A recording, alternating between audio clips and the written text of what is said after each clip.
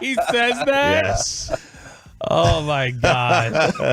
Oh, dear Lord. Well, you know what? That's funny when it's from your son. Like, if it's a little bit like, oh, God. But it's funny. It's not going to be funny if my daughters say that. No, it's true. Yeah. It's totally different.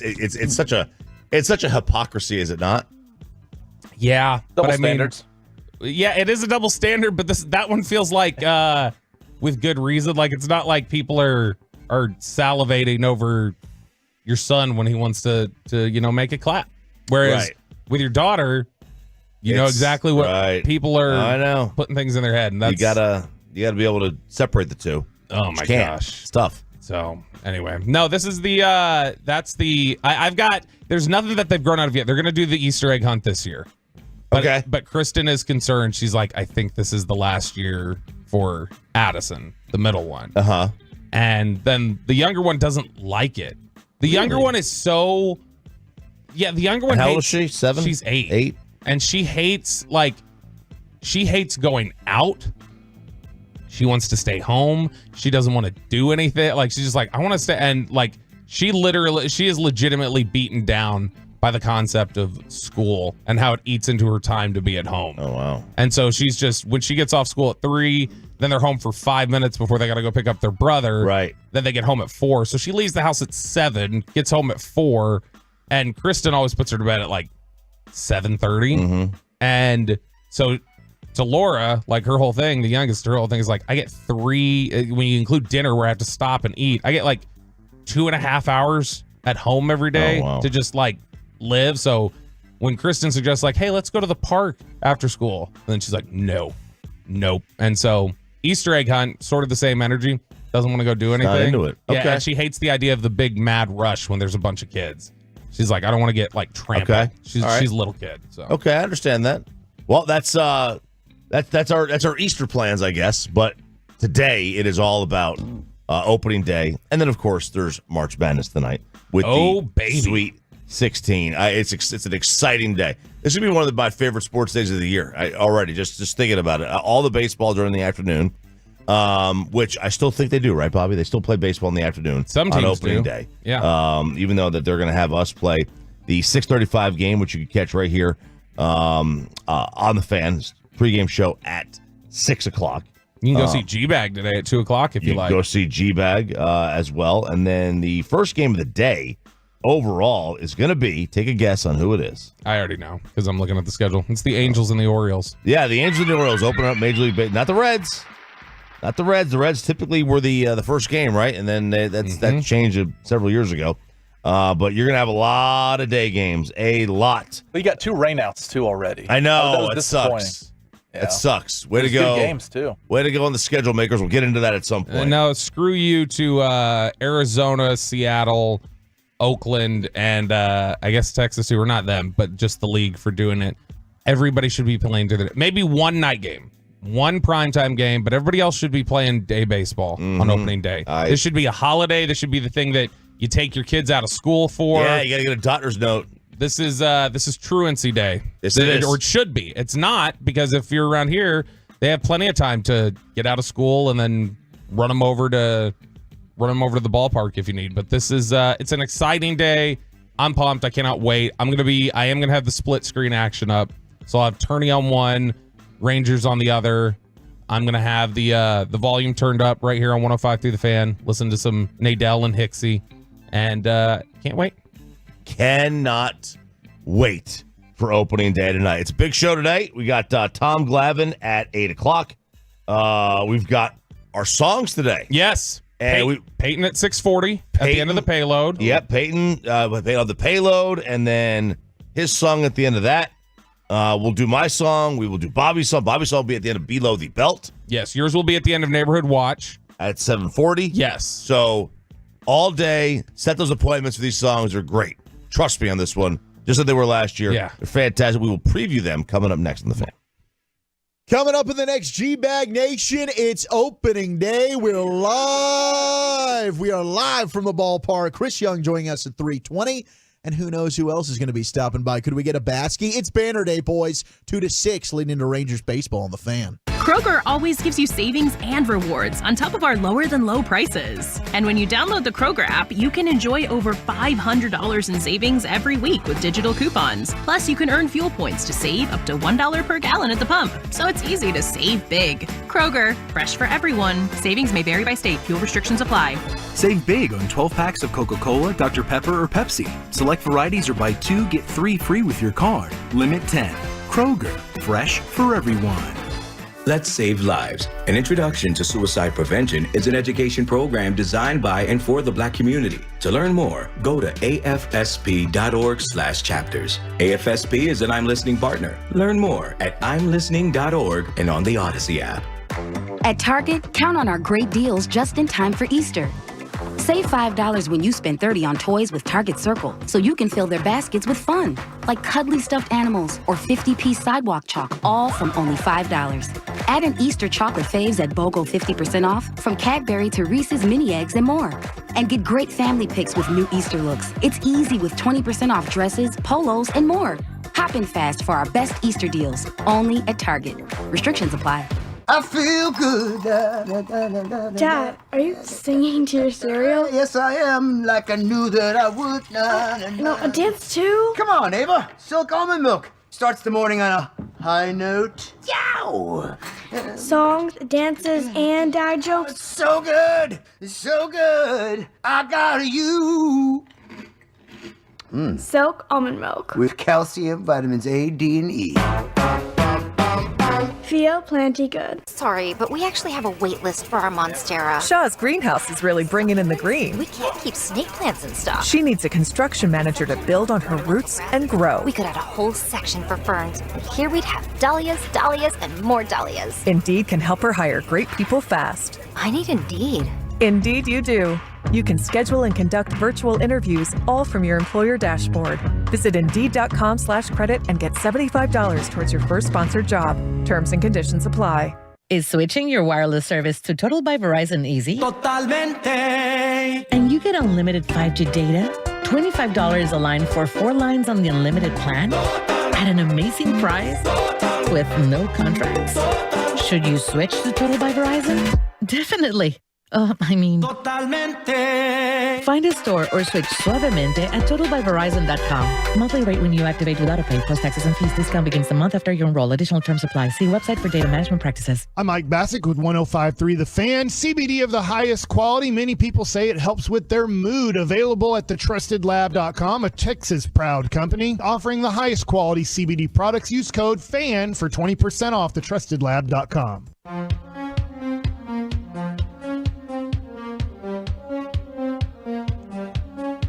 Good morning, DFW. This is Sean and RJ here on 105.3 The Fan. Sean is out for 2 more days. He is back on Monday. Listen to that music. Really milking this. Really milking the Sean move. is. Milking the move, man. Absolutely. There's not even stuff on those shelves yet. Not even moved in, not even unpacked. Well, he can't reach him. What's he doing? Stop it. I took the week off. We had that whole place packed and ready to go. We get started tonight, 6:09 on CBS with Clemson, Arizona. That's going to be the 2-6 matchup. Of course, they're putting this game that is in Los Angeles on before the game that's on in Boston. Makes no sense. UConn, San Diego State at 6:39. That's going to be on TBS. And then back to CBS for Carolina, Alabama at 8:39. And then TBS for the 9:09 Illinois, Iowa State in Boston in that East Regional. So there's your 4 games tonight in college basketball. We need an update for our brackets, Bobby? Yeah, this tonight is not nearly as impactful as tomorrow will be. Tomorrow's going to be big. The biggest game of the tournament is going to be, for us anyway, our purpose is going to be Creighton, Tennessee. It's the biggest for you, for sure, because it's Tennessee. I've got them. Well, first of all, I got them. They're my team. Second of all, I've got them in the final. Exactly. You've got them in the final. Peyton and I both have Creighton in the Final Four. And your future points, you're 15 off the pace from Sean. You're 10 off from me, 8 off from Peyton. So if you were able to knock out Creighton for us now, and continue the Tennessee run, that would do a lot to help you. Well, I would gain. Let's see. I would gain if Creighton gets knocked out, I would gain 7 points on Peyton. Yeah, of possible. Yep, that's future points. That hacks Huge. into it. That really changes things for you. And then if you could get Houston knocked out this weekend, let's go Dukies, baby. I'm not losing. Let's go Duke. Now, Let's who go has Duke. Illinois Let's go though? Duke. Because I have Let's go Illinois Duke. winning tonight. I do too. I have Iowa State. So you have Illinois. You both have Illinois. I have Iowa State. So my Elite Eight is intact. My winners this week for the Elite Eight are UConn, Iowa State, UNC, Arizona, Houston, Marquette, Gonzaga, and Creighton. All right, let me tell you something. Let me show you this. This is how much in demand. This is how much of an unfair advantage it is too for UConn and Boston. The lowest, the get in the door ticket price for the regional in Boston tonight is $181. The get in the door ticket price for the West in LA, which mind you has North Carolina, a traditional blue blood, and Arizona, a kind of, tier 2 blue blood, $54. Get in the door. That's it. That's all you need to know. That's all you need to know. Got a great matchup tomorrow here at the American Airlines Center, where you'll have the NC State Marquette game, which will be the 50th anniversary of their their national title game in 1974, where NC State won, David Thompson. And then you'll have the Houston Duke, which I suspect, I know people are saying that Houston's going to have the major home field advantage. Man, Duke travels so well. Now, they don't travel. They live everywhere. They just live everywhere. Dude, you should be, tomorrow's big for you. Today, we've kind of got similar teams, or you guys already have people knocked out or whatever else.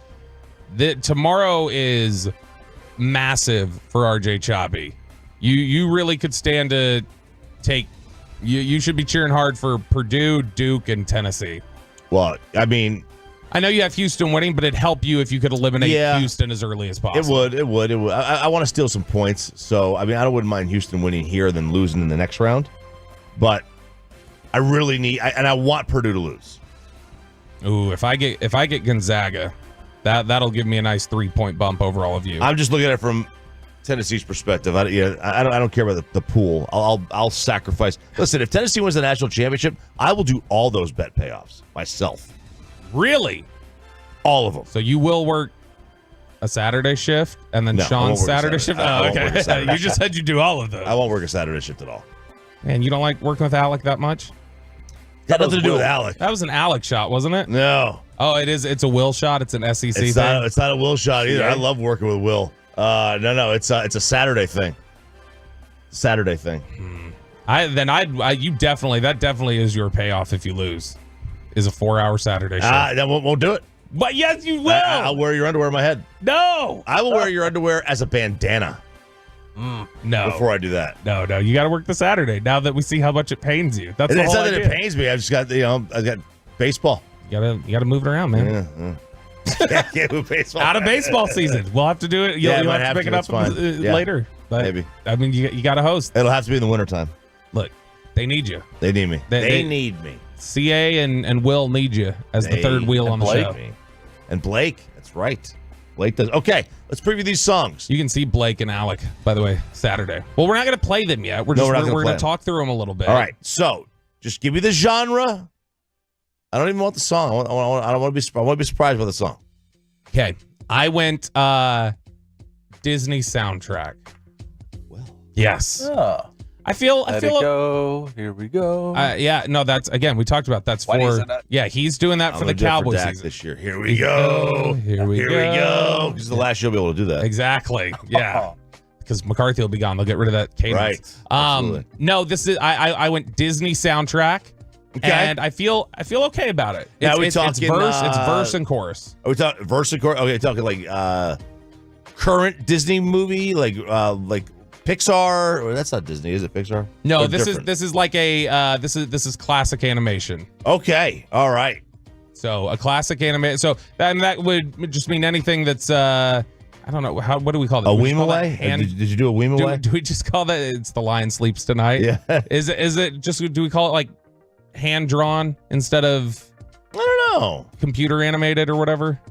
I don't even think they call it computer animated anymore. When it first started out, like when Toy Story started out, it was like computer animated Toy Story. Yeah. So this is interesting because I just like any cartoon that's not a cartoon, but any animated show, I just assume is Disney.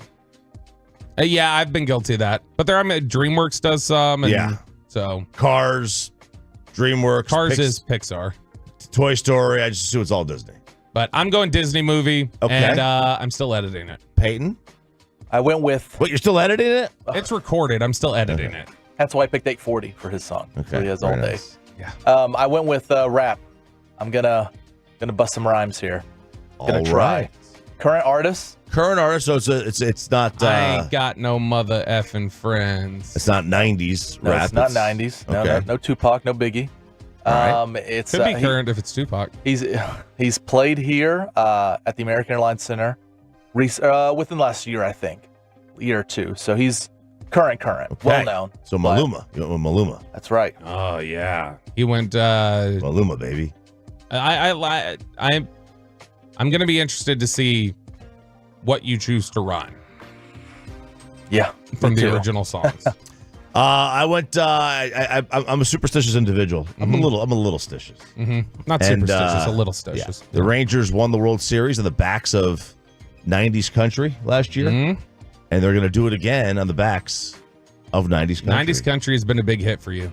It has been. Because I think they're singing along songs. I mean, The Stick Goes Boom is still an all-time classic. Thank you. Kristen loved the Trouble cover, the Travis Tritt cover. She liked that one more than the Neon Moon cover. Really? She did. She enjoyed. But see, that's her thing. She loves the country dance floor songs, and so she loved that. Well, I'm gonna. I did reference Boomstick in this one. I am going back to you don't know this. I was a line dancer in my teen years. I totally believe that. And this. I went back to the roots of the song that got the line dance craze going again. If you know your Bubba history, can dance. If you know your history, you know what song I'm talking about. Bubba can dance. It's not Bubba Can Dance. I can too. It's not Shenandoah, baby. It's not anything from Shenandoah.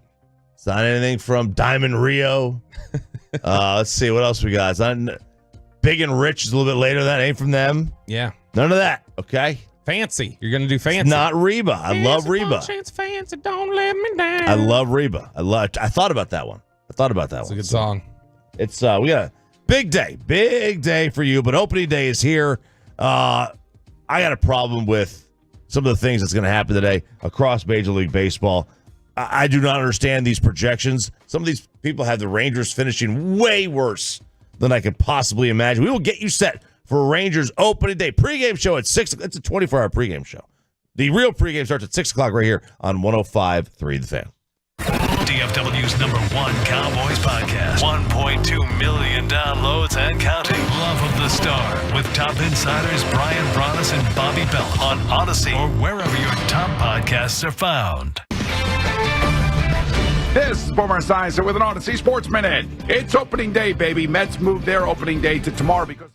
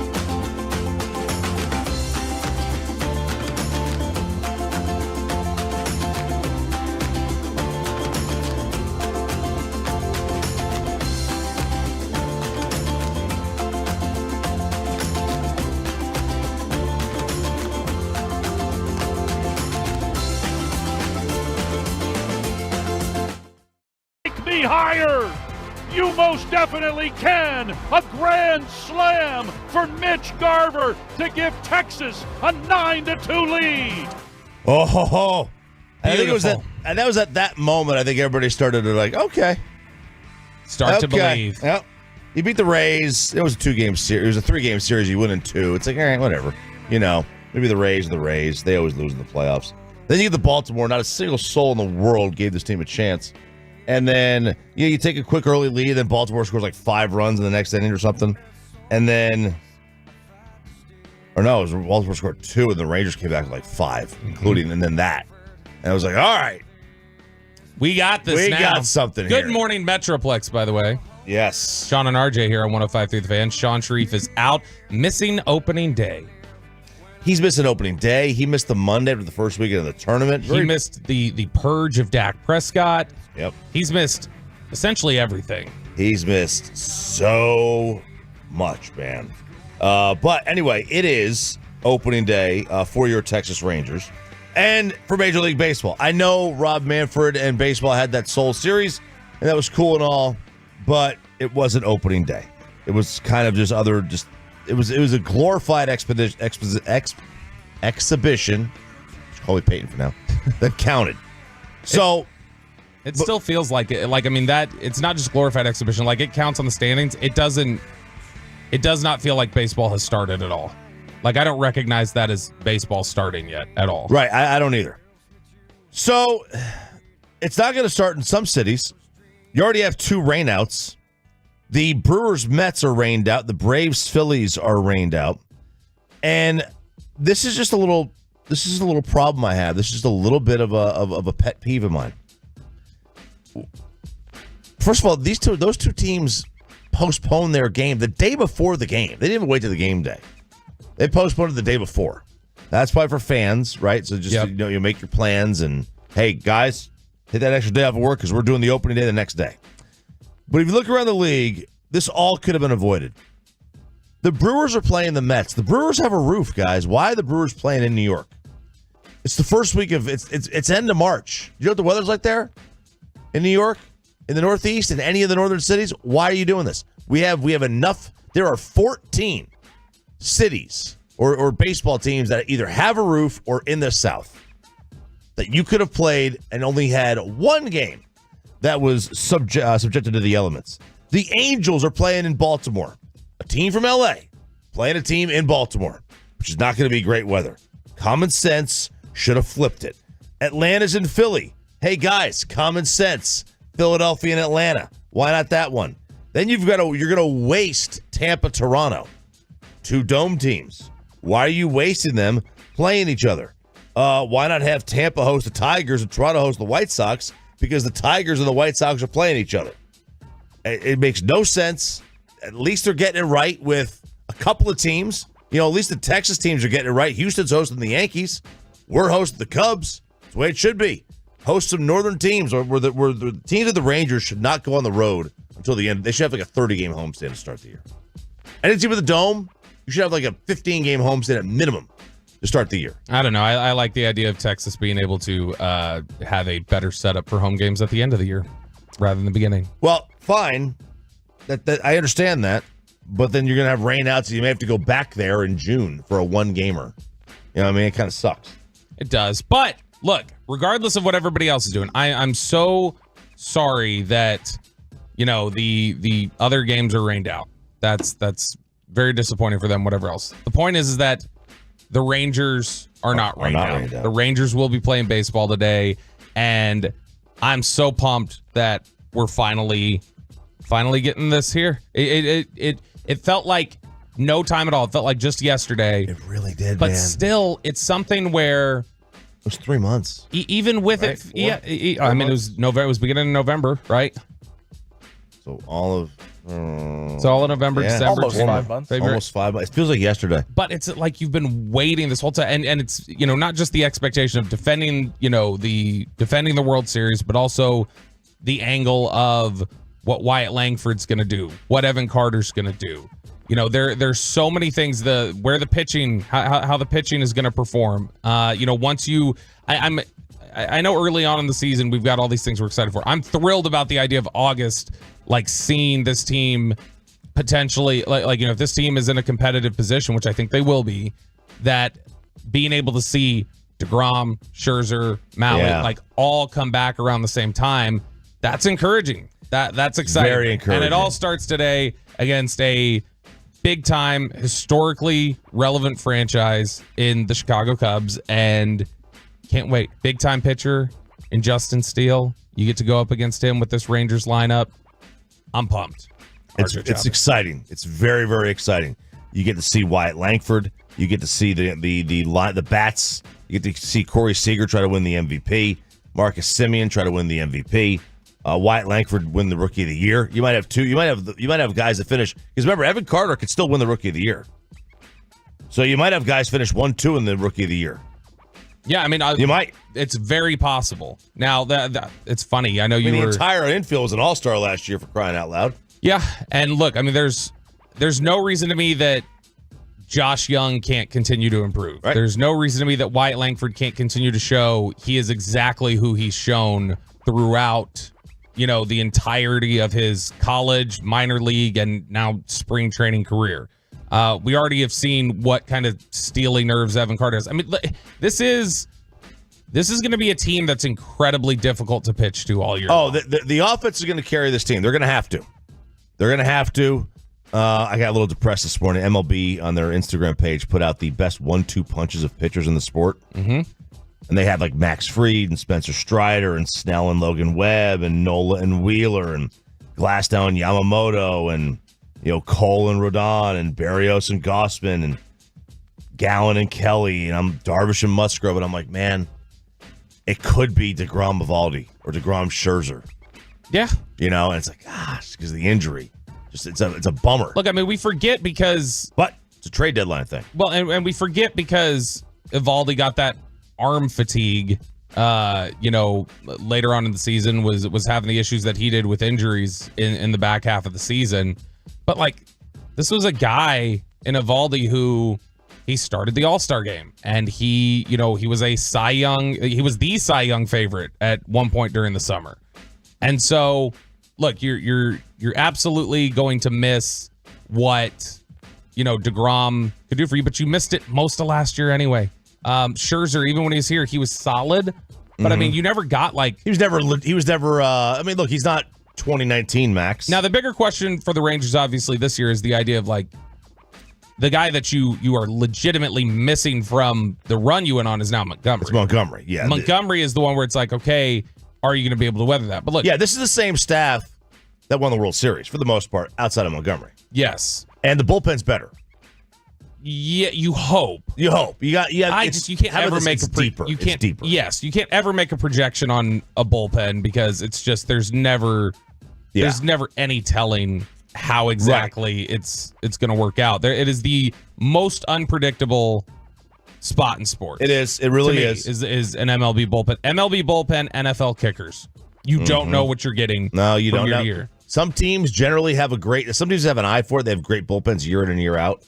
Rays have had a good bullpen, it seems like, for years. Yankees have had a good bullpen, it seems like, for years. Some teams just have that. The Giants, when they were winning World Series, always seemed to have a good bullpen. Mm-hmm. The Rangers bucked the trend, to be honest with you, because their bullpen was not very good last year. Now, they pitched well in the postseason for the most part. Yeah. For the most part. Yeah. And that's what you want. You talk about this in football. Do you want a great defense or do you want an average defense? I want a defense. I don't care what they are in the regular season. If the 22nd ranked defense plays like the 5th ranked in the postseason, then that's fine. Or reverse. If you are the 5th ranked defense or whatever else, then you give up 48 points to the Packers. Yeah, there you go. This isn't your day, Cowboys. We're not going to talk about you. But I mean, look, Eovaldi obviously is a stud. And when you look at the fact that Dunning, who came up big in a lot of weight, finally you felt like he had come into his own last year. He's added another pitch this offseason. You've got Gray. Heaney was solid for you times. You're going to build up Michael Lorenzen. I think that there's that can get you by with the offense you're going to have. That can work for you if your offense hits like you think it's going to. This isn't the days of this isn't the 2001 Rangers, right? Where they're rolling out guys out there with 6 ERAs across the rotation. It's not that setup. Now, it's interesting, Chop. Did you know that this is the 15th different opening day starter for the Rangers in the last 16 years? Was Kevin Millwood the only back-to-back? Kevin Millwood did it 4 years in a row. Yeah. But if you take the last year of Millwood and then go to today, it's 15 out of 16. The only one that was started twice was Hamels, and Hamels didn't do it in back-to-back years. Wow. I'm trying to think if I go back and name them all. Give it a shot. I know Tanner Sheppers. That's a cheat. Feldman. Holland. Harrison. Gray. Hold on. Let's look here. Opening day starters. Okay, go ahead. Gray was one. Yep. Darvish. Holland, by the way, never started opening day. He didn't? Nope. That's a lie. No, he didn't. He told me. I'll run through them real quick. All right, go ahead. Going back to 09, Millwood, Feldman, C.J. Wilson, Colby Lewis, Matt Harrison, Tanner Sheppers, Giovanni Gallardo, Cole Hamels, Yu Darvish, Cole Hamels, Mike Minor, Lance Lynn, Kyle Gibson, John Gray, Jacob DeGrom. Kyle Gibson, my gosh. Real quick, there are some rule changes this year. Some more? Yep. So they widened the runner's lane, going to first base. So you know how like that stupid play where the runner's about to hit first base, he's stepping on first base, and the throw from the catcher hits him in the back. Yeah. That's gone. Oh. Well, they've at least tweaked it a little bit. So now you have to be on the grass in order to be considered out of the baseline, running out of first base. So no more just being on the dirt, but inside the line. As long as you're inside the grass, which is interesting because every team's cutout is a little bit different. They also have a reduction to the pitch timer from 20 to 18 seconds. It stays with 15 seconds. That's with the bases runners on. It stays at 15 seconds with the bases empty. So, and also there's a blocking the bag rule where the fielder's ruled to have impeded the runner's progress while not in possession of the ball. Basically steals at second. You got to get your foot out of the way. If your foot drifts into the runner's lane, they could call you out. So you can't block the bag of any of the bags anymore. So those are some tweaks around Major League Baseball for the rules. There's some more in terms of you got to pitch to a certain batter. If you take one warm-up pitch, or if the reliever steps onto the warning track after the 2-minute mark, the clock only resets to 2 minutes, not the full time. So that's some more tweaks, but we will have full Rangers season predictions. Yes, we will. Coming up at 7 o'clock. 7 o'clock, Jared Sandler at 7:20. Tom Glavine at 8, because we were going to get to the bottom of why John Smoltz hates the Rangers so much. His old teammate, his golf buddy. I got a lot of golf questions. Got a lot of golf questions with him that I'm going to talk to him about. Obviously, talk about defending a championship because they know how to defend a championship. They didn't win multiple. Keep that same energy at 8 o'clock, Chop. What? Keep that same energy with Glavine. I'd like you to say, hey, what's it like to defend a championship? Not multiple, but a championship. He never won another one, right? I know he didn't win one with Atlanta, but he didn't win. He went to the Mets. I was trying to think where he went elsewhere. No, he did not win Smoltz with he bounced around with Boston, and so he might have ran into one, but it's Glavine at 8. Excited about that one. Again, got to ask him about John Smoltz and his hatred for the Texas Rangers. Totally unfounded. Don't know what they did to him, but we'll see. All right. Little Dak update for you coming up next on Sean and RJ on 105 through the Fan Show. The Cowboys drafted a quarterback in the first round. I think so. Tell you why. Next. We will gladly be your side piece on your burner phone. It's totally changed my life. Download the Odyssey app and listen all day wherever you are to The Fan. Attention, men who are frustrated about their decline in the bedroom. Hey guys, it's Chris with Dallas Premier Health. Don't watch your love life dwindle to nothing and disappoint your partner. Whatever you call it, failure to launch or an equipment malfunction, we all know it happens. But there's a way better option than getting hooked on ED pills. At Dallas Premier Health, our acoustic wave therapy is fast, long-lasting, effective, and 100% safe. It's doctor recommended and proven to work with over 50 clinical studies. No shots, no drugs, and no pain or side effects. We get to the root cause of your problem, which is really just a blood flow problem. And once we fix that, your love life will come roaring back. So move past the shame, embarrassment, and frustration. Call 972-703-9630. And when you book your visit this week, we're going to give you a special gift. 1 acoustic wave treatment totally free.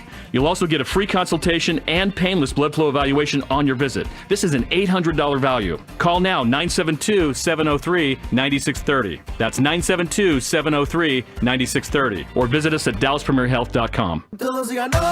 Say hola to T-Mobile's Go 5G Next plan and stay connected with Los Tuyos. Say buenas to no data roaming charges in 21 Latin American countries. Say ¿qué tal? To nonstop calls, texts, and data between the U.S. and Mexico. And now it's easier than ever to join T-Mobile with your eligible Matrícula Consular or student visa. Visit us today. Go 5G Next plan required. Data included in select countries. In Mexico, up to 15 gigabytes high-speed data followed by unlimited 2G data. Not for extended international use. See T-Mobile.com for terms. Listen to the Texas Lending Mortgage Show each Saturday morning at 8 on 105.3 The Fan to get the latest on buying, selling, or refinancing your home. You can also listen to the show on the Odyssey app. The Texas Lending Mortgage Show is paid for by Texas Lending. If you want to buy a brand new car, if you need to buy a brand new car, the one-stop shop for you is Platinum Chevrolet in Terrell. That's why in the last 3 years, my family has bought not 1, not 2, not 3, but 4 cars from Platinum Chevrolet. You walk in, pound your fist on the table, and demand to see GM Justin Rudd. Clear upfront pricing. The price you see online, that's the price you're going to pay. Shop online and let them deliver your new Chevrolet. Visit PlatinumChevyTexas.com and drive a little further to save a lot more. Chevrolet, together let's drive. Look around. You can find cars like these on AutoTrader, like that car riding your tail. Or if you're tailgating right now, all those cars doubling as kitchens and living rooms are on AutoTrader too. Are you working out and listening to this ad at the same time? Well, multitasking pro, cars like the ones in the gym parking lot are for sale on AutoTrader. New cars, used cars, electric cars, maybe even flying cars. Okay, no flying cars, but as soon as they get invented, they'll be on AutoTrader. Just you wait. AutoTrader. At Target, count on our great deals just in time for Easter.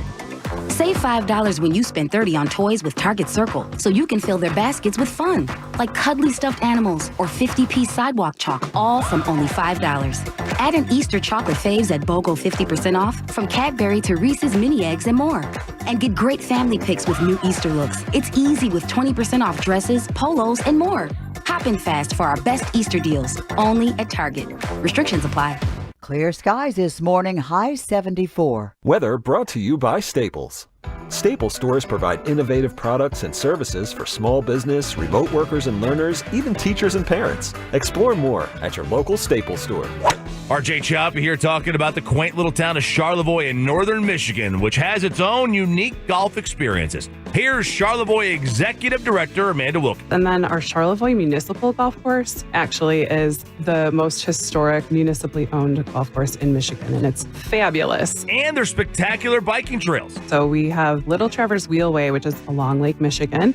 So you're biking along our beautiful lake. Be sure to put Charlevoix on your northern Michigan checklist. Did you know one of the best investments you can make is in yourself? At My Computer Career, in just a few months, you could start your new career in the high-demand, recession-resistant field of information technology. Isn't it time to invest in you and start a career in networking, cybersecurity, AI, or upskill to boost your current IT career? So get the ROI you deserve at My Computer Career. No experience necessary. Start now at mycomputercareer.edu. Financial aid is available for qualified students, including the GI Bill. Heard the catchphrase that's sweeping the nation? Jackson, Hugh, yeah. People are saying Jackson Hugh yeah to Jackson Hewitt because they love saving money on tax prep. Do you love saving money? Then switch to Jackson Hewitt today and pay less than last year. Thousands of people have already made the switch. Why haven't you? Stop waiting and start filing. You won't get a better deal or a better catchphrase. All together now. Jackson Hugh, yeah! Proof of prior year payment required when filing. New clients only at participating locations through April 7th. Terms at jacksonhewitt.com. It's 105.3 The Fan, brought to you by Tolbert Garage Door. Hi, I'm Colby, owner of Tolbert Garage Door in Proud Tolo. Call us today for your free garage door repair estimate. 469-909-0956 or visit TolbertGarageDoor.com. Welcome to Whataburger's Opening Day on your home of the Rangers. 105.3 The Fan and the Odyssey app. And it's back to Sean and RJ right here on 105.3 The Fan segment here, brought to you by Good Feet Stores and by the personal injury lawyers Frankel and Frankel. If you have been injured in a car or truck wreck, call Frankel first, 214-817-333-3333. With Frankel and Frankel, there's never an out-of-pocket cost. They only get paid when you win. Frankel and Frankel, the go-to car and truck wreck attorneys in Dallas. Good morning, DFW. Boy, we were just listening to some songs in the break. I was listening to my song that is getting ready to be played at 7:40. Bobby's finally finished. Mine is done. Look, I'm a perfectionist. Wrapping up his. I'm a perfectionist. Yes, he is. Actually, I mean, I'm a procrastinator is what it is. I'm just very busy. I got a lot of stuff going on, but I knew I'd get it done, and it's done. It's done. Peyton's song is coming up in the payload as we get you set for Rangers opening day. Of course, you could hear the game, 12 hours from now. Yeah. 12 hours from now, we were in the middle of the pregame. Pregame starts at 6 o'clock. No, pregame starts now. Well, pregame going now, all the way up. But yes, the official pregame. 6 o'clock. G-Bag will be out there at the ballpark for their show. So go see them if you get there early. If you get there early enough, you can go say hi. And then, of course, Sandler will have the pre at 6. Absolutely. And we have Jared Sandler coming up at 7:20. Look, we are your home for the world champion Texas Rangers, and you will be fully aware of it today. We got Jared Sandler at 7:20. Mm-hmm. We have Tom Glavine coming up at 8, like we had mentioned. Derek Holland is in studio all day today with the KNC Masterpiece. Cole Hamels in the 11 o'clock hour. Chuck Morgan at 12:45. I believe Sandler's spending time with them as well on the KNC. And then G-Bag is out at the ballpark. They're in the trenches. They got boots on the ground. So this is the spot for Rangers opening day. It is the spot for Rangers opening day. That's for, Rangers throughout the next 162 days. Absolutely. What's the latest on Dak Prescott? So we have a source off. We have a good old source off, RJ Choppy. Mm-hmm. So we had the report the other day from Ian Rappaport that said the Cowboys essentially are saying, you know what, we're good on an extension for now. And apparently the way it's phrased and the way some of it has been discussed behind the scenes that I can tell is that Dak Prescott is also kind of approaching it from we're good for now. And so it sounds like there's a comfort at where they're at of just letting this play out and potentially letting him hit free agency next year. So a couple different people weighed in on this yesterday. Josina Anderson, who we've had on this show before, writes, regarding the Cowboys and Dak Prescott, I'm told the team does intend to work out a contract for their 3-time Pro Bowl quarterback and also has not closed off potential to consummate a deal for him this year, per source. While there's currently no offer or imminent talks, the team is not presently charting a path to let Prescott go to free agency, despite some chatter to the contrary, I'm told. You always got to kind of say, despite some chatter. Like, basically what you're saying is Ian's wrong. That's what you're trying to say. Prescott's entire contract history with the Cowboys from his rookie deal, tagging, extension, and restructures are all macro indicators of the eventual goal. Okay, so I would say to Josina's report there that they don't intend or they intend to work out a contract and they haven't closed off the potential for a deal to get done this year and that there's no talks or nothing's imminent. The idea that somehow runs counter to what we heard on Tuesday, I think is wrong. I think it still falls in line with the idea of the Cowboys are not doing anything about this contract right now and they're just going to see. And that's where they're at with this one. They want to see it. Calvin Watkins had an interesting thread. Calvin Watkins from the Dallas Morning News had an interesting thread over on Twitter. Not X, Twitter, Chop. Said some Dak Prescott thoughts. I believe something will get done at some point this summer. Prescott doesn't seem worried about contract talks, just like he wasn't in 2021 when he signed his 4-year deal. The Cowboys are worried about the cap in 2025, so they're not worried about this one. When we talk about eating that charge this year, they're not worried about 24, they're worried about 25. So the structure of some contracts now will impact that immensely. CeeDee Lamb's contract is one to watch in terms of average salary. Is Lamb a $25 million per year receiver? $30 million? If you don't get that done soon, will Lamb report to off-season workouts? So that's a question. Is he going to hold out? Right. Micah Parsons is a player that needs to report to offseason workouts. He talked about culture this offseason, and if that's the case, he should be in the start day one of offseason workouts. One final thing on Prescott. Someone close to him said if he hits free agency, they expect him to get paid again from a team. No surprise here with some NFL teams so needy at the position. Prescott holds the cards here because the Cowboys don't want to go hunting for a quarterback anymore. They're posturing like they're fine with that, though. They're posturing like they do want to go hunting for a quarterback. Yeah. And when you look at the entire way that they've approached this so far, it doesn't seem like there's eagerness to try and handle it or get it done. And I'm not doubting what Calvin's saying. I'm just saying that that's something that it hasn't appeared that way right now. But right there, it basically says, hey, look, if he hits free agency, someone's going to pay him. And, someone will. And I think that is an indication, again, of kind of what we were talking about yesterday. If you let him get to free agency, you're saying goodbye to him, which maybe you're okay with that. Maybe you're comfortable with that. But to me, you're saying goodbye to him. Yeah, you are, I think, if he gets there. Maybe you're right. I mean, I still think that there's a chance that he would sign back, but I think the likelihood is that he would kind of stick it to you. I think they're hoping for that. I think they're banking on that angle, is that he would just, okay, we're going to, he loves being a Cowboy so much that he'll give us the opportunity to match, or we'll do, we'll have the ability to, sign him. There won't be any point of no return. We'll be able to get him no matter what. Now, it's interesting, over on Twitter, Arjun Menon, who used to be in the analytics department for the Jets. Arjun? Yes. Okay. Who used to be in the analytics department for the Jets and does a lot of different research. That was the South African's name in Lethal Weapon 2, I think. Was it? The bad guy. I think his name was Arjun. I was not aware of that. He says, looking specifically at top 100 picks going back to 2011. All right. Here's how much draft capital each team has allocated to each position since 2011. Like we said, if you look at the Cowboys, running back, 5% of their picks. Wide receiver, 10. Tight end, 5. Tackle, 10. Guard, 5. Center, 2.5. Edge, little over 15. Interior defensive line, almost 13%. Linebacker, almost 13%. Cornerback, 18%. And then safety, 2%. Quarterback, it's the Johnny Manziel line. 0.1%. 0.0.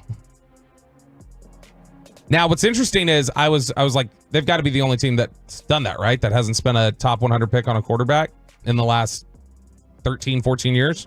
Here are the teams that also have not done it. Well, let's see. The Saints, the last first-round draft pick the Saints took a quarterback was?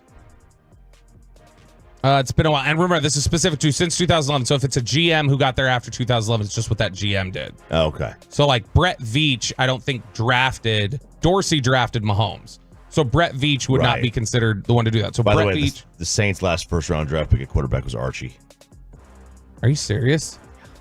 Wow. And these are just top 100 picks. Eric DeCosta at the Ravens has not picked one out of his picks. And then obviously the most recent guys. But if you look at anybody with at least 20 picks under their belt, Chop, since 2011, any GM with at least 20 picks under their belt, the Cowboys are the only team that has not used a top 100 pick on quarterback. And you think that should change? I do think it should change if it comes to them, right? If the draft comes to them, like don't reach for it, maybe. But the Packers did this. They did it twice, really. They did it with Favre when they still had Favre. Yep. And they did it when they had Rodgers still. And they took Jordan Love. They took Aaron Rodgers, obviously, when they still had Favre. Mm-hmm. The Chiefs had. Look, the Chiefs were going to the playoffs every year, winning the division every year. We forget how good they were with Alex Smith. Yeah. But they never got over the hump. It's very similar. Now, I think Dak's better than Alex Smith, but the results are very, very similar that the Chiefs had with Alex Smith. And they found a way to get Patrick Mahomes. The Colts, obviously the Colts still could have kept Manning through his injury. Yeah. But Andrew Luck was there. Now, it's different. They had a generational opportunity to pick Andrew Luck at first. And they were like, all right, it was a no-brainer. Even though Manning probably could have played a couple more years, you were looking at the time at 15 years of another quarterback, and you were going to follow the Aaron Rodgers, Brett Favre, Green Bay Packers model. But assuming Bobby's right that if he gets to free agency, he's gone. Do you really want to leave yourself that exposed? And you're going to lose him for nothing. Yeah, I mean, you'll get a third-round comp pick. Right, but either you trade him today and you get a couple of firsts for him, or you wait and you're screwed. And who knows what kind of pick you're going to get next year. Now, you might get a top 15 pick. Yeah. You know, maybe the whole thing craters because everybody's on a one-year deal and everybody's playing for their own contract and not playing team football. They're all playing for themselves. But if you think you're not going to keep him, then you got to figure out where you're going to get your next quarterback from. And I don't think it's Trey Lance. And I don't either. If Penix is there or Bo Nix is there or whatever, I mean, do you not have to at least bring him in for a visit prior to? This is interesting. Like, do you not have to bring Michael Penix in for a visit? I think you, and look, I don't know. We'll see the 30 visit list. Michael Penix, I think you'd bring in at the very least because of potential injury situation, and you don't know where he's going to go. Like, I mean, he's got medical questions. Penix, so yeah. So I would think you'd want to take a look at him, especially if you thought he could potentially get there. A lot of people look. I think he's going to go in the first round. I think he'll go before Dallas gets picked. But I mean, there have been some people that go like Penix could go in the second sometime. Like there are people who just are not sure about him. Yeah. And so I mean, does he get all the way down to you? I went back and looked. I was curious. Who also the quarterbacks that have been drafted in the first round since 2017? That's since Dak came into the league. They have 24 of them here. And I'll list off a name. You just keep track of when you hear a name, which ones you would take right now is like, yeah, I'd rather have that guy, even if they're not better. I'd rather have that guy in his upside, maybe if they're younger, moving into the future over Dak. Patrick Mahomes. So just keep count for me. Patrick Mahomes, Mitch Trubisky, Deshaun Watson, Josh Allen, Sam Darnold, Lamar Jackson, Baker Mayfield, Josh Rosen, Dwayne Haskins, rest in peace, Daniel Jones, Kyler Murray, Joe Burrow, Justin Herbert, Jordan Love, Tua, Justin Fields, Mac Jones, Trey Lance, Trevor Lawrence, Zach Wilson, Kenny Pickett, Anthony Richardson, CJ Stroud, and Bryce Young. All right, so with upside, I could maybe argue 8 to 10 tops with upside. But that's still, you're saying that you would definitely do it because that's one out of every, even at worst with upside, that's one out of every three. Because you got Burrow, you got Allen, you got Herbert, Mahomes. I mean, there's 4 right there. That's 4 you would definitely take right now. Right now. And then there's the Stroud. I thought I would not do Kyler, but there is an upside there still, I suppose. I did not touch Field. I think it's probably like 6 to 8 to 10 tops. So I mean that's if you consider Lamar, that's 1 out of every 3. Yeah, I mean so I mean you're talking about if 3 quarterbacks go in the first round, then you should that means if it may take you 3 times max, but eventually you think you'll find somebody that you would rather have over Dak. And if the Cowboys feel that way, they need to look at that seriously. Yeah, I went and did this study, and I'll show you this real quick. Now, they're not going to have their choice the top 2 or 3 or 4. But I went and looked at the last 10 drafts. The first quarterback taken was not the best quarterback in half of the 10 drafts. Okay. All right, which means that it's the whole thing. Like, your who you evaluate as the best doesn't always try to be the best. Stroud has so far been better than Bryce. Purdy was the last player taken. He's better than Kenny Pickett, who was the first quarterback taken. Which the 49ers said yesterday, we know we're going to have to pay Brock Purdy really soon market-setting money. Wow. Trevor Lawrence is the best quarterback in that class that he had, and he hasn't even been what we thought he would.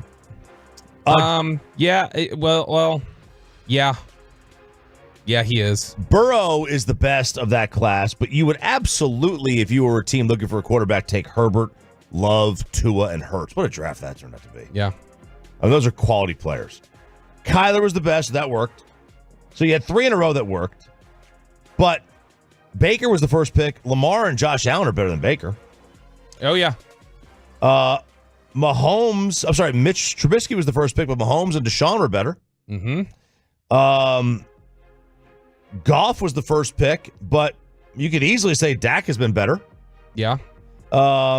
And then Bortles was the first pick, but you could easily say that Derek Carr's had a better career. Oh, yeah. No, Derek Carr definitely had a better career. So that's half the drafts where the second or third or fourth or fifth or even last quarterback taken has been better than the first.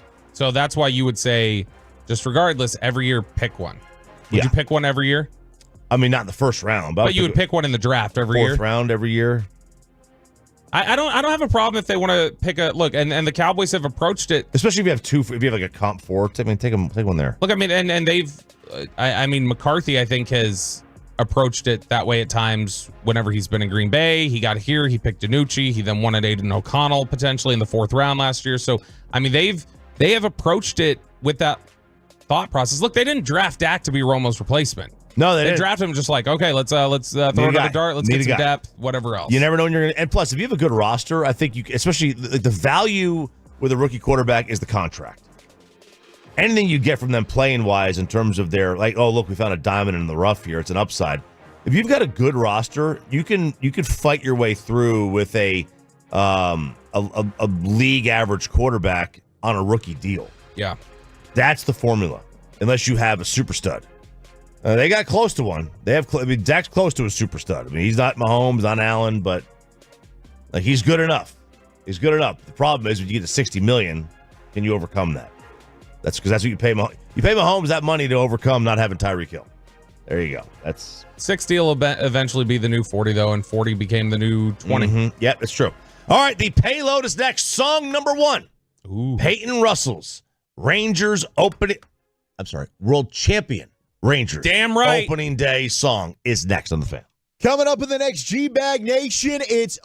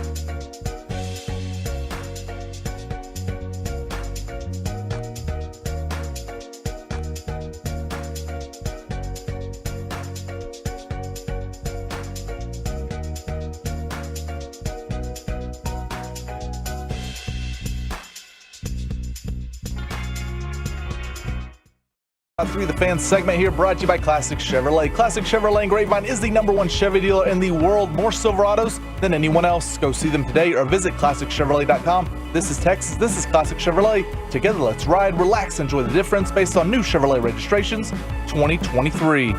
Okay, am I hearing this right? The morning show is letting Peyton Russell have his own segment? I just don't get it. We've known Peyton for years. He's horrible on the mic. I mean, gathering the foreigners, this is going to be a train wreck. Daddy does work, and Peyton just does board hopping. That is right. It is another edition of The Payload every Thursday at this time, 6:40 every week. And happy opening day to everyone who celebrates, baby. The defending champs. To everyone who celebrates. Everyone better celebrate it. It should be a holiday. We talked about at 6 o'clock. It should be a national holiday. Happy O Day, everybody. Happy Big O Day. It is. Yeah. Now, it's not the most important opening day, right? Football is more important because it's like the games mean so much more. No, well, it's a Sunday though. But this is like you want to talk about like celebrating. Yeah, the like most. I don't like it's like NFL season starts, but I don't feel like a Magic at the stadium on the first NFL game. It's another game. The Major League Baseball, you feel like there's this just happy optimism and energy outside of every ballpark, even if your team sucks, because you're like, we might not suck this year though. Because every stadium is sold out. First day, every stadium, doesn't matter if you lost 100. The A's might be sold out. They might be. They might not be. And I don't know. And then the next game is like 8,000. 1,800. Yeah. You know? Yeah. Especially if you get these northern cities where it's cold. Like, let's say you're in Minnesota today. I think it's Chicago. Chicago will be sold out, the White Sox. And then they'll have 40,000. And then tomorrow, they'll have 10. Tickets today are $800, but tomorrow they're $8. Yep, so there you go. Go figure. Yeah, all for bunting. All just to see the bunting. Not actual bunting, but like the banners, the bunting. Yeah, I knew what you meant. Peyton. Guys, round of applause to one Mickey D's, McDonald's. They did it. They did it. At least by 2026 they will. What they do? They're going to start selling Krispy Kreme donuts. I love this idea. Every breakfast joint, or that if you can sell breakfast, McDonald's, Whataburger, wherever, they should have donuts. Just a dozen. They're cheap to make, they're easy, and they're an instant attraction. Every place should sell donuts. Even if it's not your style, just glazed in chocolate. That's all you need. You don't need to be fancy with this, because here's the thing, is with us morning show people, we wake up super early. Donut shops don't open till what? 5 o'clock, 6 o'clock. Generally, the one by me opens at 5, which means I can never get to it because I'm too far away to be able to go. I've woken up and I'm like, I need a donut. I need a couple donuts, and I got to wait till 7 o'clock or so before they're brought up here. There's a great bagel spot by me, but it opens at 5, and they run out by the time I get home. They're open until they run out. There's a great spot on my drive in here called Amy's Donuts in Louisville on Main. But the problem with that one is like they open at 6, which is obviously or maybe it's 5. I don't remember what it was. But they open at whatever time they do. But if they're ready earlier, they open up earlier. And I can never know when they're going to open earlier that I actually have time to go by there and get stuff. But I mean they'll open at, for instance, 5:30 typically or something like that. But then there's some days you drive by and it's 5:10 and they have the open sign on and you can go in. And so I never know when I'm able to stop in there. And so that's a little annoying. But that wouldn't be a problem with McDonald's is what you're telling me, Peyton. Yeah, I mean, look, this is a partnership between Krispy Kreme and McDonald's that's going to take place near the end of 2026 right now. Hopefully they get it out there sooner. But look, I got one concern with McDonald's. They like to try a bunch of stuff there. Do not put sausage, egg, and cheese in between a donut. Just leave it as it is. I can already see the wheels turning at McDonald's headquarters. Yeah. Let's just chop the donut in half. Let's stick some sausage, some bacon, some egg, and cheese in there. Let's make it McDonut. Yeah. Don't do it. Leave the donut alone. No meat needs to go in the donut. The donut between as the burger bun. Dude, the McGriddle's that's one of Mike Bassick's favorite items. I had it once, never again. Is that the pancake? Yeah, I've never eaten it, and I don't want it. Doesn't because it has seem that appealing maple to me. syrup taste to it. It doesn't seem appealing to me, but I know a lot of people like it. They say no, it's that sweet and savory thing. Yeah, I don't care for the McGriddle. I don't. The bun becomes gooey because of the syrup. Oh, not a big fan of the goo. I don't care for it. No, we don't like the goo. Well, we are a fan of girls, right? We all like talking about women. We all have our own significant others here. Yeah, Peyton. But we all have our expectations. Guys, go on. Is there an issue? And I'm going to play an audio clip here. It's about 45 seconds long from Barstool. Is there an issue with dating a girl that knows more sports than you? And here's a guy who, it's a very attractive girl on the podcast, and he's saying, I can't date you because you know more ball than me. Do you like a girl that likes sports, or is it more like it doesn't really matter to you because you're gonna do your thing anyway? Not that you're gonna take any offense to this, but I could never date you. Just because you know more ball than me, and I can't date a girl that knows more ball than me. Now, I don't like girls that don't know what's going on at all. But I like a girl that understands the basic concept of the game, but I don't want a girl that's like, oh yeah, that's Patrick Mahomes, that's MVS, that's Travis Kelce, that's like naming out all the players and knows everything to the point where I'm like, she knows first more touchdown football plus than 650. Yeah. No, I like a girl that's like down to bet, like on a Super Bowl. But if she's out there doing what you do, like betting every single day, like that's a problem. And see, I've never really got this. They know more than me, or they make more than me. That's why I never got. I don't know if it's just the male in us, like we're competitive. We got to be the alpha. We got to be the top dog. Is there a problem with a girl knowing more sports or more of something in general than you, like in your profession, I guess? Like if Kristen is busting out the names of coaches and plays and like, is that a turnoff for you, Bobby? Yeah. Is it really? Yeah. No, I would not. And I get hell for this sometimes on the fan text, and then the Frankel and Frankel injury attorneys fan text, and then there are other times where people say they totally agree with me. I don't want somebody, and it's not anything to do about like, oh, that's mine or anything else. I don't want somebody who's as into sports as I am. I just don't want that. That's going to be like I talk sports on the radio. I talk sports in a friend group. People when they come up to me or they know who I am, they want to talk sports. I don't then need it there too. And I also don't need, if we have a disagreement, I don't need a disagreement over a sports topic bleeding over and becoming a marital fight, which it would. If Kristen followed sports and determined she didn't think Dak was it, you know how many marital disagreements I would get into? All because she'd want to, I can't have that. Yeah. It depends on how into it she is and how much she likes to talk about it. Like, Sarah loves going to games, and I love that because it's like, it's just we just enjoy going to games together. Like we have a lot of fun doing that. We love playing golf together. Just going to a game is a different thing to me. She never really talks about sports, like really does. She knows about it. She wants to know just enough to like be able to, be in a conversation or carry the conversation on. But she doesn't want to talk about it. Like having to talk about, I don't know what I'll do to want to talk about it, but if your girl knows more sports than you, my suggestion to you would just be more manly. Just get better. Whoa. It's a motivation factor. You need to go to the Alpha Male Boot Camp. Oh. Did you see that? The Alpha Boot Camp? No, I did not. It's the dumbest thing ever. You pay $1,800 for 3 days, and they make you like crawl backwards on a railroad track, and they make you like carry your friend on a beach for 100 yards or whatever. Just dumb things. They're yelling at you. They're screaming. It's like boot camp. That's what I would suggest. But no, in all seriousness, I don't care. Like if she knows sports, she knows sports. I'd much rather her know something than nothing. Kristen sent me a picture one time. She was like, "Hey, who is this?" A Facebook friend of mine posted it, and everybody's freaking out, and they're not saying who it is. And it was a picture. Some girl had like gone into a store and took a picture with Zeke. And so like that to me is perfect. I was like, this is why I married you. You're asking me who's Zeke. This is it right like here. There's some like girls that are in the on BetQL network, or they're gamblers, like Instagram gamblers. Mm-hmm. Like maybe one of them that was at the Super Bowl? No. I'm trying to think. That you reported with? That said you were yoked? Oh, no, absolutely not. Beat the books. But there's an Instagram gambling girl. Like, she's super attractive, but she knows like everything, and she's a massive gambler. It's like, all right, would you really want? Like, I have enough of a gambling problem. Do I really want to date somebody who's also going to do that too? Right. All right, guys, the time is now. Oh, baby, let's do it. We're going to play set the your Rangers song up, Peyton. All right, so I threw the question around my friends group chat, the Los Hombres, and my buddy Adam. He said, you got to go with Back to Back by Drake. You got to do it because the Rangers, they're defending their championship. Okay. This is going to be the year they're going back to back. So make sure you hit him with the prenup. Oh, man. Here's about 90 seconds of just absolute, I hope gold, but sounds about white. Oh, man.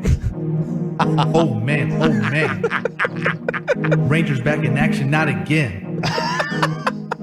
Yeah, I learned the game from Bruce Bochy. You can never check me. Back to back for the Astros, I didn't get the message. Back to back like I'm on the cover with a different weapon. Back to back like I'm making 93 and 94. I mean, whoa. We got Seager if I forgot to mention. When I look back, I might get mad that I gave the bullpen this much attention.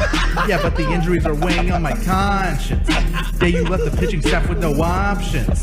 I want to see the Rangers go insane. You gonna make Evaldi throw outside the frame. Wyatt Langford definitely brings the pain. You gonna make Chris Young go out of his way. I waited all season for the chance. I drove here listening to Creed on the ramps. I'm not sure what it was that made Astros fans mad, but I guess this is what I gotta do to make y'all stop. I mean, whoa. Yeah, Jonah's fingers turned to Dinger fingers. Yeah, Henderson got thrown out by Himes' fingers. I'm not the type of dude to believe in witches. Shout out to all the Astros fans, you stupid bitches. Make sure you hit him with the trash cans. Tell someone to get their mans. Man, Rangers gonna get another one. Yes, another one. You gotta back it up with another one. Got the ring on me going back to back.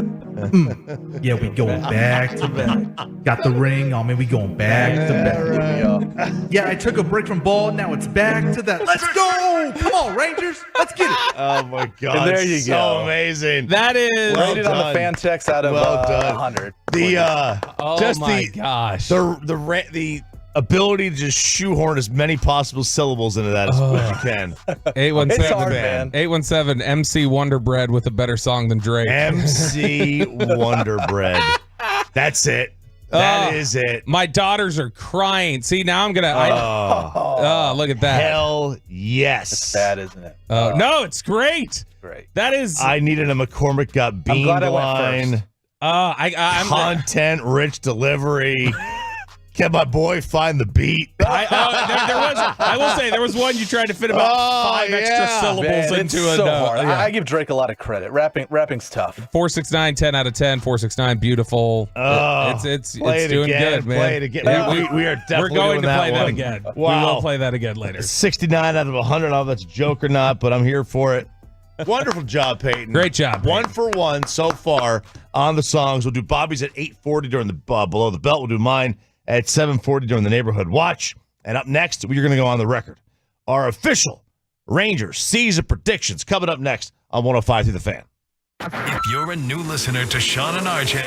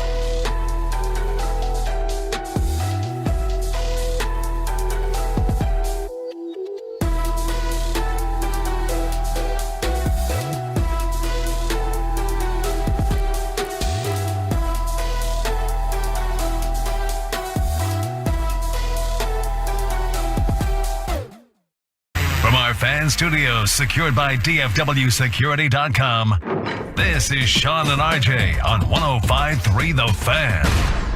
Sewald in his 5th big league season now faces Seager. And the pitch to Corey, swung on and a high drive, deep right field. This one is way back. This one is history. The game is tied 5-5. Globe Life Field is on its feet for Corey Seager. A 2-run homer, and Sewald has his first blown save of the postseason, the first run scored off him. And it's a new game in the bottom of the 9th. Eric Nadell with the call, and it was at that moment that John Smoltz threw his scorebook in Game 1 of the World Series. It is now 11 hours until Rangers pregame show with Jared Sandler, as it is opening day of the defending World Series champion. Let's get it, Bobby. Let's get it, Bobby Belt. I'm ready, man. Never been more ready. So pumped. This is different. This is a different type of energy. You got to think the last title that this city won was the Mavericks, and they didn't get a proper chance to defend it because it was a lockout. They didn't play again until, what was it, December or something? I can't remember how late it was. The a lockout, yeah, and then of course they didn't really get a chance to defend it either. It was weird. It was just a weird run that you didn't get to really enjoy. This is different. This is not just. This is one where you expect, okay, this was a big victory, but that's hardly the last one you hope to be in contention for with this baseball team. I mean, there's look, it's not the same exact team. No Jordan Montgomery, no Mitch Garver, but you bring in Wyatt Langford. Yeah. So you're replacing Garver, who's a good player. He had some big hits. He had that big home run against the Orioles. Huge, the granny. I mean, huge hits throughout the year, and even throughout the course of the year. And they'll make a trade at some point. They'll see how this thing starts. They'll see what happens, and maybe the starting rotation is worse than they think. Maybe it's better than they think, and they don't need to do anything. Maybe the bullpen's better than they think. Maybe it's worse, and they got to make a change there. So they've got guys they can do, that they can use, I should say, to make those moves with. But it's a great day. You get the banner raised. You get the sold out house. Did you notice? What was I saw you had shared series ticket prices or whatever that now Texas and Chicago is way above everybody else. Well, yeah, because Philadelphia at the time had the highest one. Mm-hmm. Their games rained out. But this is also it's from TickPick instead of not from ESPN. It's a little bit different. But according to TickPick.com, TickPick, Peyton. Easy.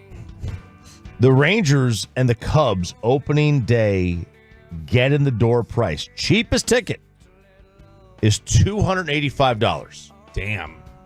The next highest, and I assume that probably is the case for every defending champs opening day. It's going to be high. Well, especially if you're getting a team like the Cubs. You're getting a team like the Cubs for one, which is a big draw. Big draw. They're one of the 5 or 6 teams that's a big draw. And then you're going to get the defending champs, and you've never won before. And it's the opener. So the Rangers are at $285 get in the door. The next highest is Nats Reds at $164. Wow. And then Braves Phillies at $147, which they got a rain out. And then that's the only three above $100. And the Rangers are nearly $300. Astros host the Yankees. That is not a small series. That's a big series. $83. Look, the Rangers have a $200 more expensive get-in-the-door ticket than the Astros. Dude. Think about that. Well, I mean, look, legitimate titles bring you big money, big stadium revenue. And Houston only has, one of them? Or do they get two? They have two. They have two legit? One of them we think might be legit. No, I was saying outside of that one. No, I know. One is not legit. Right. And one is maybe. Right. Maybe. I can't assume anything with them. No. I think the other one's legit. I don't. Yeah. Peyton, the first one. I don't think it's legit. First one, I call into question. Yeah, no. I call it into question. I don't think so. I'm gonna have to buzz you on that one. Okay. I think you're wrong. I went and looked at this. This is from Baseball Reference. They do their projections every year. Their best and their average season. So they simulate the seasons 10,000 times or whatever. They come up with your best and your worst, and then your averages, and then your postseason chances, your World Series chances, all that stuff. The projection on the Texas Rangers season this year, Bobby Belt, is what? Let's see. It's felt pretty common so far for people are saying right around 87. So I'll say they're saying 87. 87. Peyton, what do you think they're saying? I'm going to go 84. 84. Really? They say 82 and 80. What? Their best, and now this is with 90% confidence, their best record in these simulations was 93 and 69. Nice. Okay. And their worst record was 71 and 91. I don't see that one happen. Okay, so is that simulation like they start like randomly throwing in injuries to like Seager for the end of the year in April? Yes. So like that's how they do it, right? They best case and worst case, based off of bad luck, good luck, injuries, all the things. It has them with a 3% chance of winning the American League and a 1% chance of winning the World Series. They only have a 38% chance of making the postseason, according to Baseball Reference. Now, I've seen other places have them well above 50% of making the playoffs. I think ESPN had them closer to 60% of making the postseason. So that's just one thing. Now, so they have them finishing third in the AL West. Houston, they've got as an 87-win team, and Seattle as a 92-win team. Some other surprises across the bigs. They only have the Dodgers as a 94-win team. I think it's a little bit low, considering this is supposed to be the super team of all super teams. Well, I mean, it depends. Is Shohei trying to, that prop might be within his control. So yeah, it is. The Dodgers' worst case scenario is an 85-win team. That seems really, really low. They have the Yankees projected as, get this, 72 and 90. Okay. What is their methodology? It doesn't say. It's Baseball References. 1,000 simulations of the season and the playoffs. Their estimated quality is determined by the performance over the last 100-game seasons, even if spans multiple seasons, and a regression of the mean. So there you go. It's just looking at basically end of last year and off season and injuries. So that's that. I think this is way, way off, but I think this is a team that wins about 89 to 92 games. And I think you're going to win 90. I think they need to win 90 to make the playoffs this year. So is that what you're going officially on the record? This is the official Sean and RJ morning show my prediction, official, which Sean is not here for. Yeah, I will go 92 and 70. 92 and 70. That'd be, I mean, that you think that gets you to the postseason? Yes, I think it absolutely gets you to the postseason. I think you would need to win about 90 games in the American League to get there, which is pretty much what you had to win last year. Does it win you the AL West? I think so. I think it does. Houston's got some injuries. I don't love their pitching. You know, if it bar an injury, like the way it is today, I think it wins you the West. I think it wins you the West by a game. I think Houston wins 91. I think Seattle wins 91 too. No, so you think this is like another 3-horse race down to the end? I think it's a dogfight. Who concerns you more, Houston or Seattle? Because of the pitching? Pitching helps. They kind of went for it, right? So like, Seattle scares me. The thing with Seattle is they got such a bad start last year. They were red hot at the end of the year. Yeah. Red hot. And then J-Rod did not have a great first start of the first half of the season. If he does, if he picks up where he left off and he has that full season, first of all, he'll probably win the MVP. Second of all, they'll probably win the division by 4 games, but I don't think that's going to happen. I think they win. I think Rangers win 92 and the other two teams win 91. I am excited for what I think will be, I think Nathan Eovaldi is going to continue to be really good. I think Dane Dunning is going to have another solid year. And I think that the way this team is going to hit and the type of power that they can play with, I think that's going to get you by. I think your rotation and your bullpen are going to be good enough to get you to, later in the summer when you get back, DeGrom and Malley and Scherzer and those guys start to get ready. I think that you're going to be in a good position because this offense, I don't know how you pitch to the lineup, Chop. Like, I don't know how it's an offense that there's not really anywhere where you can comfortably get through 3 outs. It's not going to happen. And so I'm excited for Wyatt Langford. I think he hits 30 home runs as a rookie. I think his OPS is over 900. I think Evan Carter continues to play really well. Seager, if he stays healthy, I think he'll be right in the thick of the MVP conversation again. I mean, you're talking about in his career at Globe Life Field, I think he's played right around 162 games there now. Seager has, and he's hit like 52 career home runs. He mashes. He absolutely crushes it there, and so I'm really optimistic about things. I'm saying 95 and 67, and I'm saying the Rangers win the AL West and are right in the thick of it for another World Series title. In fact, I will say is Seager the MVP, or just finish top 3? Or I'll say Seager wins the MVP and Rangers go back to back and begin the dynasty. Peyton Russell, what do you got for us? Give us your outlook. You were the Miss Cleo or whatever last year. You were the big prognosticator. I who took a nailed big it. risk, and it almost. I mean, they should have, because I picked 93 wins last season. They should have blown 93 out of the water. Yeah, but they then didn't struggled win through that August many, and September. Yeah, they got to 90, close enough. I'm gonna go one win back though. A little regression. I'm gonna go 89-73 this year. I'm worried about the starting pitching. Where does that finish in the division? Third. But it's a wild card spot. What is up with his? It's a wild card spot. It's a wild card spot. I think 89 gets them in. And then we just got to do the same thing we did last year in the postseason. We're going to play road games. Just go 11-0 on the road. You're world champs again. The starting pitching and pitching overall, because the bullpen, there's so many questions. There's a lot of new faces in there, new arms. You know, it can't be as bad as last season, but man, just the starting pitching is a big question mark. You're expecting Nathan Eovaldi to do the exact same thing he did in the postseason. It just, I don't know if you can buy that. So a lot of question marks pitching wise, but the offense, I mean, yes, we're going to win games 11-10, but those games that your offense struggles, you know, it's going to hurt you. It is. There's no doubt. He doesn't even believe the song he just sang. So 89-73, third in the AL West. 89 and 73. Yeah. And then, but you have them running through all the way.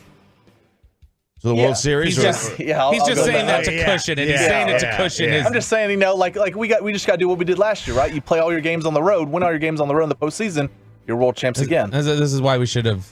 We should have asked him beforehand what his pick was, so he could have gone first, so we didn't have to end on that. 95 wins, and they go back to back. Damn it. Okay, wow. Peyton. Whoa. All right. I got Langford as the rookie of the year and third in the MVP. Ooh. I think he finishes ahead of Seager in the MVP. That would be significant. That'd be pretty significant. And it'd be another year where the Rangers get top 3 MVP finishers. Correct. Yes, absolutely. I mean, if not for Ohtani last year, they go 1-2. Yes, they do. That's very, very true. So, all right. Well, Peyton's a buzzkill. He's a buzzkill. Realistic. What a buzzkill. Okay. It is Rangers opening day. It's Major League Baseball's real opening day. Forget the Soul Series. This is it. It's the real opening day. Less than 11 hours until Jared Sandler is on the mic at 6 o'clock for Rangers pregame show here on 105.3 The Fan. He will join the show next, along with the Neighborhood Watch and my song. Oh! In the Expressway, commercial free for the rest of the hour. Next on The Fan. But first, it is an addiction. Let's just call it what it is.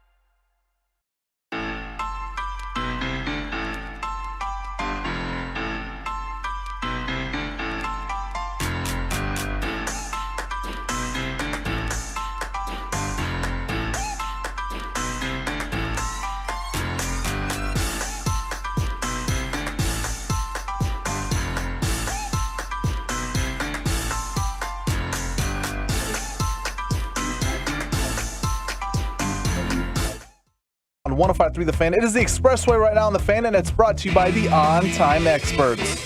1 hit in the 8th and 3 straight hits to start the 9th. 7 total hits. The 0-1. Simeon lines one deep to left center field. That ball is way back, and that ball is history. A 2-run homer for Marcus Simeon. It's 5-0 Rangers in the 9th. Oh, you can just get goosies every time you hear it. Getting closer and closer to opening day. A lot of Rangers today. A lot of Rangers all day. Our song, or my song, coming up at 7:40. Bobby's song coming up at 8:40. Peyton already crushed it. Oh my gosh, at 6:40. That's way up there. High bar. Near yours is one of the greatest songs played on this stage. High bar. Rangers have a high bar to match from last year. So let's continue previewing it with the great Jared Sandler joining us here on the D&M Leasing Hotline. Morning, Jared. How are we? Hey, okay, so 6:40, and then go back and listen to Peyton's song? Oh, my gosh, it's so good. He did Drake's back-to-back, and it was so good. Okay, I can't wait. Way to go, Peyton. You know, Peyton was the star of this segment last year when he said that anything less than 95 wins would be unacceptable, and we were all kind of like, hey, Peyton, let's just, like, baby steps. Let's compete for a playoff spot into September, and, look who – I mean, it didn't get to 95 wins. Actually, you know what? I don't know if I'm going to give Peyton credit. Peyton, they didn't win 95 wins. Was last year unacceptable?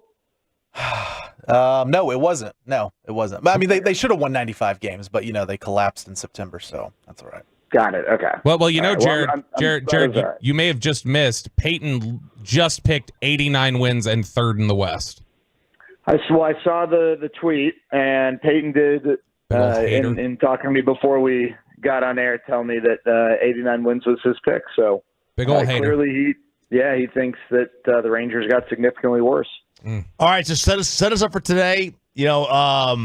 Obviously, the ceremonies out at the ballpark, everything that's going to happen, the raising of the banner, all the things. Set us up for that. Yeah, I mean, this is going to be pretty cool. I think opening day is always really special, even the years in which you went into the season knowing that it was more likely going to be 90 losses rather than 90 wins.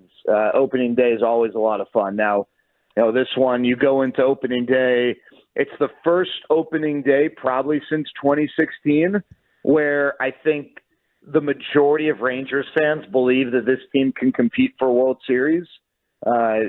Because last year, there was a lot of skepticism. They hadn't done anything close to that in a while.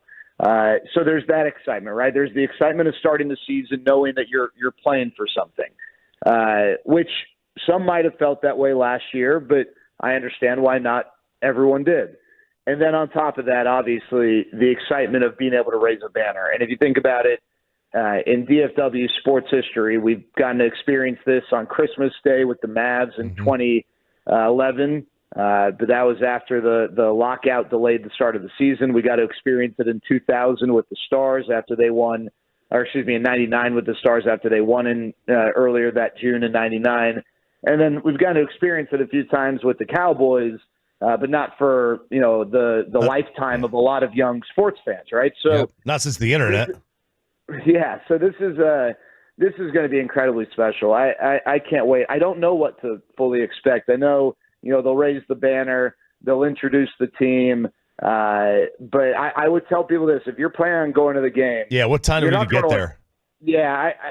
I don't think that there's a time too early, because if you don't have a tailgate set up, you can just go to Texas Live, and there's a lot of cool stuff around the ballpark.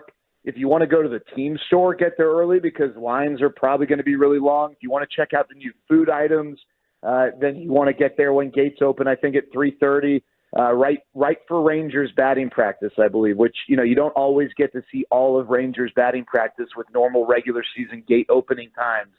So get there early and be in your seats by, I'd say, 6 o'clock the latest, if you want to experience all the pomp and circumstance. So this is going to be incredibly special and an opportunity. If you think about it, guys, there was the parade, yes, but the first time the Rangers are really going to be in the ballpark with a big crowd since winning the World Series. And so it'll be awesome to get to celebrate the 2023 team. Yeah, it is a parking lot's open at 2 o'clock today. G-Bag Nation will be out at the ballpark starting at 2 o'clock. They'll be there till 6 p.m. leading up to pregame for the Rangers and the Cubs. And gates open at 3:30, which is also, I think, what time batting practice starts for the Rangers. So like you mentioned, Jared, like everybody will be able to, if you get there early enough, you'll be able to get in there and view all the batting practice. Is there, just before we talk about like the specifics of the season, we were kicking this around a little bit earlier talking about stuff. Is there any better day, even when it's not a World Series defending team, which is great, it levels it up all the more. Is there a better day in professional sports than Major League Baseball opening day? It just feels like a holiday for everybody. There's so much optimism. It to me is just it's the most perfect, reliable day every year on the sports calendar of like, that's going to be a great day. Yeah, I would say, I mean, obviously there's always a ton of excitement for the first week of college football or the NFL. But in terms of the production of the game and the way the day plays out, you got games, wire to wire, all day long. And so many of them are nationally televised and available. And I think if you go to the game, I don't know that there's a better first game of a season experience in sports than baseball. I mean, I went to the Stars opener this year, and it's cool. I mean, It's great. It's not that, it's not that much different. Yeah, they announced the players sick. NBA, the first game of the NBA season, same thing. They announced the whole roster. Pretty cool. Great. The pomp and circumstance, the way that baseball just makes such a production out of opening day is really, really special. I don't know that there's a cooler opening day experience in sports than going to a baseball game. I only went to one as a fan, and I was late to that because I had to get out of school. It was against the Angels, and as you can imagine, Vladimir Guerrero, I think, had a home run and an RBI double before I even got in the building. But I had friends who every year they it was a tradition with their family. They'd go to opening day. I had a teacher, Mrs. Haygood. She'd take off that day at school because she would go to opening day every year. And I understand why so many people make it a tradition. It's incredibly special. Yep. And I hope a lot of people listening are able to make it out today. Yeah, it is just different. Like everything, like you said, I mean, there's so much more pomp and circumstance because the game itself, like it's one of 162. It has very little impact on your season. NFL, I mean, opening week, I mean, it's 1/16th of a season. I mean, right, as opposed to 1/162nd. But there's no comparison because game 2, Brett Boone yesterday told us that the second game is like, okay, now the grind starts, and it's just very, very different. Okay, so there's been a lot of issues we've talked about in the offseason. Be it from injuries to pitching, starting rotation, whatever. What's been the most overrated sort of talking point of the offseason, if you could pick one? Well, I think if I get really specific, I think the concerns about the starting pitching have been maybe misguided in that I don't think that the current rotation, and if you want to add Michael Lorenzen into the mix as well when he's ready, I don't think the current rotation is should be the biggest concern. It's not an elite rotation right now, 1 through 5. I think the concern should more be about the depth, right? We've talked about this. So I think some people have just generally expressed concern about the rotation, and I guess that's not off base because the depth is a part of that conversation. But right now, the guys they have in the rotation, if they stay healthy, Eovaldi, Gray, what we saw with the way they use Andrew Heaney last year and Dunning and Bradford, and hopefully you get first half Michael Lorenzen. That's a competitive group because this lineup has a chance to be way better than it was last year. I think the other thing that was a little overrated, I don't know for sure how it's going to play out, but I think from some people there's this thought that, well, Evan Carter won't hit lefties. And here, I think people need to remember, Evan Carter's younger than Wyatt Langford. He has not had a ton of sample size experience hitting lefties. I'm not saying that Evan Carter is going to be a 300 hitter against lefties this year. But what I do think is that you need to give this guy some time to take his lumps, to get the experience of facing major league lefties. He really did not get a ton of experience in doing that last year. And there will be growing pains, but I don't think that you can just close the book and say, well, Evan Carter's not going to be able to hit lefties. I think that a part of what makes guys special as baseball players or athletes in general is their ability to make adjustments, their ability to take their weaknesses and, if not turn them into strengths, turn them into items of, I guess, neutrality, if for lack of a better word. And I think that this guy's going to be able to do that. You just got to give him some time.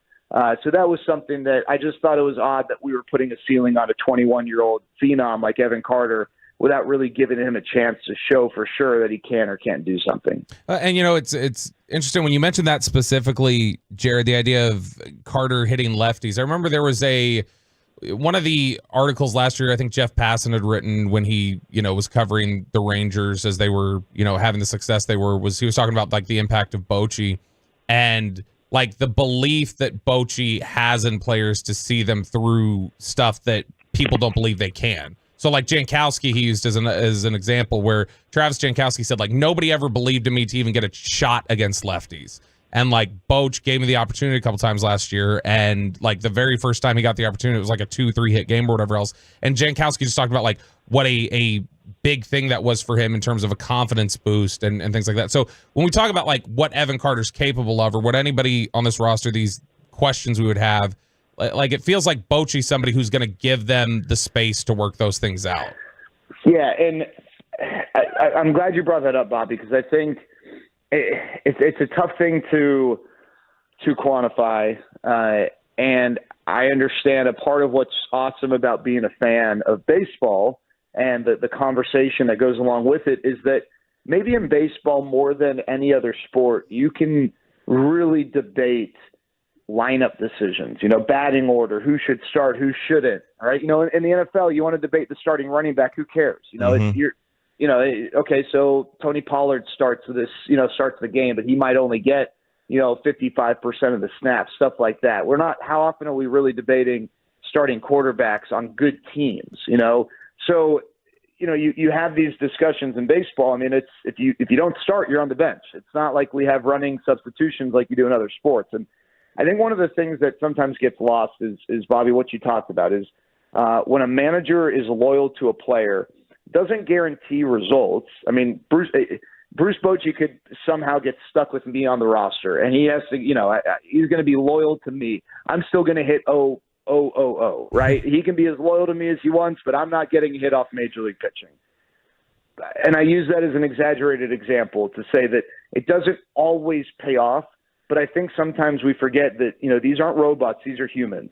And whether it's for that individual player, the Travis Jankowski example you use, or his teammates who notice how he's treating Travis Jankowski, a loyal manager, when all is said and done, is going to end up getting more out of his players than someone who's going to knee-jerk like we as fans all want to do and pull someone the minute they show any sign of slumping. Because then what happens to players is they have in their head, well, shoot, if I have like 3 straight games without a hit, I'm out of there. Like I'm gonna move around. I'm not gonna get to play. And I think that's a part of what makes Bruce Bochy special is he knows how these guys are wired, and he understands that. When everyone is yelling at me to pull Marcus Semien from the leadoff spot in the playoffs, I'm going to be loyal to this guy because he is a veteran who helped get us to this point. I believe he's going to turn things around.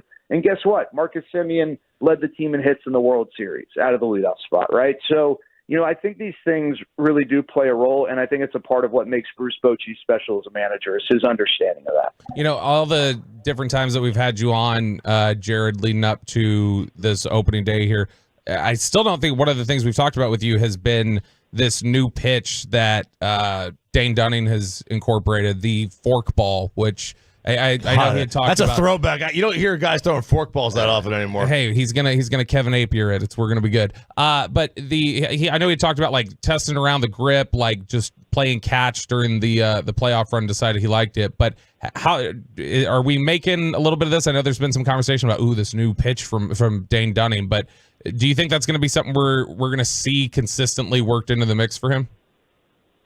Yeah, I mean, it did look pretty good in spring. I know in his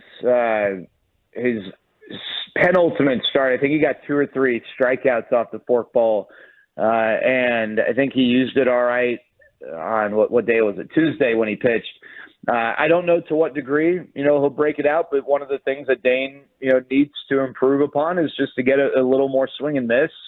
I don't know that Dane's ever going to be a big-time strikeout pitcher, but, it's never a bad thing if you can add the strikeout to your game, at a higher degree. And I think he, feels like, hey, that slider, that helps him, especially against righties. But, one of the things with whether it's a forkball or a splitter, because they're essentially the same pitch, slightly different grip, but most of the time they're platoon neutral pitches, which means that as a righty, you can have success with that pitch when you face righties and lefties. Mike Bassick brought up a great point about the splitter / forkball in that, with guys who are good changeup pitchers, that's awesome, but you really don't throw that pitch same side. So righties don't often, there are only a few pitchers who have a lot of success as righties throwing that pitch to righties or lefties to lefties, but you can throw the splitter as kind of a substitute for that pitch or the forkball,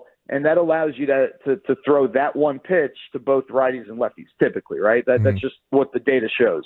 The splitter in general, and I'll just use splitter as a term to include the forkball, was thrown more last year than any year ever in the pitch tracking era. Now, it was only a little over 2% of the time, but that was about a 50% jump from the previous high. And I expect that number to rise this year. As all sports do, baseball and its trends are cyclical. And there used to be this thought that, well, the splitter is going to get me hurt, and that's why guys stop throwing it. But I think data's shown that there's nothing to prove that that's the case. The splitter was the most effective pitch in baseball last year. It was the toughest pitch to hit. It overtook the slider. It overtook the elevated fastball. Hitters are starting to make adjustments on the elevated fastball. It's still a really good pitch. It's not as dominant as it was a year, 2 years, 3 years ago. The splitter is in part really effective because of what I mentioned earlier. It is only thrown about 2% of the time. Hitters do not see that pitch a ton. So eventually there's going to be an oversaturation, but we still might be 2-3 years away from that. So guys who throw the splitter tend to have a little bit of an advantage because it's not a pitch you see very often. More and more pitchers are starting to adopt a splitter or a splitter variation like the forkball. And one of the guys who's been one of the best at throwing the splitter in baseball over the last 6-7 years is the guy who's going to take the mound tonight, and that's Nathan Eovaldi. That was such a big pitch for him, and I expect it to be a big part of his success this year. Jared, I know one of the things when you were kind of anticipating the roster and trying to, talk through what was going to happen, you said like, hey, the bullpen is like there's no telling how that thing's going to shake out and what they're going to ultimately decide on that front for the opening day roster. Just preview for us a little bit. Give us a capsule of the bullpen decisions, where they're at, and what they have there with the pen, especially since a lot of the discussion is just centered around the starting rotation. Yeah, so there's a portion of the pen that is going to be just like all Major League bullpens, a little bit of a shuttle service. Yerry Rodriguez made the team to start the season. He earned it with a great camp, but what happens if in game 2, the Rangers have to go to the bullpen early and they use Yerry Rodriguez for 3 innings, and now they need to make sure that they've got fresh arms. Yerry Rodriguez is optionable, so you could you send him down. Maybe Grant Anderson comes up. The Rangers early on in the season have a 17-game and 17-day stretch. So they're going to need protection. So every bullpen, more often than not, will be built with a couple of optionable guys who you can send back and forth as needed. So they've got that portion in the bullpen, and Jake Latz and Yerry Rodriguez are in spots. And maybe they're here wire to wire. But I think with any bullpen, you also got to remember that it's just like the rotation. It's not just the 8 guys who make the opening day roster you're going to rely on. It's probably 4 or 5 guys, maybe even more than that, over the course of the season. So even though Grant Anderson and Mark Church and some others didn't make the team, Jesus Tinoco, those guys are likely going to have to get some big outs for the Rangers at some point this season. And maybe even a guy we're not even talking about, like Grant Anderson last year. We were not talking about Grant Anderson at this time last year, and he ended up helping the Rangers when they needed some help in the middle of the season. I think the big question is, how are the late innings going to shake out? So we think that Jose Leclerc is going to get a bulk of the save opportunities early on. Who's going to give you the eighth? Who's going to give you the seventh? If you're trying to protect a one-run lead, how much of it is going to be matchup-based? How much of it is going to be inning-based? Bruce Bochy, managed in an era where you had a guy pitch the seventh, a guy pitch the eighth, a guy pitch the ninth.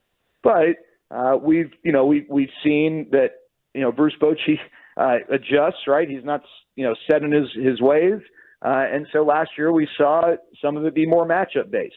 Kirby Yates is a righty, but lefties just do not touch him. I think they barely hit over 100 against him last year. So maybe when you get through the sixth inning, if you're looking ahead at the lineup and you see that the eighth has a chance to be more lefty-heavy for the opposing team, maybe Kirby Yates gets the eighth that night. And maybe it's Josh Sborz in the seventh or David Robertson, whatever it might be. The other thing that's interesting, guys, is the Rangers have a closer or a presumed closer in Jose Leclerc, who's not one of these guys who's like, I have to close. And not that there's anything wrong with that, because you can make an argument that, hey, you want a closer that says the ninth inning is mine, get the heck out of the way, I own those 3 outs. Josh Hader basically said that when the Astros acquired him. Said, no, I'm the closer. It's not Ryan Presley, it's me. Not the guy who's helped this organization win a couple World Series. And you know what? Hey, if you back that up with the results, that's fine. There's also value in maybe a guy like Jose Leclerc.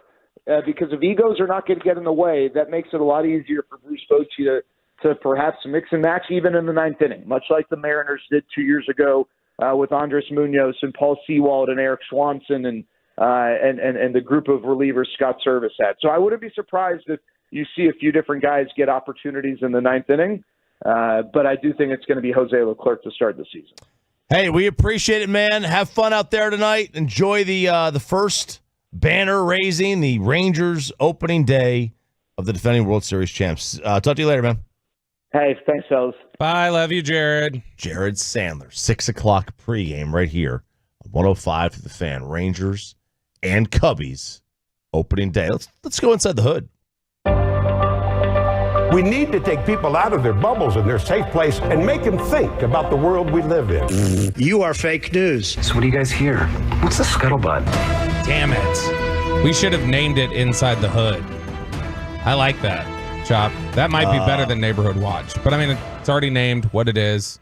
We went through a lot of different name variations that we were considering. We settled on this. But Inside the Hood, you should have suggested that a while ago. I should have. I didn't think of it. Dang I didn't think of it. I like it, though. Our Facebook community group post of the week, as we always like to kick off with here on the Neighborhood Watch. Every Thursday during the Expressway, we got RJ Choppy's song coming up here, Rangers opening day song coming up here shortly.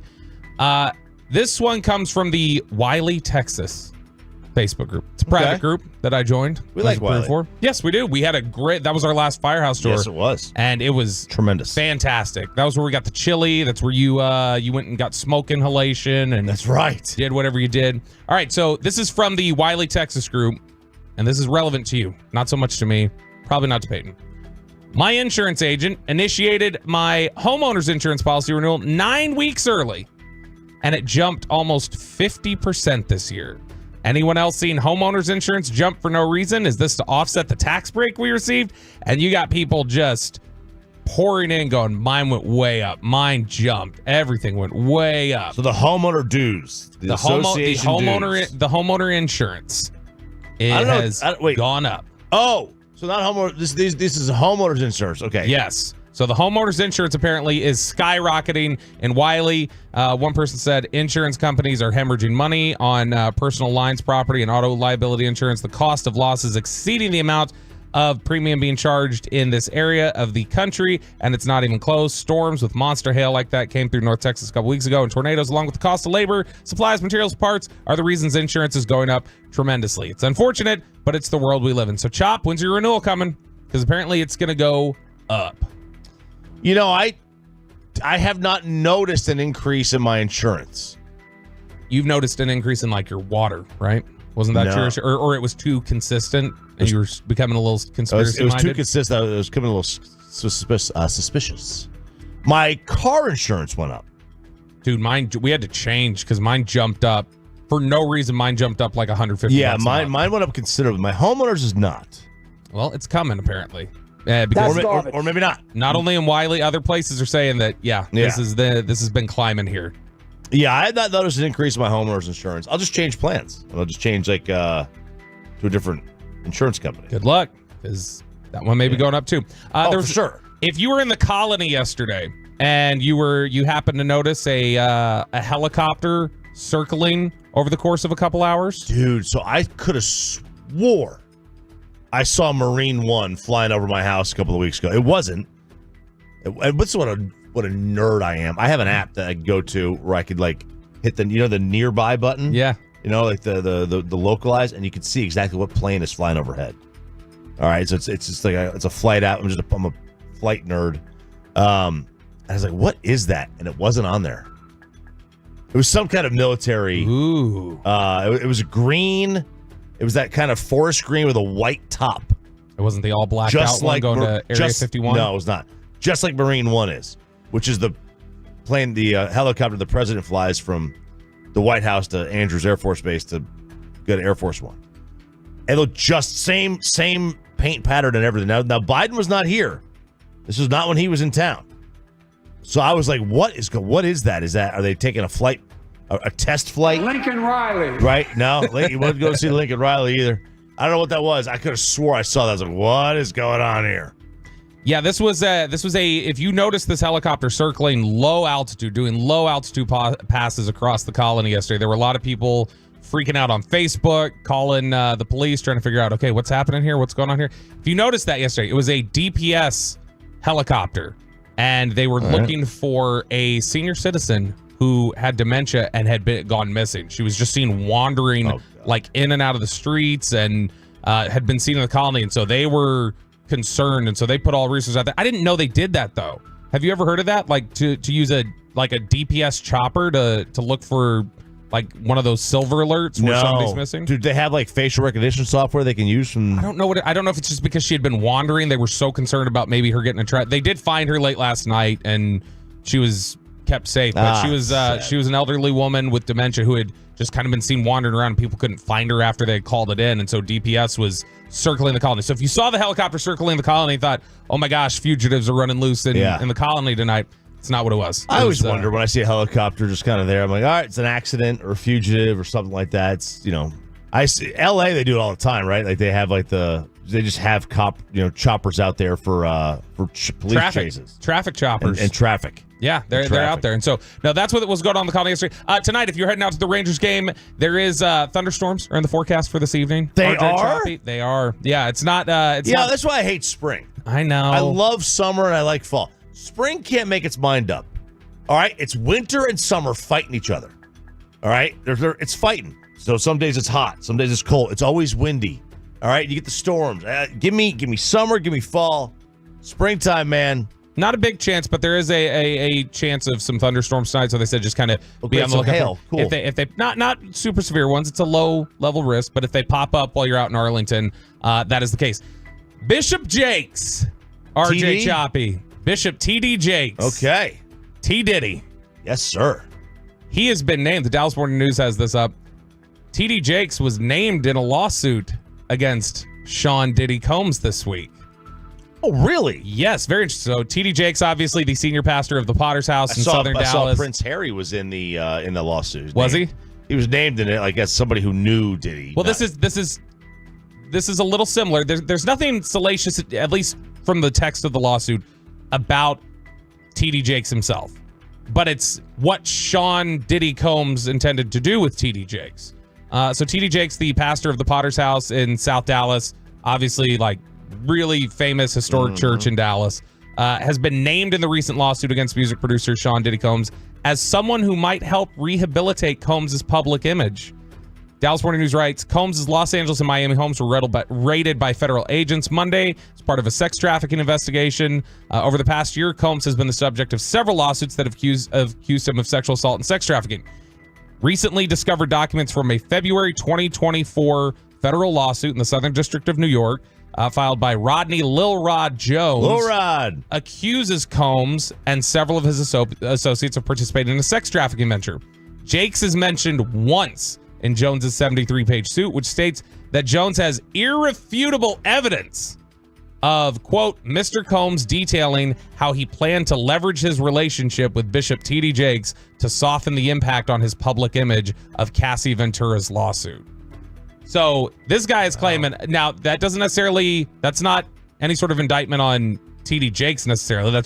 That was Diddy's ultimate plan, is what this guy's claiming. But he says that he has evidence of like, no, Diddy is like, has done these things. And not only that, he anticipated that with the public fallout of it, he was going to use T.D. Jakes as like, oh, I'll just have I'll have my forgiveness. I'll do my my Jimmy Swaggart moment. My I have failed you. They're going to do that. So T.D. Jakes mentioned this just the one time when the Dallas Morning News reached out to T.D. Jakes. He declined comment.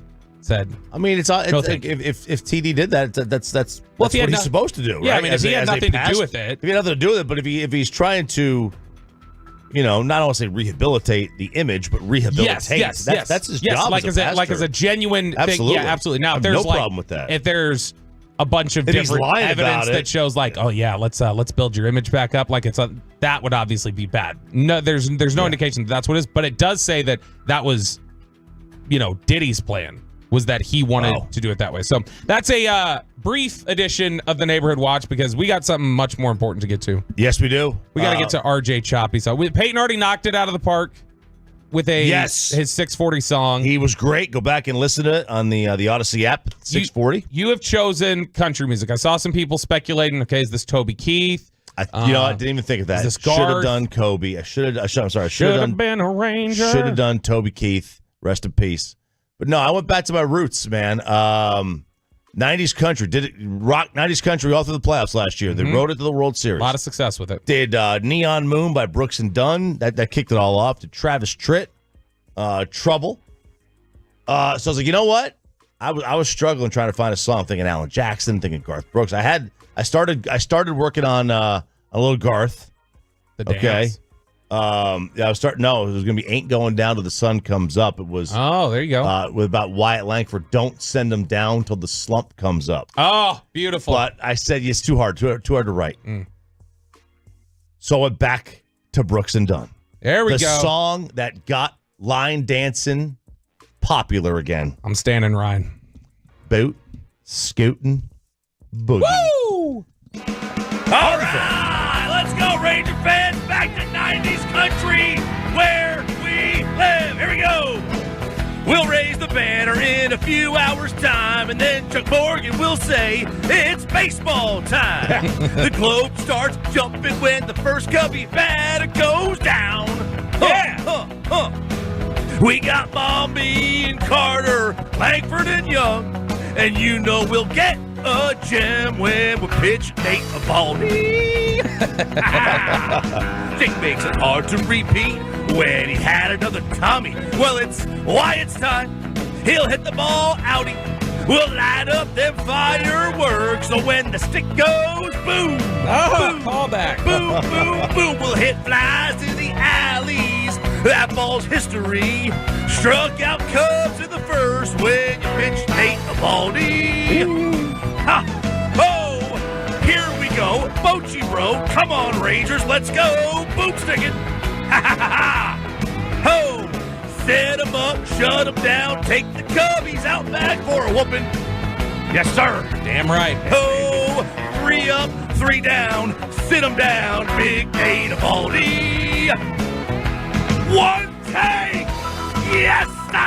Oh, God, RJ. Oh, thank you so much. Fantastic job. Fantastically done. I would dance with my wife to this, and I don't dance. Yeah, but I would dance to this. Okay, very good, very good. That is a banger right there. Thank you. I was excited about it. We'll play it. I'm sure we'll do all these again at some point. Yeah, except mine. No, we're gonna do yours again. That's for dang sure. All right, a couple hours at 8 o'clock hour is coming up next. Hall of Famer. Former teammate of the great Mike Bassick. And we'll get to the bottom of why John Smoltz hates the Rangers so much. Tom Glavine joins the show next on The Fan.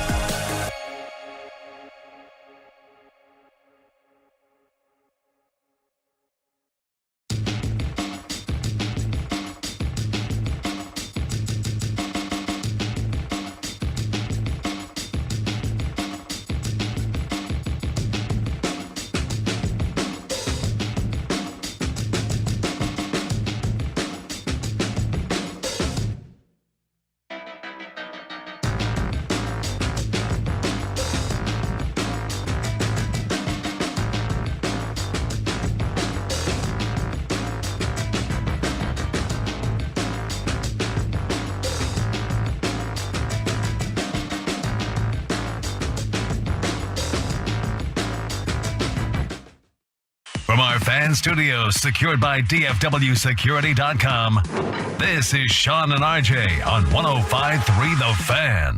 2 balls, 2 strikes. Spores kicks and fires. He struck him out looking. It's over. It's over. The Rangers have won the World Series. Ranger fans, you're not dreaming. The Rangers are the World Series champions. Happy opening day, boys and girls. Sean and RJ here on 105 through the Fan. Sean out for today and tomorrow. Bobby alongside as usual. And Sean's back next week. I'm RJ Choppy, Bobby Belt, Peyton Russell, Ryan alongside all day Major League Baseball with the Rangers. Pre-game show starting at 6 o'clock. G-Bag Nation will be out there at 2 at the ballpark. We're going to be talking Rangers all day. A little college basketball at some point, too, as well. But since it is opening day and the Invited Celebrity Classic presented by Choctaw Casino and Resorts is April 15th and 21st at Las Colinas Country Club. We'll be joined by another member who has taken part in a lot of opening days, the great Tom Glavine. Good morning, Tom. How you doing?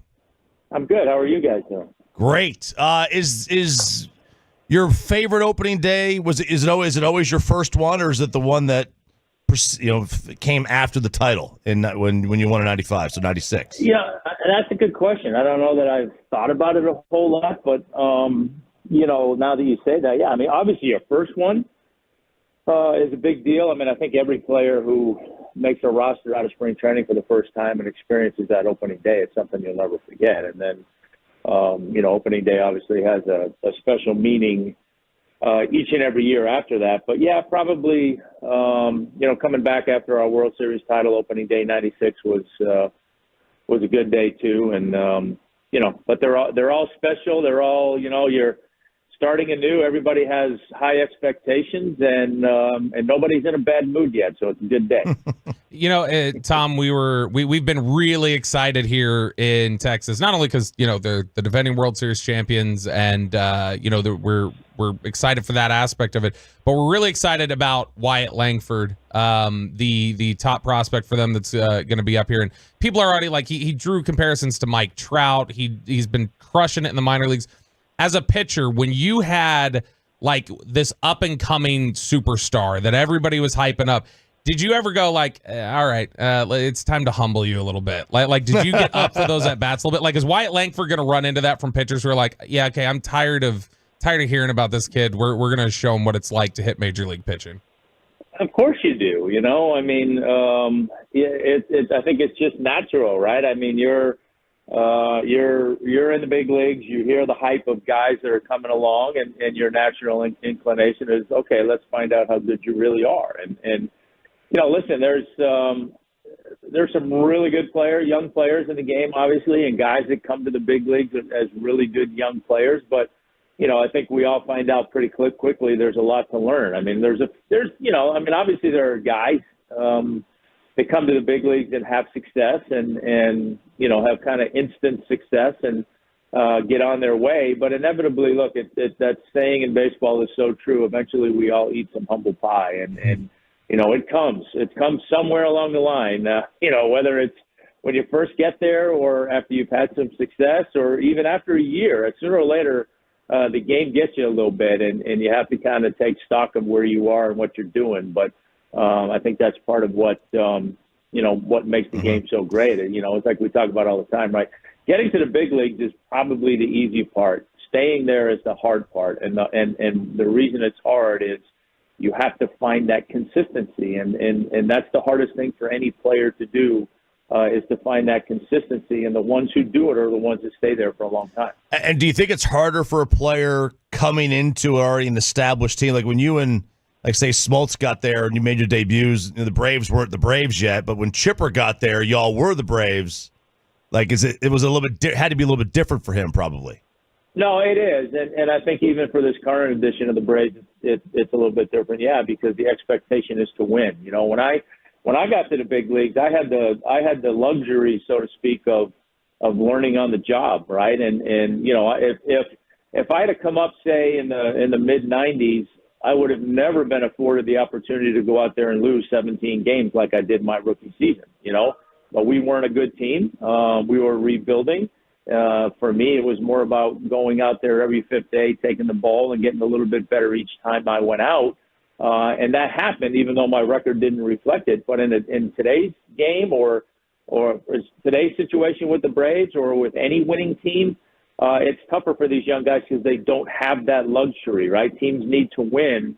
And I think that especially the way teams are designed now, particularly as it relates to pitching, you see more and more of that shuttle bus, so to speak, between the big leagues and AA or AAA because, you'll plug a guy in as a reliever or plug a guy in as a fourth or fifth starter, and if he doesn't get the job done over a short period of time, well, they got 10 guys in the minor leagues that are just like him, so they try their hand with somebody else. That wasn't the case when I came into the big leagues. We're talking with Hall of Fame pitcher Tom Glavine. He will be at the Invited Celebrity Classic presented by Choctaw Casino and Resorts. It's April 15th through the 21st at Las Colinas Country Club. Grounds tickets are free for all 3 days of the competition. You can get tickets at invitedcelebrityclassic.com/tickets. So, Tom, the game has changed a lot, not just stylistically, but obviously with some of the rules changes and the pitch clock. And I know you as a a guy who was pretty good with the bat. Just the fact that the designated hitter is universal now in the last couple of years. How do you feel in general about some of the changes to the game and how you think it would have impacted the way you played? I would say by and large, I'm good with the changes they made. I mean, I think baseball, even for me, right? I mean, I'm not going to sit here and say that since I've retired, I sit down and watch baseball every night, but I'll sit down and watch it here and there. It was a little bit tougher when I first retired because I had young kids at home. So, the ability to sit down and watch a 3.5-hour baseball game when you got kids running around the house is a little bit tough. So I would watch bits and pieces. I watch a little bit more now because, I have a little bit more free time with kids all grown up. But at the same time, because it's a better product, I got tired of watching 4-hour baseball games when nothing was going on, and it became, even though you might have some games that are 7-6 or something like that you think would be exciting, to me it was still boring to watch because there was so much dead time. It was very much the 3-outcome game, a home run, strikeout, or a walk. And there just wasn't a lot to watch, And I remember, I've got a son that's playing minor league ball, and I remember watching him when they first instituted that pitch clock in the minor leagues, and I would, they stream all the games, so I'd be watching them, and I'd be like, this is great. I mean, it was, an hour and a half and you're in the 6th inning and the game was flying along. And when I heard that was coming to the big leagues, I was like, this is going to be a good deal. I think people are going to like this, and they have. I like most of the other rule changes. I like the no shift. The single became sexy again last year. Mm-hmm. Small ball became part of the game again last year, which is fun. The 2 disengagements I don't necessarily love. The designated hitter I was not completely on board, but at the same time, pitchers hitting had gotten so bad that it was just painful to watch. In terms of how it would have affected me, I don't think it would have affected me at all pitch clock wise with nobody on base. With runners on base, it's a little bit tougher because and I thought by and large guys did a really good job last year with it, especially younger pitchers, because we all go through that exercise and everybody tells us, listen, when you start getting into trouble and there's runners on base, you got to slow the game down in your brain. You got to make things go a little bit slower and make better decisions. And I'm thinking, well, that was easy to do in my day, but when you're telling a young kid to do that and he knows there's a pitch clock bearing down on him, I'm curious to see how guys are going to handle that. But by and large, I think guys did a really good job of handling the pitch clock. There really wasn't many infractions, and I can't really remember any games that were decided by a pitch clock. So I think that was everybody's fear. But I like it. I think it's a much better product to watch now, even if it's not necessarily higher scoring. I think because so much of the dead time has been eliminated, I just think it's a better product to watch. We're talking with Tom Glavine here on Sean and RJ on 105 through the Fan. So, Tom, the last big title we had in DFW was the Dallas Mavericks won the NBA Finals in 2011. And the year after, I know, Dirk Nowitzki had talked about, when we won it, it was it was like something where it's like, what a relief. And you almost kind of let your guard down a little bit. And you almost feel like, okay, I've accomplished it, rather than I got to go get number 2. I got to go get number 3 or whatever else it is. The Rangers coming off of that now, when you guys won in 95 the following season, did you find that you had any sort of a letdown, or was it an increased drive for like, well, let's go get another, like, let's go do it again? What do you think the Rangers are feeling from just a psychological perspective about approaching this year as defending champs? Well, I'll say with, a little bit of uncertainty. Like, obviously I don't know the Rangers roster, and I don't know their, what the turnover was from last year to this year. I would suspect that they're a team coming into the season that at least they themselves think they have a chance to do it again. And I know they're highly regarded for the most part by the pundits in baseball. So, they're a team that certainly has a chance to do that, right? So I think that when you're in that situation as a team, I think you show up and say, hey, let's do it again, right? I mean, I know, like, for us it was a little bit different in the sense that, we lost the World Series in 91 and 92, so we had been there. We had been close. But I remember after that 91 season where we went to the World Series and lost, the biggest thing coming into that spring training the following year was, okay, we did this. Now there's expectations on us. So we got to go out there and do this again. We got to prove that this wasn't a fluke. And I feel like that was probably the bigger obstacle to jump through or jump over, was the dealing with the expectations than hey, well, let's try to repeat as World Series champions. But, because by the time we had won the World Series, we were really well established, obviously. We had a good team. We didn't have a ton of roster turnover, but we certainly had some. But we were still a team coming into spring training that, had won and certainly had the pedigree of knowing what it was like to win. So I think that scenario was a little bit different. I think for the Rangers, it's probably going to be more about, okay, they're not a team that's sneaking up on anybody this year, right? They're the World Series champions. They're defending champs. So every single series they play, they're going to get the best of who they're playing because other teams want to see how they measure up to the World Series champs. So, I think that was the bigger thing for us, like I said, in that 92 season. But when you come into a season after winning a World Series, if your roster hasn't just been decimated and you brought in maybe some young guys that people are excited about, I think you're feeling 100% is, hey, let's go do this thing again. Tom Glavine joining us here, 105 through the Fan. All right, I want to see what kind of a baseball historian you are. Uh-oh. Who gave up Barry Bonds' 756?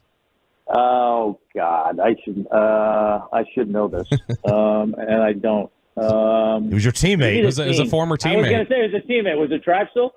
No. Lefty. No. Oh, I don't remember.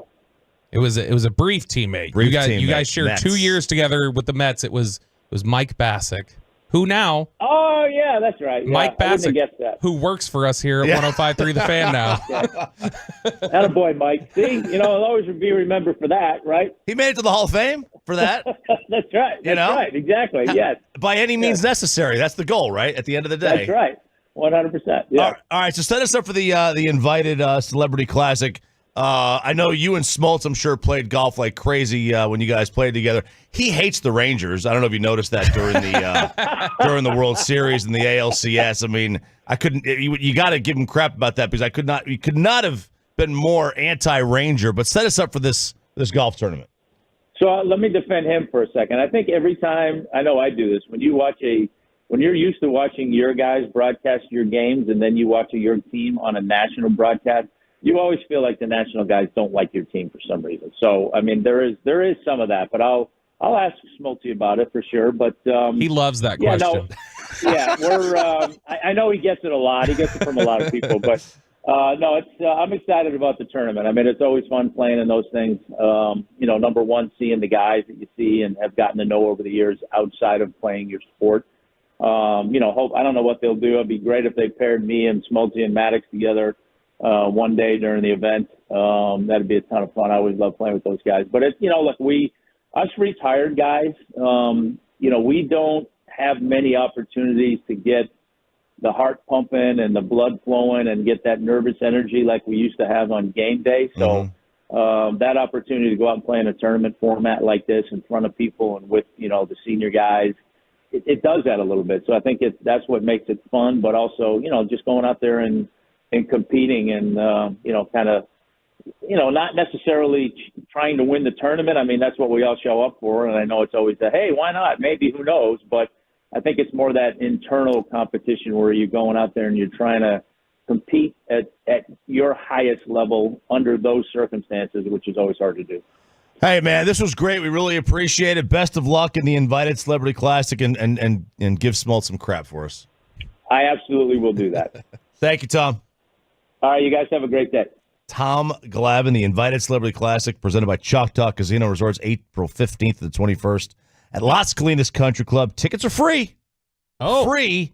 And you can get them at invitedcelebrityclassic.com/tickets. I was a man who, over the course of 4 years, Chop, in the mid-'90s, this is why he's against DH, hit 245 as a pitcher. He's like a 4 or 5 time Silver Slugger. I didn't even know they gave Silver Slugger for hit pitchers. Oh, yeah. They do. Mm-hmm. That was good. That was really, really good. A little trip down memory lane in Major League Baseball. Let's take a break from baseball for a second. It is a little March Madness college kegger and how the Mavs are looking to make a little bit of history this year. They're going to have to if they want to win. We'll tell you about that all coming up next on 105 through the Fan. Let's get you over to Platinum Ford in Terrell. It is, of course, Stephen Gilchrist-owned store, Gilchrist Automotive, hooking you up on that brand new Ford car, truck, SUV at Platinum Ford in Terrell.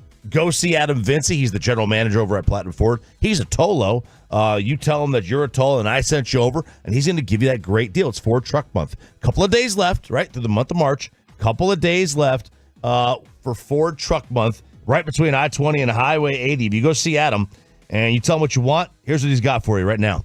He's got a 2023 Ford F-150 Lariat, four-wheel drive, 1.9% for 72 months. You're going to get almost $12,000 off MSRP. That's yours for under $62,000. It's a great deal. Largest selection of Super Duties in the state. F-450s, 350s, 250s, full-size Broncos, Raptor F-150s, the all-new Ford Lightning. All you got to do is head on over to Platinum Ford in Terrell. 2024 models on the lot as well and in stock. PlatinumFord.com to customize it or drive a little further to save a lot more at Platinum Ford. We have you covered, Stars fans.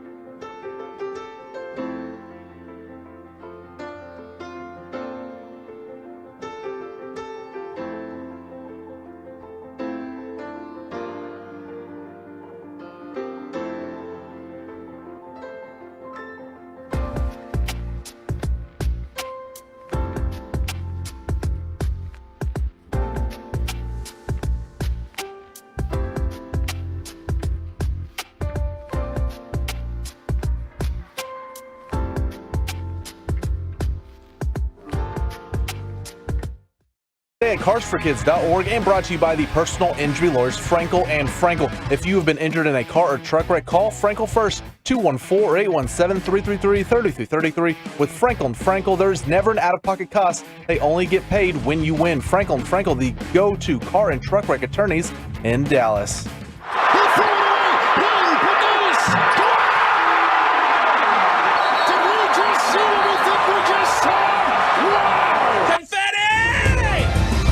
Oh, man, it gives me chills. What a day. What a sports day. Maybe the best sports day of the year. I can't think of a sports day better than today right now. Just recency bias here. Love you got the O-Day. NCAA tournament, Sweet 16, and this is what happens when you get no upsets in the first couple of rounds. There's some really good games on both days. We got 8 great games.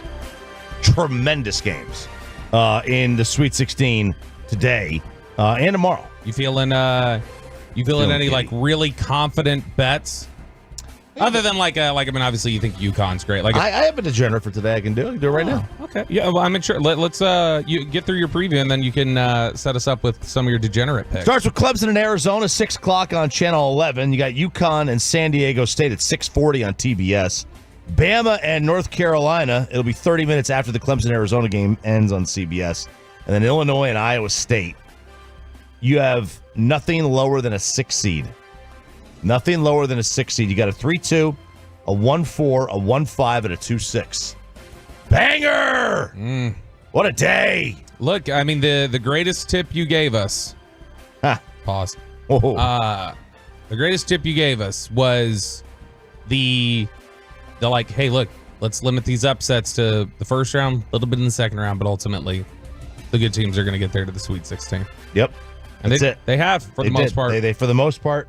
They have. So I've got a little degenerate. We're going to play the degenerate music. I'll just tell you right now. Oh, good.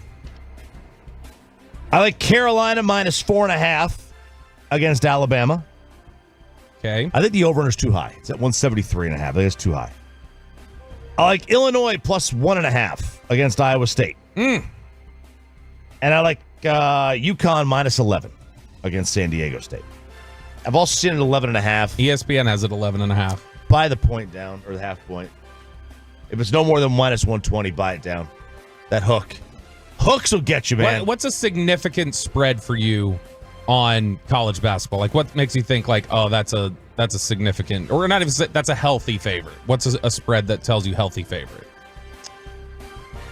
7? Man, here's 7. You get some backdoor coverage either way. It's dangerous. 7's Well, I mean, just as like a reliable money line favorite. What's a spread that tells you that's a significant favorite to win straight up? Anything double digits. Okay. Because we've got one double-digit spread in the entire weekend. Yeah, it's just UConn. Yeah, and they might win by 15. I mean, Tennessee and Creighton and Illinois, Iowa State are inside of 3 points. Yeah, those wouldn't really be upsets if Illinois and Creighton win. And then you've got like Houston, Duke. It's another good one. That's tomorrow. Marquette and NC State. That might be a bigger spread than you think. Let's walk away then from Illinois, Iowa State, and Creighton, Tennessee, since those are the closest ones. Close spreads. Of the remaining games this weekend, the other 6, or not weekend, Thursday, Friday. NC State, Marquette, Gonzaga, Purdue, Duke, Houston, Clemson, Arizona, San Diego State, UConn, Alabama, North Carolina. Where do you feel best about a potential upset?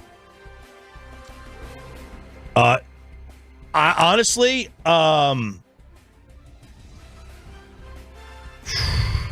Duke, UConn. I'm sorry, Duke, Houston. Ooh, Peyton would be in tears. Duke's got talent, man. So Duke last year played a very similar game to what they're going to play Friday. They played Tennessee, and Tennessee's very physical. And they kind of punked them. They beat them up bad. And Duke's whole offseason was about getting tougher. And I think they did. I think they're a much tougher team. And Houston has shown they can go through dry spells. They're going to have the best player on the floor. There's no doubt. Houston will have the best player on the floor. And they're really, really good. And it would not surprise me.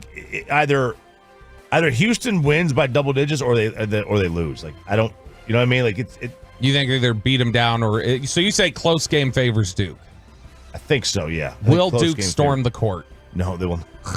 No, they will not. I'm interested to see the crowd disparity there because it's going to be here at the American Airlines Center. So Houston, not that far, but Duke's got fans everywhere. A lot of people are picking Gonzaga over Purdue. It's kind of a trendy pick. Man, I think Purdue's a wagon right now. I don't know if they're going to lose for a while. I have Gonzaga in the Elite Eight, but it was assuming Purdue got bounced in the round of 32. You had them by losing to TCU, right? But even still, I'm taking Gonzaga over Purdue. I mean, it would stun me, but I do think that Purdue's on a roll. They are on a roll. But I think Duke's a live dog against Houston. I think they can absolutely pull that one out. So real quick, if you do this, if you bet so this gambler bet $1,000, did it again, second straight year, at least the second straight year. He bet $1,000 on the underdog money line straight up, just to win on every single March Madness game. Through Friday, he was up $7,000. How much is he betting on each one of these games? $1,000 each time. Each or does time. he adjust each time? So he needed $32,000 for the first round. That's right. Yeah, that's significant. That's like what my tax bill is going to look like. Now I guess you could just use 16,000. Like you only need 16,000 for the first round or for the first day on Thursday, and then maybe say you win, you don't need the full 32. But if you lose them all, you got to have the other 16. That's Otani thinking. That's how you get in trouble. That's Otani thinking. That's how you get in trouble. So he was up 7,000, and then Saturday hit, and he lost Dayton, Kansas, Michigan State, Washington State, Oakland, Texas, Duquesne, Oregon. I mean, he lost all those games, and he is down. I think he's down $900 right now. That's so he was up. He was up away. Almost $7,000, and then now in one day he went down. So, but if you do this throughout the entire tournament, generally you make a little bit of money. Generally, maybe not this year, but generally you need a big upset. Speaking of Duke, I mentioned them. The Big 12 was apparently trying to poach Duke. I was hanging out with the Big 12 yesterday. Gonna hang out with them again today. Yeah, they've got the. Did you say hello to Brett? I did. Brett's going to be there this morning. I will say hi to him when I get there after here. Yeah, Brett Yormark. You tell him Big that 12 Combine. You tell him that I think that this guy is a monster of a commissioner. I'll tell him that. He saved the conference. Saved it. He's forward thinking. He's not afraid to go out there and make big moves. I think he's a fantastic commissioner. He's trying to get to Duke before the Big Ten gets their hooks on him or the Big East. And they would join a much tougher league basketball-wise. Big 12 is better than the ACC. And then football, of course, would play there, but Duke's not really a football school. And then one more thing I want to get to here before I do a little Maverick stuff. There is reports out there that SMU is trying to get USC's Andy Enfield as their next head basketball coach. Oh, baby. And he was the coach of Dunk City, that Florida Gulf Coast team. They played here against Michigan in the Sweet 16. They lost, but they beat Georgetown in the NCAA tournament as a 15 seed. They went all the way to the Sweet 16. It was a fun team. And he was their coach, and he parlayed that into getting the USC job. But he's done pretty well there. They had a bad year this year, but he's done pretty well there. Who are they, like... And I know they exist. So, but SMU's going to the ACC next year. Yes, so. I know they exist. So I'm not saying this as any sort of like a. We don't have any evidence of it. I'm just trying to remember off the top of my head because I'm having trouble. Who was the last like kind of Cinderella coach that blew up their profile, got hired to a big job, and had a ton of success in any level, college football, college basketball? Bruce Pearl. Okay. All right, he was at Wisconsin, Milwaukee. Urban, absolutely. Because Urban was at Utah. Right, he was at Bowling Green before then. Yeah. So Urban. Let's see. Because I think typically when you make those hires, they don't work out. They typically don't. There are instances of it working out, but there are a lot of times where it doesn't. Like Shaka didn't work out at Texas. No, he's working on Marquette. Yeah, well, I mean, until they lose to NC State. All right, still a 2 seed.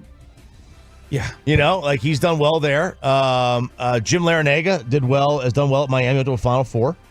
And he was at George Mason. Dan Hurley at UConn. He was at Rhode Island. Oh, yeah. Right, I think it was Rhode Island. Great Duke point guard. Providence or I think it was at Rhode Island. So there's instances of it. Wasn't Pitino Oh, I'm sorry, Coach Cal, UMass. And then he went to Memphis. And he had success at UMass anyway. Yeah, but UMass, like I view UMass as different, like not like the Cinderella trendy, because UMass was like the number one team in the country in '95 or whatever. Right, yeah, they were the Final Four that they can't talk about. So there's that. Yeah. There's that. I want to do this Mavericks thing real quick. Yeah, go ahead. Mavs fans, we haven't done a lot of Mavericks today. Mavericks play tomorrow against the Kings. They're on a hot streak right now, but you want to throw cold water on it? Not cold water. I want to make history. Okay. I went and looked at so that the Mavs still have a chance at the 4 seed, right? They don't have a chance really to get any higher than that, and it's so important to get higher than that. The 4 seed has no chance. Here we go. Why did he say that? I went and looked at all 77 NBA champions. Okay. All right, dating back to the 40s. 51 of them were 1 seeds. This is how you know the NBA, like it's their postseason. They do have probably the worst postseason of the 4 majors because it's so predictable. Probably, yeah. But it's good also at the end because you know you're getting superstars. They always have superstars. You never have a Diamondbacks in the that have no appeal nationally. Even when the Mavericks won their title, though, they were kind of a pseudo Cinderella. Yeah, but they've been around, right? And Dirk and 51 were 1 seeds. A 1 seed has appeared in 62 of the 77 finals all time. There's only been 15 NBA finals in history that didn't involve a 1 seed. Man. 2 seeds are obviously next. They've won 16 titles. So now we're at 67 of the 77 NBA finals have been won by 1 or 2 seeds. 3 seeds have won 8. 4 seeds have won 1. 5 seeds have never won. And a 6 seed has won. That 6 seed was the second Rockets title. Oh, in 95. Yeah, never underestimate the heart of a champion. And the 4 seed was the Celtics of the 60s. So what that all means is that, like the Mavs are playing great right now, but if you look at history, like only the best teams win. Like they've got to find their way in the top 3 to really have a chance.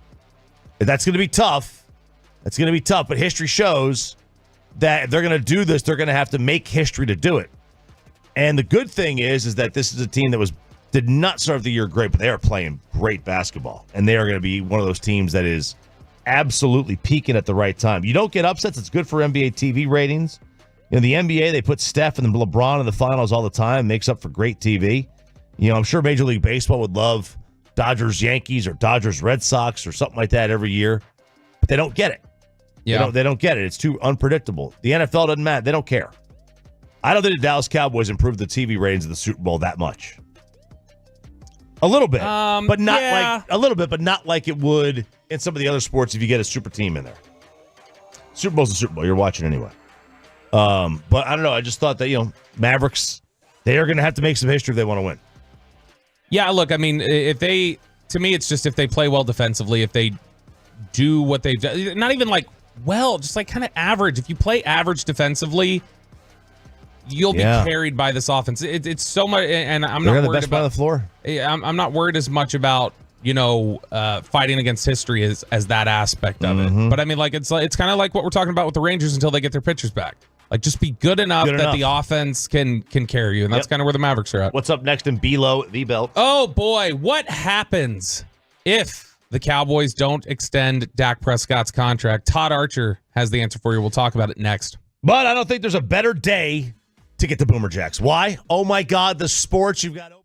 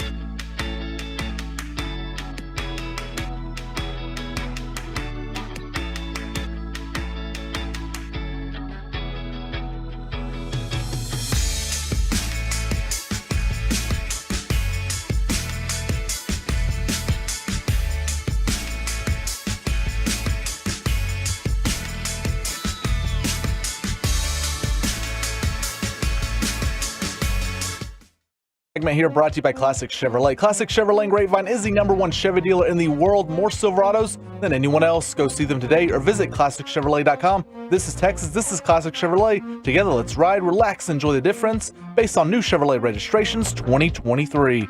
The great Bobby Belt. You ruined the morning show. Don't make me take off my belt. Don't make me take off my belt. We're not.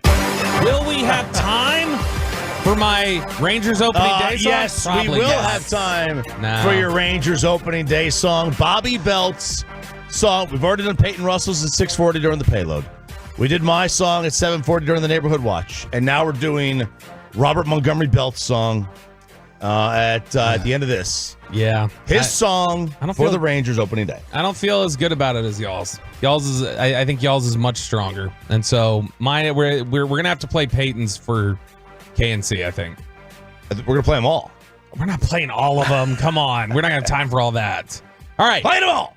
Before we get into what happens if the Cowboys don't extend Dak Prescott's contract, which is a new piece up from Todd Archer over at ESPN, an interesting note. So you, RJ Choppy, are a big fan of Howie Roseman.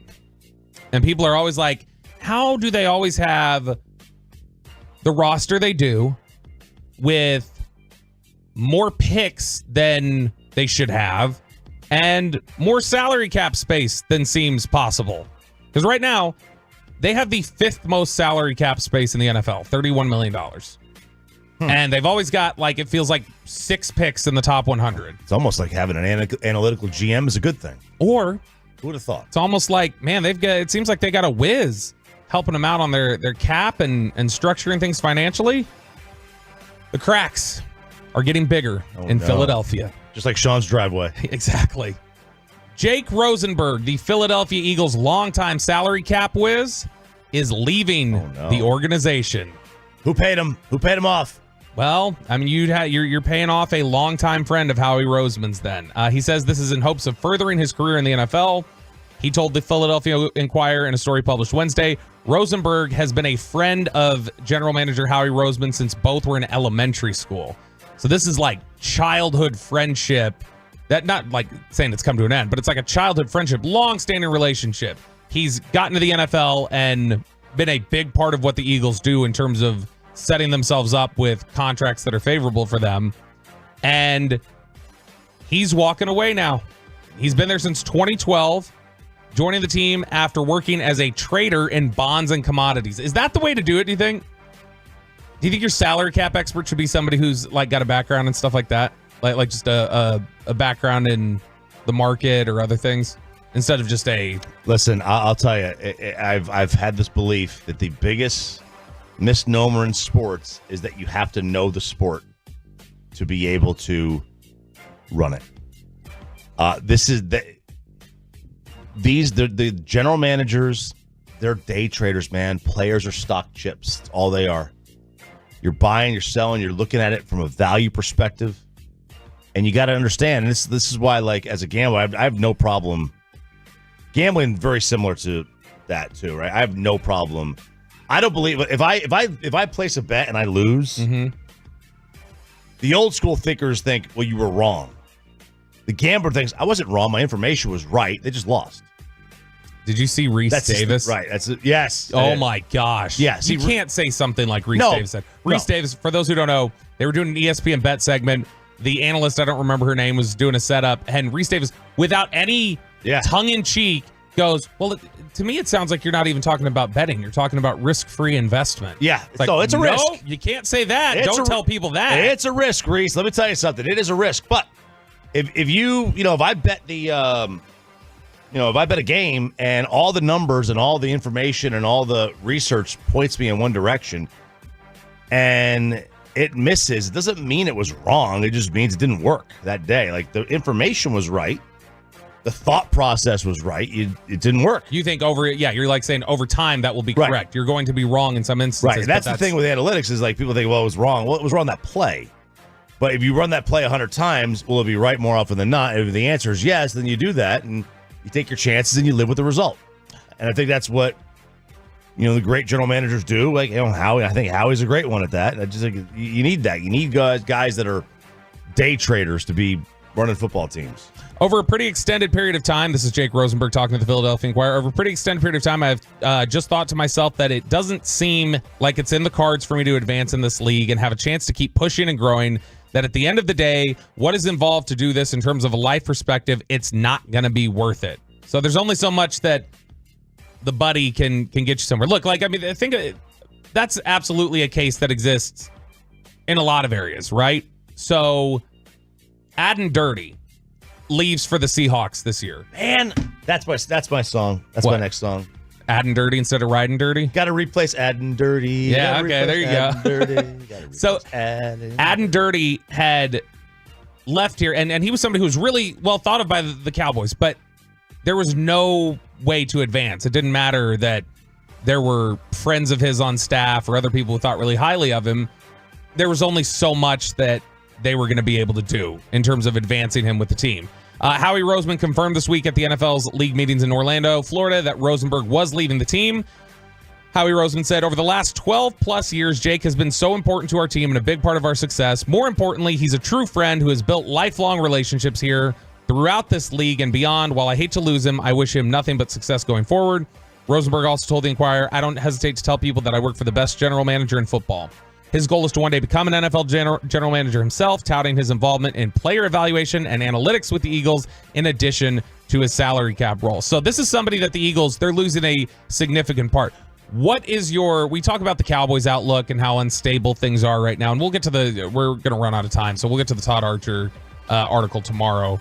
But, Chop, when you look at Philadelphia right now, are you, as somebody with an interest in seeing the Cowboys do well, are you sitting here excited seeing what the Eagles have done this offseason, or do you think Philly will work it out because they always work it out? There's a little bit of both. I do think that they're a team that is kind of teetering on that trouble, but I also think they're a team that is, they'll be fine. They're put it this way, they're clearly better than 3-4 in the division, which is the Giants and Washington, I think. But for how much longer is the question? That's a great question. I don't know. How good's Hurts? Did Hurts take a step back last year, or was he hurt? Yeah. Or, it could be, honestly, both. Or it could be both. Like a step back, it was to be expected, but not to the extent it was. Right. And will this year be a step up, but maybe not to the extent that it was in 2022? Right. So that's something to look at. Look, I think that for all the issues with the Cowboys, and they got plenty of them, this is not to celebrate the Cowboys. I think if you're looking at what the Eagles are looking at, yep, clearly losing an important person in Jake Rosenberg because he just said there, it's not just the cap stuff. He's been involved in their analytics and their player development and some of their scouting process. So you're losing Rosenberg, and you're losing arguably the two biggest leaders on each side of it. Like you're losing the biggest leader on each side of the ball for you this year. Kelsey retiring, Fletcher Cox retiring, and that was a locker room that already felt like it had some issues. I would bet the under on the Eagles this season. And those unders and overs for Cowboys, Eagles will be inflated anyway because of who they are. There's hype around both teams, so that's another kind of. So, okay, no more. Forget about this. No more wasting time. We gotta get to Bobby's song. Now, I did country. I did Boot, Scoot, and Boogie, Brooks, and Dunn. Peyton did rap. Peyton did Drake, back to back. Bobby, you're doing I Wear My Sunglasses at Night. Is that what this is? Nope. I'm doing Disney soundtrack. Oh! I went with the classic. Aladdin's A Whole New World. I did not sing the female part, but I went with Aladdin's A Whole New World, and this is my Aladdin-inspired Rangers opening day anthem, A Dynasty. Oh, this is great. I don't even want to open my eyes. I can hardly believe Texas won the World Series. Tell me, Choppy, now why can't they repeat in 24? Why it's opening nights. Bombi brings all the thunder. Shohei, don't bet the under, 'cause we're winning 95. A dynasty began in 2023. Seager for MVP with Evaldi. The Cy Young, he'll be winning a dynasty. will win a 3rd and 25. Rangers fans have no fear. It's crystal clear that now we know a dynasty's arrived. Great vocals. I mean, No. I was having to go like theatrical because if you listen to this up, Peebo Bryson sings the original. I'm in tears here. Peebo Bryson sings the original, and he rocks it. I had to go with the movie vocals with like the boyish tone because I was not going to be able to. They need to hire you. No. Disney. No. Is Disney not hiring Freeze? I don't know. I don't even know what's going on. I don't think I can pass the background check. Hire Bobby Bell. You brought up Shohei. Yeah, Shohei, don't bet the under. So let's see what Shohei, the latest on him is, and we get you set for Rangers opening day. We're going to continue with it all the final hour, 9 o'clock hour coming up next on 105 through the Fan after we get you.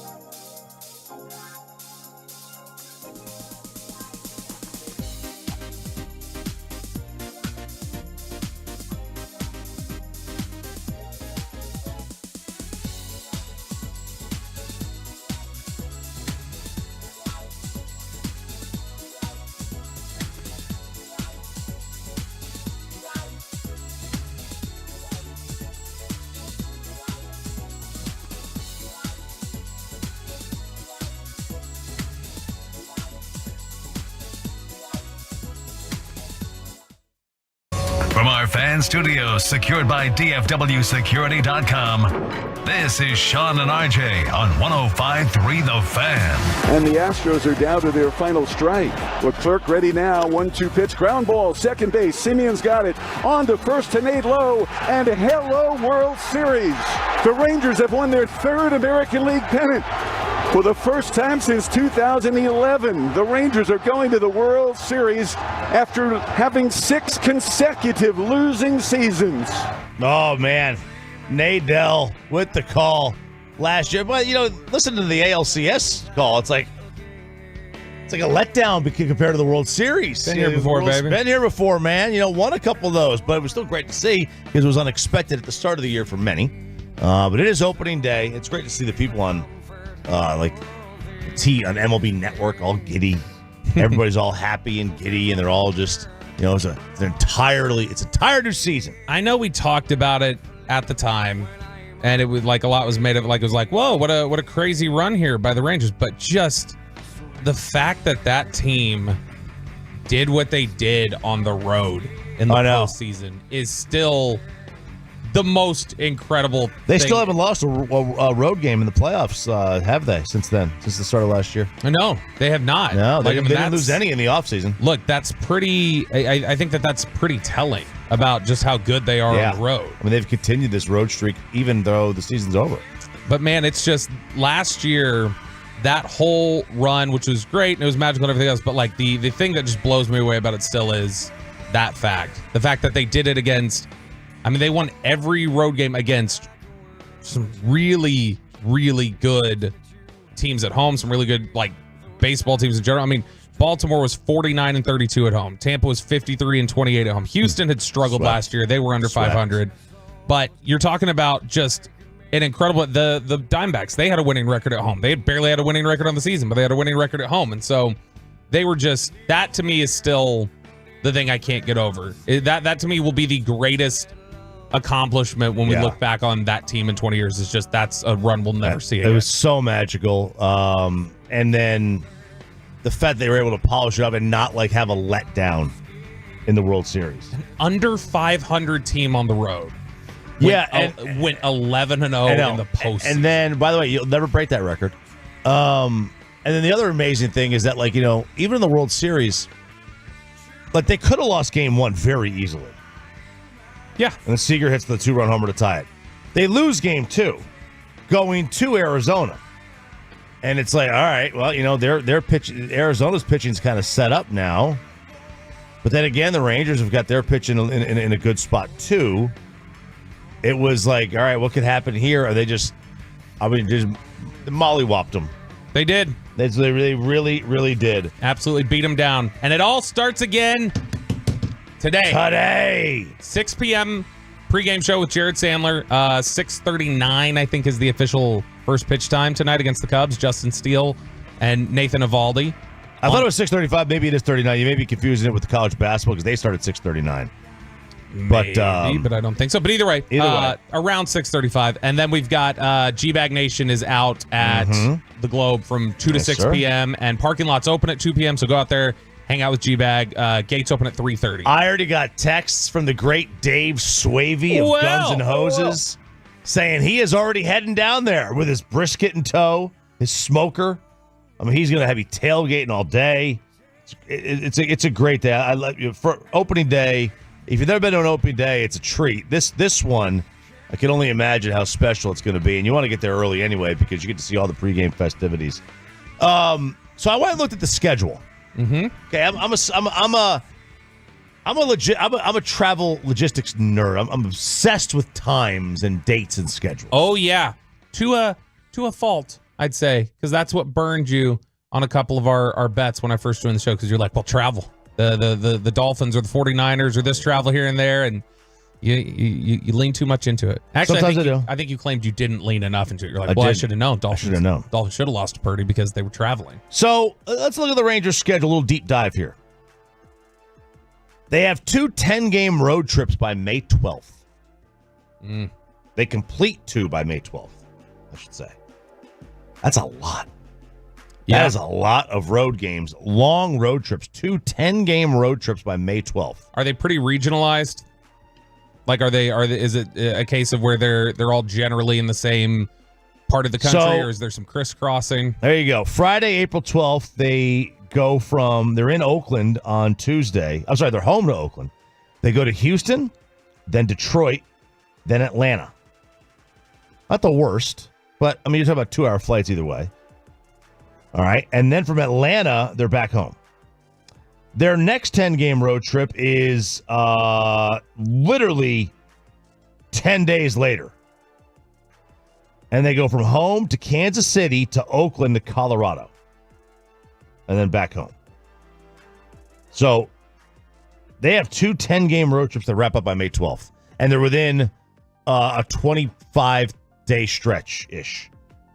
It's pretty crazy. That's significant. Yeah, it's pretty nuts. They had their first 10-game road trip came May 5th last year, and then they completed a second one to close May. Yeah. So it's from April 12th to May 12th. They'll play 20 road games and 9 home games. Yeah, it's a lot. It's a lot. Look, it's a bit of a bad break for them, but that means they're going to get something on the reverse, later on in the season, right? Where it may matter a little bit more. They do get a big break with the weather. They don't play a cold weather game in the elements until April 15th in Detroit. So what they do is they start obviously here, then they go to Tampa, temperature controlled, back here for 4 with Houston.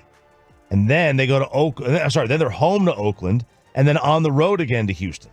So that's all temperature controlled games for the first, almost month of the season. I would say maybe 3 weeks of the season. I'm looking at this. Let me see here. They take 2 10-game road trips first month of the season, right? Yeah, first month and a half. They don't get a 10-game homestand until August 30th, and they have 1. I don't care for that. I don't care for that either. And then they even still with all that, they close the season with 6 on the road. Man. And it feels like they got the screws put to them a little bit here. Is John Smoltz running things over there? It feels like it, doesn't it? This is outrageous. Now, it could be chilly in those 3 Detroit games. Those are also all noon starts. I'm sorry, 3 of the 4 are noon starts, so hopefully the sun's out. That's good. When is their World Series rematch?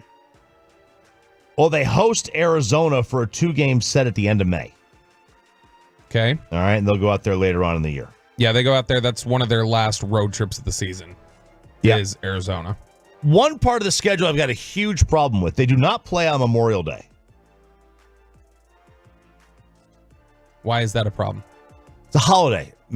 Every team should play Memorial Day, 4th of July, and Labor Day. Those are weekday holidays. The middle of your season, everyone's off. You should have sellouts. It's a holiday. It's a tradition. Major League Baseball on Memorial Day, on 4th of July, on Labor Day is a tradition. I think it's a massive miss by Major League Baseball that every team does not play on those holidays. They absolutely should. They wear special hats for these games. It's a big miss. They're home for 4th of July against San Diego. All right. That's a big series against a team that's got a lot of stars. Labor Day, they're home to the New York Yankees. Another big one. A lot of stars. Those are going to be mega crowds.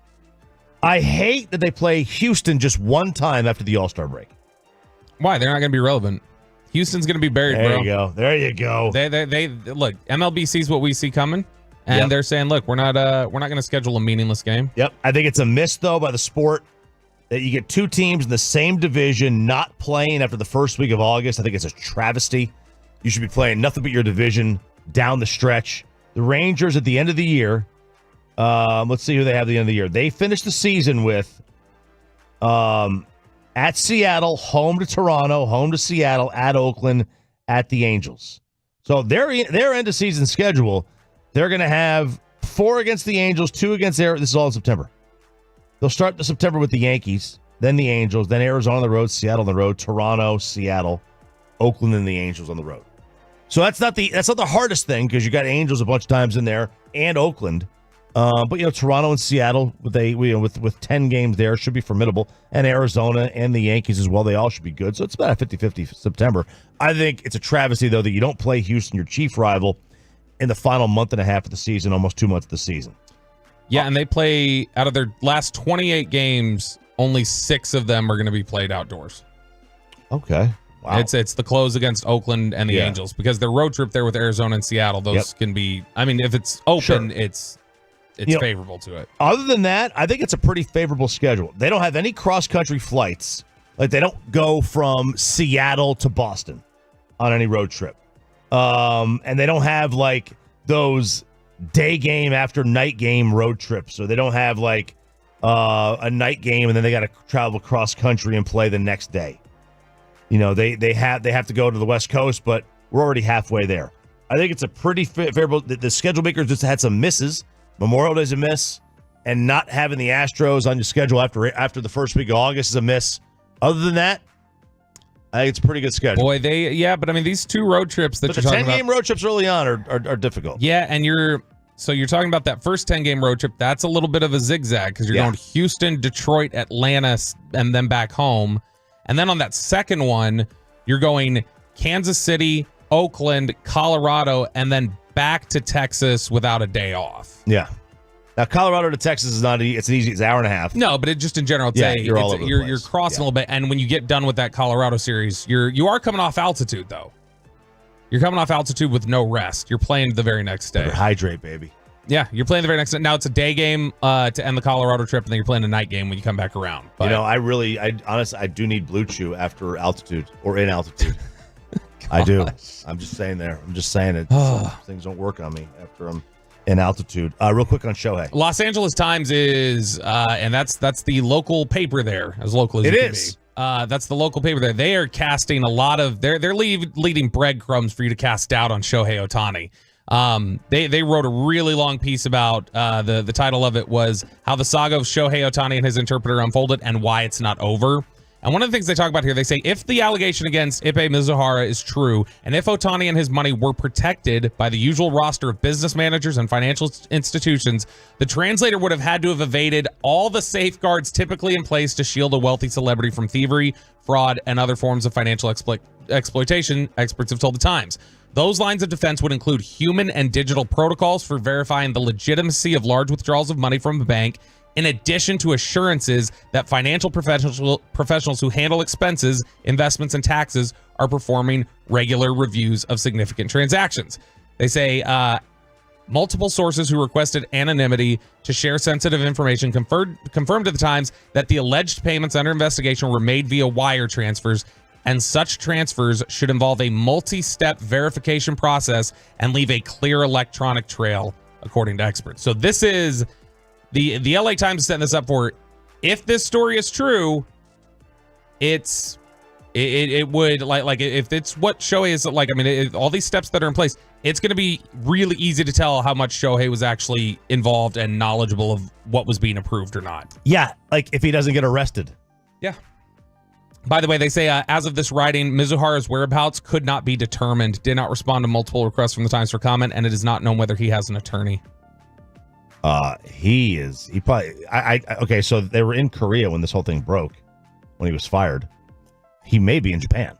He's gone full Diddy. He hopped on the jet. He left the country. Who knows where he is? Yeah, exactly. Could be anywhere. So. I'd be at a country of no extradition. That's where I would be. I'd be pocketing that money of Shohei, the payoff money I got, and that's where I would be. We got Jory coming up next. Jory Epstein from Yahoo Sports, one of the most plugged in individuals and one of the best people to talk to about all the drama surrounding the Cowboys. She'll join us next year on The Fan. Let's get you over to Platinum Chrysler Dodge Ram Jeep. It is, of course, a Stephen Gilchrist-owned store. Gilchrist Automotive, they're going to hook you up with that brand new Chrysler, Dodge, Ram, or Jeep. PlatinumCDRJTexas.com.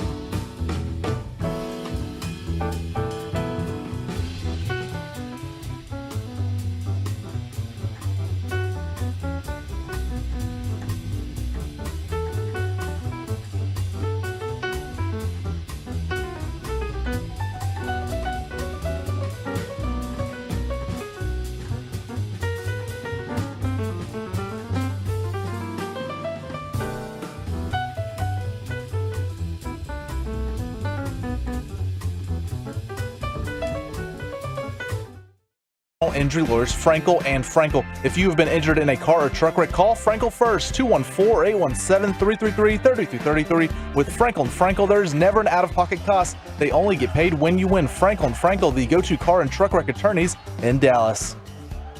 Good morning, DFW. It is Sean and RJ here on 105 through the Fan on Rangers opening day. The big day. Derek Holland is already in studio, getting ready for the KNC Masterpiece that he'll be a part of all day.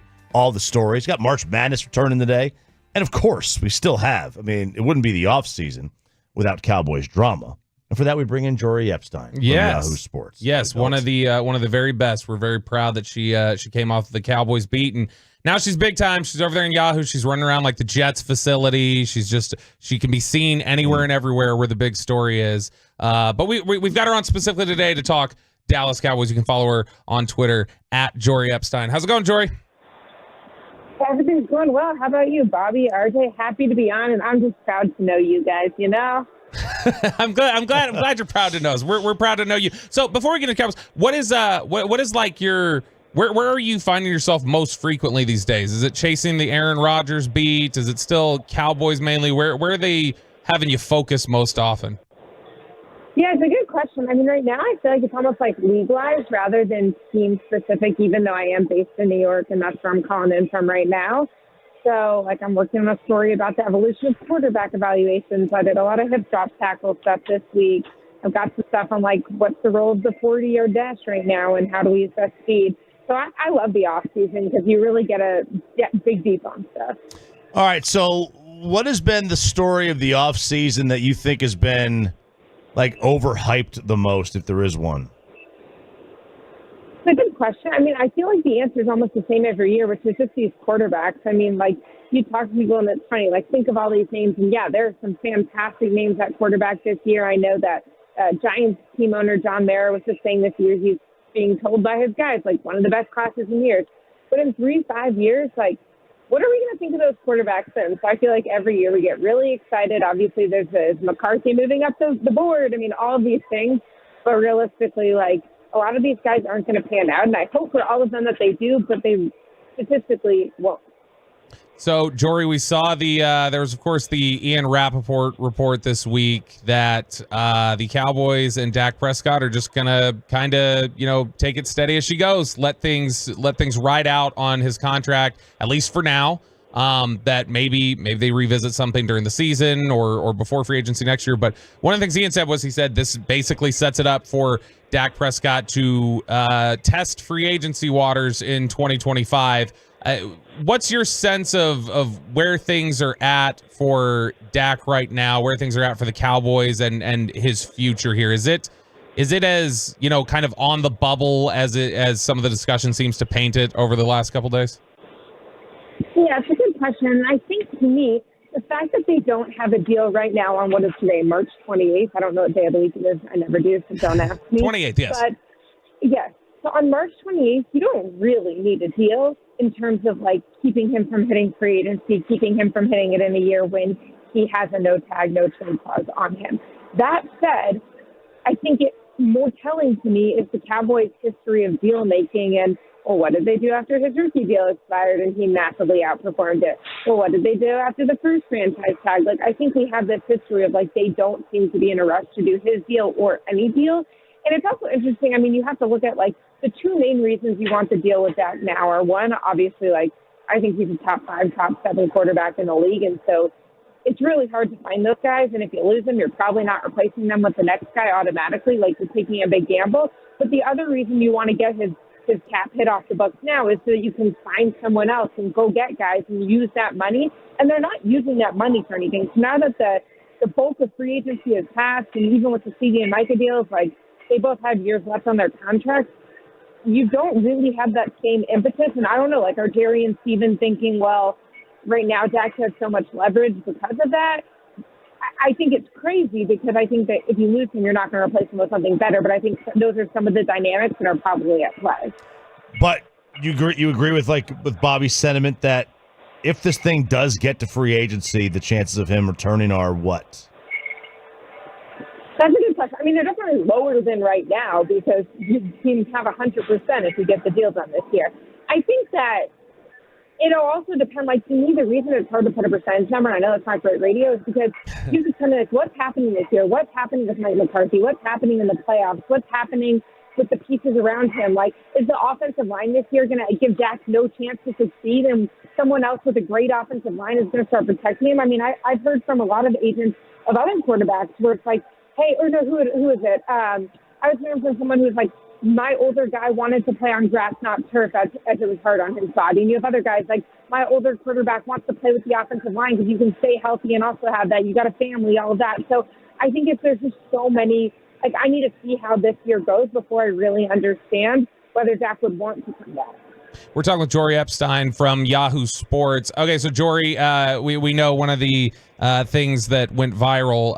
It was intended to be a discussion about Dak or what Matt Harmon was highlighting about Dak, but it was the quote you had from an anonymous coach about Micah Parsons and how in big games, they felt like he maybe doesn't show up the way that he needs to.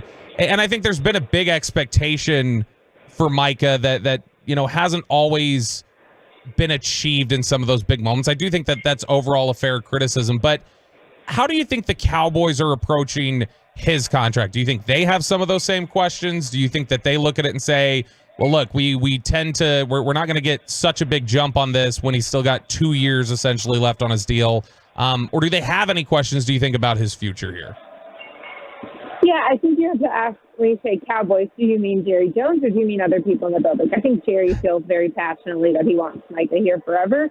And I think there are probably some people who feel as passionately about him, or maybe not as passionate. It's hard to be as passionate as Jerry, but who feel similarly passionate, and others who are like, well, it's great on a rookie deal, but what are we getting from him on the next deal? Now, he's still an elite player. I do think he has elite ability. And I think part of this is like, is Zim going to be able to coach him to a place where he can start doing that? And what is interesting to me about what that coach told me at Combine, it's funny that went viral this week, because it was actually from a couple weeks ago, the interview, is that I was just trying to understand, like, if I'm going to bash Micah for it, well, what about Chris Jones, the Kansas City Chiefs defensive tackle, who also, by most people who are smarter than me, take some plays off in the game, and that's why the coach had made the difference. Like, but when you need Chris Jones the most, when you need him in the Super Bowl, when you need him in the fourth quarter, that's when he's wrecking games. And so it was more a comparison than just like a shot at Micah, and I like Micah, and I enjoyed covering him when I was in Dallas, of like, are you making the plays when they matter most? Now, the last thing I'll say is you can make the point of like, well, is this tennis or is this football? Is one guy involved or is this 11 guys on the field, a coaching scheme, a game plan, like maybe someone else doesn't do their assignment? There are always more variables, but I do think that like when you look at those two players, Micah Parsons and Chris Jones, against one another, one of them has made plays when it matters most much more often. Jory, where are they with Lamb's deal? What number do you see that coming in at if and when it gets done? Yeah, I mean, I think the problem is I don't think it's getting done this offseason at this point. And so what's the receiver market going to be at next year? What's Justin Jefferson going to get done? Like, again, it could get done. It could get done in training camp. Like, I don't have, like, inside sources being like, it won't get done. But I think if you wanted it done, the reason you want it done now is to open up that space to go get free agents, to go get other pieces for your team, and that is no longer an incentive that you're dealing with Stevie's contract. And so at that point, well, then why get it done in training camp? Like, what is the benefit then? You have the control on that. You don't have control on Dak because he's an expiring veteran contract and he has a no-tag clause, but you do have control on CD. Jory Epstein, she does a fantastic job for Yahoo Sports. All very proud of her here on the Cowboys beat. Everybody blowing up there. You got David Hellman leaving, Haley Sutton, Jory. They all bail on us after a while. You can follow her on Twitter at Jory Epstein. Jory, thanks so much. We appreciate it, and hook 'em. Bobby, RJ, great to talk to y'all. I appreciate you. Good to talk to you. Jory Epstein. Is she a hook 'em? Is she a Texas? Yes, she's Texas, UT. Look at that. She actually went there. She did go there. She's not the T-shirt Texan. Not the you and Peyton. Yeah, that's the one that Broadus will actually take trash talk from, is if you go to the school. Because you've heard that from Brian, right? Brian caused a firestorm when he told people the other day, he's like, I'll take trash talk from people if they went to the school. If you paid money, I'll take trash talk. But if you just cheer for the team and they beat my LSU Tigers, I'm not going to stand for it. What if you got a scholarship? That's fine too. Yeah, I mean that's the same sort of thing, I guess. Either way, you went to the school, but you went to the school. You didn't pay money. You went to the school. That's ultimately, I think, the thought process. All right, let's do this here. Special guest time. Downstairs on the spot, Bonnie Jill is one of the hosts, and she's been crushing it. She's been asking me. She goes, "Can we please get a few minutes so I could promote my book?" She got a book out. You know, we don't do books here. Yeah, I mean, you don't read. I don't even read. Not front to back in that order. Sure. I'll read a chapter here and there. You're definitely a back to front guy. She has got a book out. She wanted to come promote it. You know, she's with Odyssey and the family, so we'll say hello. Hello, Bonnie Jill. Hi, how are y'all? Good. What is this book? Tell us about this book. What is this? Well, it's called In a League of Her Own, and since I was the first female scout in the NBA, I wanted to talk about all the other trailblazers and women who are pioneers who paved the way. And so I got the Billie Jean Kings and Danica Patricks and Layla Ali. Nancy Lieberman's in it. And then on the back, I've got the great endorsements from Michael Irvin, Jerry Rice, Bruce Bochy. A lot of great people that endorse the book and are in the book. And you know Boch, right? Boch is like my dear friend. Yeah, so I'm excited about opening day, obviously. So you weren't surprised that everybody connected like they did with Boch last year? Yeah, Boch is like the man. He's just one that, first of all, he's, not a huge analytics guy, but he's still a guy that can, he puts a little bit of lefty, righty, all that stuff. But he's definitely the guy that, like, if you give him the reins, like CY did, he was able to, win a championship in, one season. He knows what to do. He knows all the punches to pull. He uses his brain. He knows, especially in the postseason. Have you ever asked him in your conversations with him? Have you ever asked him to just say "real comfortable jeans"? To hear how it's the old Wrangler, real comfortable. I just feel like it's so funny. He's got that Sam Elliott type of voice, right? He'd be great for voiceovers. All right. So, best part about doing this book, like, what was the most cool thing that you came across? The coolest thing? It was actually a drag. No, I'll be honest. It was so hard to write this book, but no, it was fun just being able to talk to all the women. Especially when you speak to you're on a Zoom call with some of these women that Billie Jean King, it's kind of cool, right? Be able to talk to her and be able to speak to all these women. So it was nice to see that. And, it's done really well. It's Amazon's right now, #1 on new releases. So it's been doing well. It's nice to see that people actually are embracing it. How many NBA title rings do you have? 5. What? Why aren't you wearing them? You should be bringing them up. Did you wear them? No, they're in the same. I'll pull them out during the NBA Finals. I'd be so or draft day. obnoxious. I would be so obnoxious. I'm obnoxious just when I predict something right on a Friday and then we come back Monday and I'm right. I flaunt that nonstop. So if I had a ring 1, much less 5, I would wear them. And I had the big ones because they were like, "Do you want the female version?" I'm like, "No, I want the Shaquille Big Daddy ring." So do you get the same ring as the players, or That's what I just said. Or scouts rings different? No, I have the big one, so it looks enormous on me because mine's is the same size as the players. And look at how little my fingers are. You were almost as small as Sean's. Almost. Yeah. You were a Cowboy cheerleader too. I was, and I was also for the enemy too. Remember the 49ers? That's right. So did they give the cheerleaders? Yeah. So rings? Eddie DeBartolo, who was the owner at the time, he gave the cheerleaders the Gold Rush, the 49ers. We were the first cheerleaders to actually get a ring, a Super Bowl ring. So I have 5 NBA and 1 Super Bowl ring. Which was the 49ers year? 94? The last time 94, 95. Oh. They don't win anymore. No, we but don't win. I didn't know if it was 89, 90. I didn't know which one it was. I'm not that old, man. I didn't know which year. I was just trying to figure. That's 4 years difference. It's not like it's a decade. I know, it's not that far. All right, so where can we find the book again? What's it called? In a League of Her Own. Yep, and you can Amazon, Barnes & Noble, Walmart, Target, local bookstore. Very good. Yeah. Thank you so much. Thanks, RJ. Thanks, my friend. Bonnie Jill down at the spot with a new book out, In a League of Her Own. All right, it is Crosstalk, the KMC Match Meet with Derek Holland. Yes. Coming up next on 105 to the Fan. But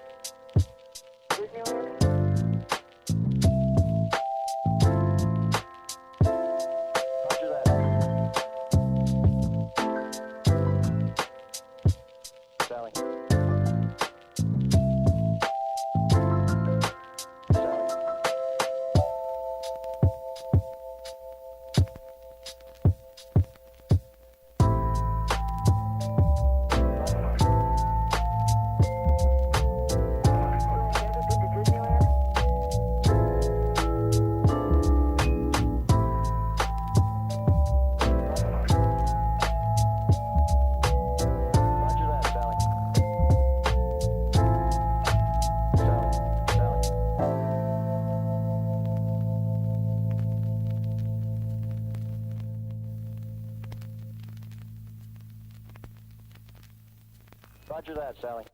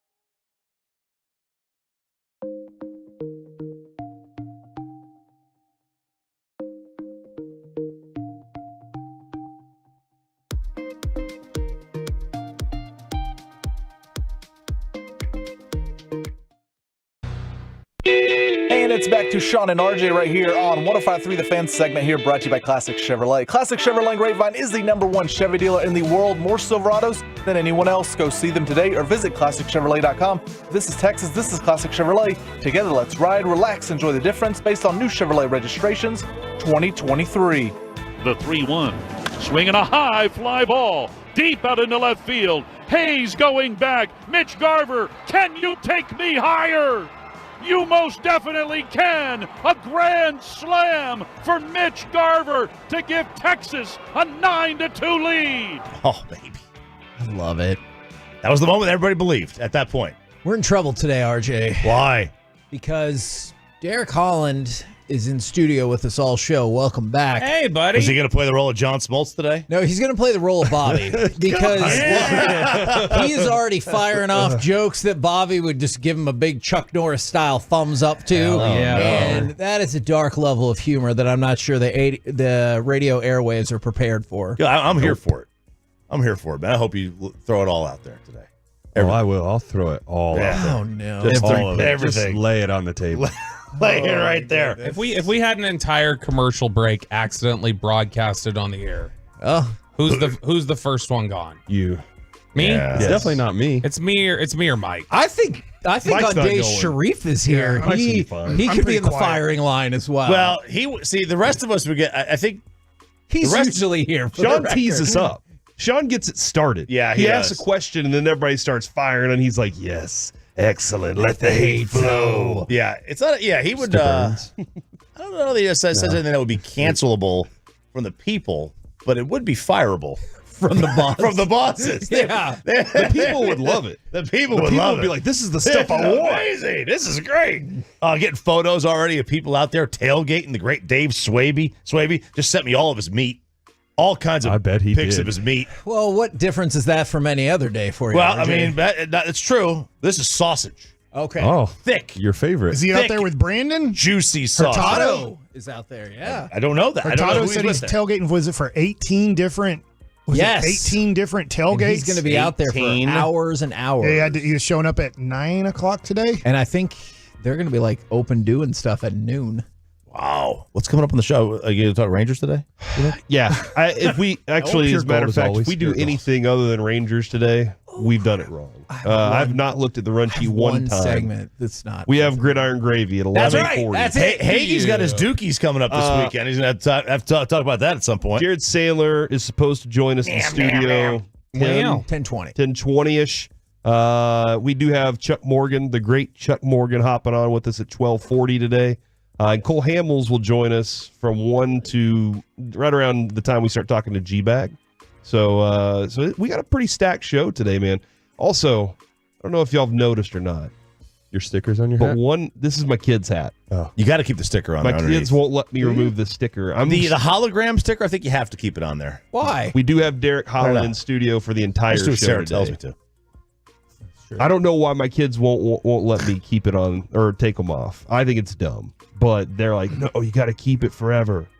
But this is my kid's hat. I'm waiting until I get the batting practice hat whenever I go out to the stage gym with Mike. Those are cool. That's what I'm Or looking Derek. for. Or Derek. Yeah, maybe I could utilize the player discount at some point. Well, we'll wait until they invite me out. Can I invite you out? He's Can I out. just Of invite you course. to a game? Oh, no. Would you sit up in the 300s with me? I'd sit anywhere.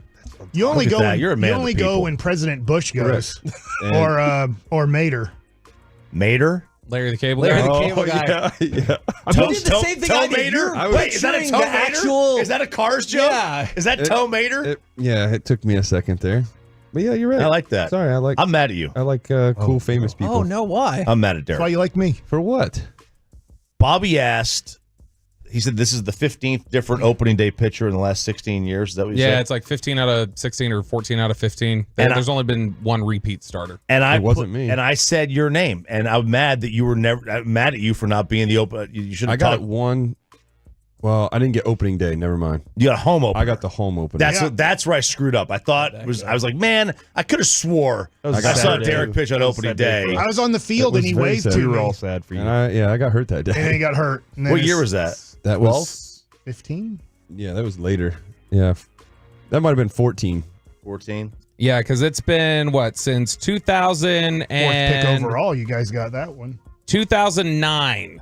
It's been Kevin Dylan Tate. Millwood, Scott Feldman, C.J. Wilson, Colby Lewis, Matt Harrison, Tanner Shepard, Giovanni Gallardo, Cole Hamels, Yu Darvish, Cole Hamels again, so nobody back to back, but he got two. Mike Minor, Lance Lynn, Kyle Gibson, John Gray, Jacob DeGrom, and then today Nathan Eovaldi. Hey, maybe we'll get another Darvish type treatment. The perfect game into the ninth. And I mean, then I he would missed hate. a ground ball. Yeah, I would hate if that was the same thing because I Well, would be- hopefully it wouldn't That be still that makes way. me upset that that ball went through. Well, I heard And you then guys talking about this. I think it was you. It was guys. us, yeah. Talking about having the opening day guy. If he has a perfect game, do you keep him in there? Yeah, I'm keeping him in. All you got to do is just go shorter rest the next time out, rather than worrying about his pitch count and all that stuff. It's the first day. It's a perfect Give him an game. extra day then. Just give him an extra day. You could either do an extra day or you just don't throw him as much in the second start. Okay, so So if he- let's just say he throws 130 pitches. You would make him 70 the next time to even it out He's to probably 100. going to be about his pitch count will be 80 at the max. What if it's like The next time out. what if Yes. it's like Rich Harden? I remember the one year he was here. He had a no hitter against the Twins, like through 6 innings. I don't even think he got through 6, but he was like at 185 He was like pitches. at 115 That's pitches different. through That's 5 different. innings. Yeah, no, I think that's- he walked like 7 guys. That's a different That's story. different. Then it becomes the Joe Mauer broke that one up in the community ninth inning. no hitter. That was upsetting. Because there is a trend. We have seen this, like Lorenzen last year, Kluber a couple years ago. They fall apart. They throw a no hitter, and then like a start later they're hurt. They got like a shoulder injury. I mean, Is that just because they're not managing their next start it the could, right yeah, way? they might have let him go again. I don't know. I'd have to look more Yeah, you into go it. But back they and might have look. let them go 100 pitches again, and then that's a little taxing right out the gate. But that's what spring training's for, which we're going to talk about on the show anyways. The whole purpose of spring training is preparing for the regular season. When you Great are tease, no? that deep Yeah, look at into a that. game, when you're that deep into a game, do you stay with 8, 9 innings? You pitched plenty of complete games in your career. Sure have. Should have pitched one more. Yeah. Do you might have? Well, big mistake, Wash. They won the game. Keep. It doesn't have a winning, Mike. Are you? That history. I'm busy asking a damn question. All right, it is opening day right now. We have to focus, guys. The World Series, Mike. You should be focused on individual statistics. What? I'll ask you later. No, Go ahead, ask. We've got time. I'm done with this. He can't breathe right now. I'm so excited about today's game. I could hit home runs right now. You think so? I think so. No. Yeah. Pay for that. No, I might not be able to see the ball. Do you still have the pink eye? I have it's not the pink He's eye. got pink eyes. My eyes are pink. I'm not Did you smoke before I'm the not. show? No. Influenza? That's what Adrian asked this morning. She was like, "Do you have the flu?" And I was like, "I don't think so." I don't think she would call it that, though, right? The flu? Uh-huh. I don't know. Okay. Oh, Is that what they call it now? Or Are you going? I think you're going. Nope. Is that? No. Is that a COVID joke? Wow. It is definitely. Hey, You're taking shots at my wife on radio. I didn't. I I didn't know. I didn't see that one coming. radio Opening action? day is getting wild. baby. That's it, man. I'm out of here. All right, so You would not leave. I'm so excited about this show. Yeah, I know. I can't wait. So giddy. Can't wait. I'm So so giddy. Dude, we get to start defending a title today. Hell yeah. Yeah. Nobody else gets to do that today. Yeah, it must Not be anybody nice. else. I do wonder, like, Dude, is you're it part of it, It Derek. must You're be part of nice. the Rangers fabric. Defending a title. defending a title? Never got to do that. Wow. Okay, I do wonder, like, what the difference is between like chasing and defending one, like in terms of like just the year, because you're being hunted now. Yeah, but it's more of the mindset. Like, you still treat it as if you're going to get it again. That's cool. You won one. Now it's, I'm going to give the example of the Chiefs. They're talking about how they want a 3-peat. Well, the Rangers definitely want a 2-peat. Repeat. I know. Repeat. A repeat. They peated. They peated, and they got a repeat. repeated. They got a repeat and repeat. 2-peat sounds cooler. Does it? No.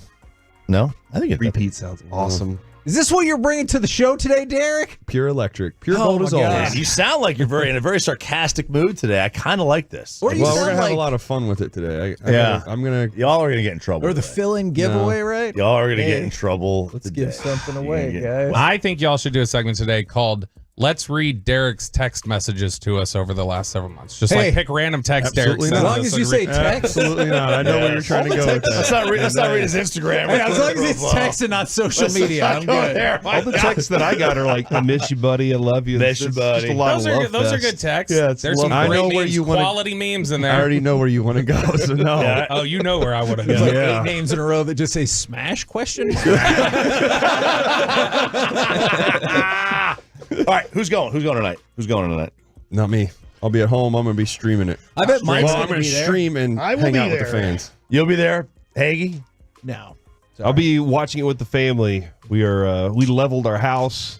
You mean leveled it like you tore it down? What? We're Yeah, they don't have a replacing house all of anymore. our flooring right now. I don't think you're using that word right. Yeah, Are you we're- using that word right? leveling is completely I think gone. leveling means it's like leveling. If I It's can't gone. use 2-peat, you can't use leveling. It looks level. Leveling right is now. what they did to Derek's elbow. They just like let it all the way down to the bottom, build it back up from scratch. That's what they did. I realize there's so much animosity built up in this configuration of people. You know who will be at the Rangers game tonight, though, Chop? Not you. No, not me. Chuck Morgan. G-Bag Nation. They'll be Yes, they there. will. 6 They p.m. will. They'll be Yes, out at the they Globe. will. Lucky. Yes. So when the parking lot's open at 2, you can go on there, harass them. Can we send Broadus out to tailgate? Hell yeah. I would love that. That'd be I like the great. assumption that he will not be tailgating before. I know, but I show at least want to begins. throw it out Did you there. get, like, he was talking the other day, like when he had gone to the lake on Friday, he had some cocktails with some buddies or whatever.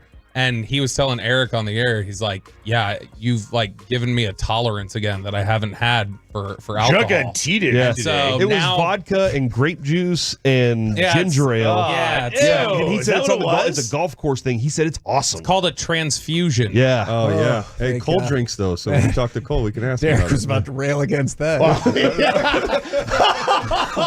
Okay. Man, this show's gonna be great That's today. too far. Oh, no. That's too far. Oh, my God. Okay. That's That's next. Coming up Bobby, next. you should appreciate that. That was for you. It's good. I love it. KNC Masterpiece. Happy told you opening we're in day, trouble, RJ. boys. We're in trouble. You guys, Good. good luck. Yeah. Good luck. Maybe I'll see you tomorrow. I don't know. Opening day. G-Bag Nation at 2 o'clock out there at the Globe. Sandler with pregame at 6. KNC Masterpiece next.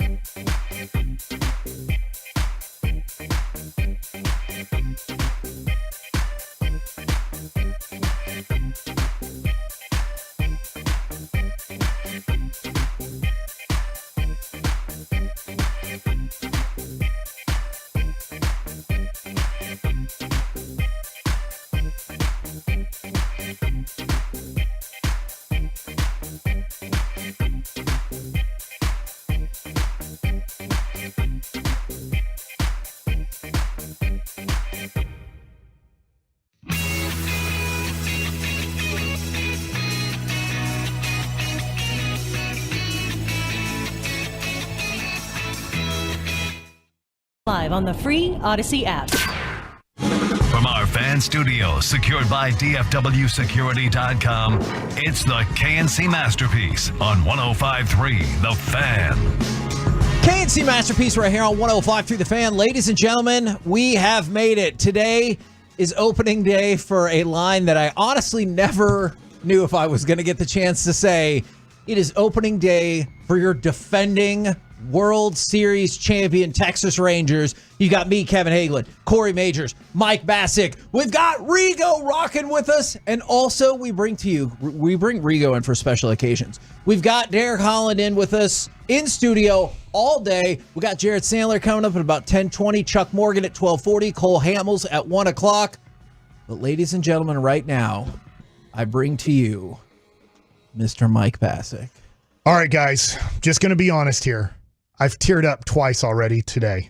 Me too. Getting ready for this season because it's opening day. And Ranger fans, it's a new year. Anything and everything is possible this year. Rookie of the Year, MVP, 100 wins, Manager of the Year. And I'm going to tell you right now, if the Rangers win this division, Bochy's Manager of the Year.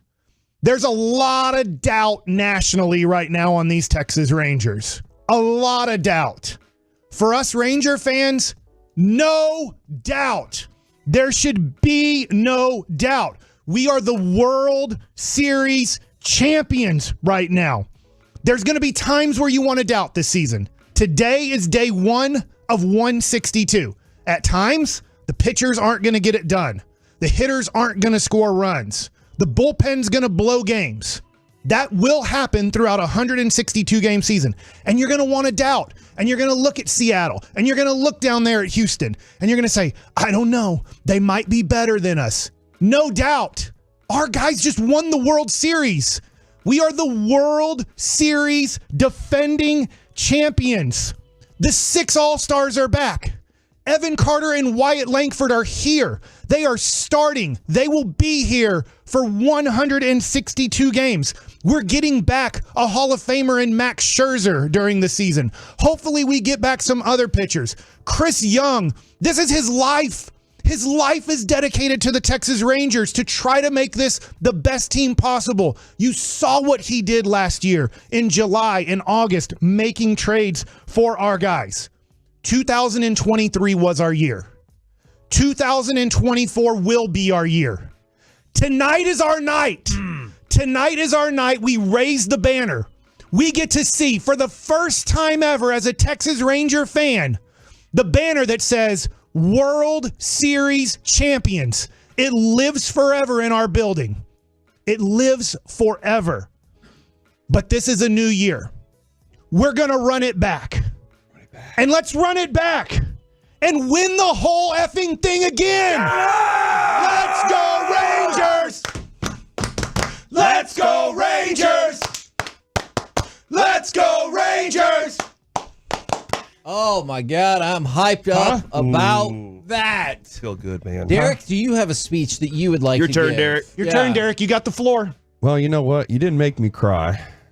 Is that what you were hoping Did I fire you up a little bit? Yeah, you got me going. And I just want to say from the outside looking in, this is a special moment for the Rangers fans. So take it in. When you go to the game today, when you watch it on TV, when you listen to it on the radio, take that moment. And when you hear that banner come down, this is for you. This is what it's all about. You guys made it possible for us, well, for the team, for the Rangers to do what they did. We had our chance in 11, but these guys capitalized for us in 2023. So take this moment, enjoy it, embrace it. And just like Mike said, nobody can take that away from you. It's going to be here forever. You're a World Series champion. You're defending it. Everybody is chasing us. So let's go out and defend it and take care of business. I'm pumped.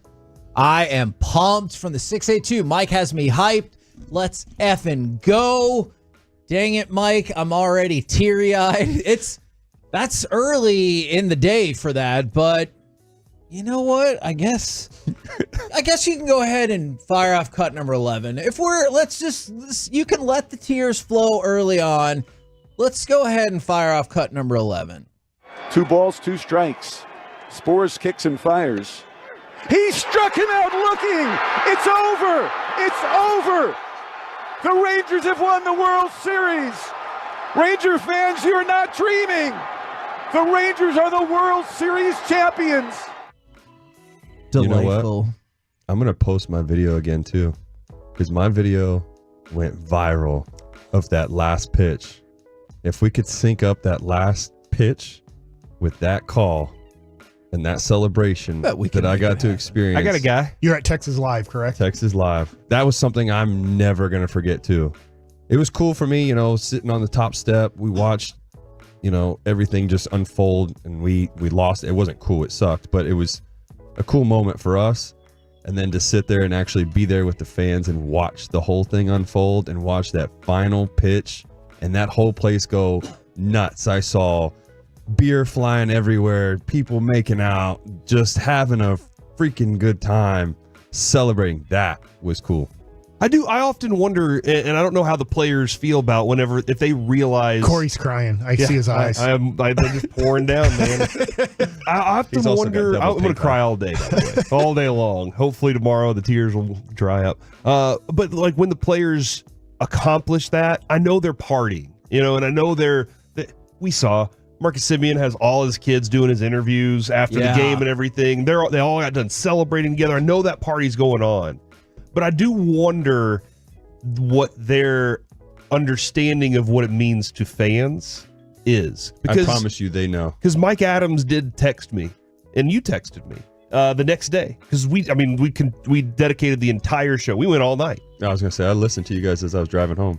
And both of y'all said, man, listening to these stories from the fans, and I hate to bring this, but Mike Adams is like, it makes me realize that how much we let them down then. But we all we connect ourselves to players. There's stories behind each one of these players that we're just like, I'm rooting for that guy for this purpose. I'm rooting for Evaldi because that dude goes out there and he looks like he pours everything into it. I'm rooting for Leclerc because this is his moment, to show he's a closer. I'm rooting for Nate Lowe. There's lots of reasons that I hope that he finally gets that swing that makes it happen. I'm rooting for you attach yourself throughout an entire baseball season with these guys. You come to love them. Yep. And then they're doing it because they want to win a championship. And you as a fan are kind of sitting there being part of it, helping, cheering, and everything. But then whenever you finally it's done, you're just like, now we get to celebrate. And I wonder if the players, they truly do hey, they're saying we did it for you guys, we did it for us, we all did it together. I love hearing that part of it because that connection is something that we know we feel about the players. Well, I got to hear it a lot when I was at Texas Live from all the fans. Well, I'm standing there. I was with CBS 11 and I was doing my thing with them, and they were literally talking to me, telling me like, hey, we're doing this for your team. This is the comeback story for 2011. Like, we've got you. And just hearing, like you said, everybody's stories and talking about what it meant to them. And then to see it happen, and then, man, high fives everywhere, fist pumps, hugs, everything. It was awesome. You talk about partying. That was it. Now, do you guys want to hear from national media folk across the land about what they're thinking the Rangers are going to do this year? Yeah. Not really. I think this is where, in a way, I like this because there's doubt. Yes. There's a lot of doubt on the Rangers. I watched a lot of MLB Network last night and a little bit this morning, and they're not saying the Rangers are going to be horrible. I'll be interested to see what you have here. But they're definitely doubting this team. All right. Well, because of that, I'm going to start specifically with a doubt. This is from Keith Law. So he put out predictions, projections, and wild guesses. And I really like his stuff. Yes. He's excellent. He's got the Rangers at 84 and 78. And the breakdown goes like this. The Rangers won the World Series. You can stop reading now if you're among their fans. And so you get that it's probably not going to be the most positive thing in the world. Tell your neighbors that your team is the reigning champs. Now, for everybody else, this is a championship lineup in a rotation that's mid at best. Max Scherzer's hurt and old. Jacob deGrom is coming back from elbow surgery. Nate Evaldi threw 435 innings over the last 3 years. The last time he did that, he blew out and missed a season, and now he's 34. Dane Dunning has trouble getting lefties out. Andrew Heaney has had trouble keeping righties in the ballpark. I love the Michael Lorenzen signing, but there's a lot of negative baggage before that from Keith Law, and said, I think they're going to allow a lot more runs than they did last year. So even if they approach 900 runs scored again, and they very well might, they're probably not a 90-win team. And I think this is a great encapsulation of the doubt that you were referencing. So this coming from Keith Law, I think I can go across other media entities in just a minute, but I think this is a good shot of kind of what people think across the board. I'm going to say this. I gave an inspirational speech. I believe in this team. Keith Law is not wrong about a lot of the things he's saying. Those things you can look at and say there's faults in this team. Every team has faults too. Yeah. Every single one of them. This is not on paper the best team in baseball. Yeah. But these guys figured out a way with literally, and I'm not taking anything away from the 9 other guys on the staff, with 2 starting pitchers and 2 relievers that they could really rely on, and Eovaldi, Montgomery, Spores, and Leclerc. Those were like, hey, if they're not pitching, we're a little bit worried. They were dogs in every series last year, right? Yes. In the playoffs? Maybe not Arizona. I don't know when you got to the favored against Arizona. Okay. But Tampa, Baltimore, and Houston, yes, they were underdogs in those series. I just can't remember where it was at World Series wise. But you just never know what's going to happen. You just don't know. This is a very talented team. On a piece of paper, Seattle has the best pitching staff in the West. It's probably not close on a piece of paper, but we don't know what's going to happen. There is an assumption there by Keith Law, and I get it. He's basing it off of history. Nate Eovaldi's going to get hurt. He's basing it off of history that Nate Eovaldi will not make it through this season. But that's an unknown. I can't tell you Luis Castillo's going to make it through the season either. I can't tell you that Logan Gilbert is going to make it through the season either. Like, they have really good. Is Justin Verlander in the same category that he just put Max Scherzer? I have no clue what he wrote about Houston, but Max Scherzer's old and getting worse. I mean, sorry. Wow. Sorry. Justin Verlander is old and getting worse. They're both in the same category of they're around 40 and they're not in their prime anymore. I get it. But it doesn't mean that Max Scherzer can't have a good year. It doesn't mean that Verlander can't have a good year. It doesn't mean that you get back Max Scherzer and you're hoping for more. And it's just, when you get older, and you're not usually going to be as good when you're closer to 40 than when you're around 30. But I just think that if you look at Houston, the other thing that they have, a brand new manager. Never managed ever before, as far as I know, like in the major leagues. Espana, if I'm saying his last name right. Espada. And I don't know. Alex Bregman's a free agent. You know, I don't know. That could be good for him. That could be bad for them. Where's their leadership going to be? That thing it's starting to look like for them, they're about to lose guys possibly through free agency. And they've been able to do it and still stay alive and have great seasons. I'm really interested in how Houston handles this.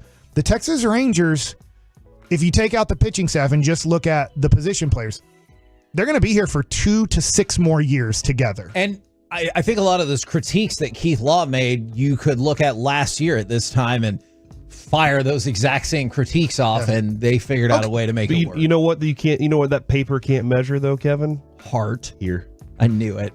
Paper can't measure what you got right there in your chest. Which is really weird because your heart actually just pumps blood through your body. It doesn't actually have a spirit. The heart is a heart of spirit, or where is the spirit? Is it just the whole body? Corey, but the heart. I'm going to stop you there. Measured and if you say that the heart clouds. has no spirit, you're going against everything I know about you as a person. Exactly. You're right. The heart can only be measured the same way clouds can. To your point of, there you go. That's a great point. To your point of last year. Everybody thought Martin Perez was going to be 2022 Martin Perez, and he couldn't stay in the rotation. He just, for some reason, 2022 was his career year. He was an all-star. He deserved to be an all-star. It was a great year. And then 2023, he wasn't 2022 anymore. It just so happened that he kind of went back to what he was in, let's say, 2021, 2019, stuff like that. It can happen. But also, I'm a big believer in John Gray. I really am. And I think he can have a good year. I'm not saying he's going to win the Cy Young. I don't think he's going to win a Cy Young or be a candidate for the Cy Young. But I really think John Gray has the stuff. And if he stays healthy and he stays that mentally locked in, and in a weird way, the thing that he does at times is he stops believing in himself at times. He gets so frustrated with himself I can see that it causes him to have issues. If he can stay in kind of that, I believe in myself, I believe in my stuff, I'm going to execute this pitch one at a time, I think John Gray can win 15 games for you. We're the K&C Masterpiece right here on 105 through the Fan. I know we got to go to break. Don't worry. We got 4 hours to chop this all up. Coming up next, let's talk a little Latz, Yeary, Walsh, Urena. Let's talk with Jared Sandler for all the insight on the opening day roster and everything else you need to know about the Texas Rangers as they begin the defense of their world championship. We'll do it next right here on the Fan. We have you covered, Stars fans, with exclusive content from two-time Stanley Cup champion Craig Ludwig and NHL reporter Sean Shapiro. It's Spits and Suds, 3 times weekly on the Odyssey app or wherever your favorite podcasts are found. Tomorrow, the K&C Masterpiece is going to be bouncing over to Buffalo Wild Wings. We've tipped the tournament, and if you don't have 10 TVs at home, which Corey continually scoreboards me about, we're going to go to Buffalo Wild Wings in Dallas off a lemon to talk plenty of basketball, but I'm also guessing plenty of baseball.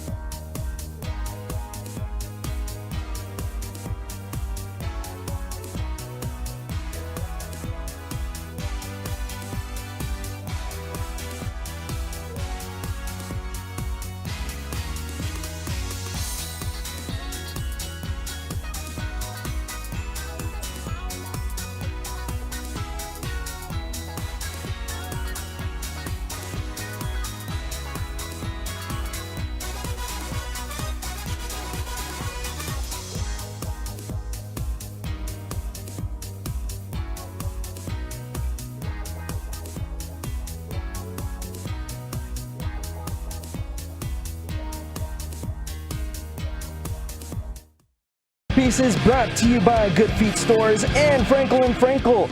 If you have been injured in a car or truck wreck, call Frankel first, 214 or 817-333-3333. With Frankel and Frankel, there is never an out-of-pocket cost. They only get paid when you win. Frankel and Frankel, the go-to car and truck wreck attorneys in Dallas. Two-time World Series MVP, number 5, Corey Seager. Thank you, guys. Thank you. Really, this was truly special. We appreciate all your support, but I just got one thing to say. Everybody was wondering what would happen if the Rangers didn't win the World Series. I guess we'll never know. K&C Masterpiece back here on 105.3 The Fan. Play that clip especially for Jared Sandler, who at the parade jumped up out of his seat and fist pumped, and it was awesome. Jared, welcome to 105.3 The Fan's opening day. Thanks, guys. This is pretty cool, huh? Did you ever hear what I said I wanted to happen after you jumped out of your seat?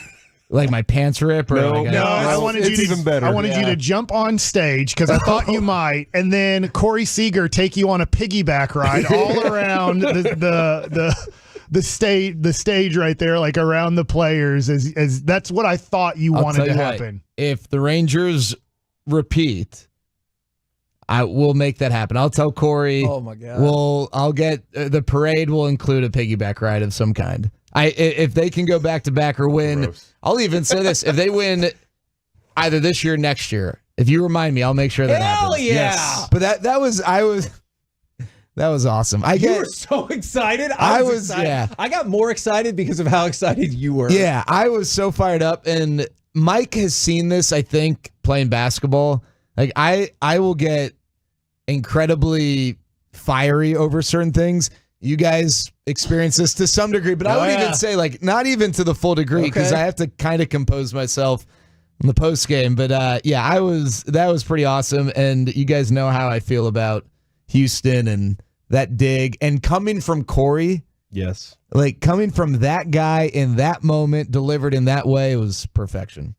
Now, why is Mike not opening a bag of popcorn right now? It just seems like right now should be the time. We purposefully did not yet. play that audio, which is also one of my favorites from the night the Rangers won the World Series. But, Jared, I wanted to talk some logistics with you about opening day and who broke camp with the team.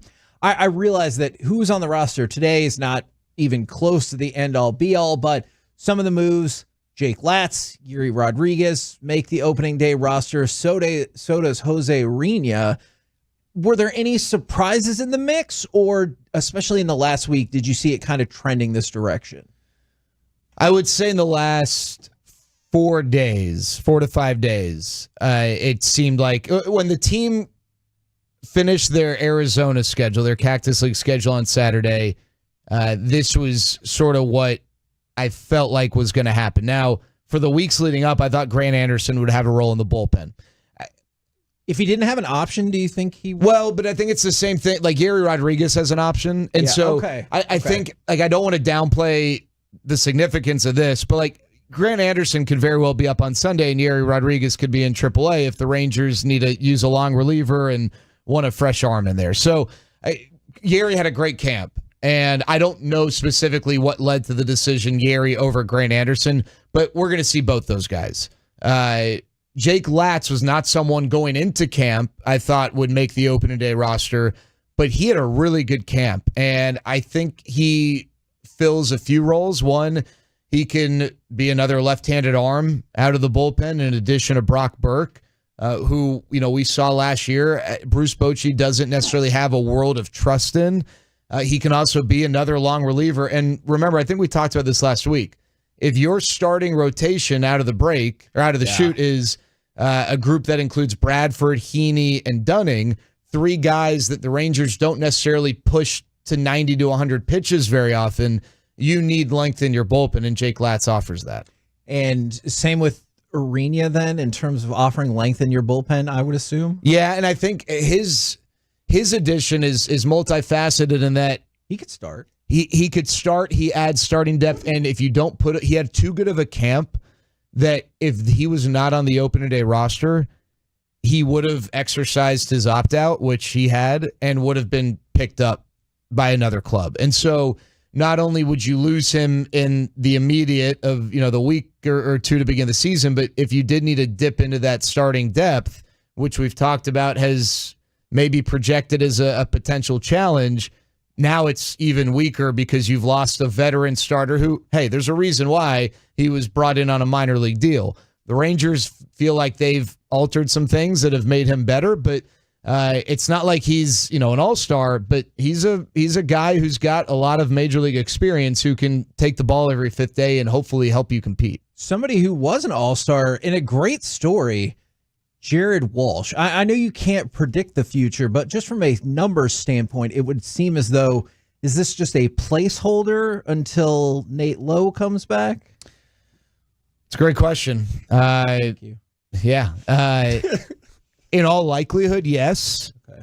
And my hesitation is not to suggest that he might take Nate Lowe's job. It's more if Jared Walsh has a good first 3 to 4 weeks and then Nate Lowe comes back, I mean, you're not just going to dispose of Jared Walsh. You got to figure out how to balance that. Now, as you guys know, 4 weeks is a long time in baseball. You're going to have changes to the roster. Guys aren't going to perform. Guys are going to perform. Usually these things sort themselves out, but it's a fair question because there is a little bit of versatility with Jared Walsh. He can play a corner outfield spot, but at the end of the day, he's primarily a first baseman. He's a left-handed hitter, which is what Nathaniel Lowe is. He is a left-handed hitting first baseman, and you don't usually have room on the roster for two of those guys unless one is going to DH, and we've talked about the DH spot. White Langford's going to be there a lot, or maybe Adolis every once in a while. So it's a fair question, but I don't know that there's an obvious answer right now. Jared, I was kind of thinking as I was driving in this morning,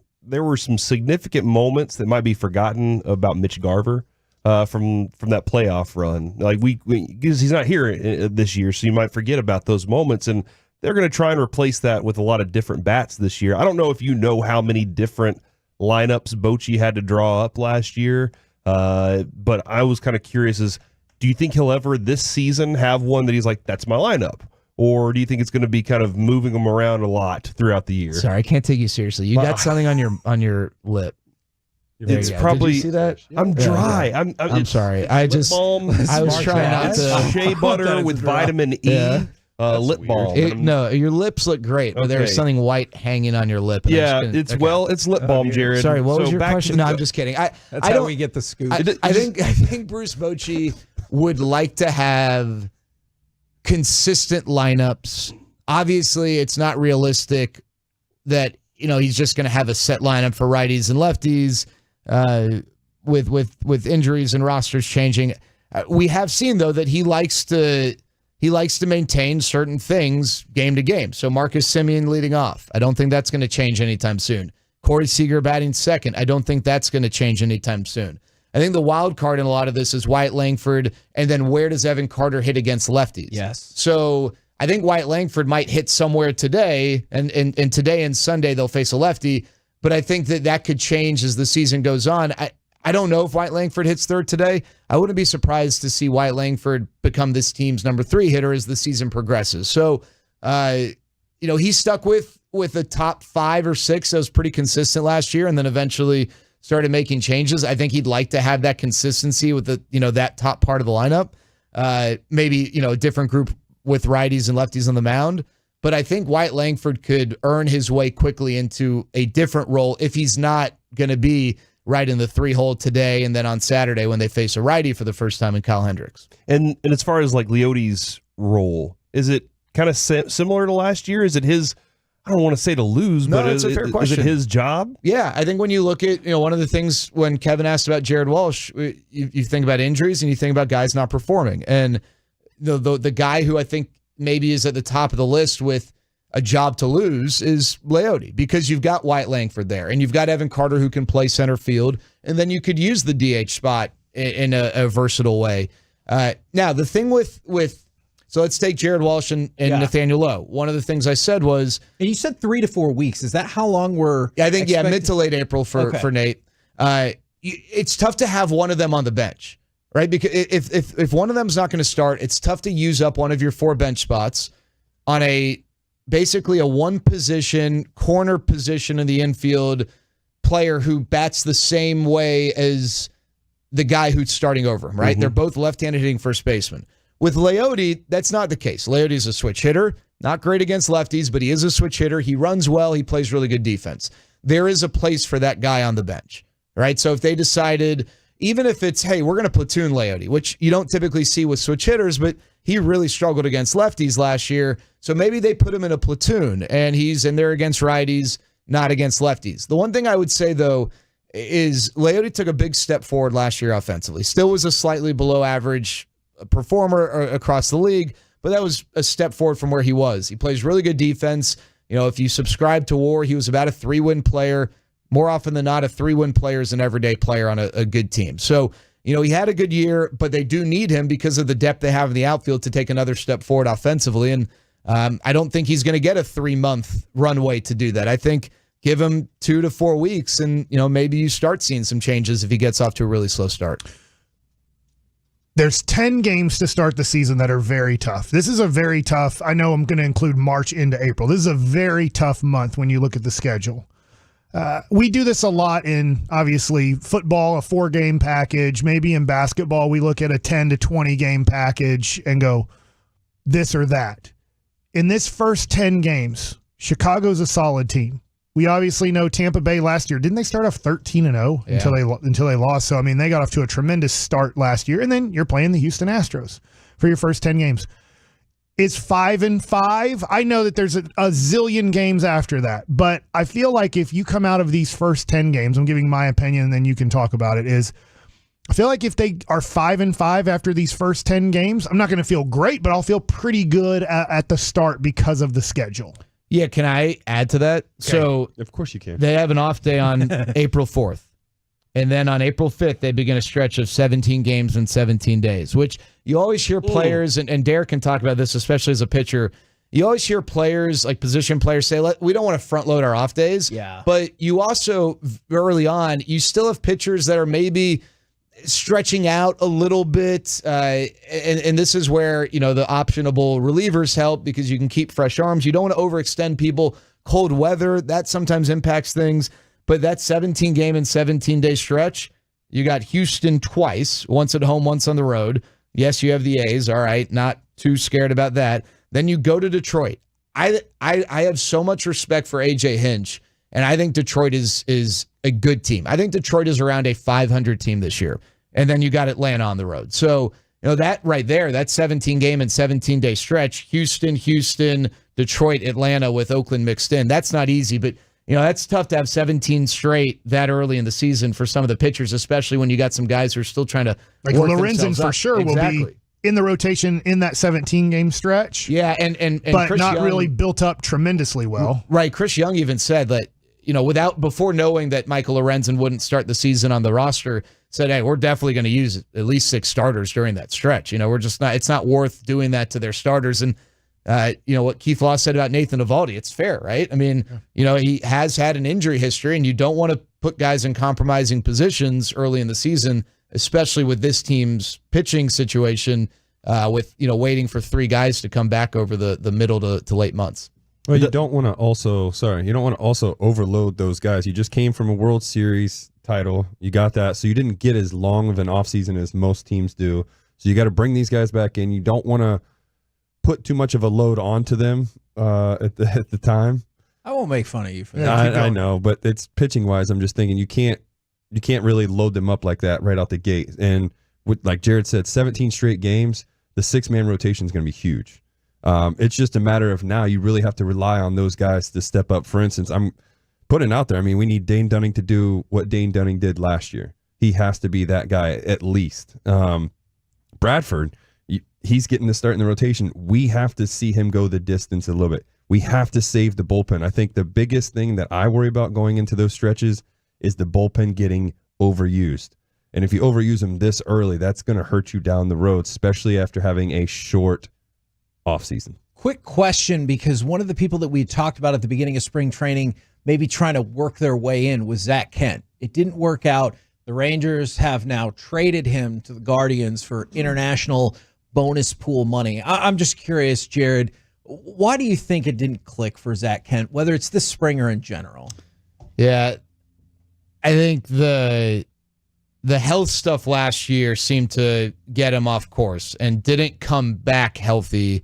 Or, sorry, let me rephrase. When he came back healthy, he was a different guy and did not look like the guy who people thought maybe had the best breaking ball in the system this spring. It just didn't look great. And unfortunately, whether it's Zach Kent or Cole Winn, neither of those guys pitched in a way where you're like, yes, starting pitching depth. They might not make the opening day roster, but they're close to being ready, which is kind of what Jack Leiter did. He did a good job. He was, a positive notch this spring. So, the Rangers, they had the ability to create a 40-man spot with Zach Kent.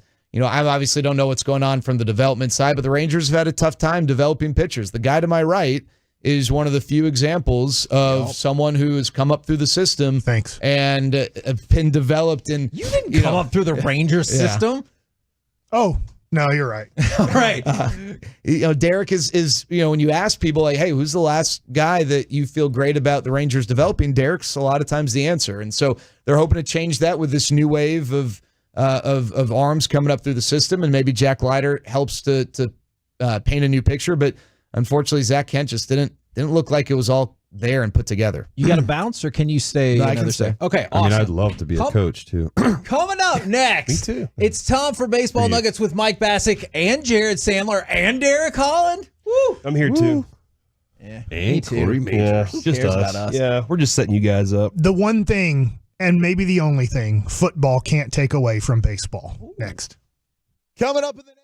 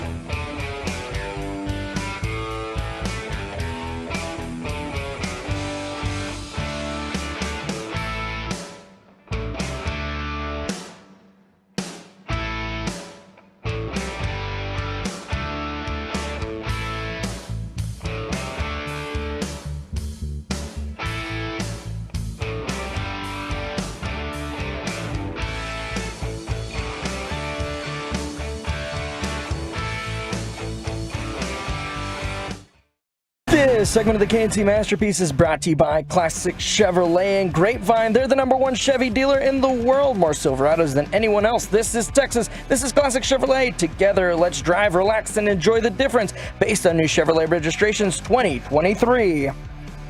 2-1. Here's the pitch. Bregman swings. It's a high drive to deep left field. Coming back is Carter. He's on the track. He's at the wall. He leaps, and he makes the catch at the 366 sign. Altuve all the way down to second base, returns to first. Another tremendous play by Evan Carter in front of the garage door in left field.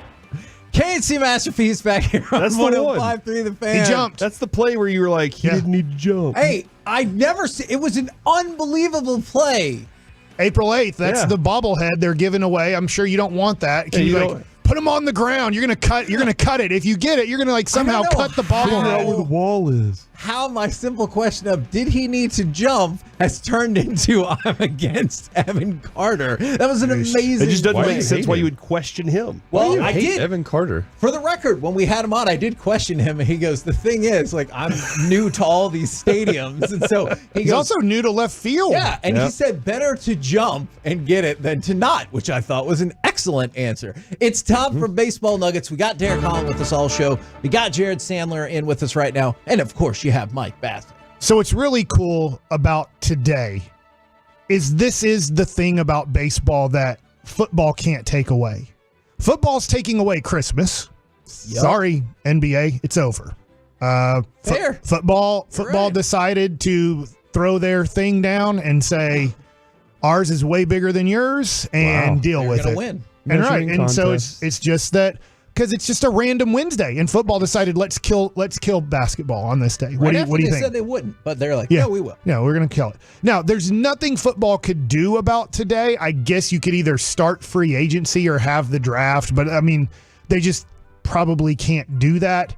But this is the one thing that baseball has over football. I was thinking about this, and I was like, Thursday night football to start the season, it's cool. You know, Kansas City most likely will be the team hosting whoever. Maybe it's already out. I don't care, but it's a cool night, but it's just a night, right? Yeah. But today, almost everybody is playing. There's already been a couple games that have been postponed till tomorrow. Just like the Rangers, it is a little weird they have an off day tomorrow. Usually you do that, like Philly and Atlanta did, because if the weather's bad, we can just move it to the next day. And that's what they did. But when you have a retractable roof, you don't really have to worry about, we need to keep a day open just in case. So I'm going to ask you this, Jared, real quick. Yeah. Is the roof going to be closed tonight? So I don't know. I will tell you last year, if you guys remember, the roof was open and then it started drizzling or whatever. And I say that to say... we want the same thing to happen again. Yes, yeah. And let's go down 5-0 and come back and win on opening day like last year, then win a World Series. If we follow everything from last year... 40 and 20 to start the year would be good, too. What's that? 40 and 20 to start the year, 40 wins, 20 losses. Just go 162-0. I think they'll do everything in their power. I haven't seen the weather tonight, but I think they would love to have the roof open for opening day if possible. Okay, so script. What's that? The baseball script? There's no baseball script, bro. That's the NFL. I will say this. Yeah, that's script. Obviously, sorry, I didn't know we were allowed to admit it. Football is 5 times. I'm going to bring it down a hair from 10 times. 5 times more important in our Metroplex or in the state of Texas than baseball. I totally get it. I'm not going to fight that. I'm admitting football's way more important than baseball in our area and in the state of Texas. But I think opening day for the Rangers, this is weird. Because the Rangers are the defending World Series champs. For the first time ever tonight, they're the defending World Series champs.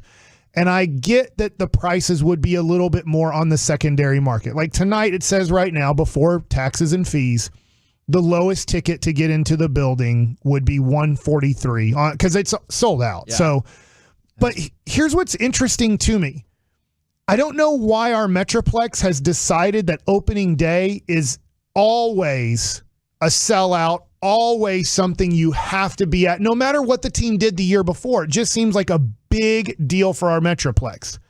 I'm going to give you this. The Arizona Diamondbacks are opening up tonight against the Colorado Rockies.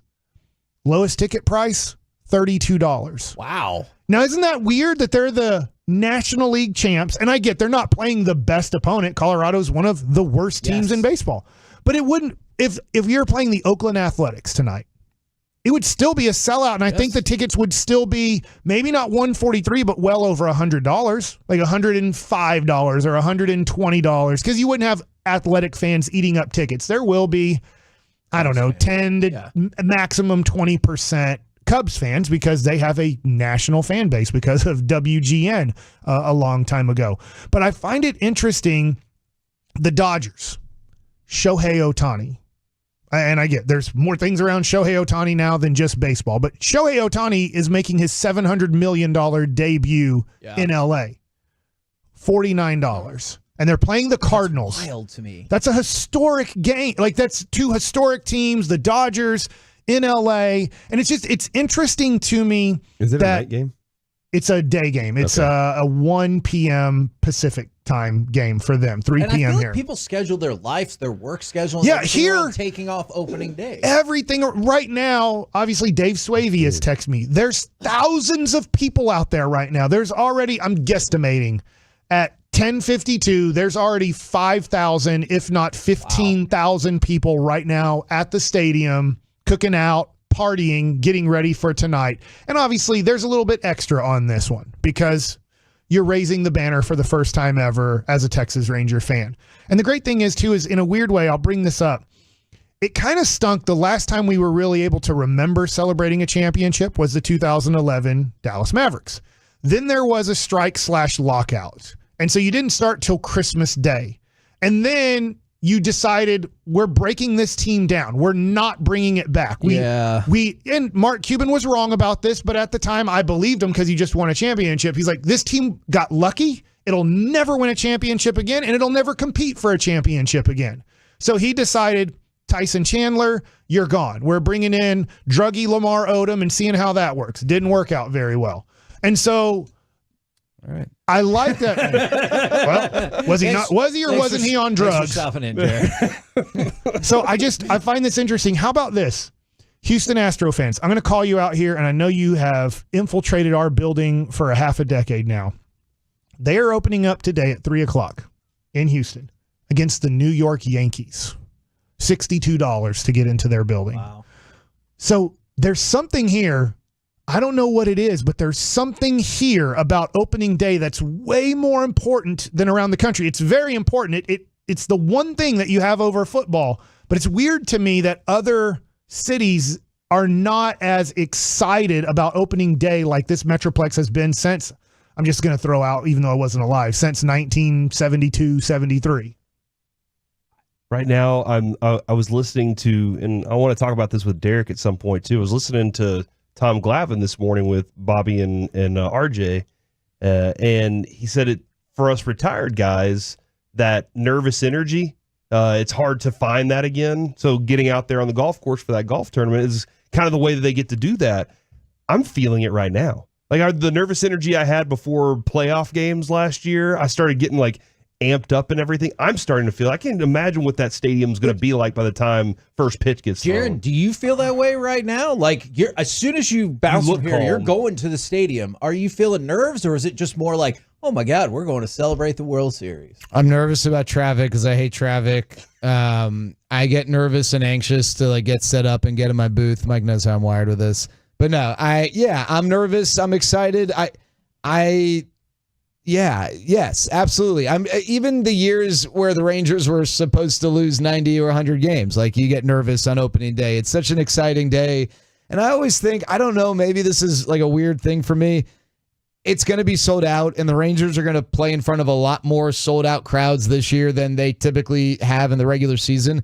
But whenever there's a sold out home crowd, I just always feel like there are a lot of people in the crowd who they haven't been to games before, or many, or they're kind of deciding, do I want to buy into this, or am I just going to sit on the couch and maybe watch? And if you have a good game, or you play well, your team wins, then they're more likely to come back, as opposed to like you lose 7-0, you get shut out, it's kind of boring, right?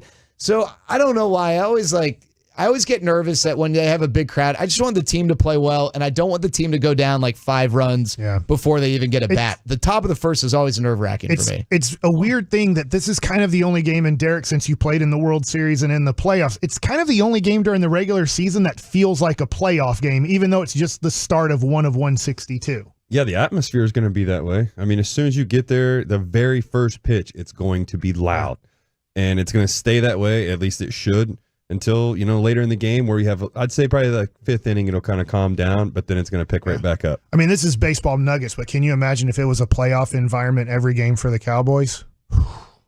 We'd lose a lot of That'd be a tough season. Yeah, I knew that's where we were going. I thought I would cut you off. I thought it would cut you off. It's Rangers Day, there. Mike. It is Rangers Day. He wanted that so bad because as I'm even talking about it, he was ready to cut me off. And be like, yeah, how about them Cowboys? Around Beltline. He took all of Beltline and was like, I'm finally going to get there. I got him. Hey, I don't know if the Rangers are running it back, but I know Dallas Cowboys are. Okay. All right, Kevin.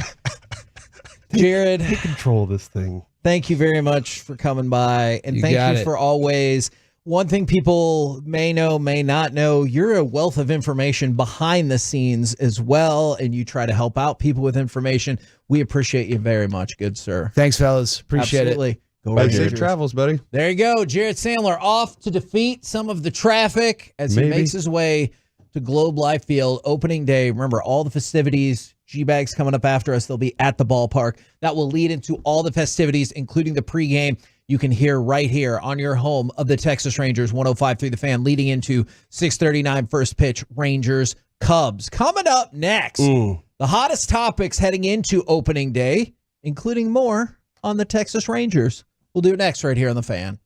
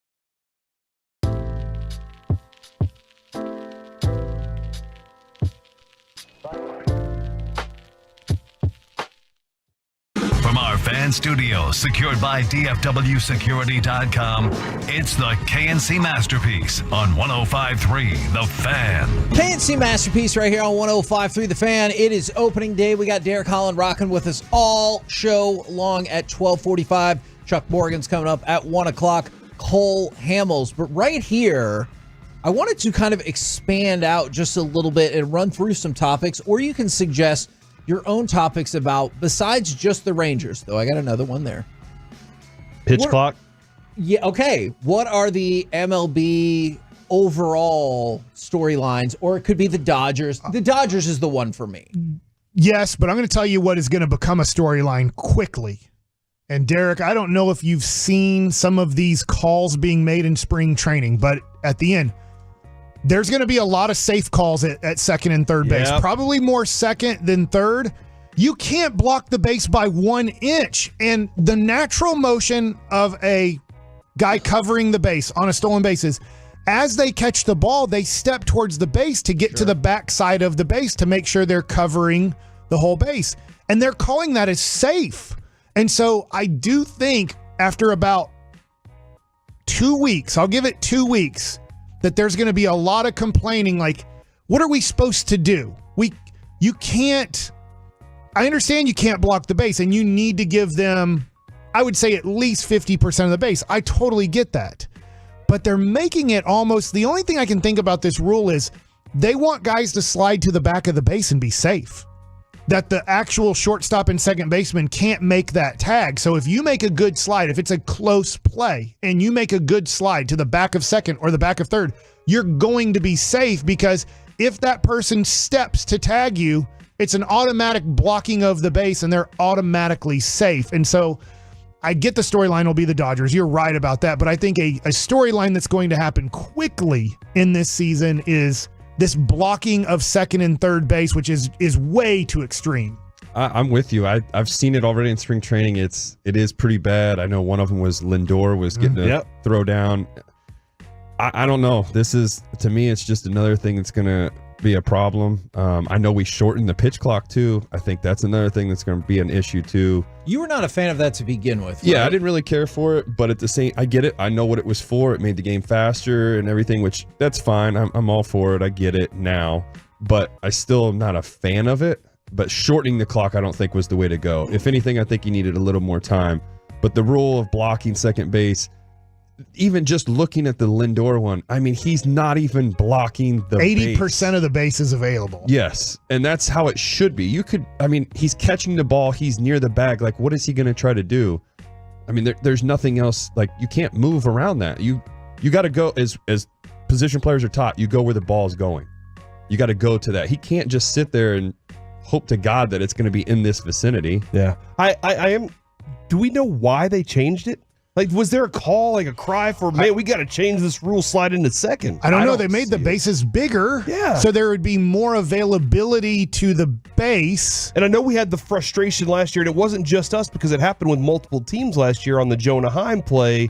Was it Chicago? It was at home. Yes, at home, when you were like, he wasn't even in the way. We and got to see two different sides of it. We saw one where he was in the way, and then we saw one where the other guy wasn't in the way when he technically was. So, yeah, these rule changes are going to be kind of a disaster, I feel like. Yeah, I think Mike's right. Definite point of discussion, because you're going to see a few plays where the umpire has to call it that way. I do really like when, especially a right-handed hitter, that they have the ability to run on the line or barely inside of the line. Now, obviously, I think they're giving it about 18 inches from the line running to first base. I'm okay with that. I think that's a good rule, because I don't know, Derek. I mean, I'm older than you, but we were taught, especially with runners on base, if there's a close play at first and a guy's on the line, you hit him, because then he's automatically out and the runners have to go back to the bases they started at. And now it would have to be a little bit more egregious, where they're running almost on the grass or close to the grass for them to be considered, all right, you're intentionally trying to have no angle for the runner to throw. Yeah, I was talking. Or sorry, for the pitcher or third baseman to throw. You got to smoke them right in the back of the head. You got a helmet on. You know, you describe it, just the verbiage you use is exactly the way that Mike describes it as. Well, that's what so we're taught, like, is the catcher would get it, or if the pitcher on a bunt and it's like right by the line, I'm turning and I'm throwing an absolute missile right at you. But wouldn't you aim for the bat because it's bigger? That's what I would. Yeah. But if you hit him in the head, you just want to hear that thunk when it hits the helmet. Ow. Other storylines? I don't know what the natural transition off of that is. Helmets, safety first. Yeah. Jared mentioned he thought the Tigers would be a lot better. Mike, since you're our expert on the Royals, do you think their offseason spending spree can propel them to the playoffs, or do you think they're still in trouble? I don't love, and maybe this is just picking the same teams and I shouldn't do it. If I had to pick a team out of the Central, I would stick with the Twins, who won it last year, but obviously, they lost Sonny Gray. They're not bringing back the same team, and they didn't go out in the offseason and add. Kansas City added. Detroit has a lot of young premium prospects that need to take another step. Spencer Torkelson needs to take another step. Riley Green needs to take another step. Casey Mize, the first overall pick in the draft in 2018, if I have my years right, he is back from Tommy John surgery. I don't know how well he's going to do first year back from Tommy John, but they have a lot of young premium prospects along with some really nice players that I could see Detroit winning that division. I think Kansas City can play close to 500. I think maybe I love them too much without even really knowing them that much. I think Bobby Witt Jr. has a chance to win the MVP of the American League. I think he's going to steal 60 bases. I think he's going to hit 35 home runs or more. I think he has a chance to maybe not 40-70 Acuna, but I think he has a chance for 40-40. That ballpark you've been there. It's almost impossible to hit 40 home runs. It's one of the parks still that is almost impossible to hit 40 home runs in a season. So can he get to 40? Maybe 35. If he played at another park, he probably could. But I think Bobby Witt Jr. has an outside chance to be the MVP of the American League. Yeah. Okay. It's a bad division, too. Fair. And that's the thing. It's like... Because even the Indians, the Guardians, you can't count them out too. They turned in 2021, their first round pick, Gavin Williams, last year showed a lot of promise, and their 5th round pick, Bybee, showed that he could be an all-star this year. And that's their 2021 draft class, a 1st and 5th round pick. They are unbelievable. Obviously, I'm a bias to Carl Willis, their major league pitching coach. He's probably the best pitching coach I ever had. Him and Charlie Huff were the two that I really liked the most. So I just think that Cleveland, if they do it, Bieber looked a lot better in spring training. I don't know if he's going to carry that into the season, but he looked like kind of Cy Young-ish Shane Bieber. And then you have the skinny kid, McKenzie, who's back. And then those 2 young draft picks that developed last year in the major league. So I think Cleveland has a chance. The only team that doesn't is the White Sox. Well, and the White Sox might have the worst rotation in all of baseball. Corey, you're going to hate this one. I'm sorry. Just how good is that Astros bullpen going to be? What are you even doing, bro? Look, I think it's a fair question. The addition of Hader to go along with Presley, Abreu, this is a fierce bullpen. You don't have to like it, but do you think I'm wrong? No, it is a very good bullpen, and I fear if they add Will Smith to it, that's really going to kill things, because Kevin, you and I currently have a bet. At first it was the Royals, but I've added an addendum to this bet. And wherever Will Smith goes, if he wins a World Series, Kevin, you will grow the skullet. If he does not win a World Series, I will grow a mullet, and it will be, let's say, 3 months. That's one of the biggest storylines I think in MLB all season is our hair situation. But yeah, we beat their bullpen last year. They didn't have a lefty in there. They didn't have a lefty, and that kind of screwed everything up for them. But we were still able to get to their bullpen last year. So it is fierce. It is scary. But I'm interested to see how their new manager decides, if he knows how to use it the right way. We found out Bochy definitely knows how to use a bullpen. It'll be frustrating for this if Houston has depth in their upper minor leagues, because it doesn't look like they do. Nope. So I'm not saying Jack Leiter's ready to light the world on fire. I hope he is. But they don't really have anything in AA or AAA to really help them. And you're going to go through injuries. And so it's going to be interesting for the Astros if they deal with a few injuries, and maybe the Rangers, you could say the same thing, especially with the starting staff, is if they go through injuries, I have no clue who they have to help out. How much are you going to keep tabs on Jordan Montgomery? Because we were talking about this off air. The Cole Reagans thing is, I know people are frustrated about it, but that deal helped facilitate something that got you into the playoffs and thus won you the World Series. So I'm fine with it. Will you be tracking Jordan Montgomery, or are you like, hey, look, he's not here anymore. I wish him well, but I can't. I mean, I'll watch him just because he's a lefty. I like watching lefties pitch. So I'll definitely keep tabs, and it does, in my mind, it sucks we didn't bring him back here. He was somebody that was a very important piece, and you see that it took a 1-year deal to get him to come back. Why couldn't we have done that? That's just me, but again, I know I'm with you on that. I'm going to be rooting for him. I won't watch him. He's playing in the National League. I won't pay that much attention to him anyway. And whenever the Rangers get a chance to play against him, I hope they shell him. Well, here's the thing. If the Diamondbacks struggle this year and they are not a contender by any means, he's going back into the trade market if he's doing what he's been doing. So you could get him potentially back again, but I can't imagine we cannot give up anything crazy for him. That's the thing. Like, we had him. I mean, that's just going to be the tough part, but he is definitely going to get traded if that team struggles. I will have a hard time believing that Arizona Diamondback team won't be at least competing for a wild card spot. I get the Dodgers might run away with that division like they did last year, but I think the Diamondbacks are an 85 to 90 win team. They added this offseason too, right? Yeah. They added Eduardo Rodriguez, the other lefty. So I think obviously Zach Gallen. They had, however you say it. I always say it wrong. Gallen's right. You did it right. Gallen. You always say Spencer Torkelson wrong too, but that's okay. And Wembanyama. Did I say it wrong again? You sure did. Torkelson. Say it. No, it's when you. It's not that. It's when you say the entirety of Spencer Torkelson, because that's usually what it turns out. There's two L's in there. The entirety of the name. Well, you know what? Play better, and I'll get your name right. But I mean, that division's tough to begin with too. Yeah. And I think we can't sleep and count out the Padres. They've got a pretty good lineup. San Francisco's still. all right. They're a good team. Obviously, the Giants are out there. Rockies is the only one that's like, all right. They might be the worst team in baseball. They're going to lose if not the A's. Yeah.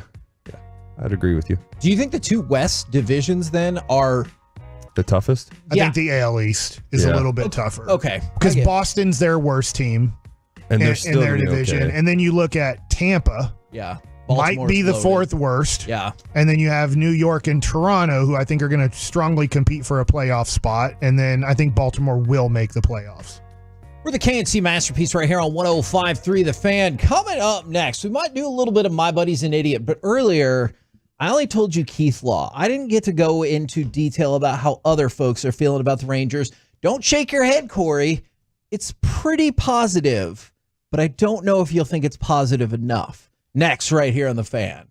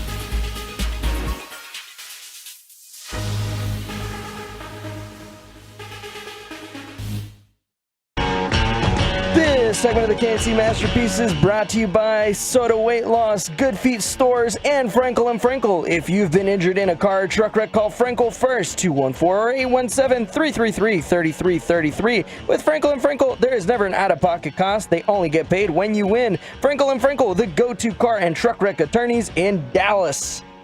1 ball, 1 strike. The pitch. Adolis swings and hits a high drive to deep left field. That ball is way back, and that ball is history. Adolis Garcia clears him off with a grand slam after 4 consecutive strikeouts. Not quite the celebration he had 2 days ago, but another slow jog around the bases as Adolis has broken this ball game wide open. It's 9-2. KNC Masterpiece. Yes, the Rangers were winning right here on 105.3 The Fan. The defending world champions begin. Opening day is today. We talked about some of the national feedback. You, Corey, seemed displeased. Yeah, by it's not Keith good. Law's feedback. Look, man, we're going 162-0. We're going to win the World Series again, and just let's go ahead and make it a two-peat, as Derek called it this morning.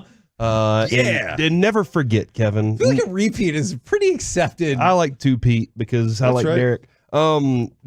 Never forget this quote. You can't win them all. You can't win 162. You can't go 162-0. You can if you don't win the first one. All right. Should have let him kept talking, Derek. Yeah, I know. You kind of sound silly. Excited, you know? I was excited. Sorry. He was like, "You can, you try it. Yeah, go out." Tell me you're excited. Show your emotions. Yeah, I was pumped. I already knew. I already cried today. Good point. He did. I did see you look won't like cry me again. earlier Yeah, I this know. morning. Well, I love it. 3 times. I've cried 3 times. That's great. Like When's the last teared time up. Baby. when's the last non-baseball time you cried 3 times in a day? Ever? Every time the Mavs started Dwight Powell. God, somebody just DM'd me as like, those Mike drive-bys. I go, you never know when they're going to happen, but they're going to happen. All I'm right. getting Dwight Powell to sign a jersey, and I'm bringing it to you. Peace-a-thon. No, it's just for That's Mike. fine. He has to wear it. Don't.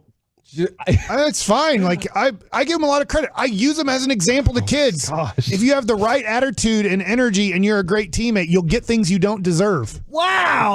All right. Now, Corey, keep in mind, none of these people are predicting 162-0.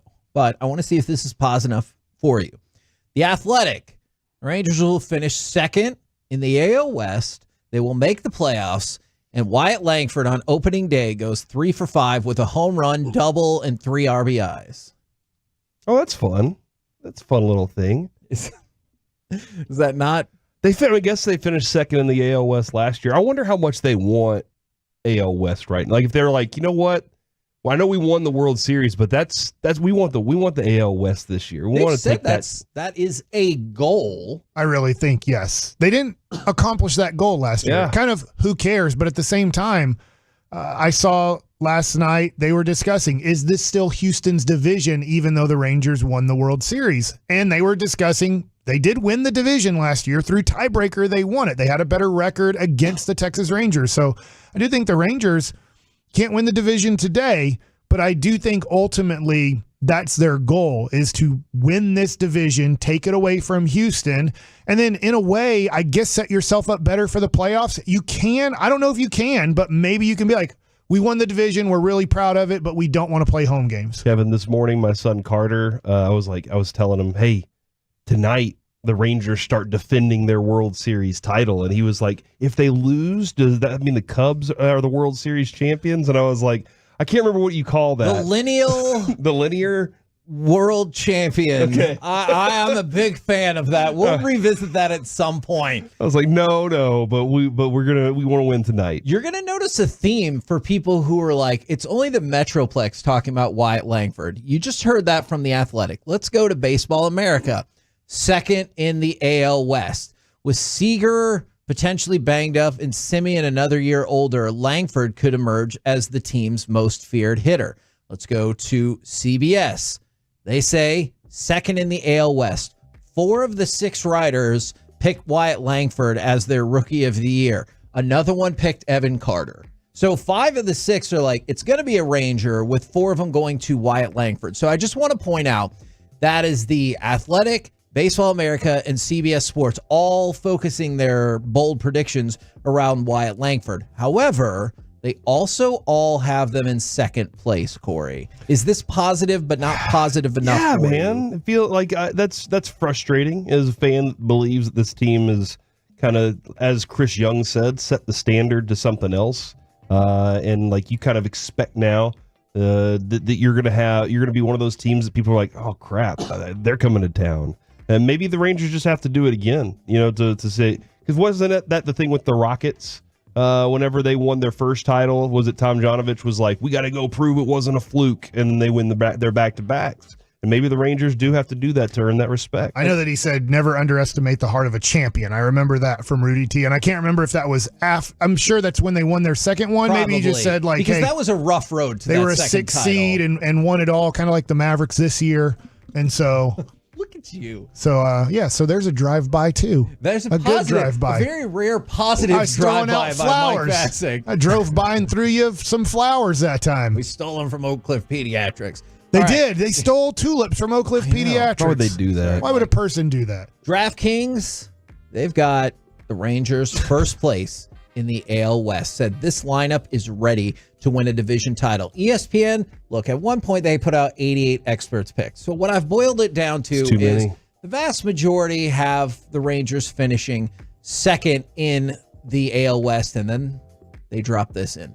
Picking Wyatt Langford to win Rookie of the Year isn't that bold, so let's go bolder. He hits 35 home runs, leads the AL in RBIs, makes the All-Star team, and finishes top 10 in MVP voting. Again, this is from Did they take this ESPN. from me? Did they listen to our show? It does feel like a Mike Bassick-esque take right there. Good for you, Mike. I just look at what Gunnar Henderson did his rookie year and where he finished in MVP voting and obviously Rookie of the Year. The year before that, Julio Rodriguez won Rookie of the Year. He finished in, I think, top 5 in MVP voting. It wasn't first, second, or third, I don't It's think. not but- without precedent. Right. So the last 2 Rookie of the Years in the American League also finished right around 5th in MVP voting. I think it's very doable.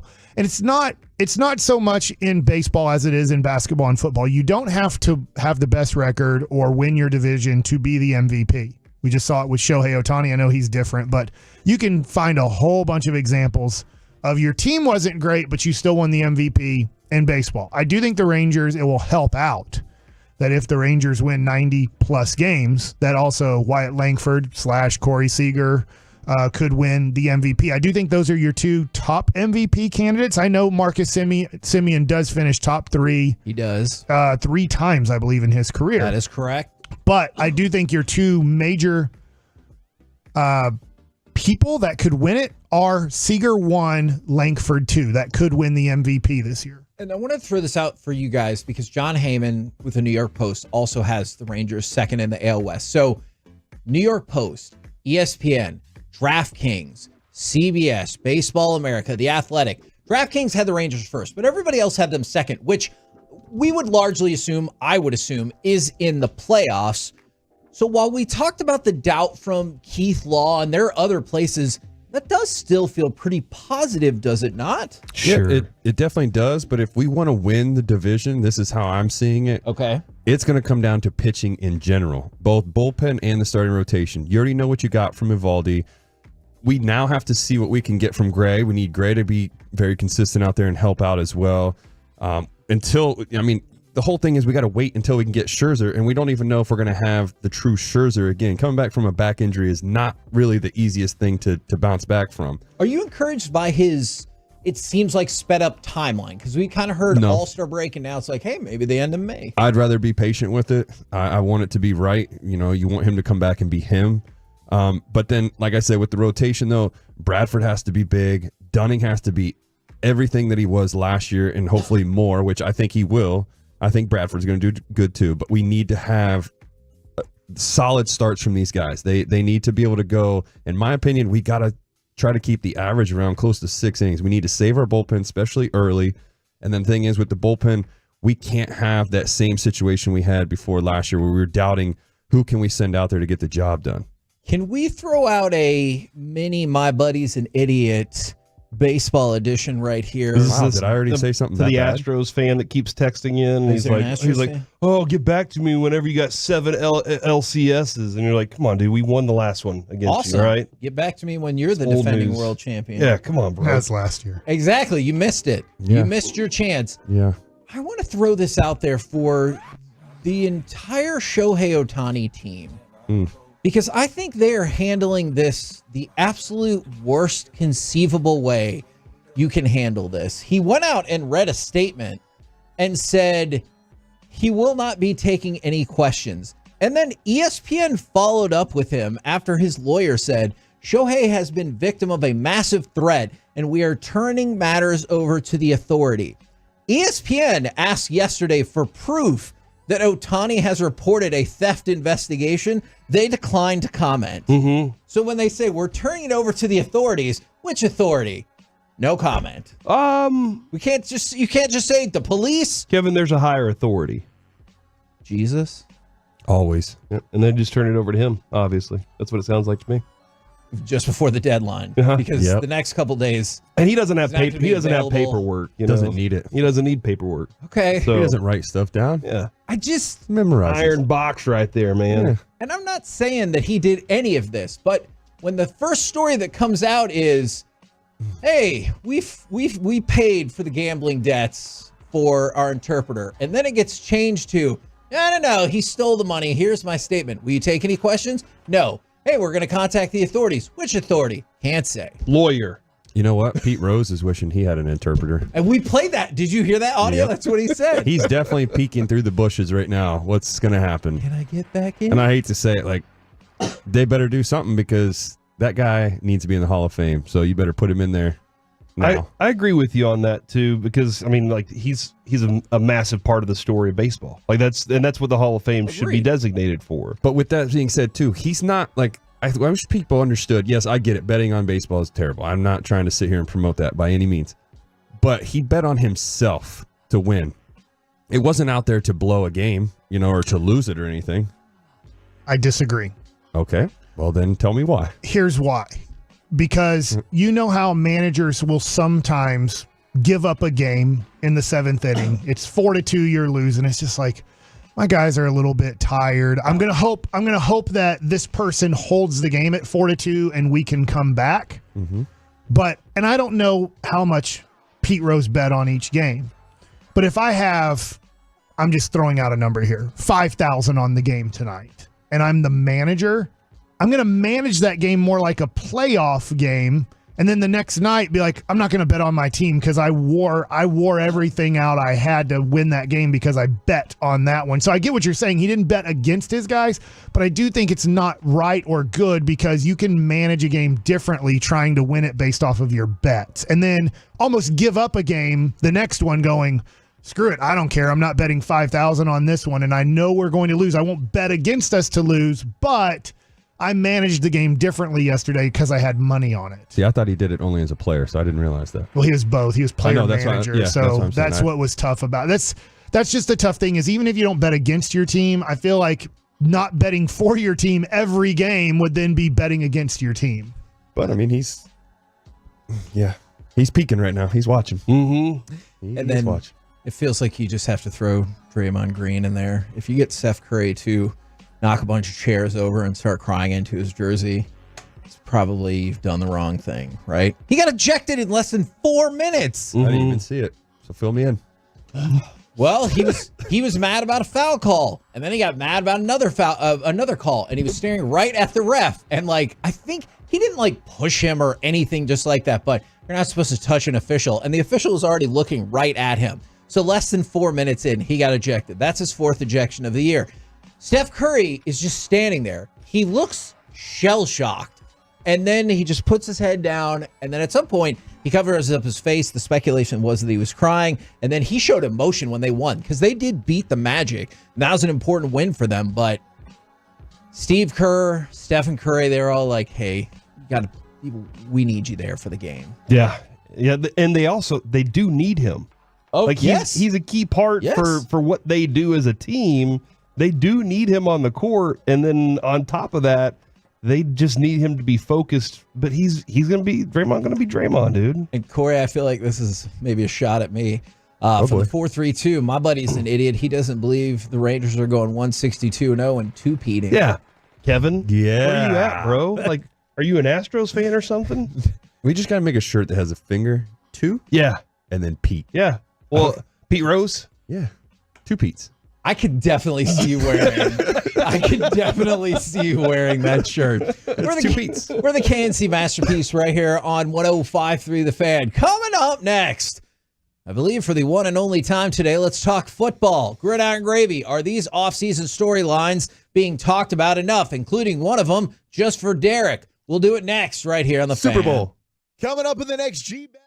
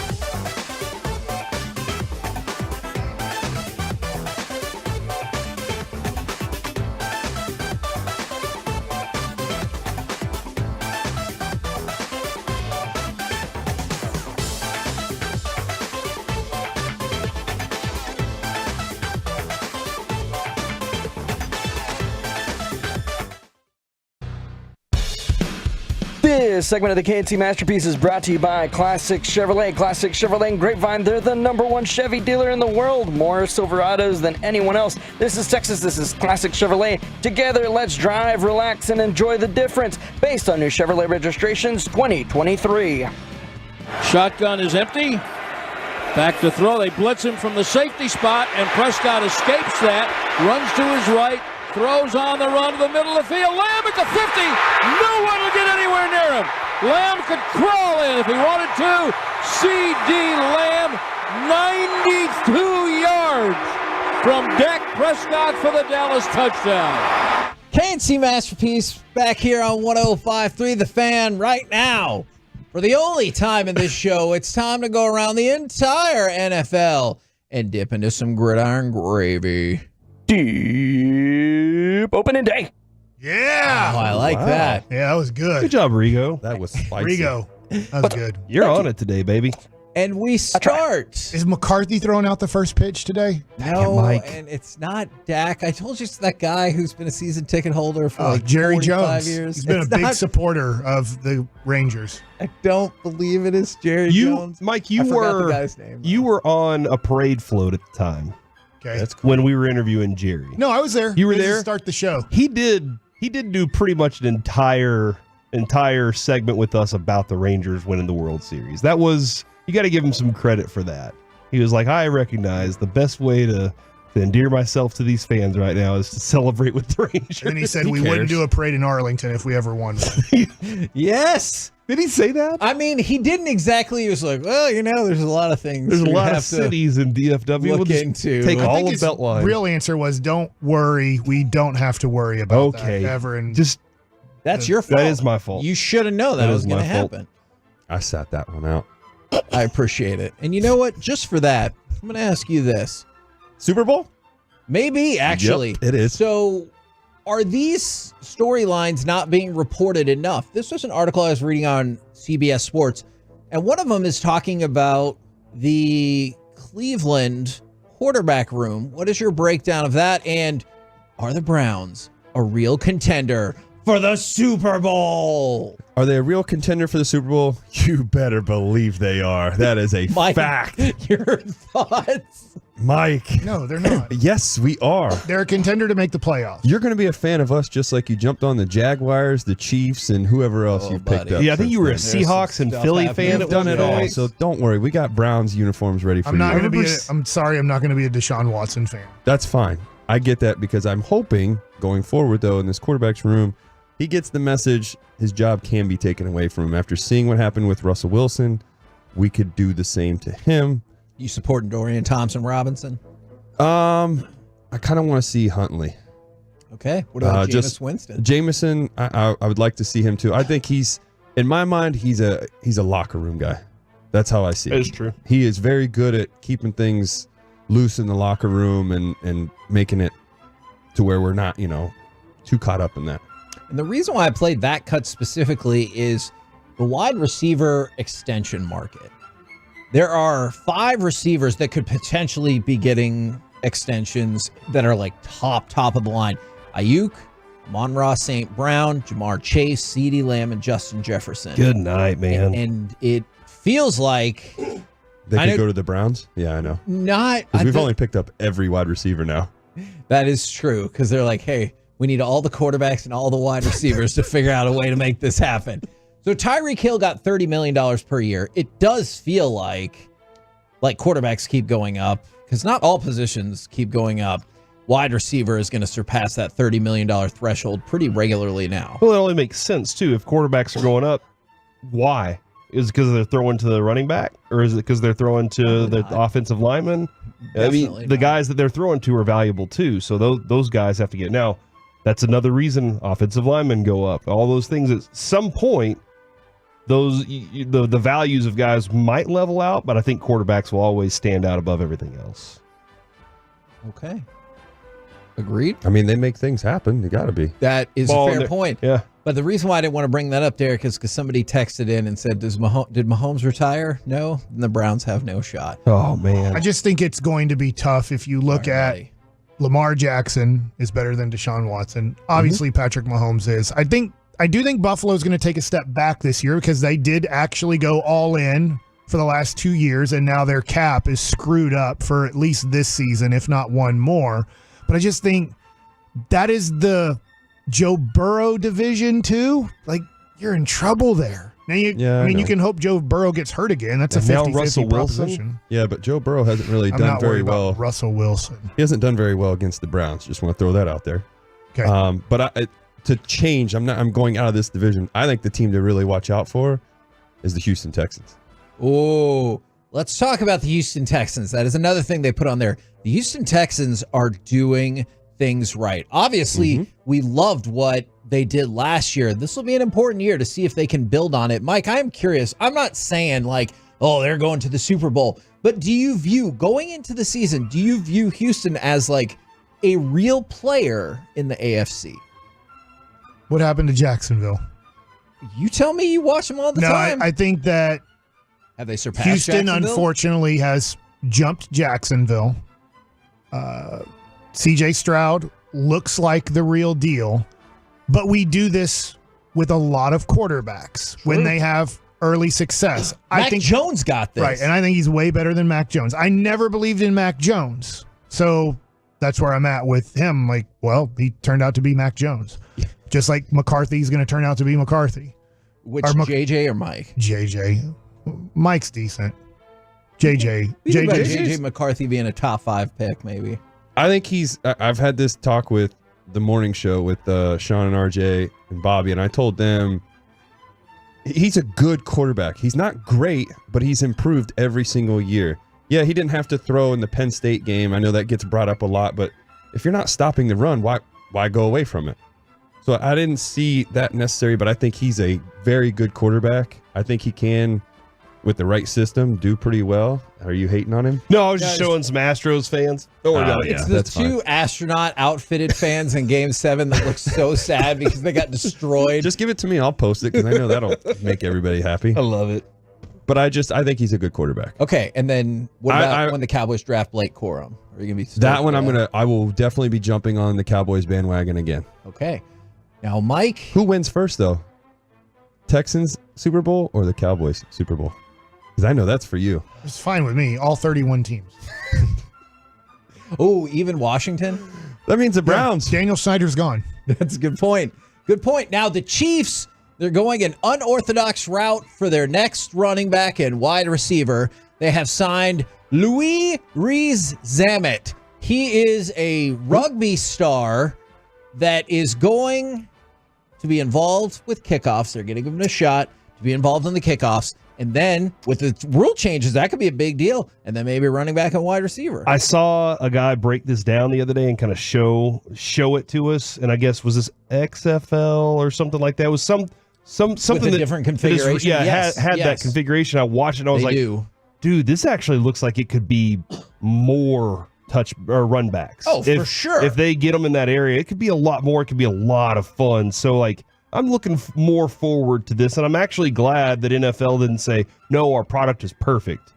This is one of those moments where I'm like, hey man, this could add some excitement to it, and then adding people from rugby could be a lot of fun too. Corey, I want to ask you about this because I know at times you've dabbled in the hard knocks. What do you think about the proposal from the owners that all teams from a single division would do in-season hard knocks? Because that was one of the arguments. If you're the Dolphins, for example, you're like, well, you can literally see what we're doing during the season. It might not impact the next week, but what about after that? So the idea that they would run 4 teams simultaneously on in-season hard knocks. I think that's really cool. That's a good idea.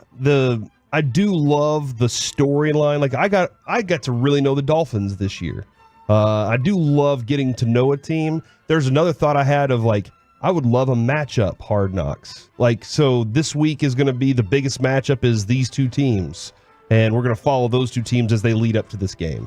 You know, like I would love that, but I know most of the time you're getting the post after that. Yeah. So I do wonder, but I like that idea. I like that concept. I do like the idea of having more teams involved in it, especially as you're going along. Not only are you getting to learn what, like, let's say the Dolphins are dealing with that week, but what their opponent's dealing with too. You get a peek at what they're going through leading into that game. Couple more quick notes for you. You saw this, Derek. The Carolina Panthers have signed Jadeveon Clowney 2 years, $20 million, worth up to $24 million with incentives. He had a good season last year, but he was coming off maybe the worst season of his career before that. So I have no idea how it's going to turn out. He checks out. I'm not a fan. If things aren't going his way or he's getting what he wants, he just checks out. Is that because he killed the entire state of Michigan with that one tackle his sophomore year? Poor Denard. That's a good friend, too. That tackle was brutal. It's a great tackle, but has he done that since? Okay, then. And he never lived up, just as I predicted. That is true. Corey said that from the jump, that this wasn't the dude. I just hate guys that you get the contract like that and you're not even going to go out there and perform. Like, I really don't think we're going to see anything spectacular from him. He went to a team that's not really relevant. So if things don't go his way, I promise you, he is checking out. He's going to half butt everything. You can say ass. Oh, you can? And then the Pro Football Hall of Fame honored. I think Kevin said it like 3 times yesterday. He just said it for me, too. I was fired up. The Pro Football Hall of Fame, they honored Monty Kiffin, best known as the defensive coordinator with Tampa. However, since he did spend 1 year as the defensive coordinator of the Cowboys, former Cowboys coordinator, getting honored right there. We're the KNC Masterpiece right here on 105.3 The Fan. It is opening day. We've been talking about it for weeks, heck, for months. Now's the time. What is your official prediction for the Rangers' record, playoff fate, and whatever else you want to tell us? Let's do it next right here on 105.3 The Fan.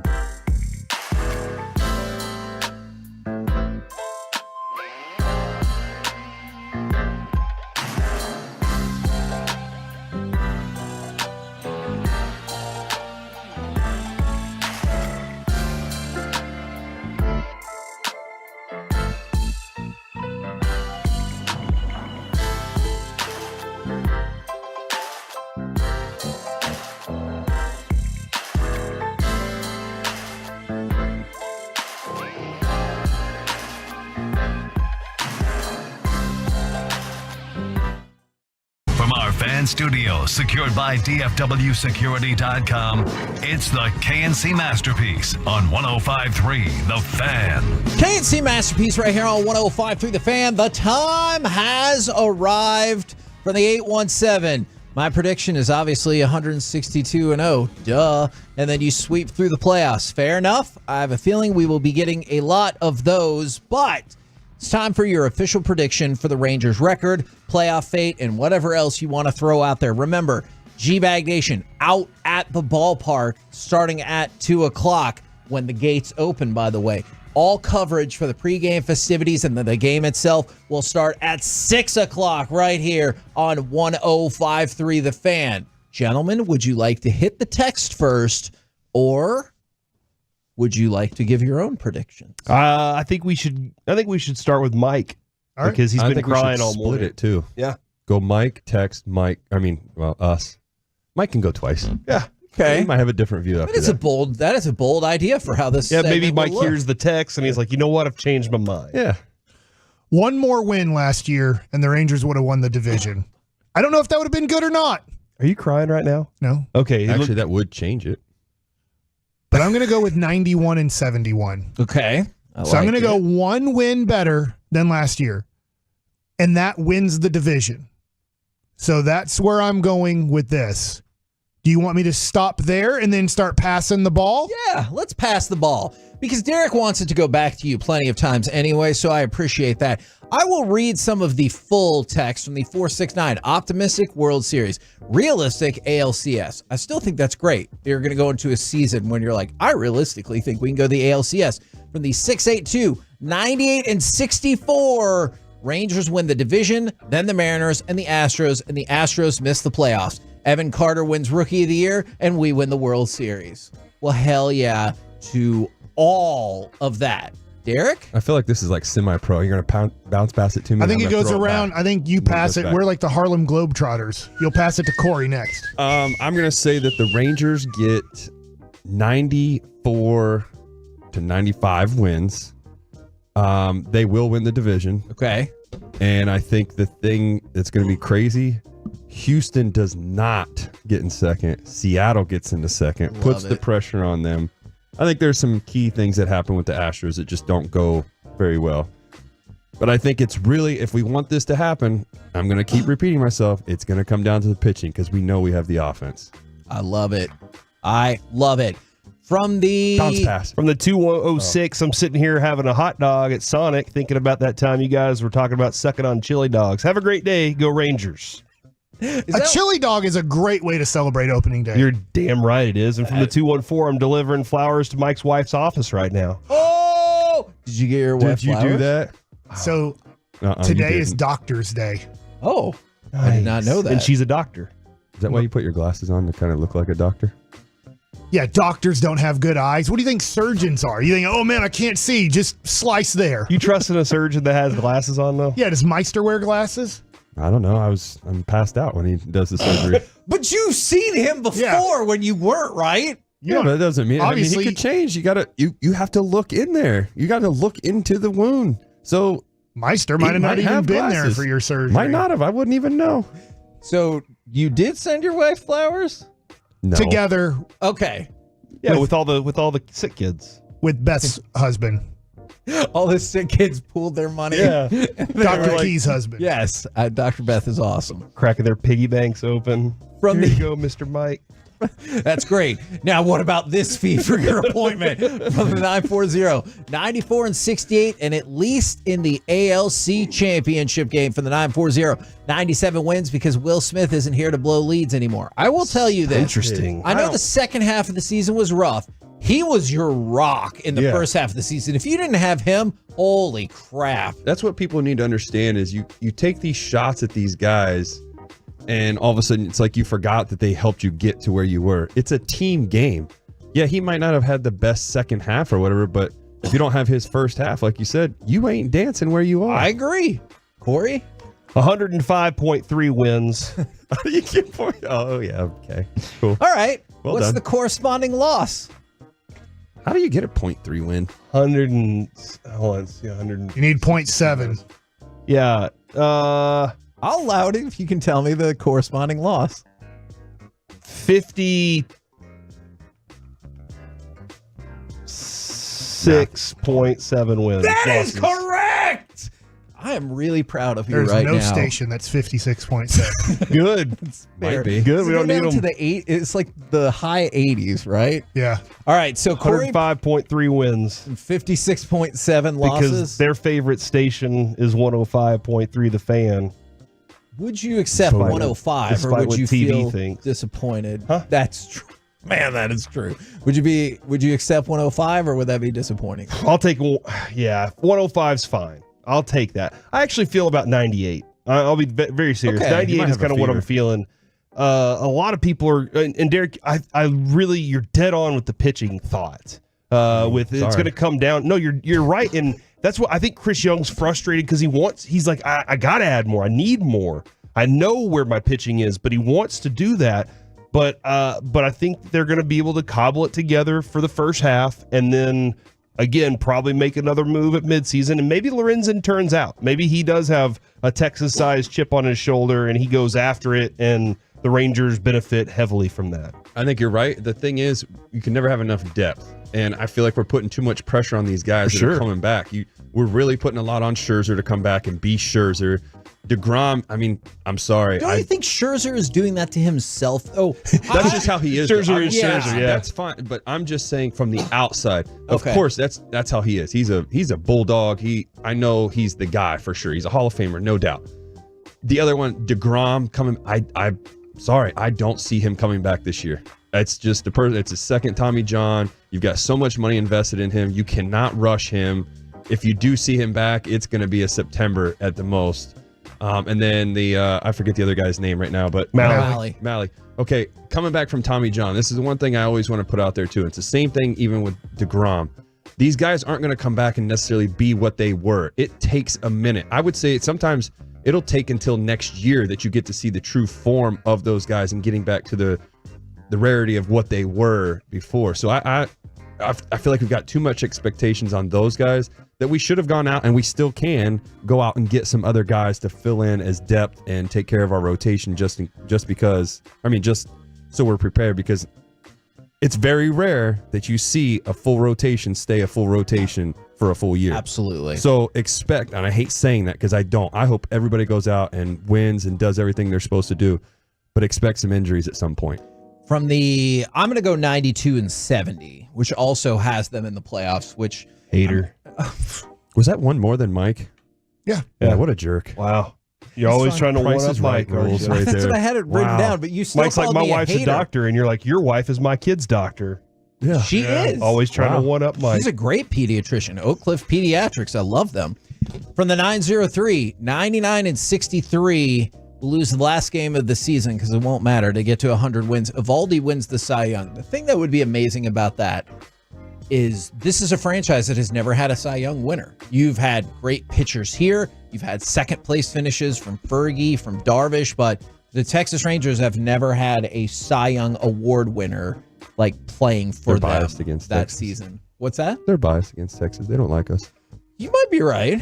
Think about it. We don't really get talked about on any. We're the defending champs, and it's like we're not getting as much love as we should. That's you make a fair point. I'm just saying. From the 325, 86 and 76, barely missing the playoffs. Just too many questions and concerns for me about their pitching. From the 817, 160 and 2. You got to have a little faith, baby. All right, Mike, where do they go in the playoffs? You're going 91 and 71. I'm assuming that gets them in the playoffs. I hope I'm wrong. ALCS and Baltimore wins the ALCS. That's where I'm at. I hope I'm wrong. I hope I'm right on winning the division. I'll take my chances. But I think Baltimore, in the next 3 years, they're going to be one of the champs of Major League Baseball. And maybe it's not even this year because I'm going to have Atlanta beating Baltimore in the World Series. So I know you maybe didn't want me to go that far. That's fine. But I know we're running out of time here. I do think Wyatt Langford wins Rookie of the Year. I think Evan Carter finishes second in Rookie of the Year. So I do think you have that going for you. I think at 91 and 71, I think that Corey Seager finishes top 3 again in MVP. Maybe he gets it. Maybe he deserves to get an MVP if you have 2 World Series MVPs. I do think it's going to be a very tight race. I don't think anybody is going to run away with the MVPs in both leagues this year.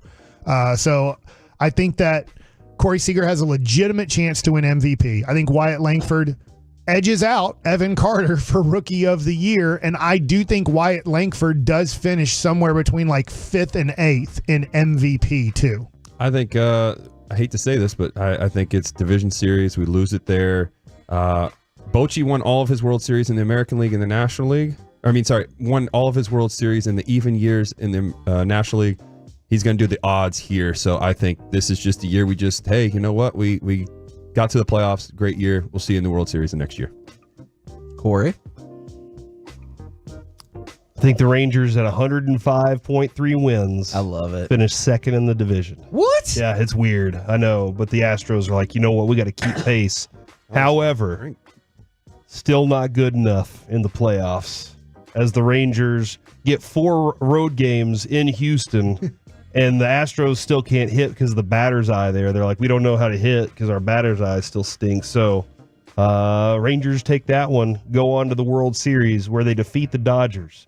And because Ohtani was pulled because he was actually convicted for gambling. Oh, my God. And so then the Rangers beat the Dodgers. Bochy finally gets what Kevin didn't want him to have, is the Manager of the Year award. Kevin kept saying he can't win it I just said he wouldn't, and he didn't. He was second. You felt so good being right about that one. You were like, see, I told you, Corey. That actually is a personality flaw. And then what else am I voting for here? No, that's good. Right. You said they won the World Series. Seager MVP. Adolis gets World Series MVP this time. From the 817, 92 wins. Dane Dunning takes a big step and makes the All-Star team. That would be awesome. From the 817, man, if Dane Dunning isn't going to be an All-Star, I think that means this season is going excellently. I can't decide if I've already put too much on Dane Dunning. Sure. Like, I don't think he's feeling it, but I'm like, I've decided that that's my dude, and I saw some things that I was like, man, he can build on that. He can definitely build on what he did last year, and I really hope he does this year. But I can't decide if I've already put too much pressure on that. He competes. He does. He goes out there every single day when he gets the ball, and he competes every single time. From the 817, 93 wins, winning the division, going back-to-back. There's a lot of optimism here. From the 972, 99 and 63, win the division, and then they two-peat after another big trade at the deadline. Baby. From the 469, Rangers and Orioles are both 92 and 70. I'm going to kind of follow your path, and I know this is going to get me crushed as not being optimistic. I have them losing to the Orioles in the divisional series. Okay. That's what I was predicting too. And I'm with Mike too. I think it's going to be the Baltimore Orioles and the Atlanta Braves in the World Series. Well, don't forget. I think also with Baltimore's new ownership, they are going to go pretty strong in July to make the couple moves that you might need to make. Like they'll get that closer if they need it, because their closer got hurt at the end of last year. They still have a really good reliever too that can close for them. But I think Baltimore's ownership is going to be all in during the trade deadline. Yeah, I keep forgetting about that part. I think that's a huge thing because they're going to want to make an imprint on who they are as owners.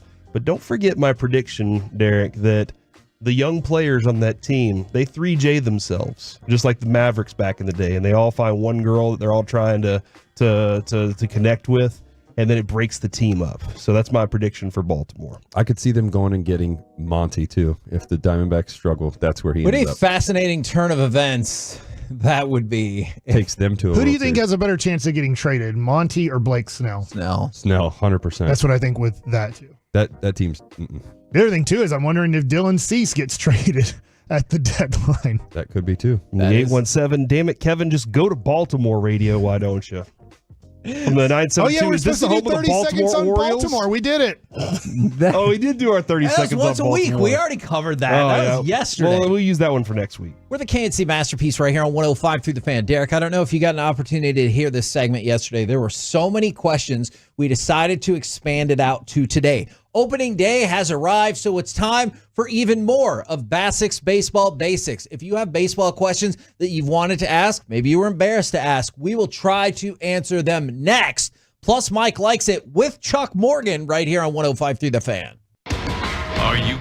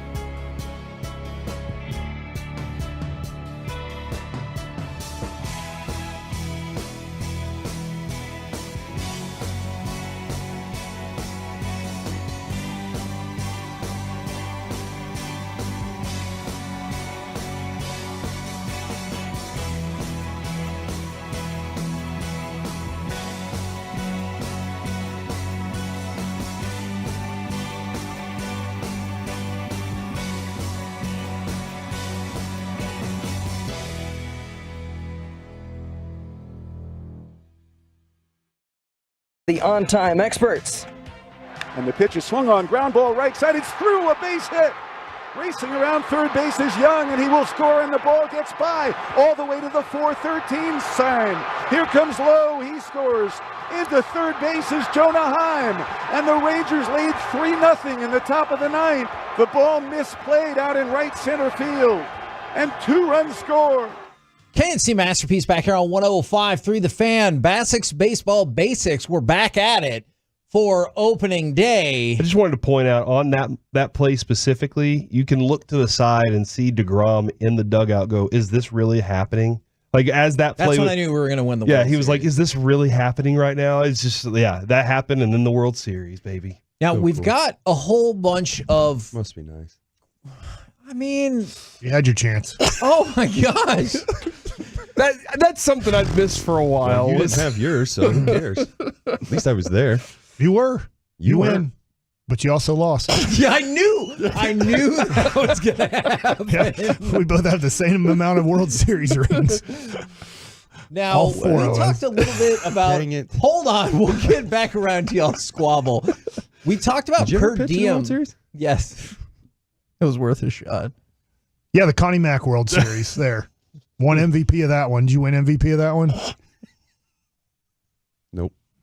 Thank you. Nobody cares. Now, yesterday, we were talking about per diem and how much it's changed. Derek, can you walk us through the concept of per diem for yourself as a Major League Baseball player? Yeah, it's changed a lot. I mean, when I first got up there, you made quite a bit. I mean, I want to say, I know Mike said yesterday it was $100 a day. I actually think it was more. I feel like it might have been $150 because it does go up. The union had it set up to where it was going up every year. And then finally, they had voted on it and got rid of it because there's some places you didn't really want to tip the clubbies because of how bad it was. And now personally, like, I'm not one of those guys. I always tip those guys no matter what. But there was certain places, I won't say where, but the service was bad. You had expired food, like the snack wise it was in there. You had like certain things, like he was trying to make like smoothies for us and stuff, and it's like nobody wanted those things. It's like you're give us the food, whatever it is, we can take care of it. It just kind of wasn't the best, but yeah, the money value went down a lot after that. You were only getting maybe $50 a day now. I'm just guessing. It was low, and then the tips are already taken out of the paychecks, so you don't have to worry about it anymore. Now it's just your own tip to the clubbies. Usually you want to take care of the bat boys and stuff like that are out there because they are working their butts off, and it is something that they could use that helps them go a long ways too. But yeah, the money value changed quite a bit. Sorry, I missed who texted this in. There's already a lot of questions. What is the purpose of, and it was judgment-free zone, what is the purpose of eye black? It's just to block the sun. I mean, you're getting more of take away that brightness into your eyes. I never really use it, so I can't Unless truly you have blue say. eyes, and then you're screwed, right? Yeah, it's day games are tough. Yeah, in that time. Go ahead, Mike.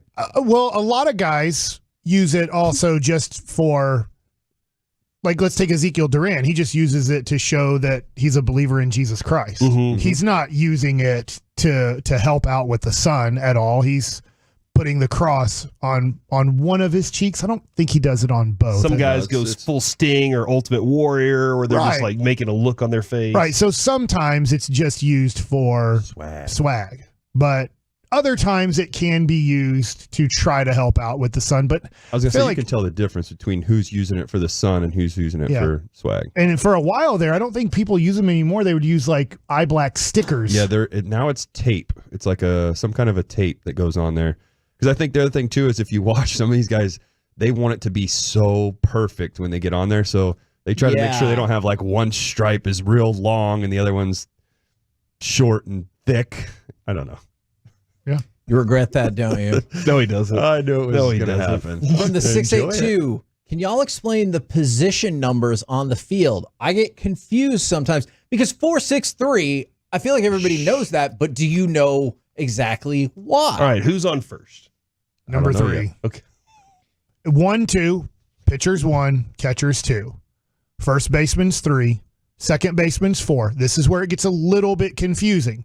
First, second, third is 3, 4, 5.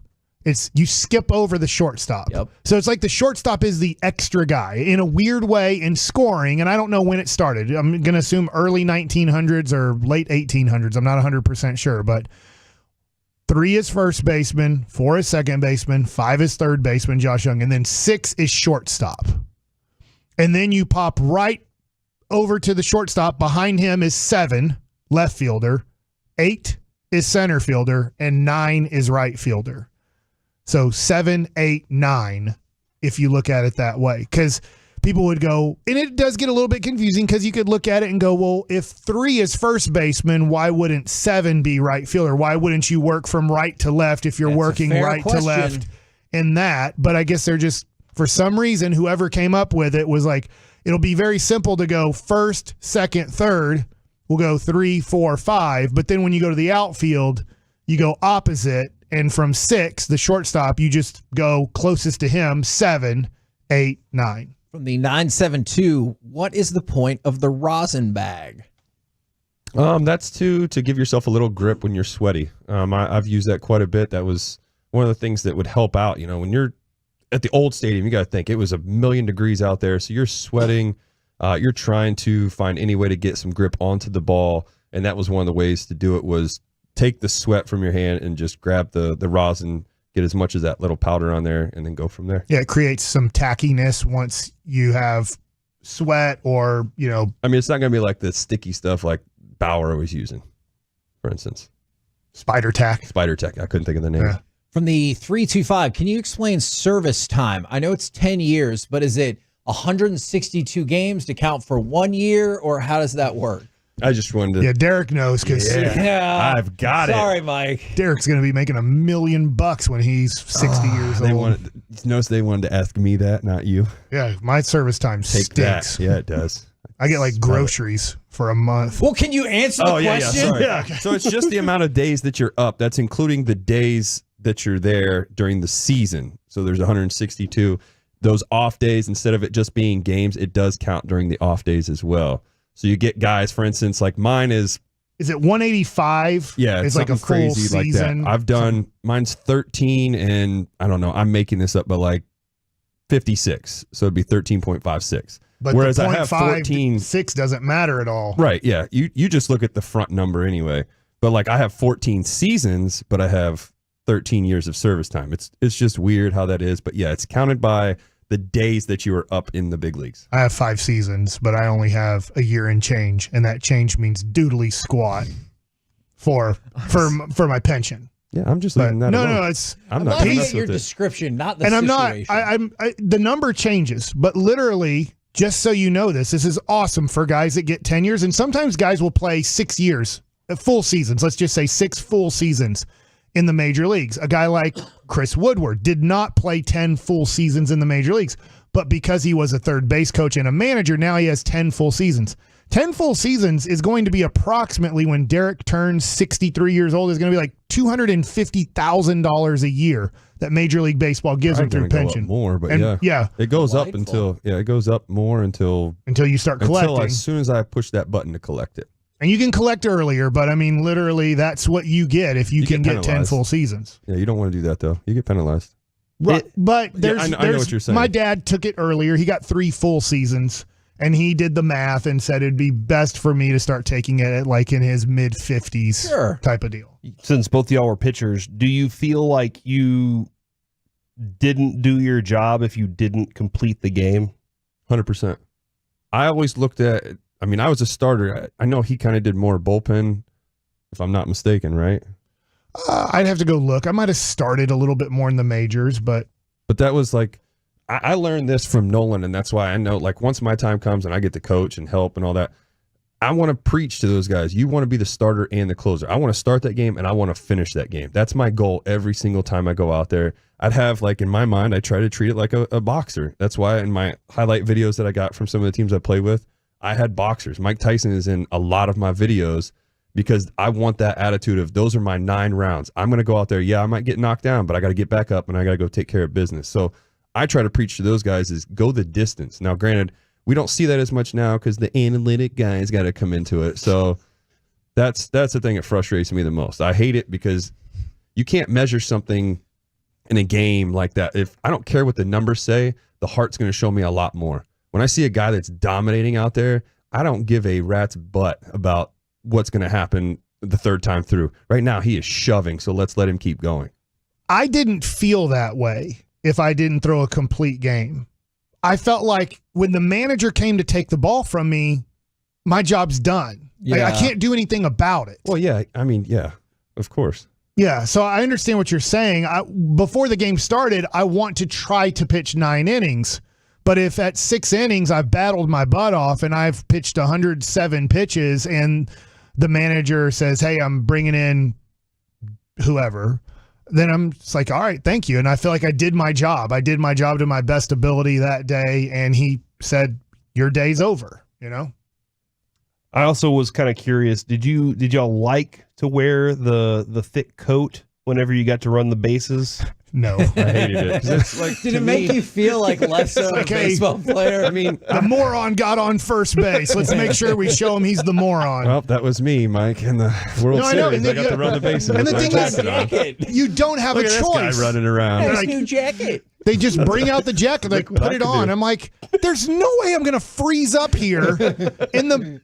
I don't know. How long do you expect me to be on the bases? I mean, they expected a long inning, I guess, because you got on. Yeah, but you're hoping that the guy hits a single or hits a home run or, you know, like I get it, but eventually I'm going to get into the dugout. It's 15 degrees outside. I get it, but then wouldn't everybody be like, Yes. I want a jacket at this point? Yeah, that's the wild thing. From the 214, since you brought up the Mike Tyson in your videos, if there's a fight and you run out but don't really fight or even attempt to, do you get made fun of? That's a good question. Like, in the brawls and stuff? Yeah. Like, And you're like, and obviously we hey! had the incident with Rugi and Batista. I mean, you go into that, first of all, head on a swivel, because I am not trying to get cold clocked by somebody I don't even know where it's coming from. So, did I say it wrong or something? Is it cold clocked? I thought it was cold cocked. Cold cocked. Okay. Well, if you want to say it that way, fine. That is how the expression goes. Gross. But yeah, I'm just trying to get out there, and at the same time, I want to defend my teammates. If I see somebody start punching, I'm going after that guy. I'm going in that direction. Now, there's a lot of people that were out there that don't get to throw punches. So does everybody get made fun of? No. Now, if you're just sitting there, like if it was me versus whoever, they run out to the bait or to the mound, and all of a sudden we kind of just sit there and just jaw at each other, but we don't swing. Yeah, that's different. From the 214, for both of you guys, how much does a fast base runner distract you as a pitcher? It does. Now, to the percentage, I guess it matters where you're at in the game. If you're in, let's just say you get past the 5th inning and it's a 1-run game or a tie game, I think that there is a concentration factor that you don't want him to get into scoring position. I call it for free. I'm going to give my catcher, I want to give my catcher the opportunity to throw him out, but there is a part of distraction where you got to keep him close and you got to give your catcher the opportunity to throw him out. You don't want to, at least I definitely wasn't good enough. If you're asking Nolan Ryan this question, he'd be like, I don't care. I'm just going to strike out the next 3 guys. Sure. Like that's why they would just still have a big leg lift. You'll see the best pitchers in the game not hold on runners well, and they'll tell you, I don't care. They're not going to score unless I give up a hit. Yeah, for me, I controlled the running game, I felt like, very well. I have a really good pickoff move, which helps. So, and seeing Trout was, I'm going to use him as the example because we saw him a lot. He was fast. And this is where it stinks now, is the pitch clock plays a factor. Yeah. I could slow down as much as I want. I can take my time and make him wait over at first base, but I still have a lot of my attention where it needs to be, and that's at home plate, making the pitch. Because to me, making the pitch is more important than really worrying about him. Because if I make a good pitch and I kept him close with my timing, we get the double play.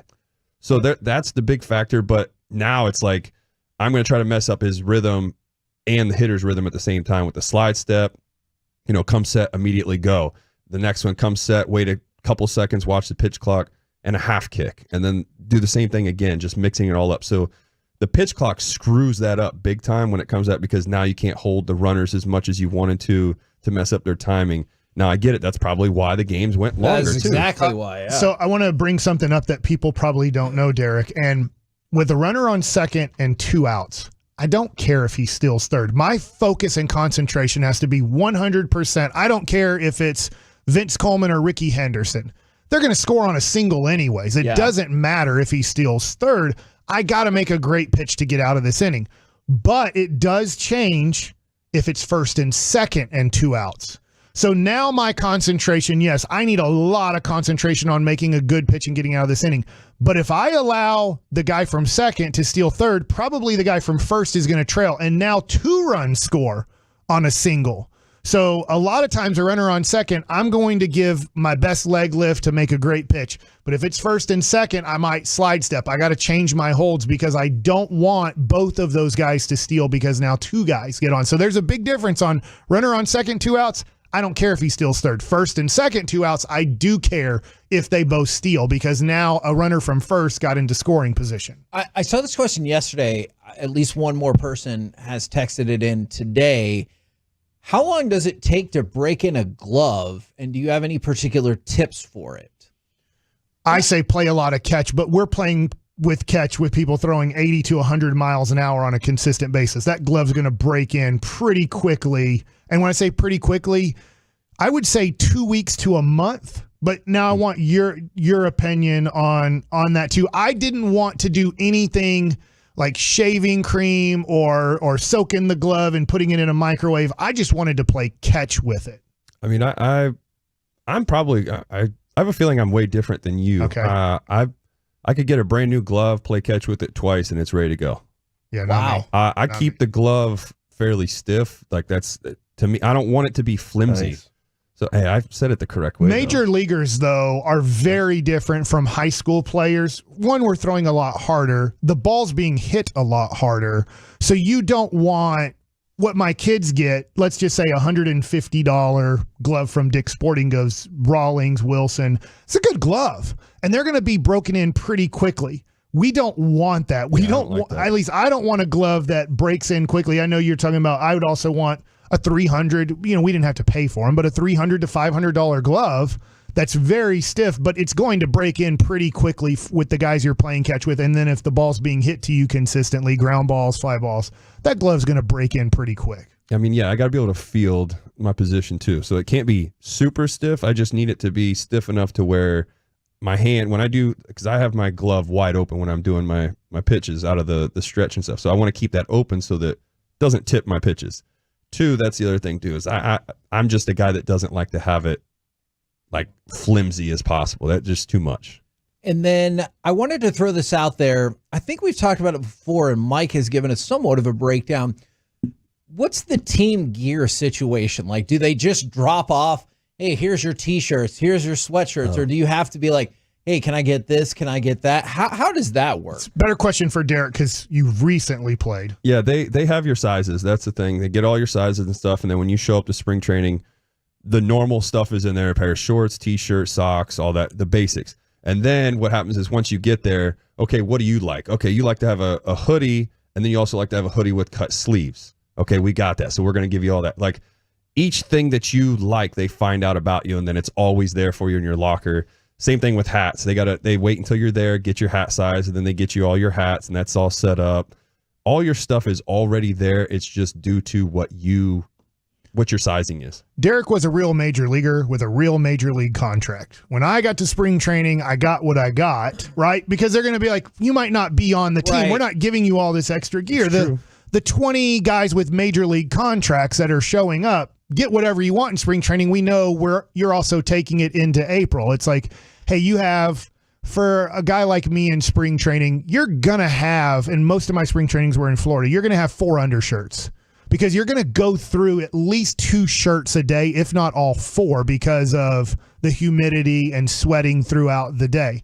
I'm also going to have a hoodie. I'm going to have a jacket. I'm going to have at least 1 pair of long sleeves. But I can't really go in and ask for more because they're going to be like, gotcha. Dude, you're probably not going to make the team. We're the KNC Masterpiece right here on 105.3 The Fan. Right now, we transition into some Mike Likes It, and we will do so with Rangers Executive Vice President of Ballpark Entertainment, Promotions, and Production. It is Chuck Morgan. Chuck, it's opening day. How we feeling? We're feeling pretty good. I just did something for a first in history. I did do a toast for all the employees that work here, and a world champion toast. So it's a lot of world champion things going on, and it is a great feeling.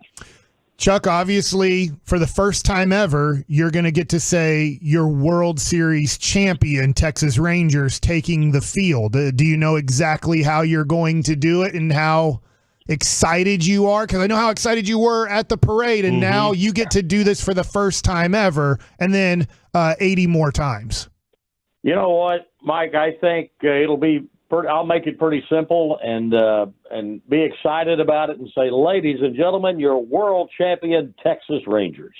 And by that time, we will have introduced the team. We will have dropped a banner, and it's just going to be one solid roar from about 6:15 on. Chuck, how much more pageantry have y'all had to develop going into this one? Because obviously there's a lot different approach this time.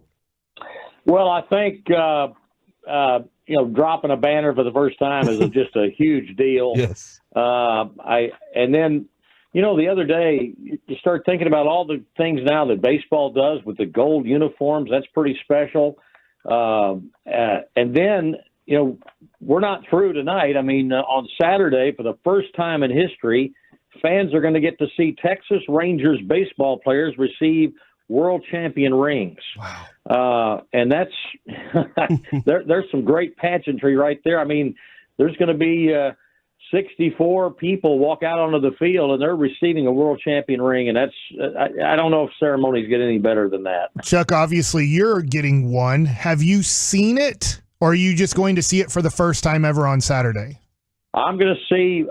In fact, I think John Blake has set up a thing. I think he's going to do some kind of media event Saturday afternoon, and I'm actually going to receive the first ring so the media can see one before the players get theirs. I haven't seen it. I hear it's quite the look. It's big and it opens up, and but that's for right now. That's all I know. But John did tell me it's pretty special. Not to say that we haven't all been continuously emotional for months and months and months, but you think when you open the box, when you see the ring, it's just all going to come rushing back? Yeah, and heck, it's going to happen tonight, and it'll happen when I announce the team on Saturday getting their rings. I mean, it's just, when you love something as much as baseball and you love your team and stuff, and I told Mike the other night, I love Mike's passion when he's on TV talking about the Rangers. You're just passionate about things, so I don't want that to go away because it's a pretty good. Even though it rides on your emotions, but it's still a pretty good feeling. Thanks, Chuck. Chuck, what's the next place that you hope the fans take this thing to? Because last year 133 was a pretty amazing thing to add to it. What's the next level for the Rangers fan?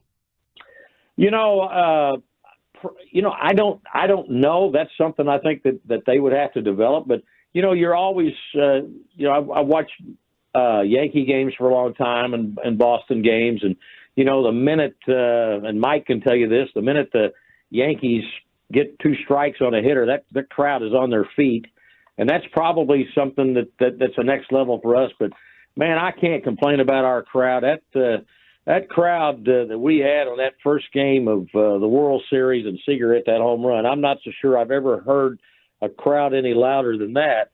And then the way that our fans turned out for that parade and celebration was just unbelievable. So I think we're getting there. I think we're pretty close. Chuck, what's interesting is I was looking at all the games that are happening today on opening day, and I know it's been always special. I've always pretty much been here unless I was playing for another team. Opening day seems more special for Texas Ranger fans than any other fans around baseball. And I'm not ragging at all on Arizona Diamondback fans. They're playing Colorado today, and you can get tickets for $30 for their opening day, and they're the National League champs. And whether the Rangers won the World Series this time, went to the World Series, or had a disappointing year the year before, opening day has always been super special for this Metroplex and the Texas Ranger fans. Can you explain why over the decades opening day is so important to Ranger fans? Well, I'm going to tell you what, Mike, having lived here a long time, this is just a great sports area. We got great sports fans here. And I think after a long winter, I think people are ready for baseball to crank up. I can remember back, though, when I first came here, my first opening night game, we were up against Phi Slamma Jamma in 1983, and my first big league game with the Rangers, we only had 13,000 in the park for opening night, so it was a little rough. But again, the fans here have just supported this franchise for so long, and quite frankly, with not the greatest history in the world. I mean, it's just and they've been great about it, and they've loved the team, and we've just had great support from the time. Remember when Nolan Ryan first came here to pitch? That was the first time we had drawn over 2 million in a season. And then he comes back as the club president, and we end up going to the World Series a couple of times. We go over 3 million. So the fans here have just been great. I think, Mike, it's just because we live in a great sports area. Man, that's dead on there, too. Right here, I just wanted to point this out. Sarah from Rockwall texted in and said, I didn't cry the entire time during the playoffs until I heard Chuck Morgan at the parade ceremony. Then the tears came uncontrollably. And Kevin, you and I were standing right there. It was amazing. We could see Chuck. We were right there next to the statue. We had great seats. Were Chuck and Jared the most fired up? Chuck and Jared were definitely the most fired up people I've ever seen. But I just imagine, Chuck, this off season for you too has been a lot of people probably been sharing a lot of different stories with you along the way. Well, I've heard a bunch of them of where people were, and I'll tell you a quick story about that parade situation. I was lucky enough to get to MC the thing on the stage, and I was had 4 or 5 questions for every player. And when I gave Seager the microphone, I didn't ask him any questions because he looked like he wanted to say something, and then I backed off, and he started his mic drop thing, and I thought, okay, if I grab him here and ask him a bunch of questions, I will be the biggest idiot in sports. And so I said, you know what? Let's just let him go, and that was it. Hey, good night, everybody. What a great time. But that's the best decision I've ever made in my life. And I bet Corey Seager was stoked to not have to talk to the public more. I know, Chuck. I don't want to talk to you. Now, I'm going to kick it over to Derek Holland. I have no idea what he's going to say, but he's got something for you. Well, okay. Chuck, it's very good to hear your voice getting ready for baseball season. That's the one thing. And you did this last year when I was on the radio, and obviously we got to go to the World Series. So I think you need to give us another introduction to opening day. You don't have to use me as your example, but get these fans ready. So can we get that opening segment again? Oh, you ready to do that? Okay. You just like we're starting out here tonight, huh? Yes, sir. Yeah. Let's give the fans what they need to hear. Ladies and gentlemen, your attention, please. It is World Championship baseball time in Texas. Please welcome number 45, pitcher Derek Holland. Let's go. Yes. Ooh, that's what we needed. Pump that directly into my veins all day long. Chuck, thank you so much. Best of luck tonight. I know it's going to be awesome, and so excited for you to get your ring this weekend as well. Oh, I'm excited about it. And again, thank you all you guys do a great job supporting the Rangers. And again, I thank Mike for his passion for Rangers baseball. And I love Derek Holland. And we're just going to have a good night and celebrate this thing the right way. Let's go, Chuck. Boom. There you go, ladies and gentlemen. Hey, Chuck Morgan right here on 105.3 The Fan. Derek, that could have been what it sounded like to start the 2012 season. Stop it, Mike. What is the matter with you? I'm just grateful that Chuck said my name because he ain't saying yours. I love you, Chuck. Because then the Cubs would have been really excited today. They'd have been like, "This is awesome." We're facing Mike Bassick. They've been like, "We're scoring 45 runs today." Man. Yeah, you put up as many as my jersey number. That was actually my ERA, I think, for opening day, 45. Is it? Yeah. You just killed our mood. You're a jerk for that, Mike. Just killed it. For my ERA? No. I'm sorry. You know why. 940 chills, 325 chills from the 817. Let's effing go from the 817. Let's go. Goosebumps. Hard. Great segment. Chuck Morgan is the man. I love all of it, all of it, all of it. We're the KNC Masterpiece right here on 105.3 The Fan. Coming up next, it's time for the C Block starring Corey Majors and former All-Star, World Series MVP, and Texas Rangers ace Cole Hamels. Yeah, you said enough there. That's good. Boom.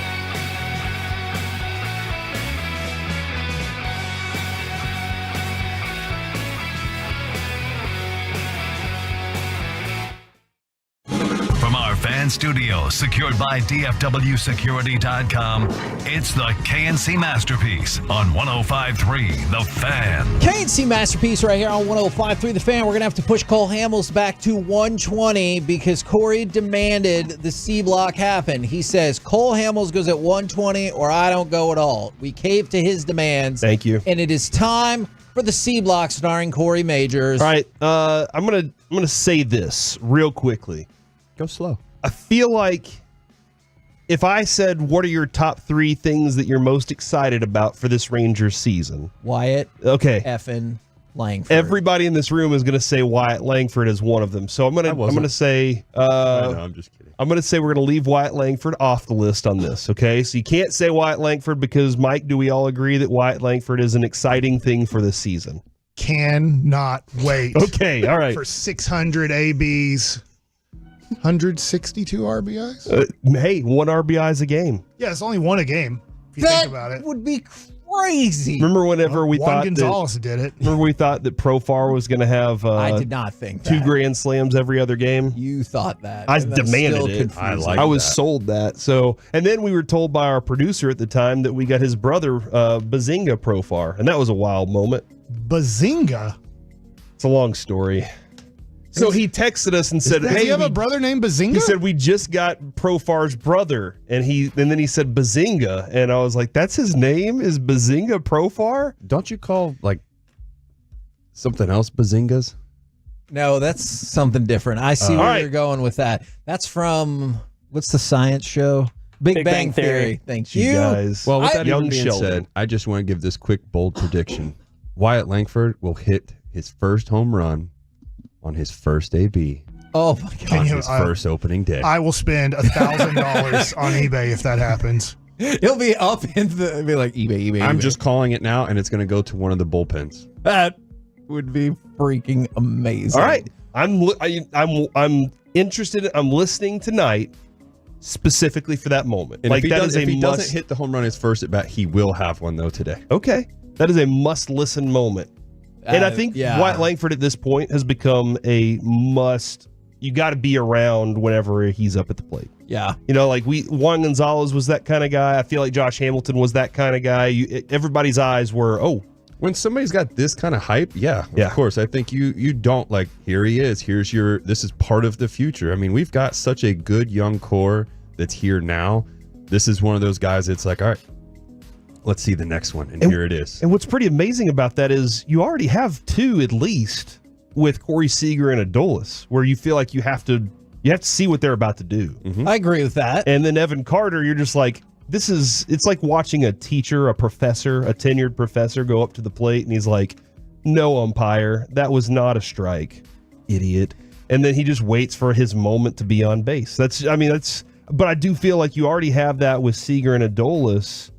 And then adding Langford now, if he continues to do what Mike's been talking about, he will be a must-watch. Derek, now that there's 122 at-bats for Evan Carter, including playoffs, he has only a 9% chase rate, which is the best in baseball, but it's a limited sample size. I was watching MLB Network, and they're like, look, this is enough of a sample size that pitchers are now going to attack the middle of the zone with him because they know if you attack the edges and miss, he just takes. He has an unbelievable eye.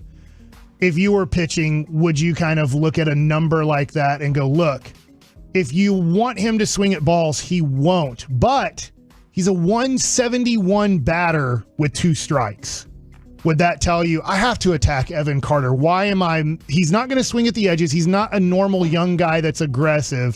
I need to attack him, and if I get to 2 strikes, he's a 171 hitter. Yeah, I mean, you have to attack guys like that have such a great plate discipline or knowing the zone.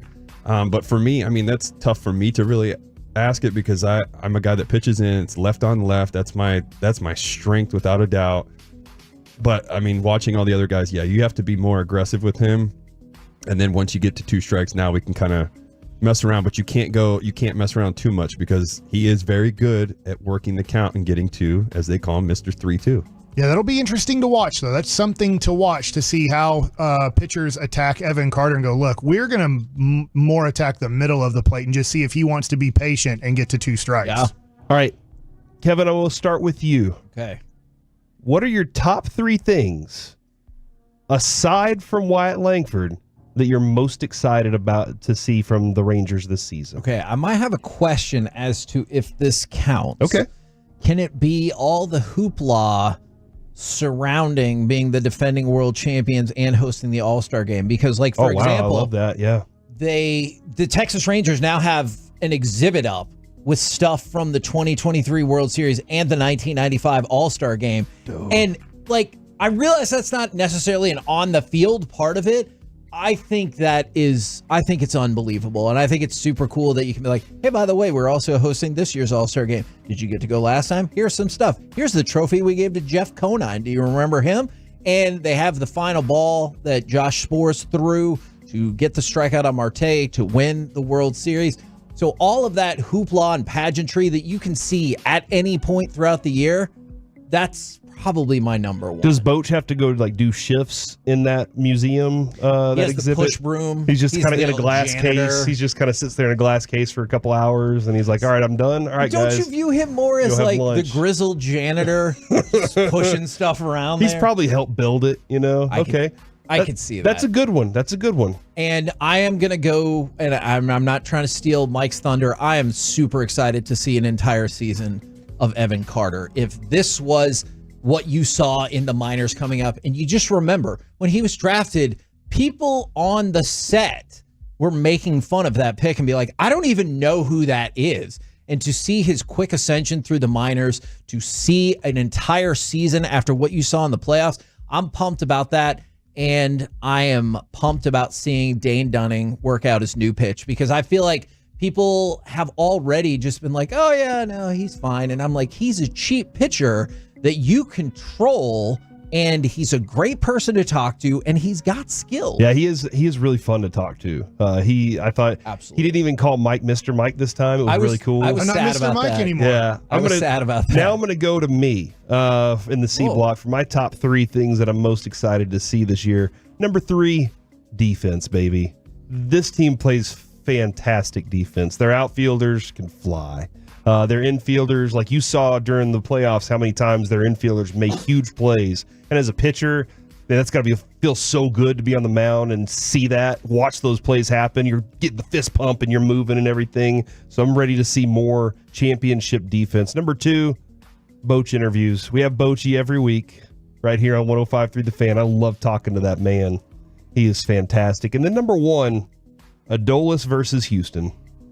Oh, that's a good one. I don't know what's going to happen. Well, we get it 7 times to start the year. I don't know Really exactly. quick. I don't know exactly what's going to happen, but just the fact that gets to happen again. Now Maldonado's not there, so I don't know, because it seems like when he's at the plate, those two are, without looking at each other, they're talking to each other, and then they finally go chest to chest. And Simeon too. But yeah, that too. Yeah, exactly. So I'm looking forward to defense, Boach interviews, and Adolis versus Houston. Derek, I will now take it to you. Your top 3 most exciting things for this season. One, I got to put it right out the gate, as I'm excited to see what this offense does. I know the hype, obviously, with Wyatt, but I want to see how Bochy sets this lineup. He's got so many great options in there. There's not an easy out at all throughout this entire lineup. This is a tough lineup right here. And they scored 27 in the first 2 games last year against Philadelphia. And that's the thing that stands out. And then on top of it too, I'm excited more to watch Cody Bradford. I want to watch him as a starter. I want to see how he develops into this role. And I want to see how hungry he is. You get this opportunity. You don't know how long it's going to get to last because of the other guys that we're waiting on. So you got to try to capitalize as much as you can. Show that you don't want to be a bullpen guy. Show you want to be a starter. So I'm curious to see how he does. And my third is I'm I'm excited to see what the pitching side can do. What they can do. I know we question it, whether can they get the job done and health and all that. We've got a few big stretches right out the gate, so that's where I want to see how do they respond. Mike, all three of us have now gone. Yeah. So what's left? And therefore, in the C block here, yeah, I could go to Rigo or I could go to you. Bullpen. I'm gonna go straight to you, Mike Bassick. I'm looking at Yates and Robertson. Those were two of the veteran guys, the main two veteran guys to help out the bullpen in the 7th and 8th inning. So last year, factually, it was the worst bullpen in the history of baseball for a team that played 500 or better. Yeah, I'm not making that up. You're right. But I thought they started off hot, though, right? They did start off better, but things got bad. Yeah, I know that. That's why I was just throwing that in there, too. So over the whole season, that was there. They got Yates and Robertson in the offseason to help out with, because a blown save doesn't just have to happen in the 9th inning. It can happen in, obviously, the 6th, 7th, 8th inning. So you look at it and go, I don't know if it can happen in the 6th inning after I just said that. I think it's only 7th and 8th because it's not a save opportunity until you get to the 7th. But I'm looking at those guys and I'm saying, can they, at their age, can they really, really contribute to holding games / saving games if you need them to close out a game if Leclerc isn't closing the game that time? I'm going to add another person in there, and maybe this is just number 2 because I'm trying to stay away from what you guys said. I agree with everything you guys said. Is Spores the September-October Spores? Because if he is, great. Yes. But if he isn't, did he struggle this spring? He didn't have the best spring, I'll say that. Okay. But hey, it's all zeros now. Yep, exactly. And I wonder this, for the two older guys, and Derek, you've been an older guy in spring training. I wasn't even good enough to be an older guy in spring training.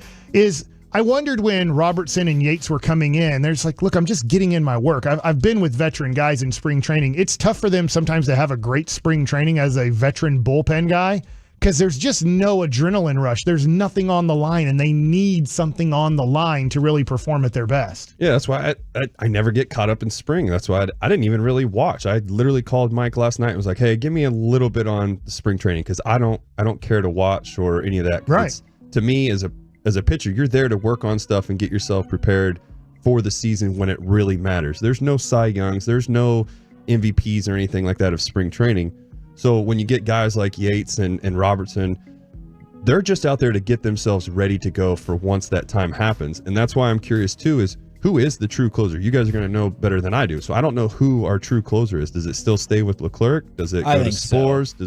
Robertson's got closer stuff. Yates is a closer. What's interesting is Bochy, you told us last year, you were so like, he goes with the hot hand. 100%. And I thought at some point, I felt like Leclerc was going to get a shot there, but they stuck with Spores in the rest of that game. My last thing, because I know we want to break here to get to Cole Hamels, is how will the DH be used throughout the season? We've discussed it. I think it'll be a rotating DH, so that will be interesting as the season progresses on how we see Bochy use his 9 or 10 guys or even 11 guys on this team. With a KNC masterpiece right here on 105 through the fan. Excellent edition of the C Block Big Shock. Coming up next, this time we really will talk with Cole Hamels and ask the questions that matter, like will he still be an ace in 3 years? We will find out next right here on the fan. Always a welcome sign for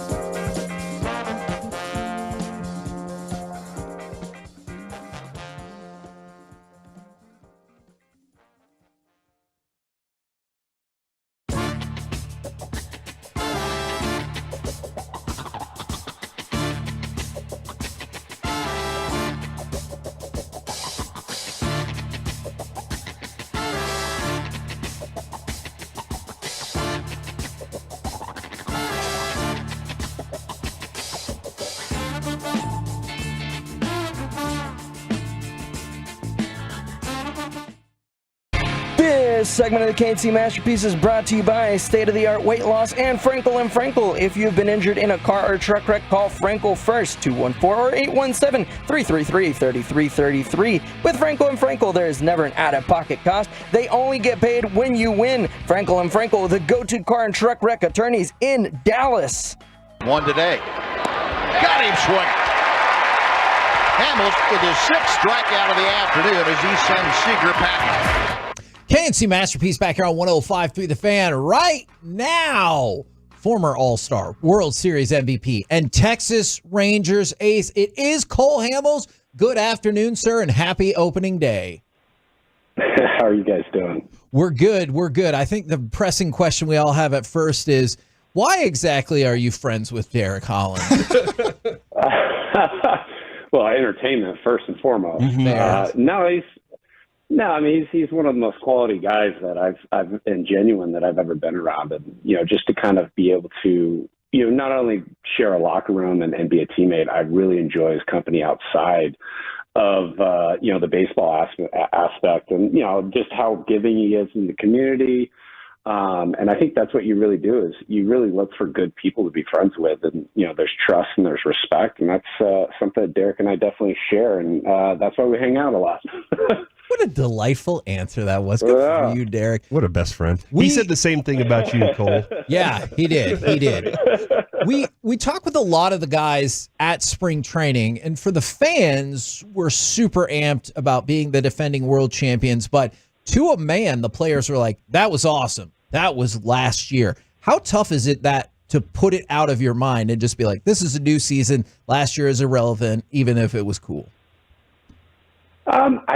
It is. I mean, that's the great thing about sports, is every year you get to start over and be fresh. And I think that's just the competitiveness that you have, is you're always aspiring to be better than last year, or you're aspiring to repeat. And I think just being able to have that, this is how you judge and you see what type of athlete you are and how good of a team you are. And I know that goes to management. There's a lot of aspects, but for Texas, I've been in that situation. When you all of a sudden now have a bullseye, that's what it tests what you're all about and how good you can actually be. So I sometimes relished with that factor, because I wanted to be the best, and I know it doesn't last forever. So you need to aspire and accept those challenges to repeat and to set the record straight in a way that this wasn't a fluke. We are a really good team. Yeah, Cole, it's Derek, your best friend. I just wanted to put out there. So you had to introduce yourself to him? Yeah, does he not know who you are? Is he your best friend, but Cole's not your best friend? No, we're best friends. You're just jealous, Mike. You don't have cool best friends. Cole, you've been around like rookies and stuff when they get first called up and everything. And in this situation, you got a guy jumping into the rotation with Cody Bradford. He's a lefty. Kind of similar to how you are in a way with how he pitches. Do you feel like, or actually, I should say, what would you say to him going into this season now that he's becoming somebody that's in the rotation? I think it's great. I think this is a really good test for him. And at the same point, he's got really good starting pitchers around him. So it doesn't have to worry about having all the pressure of trying to be the man, trying to have to carry a team.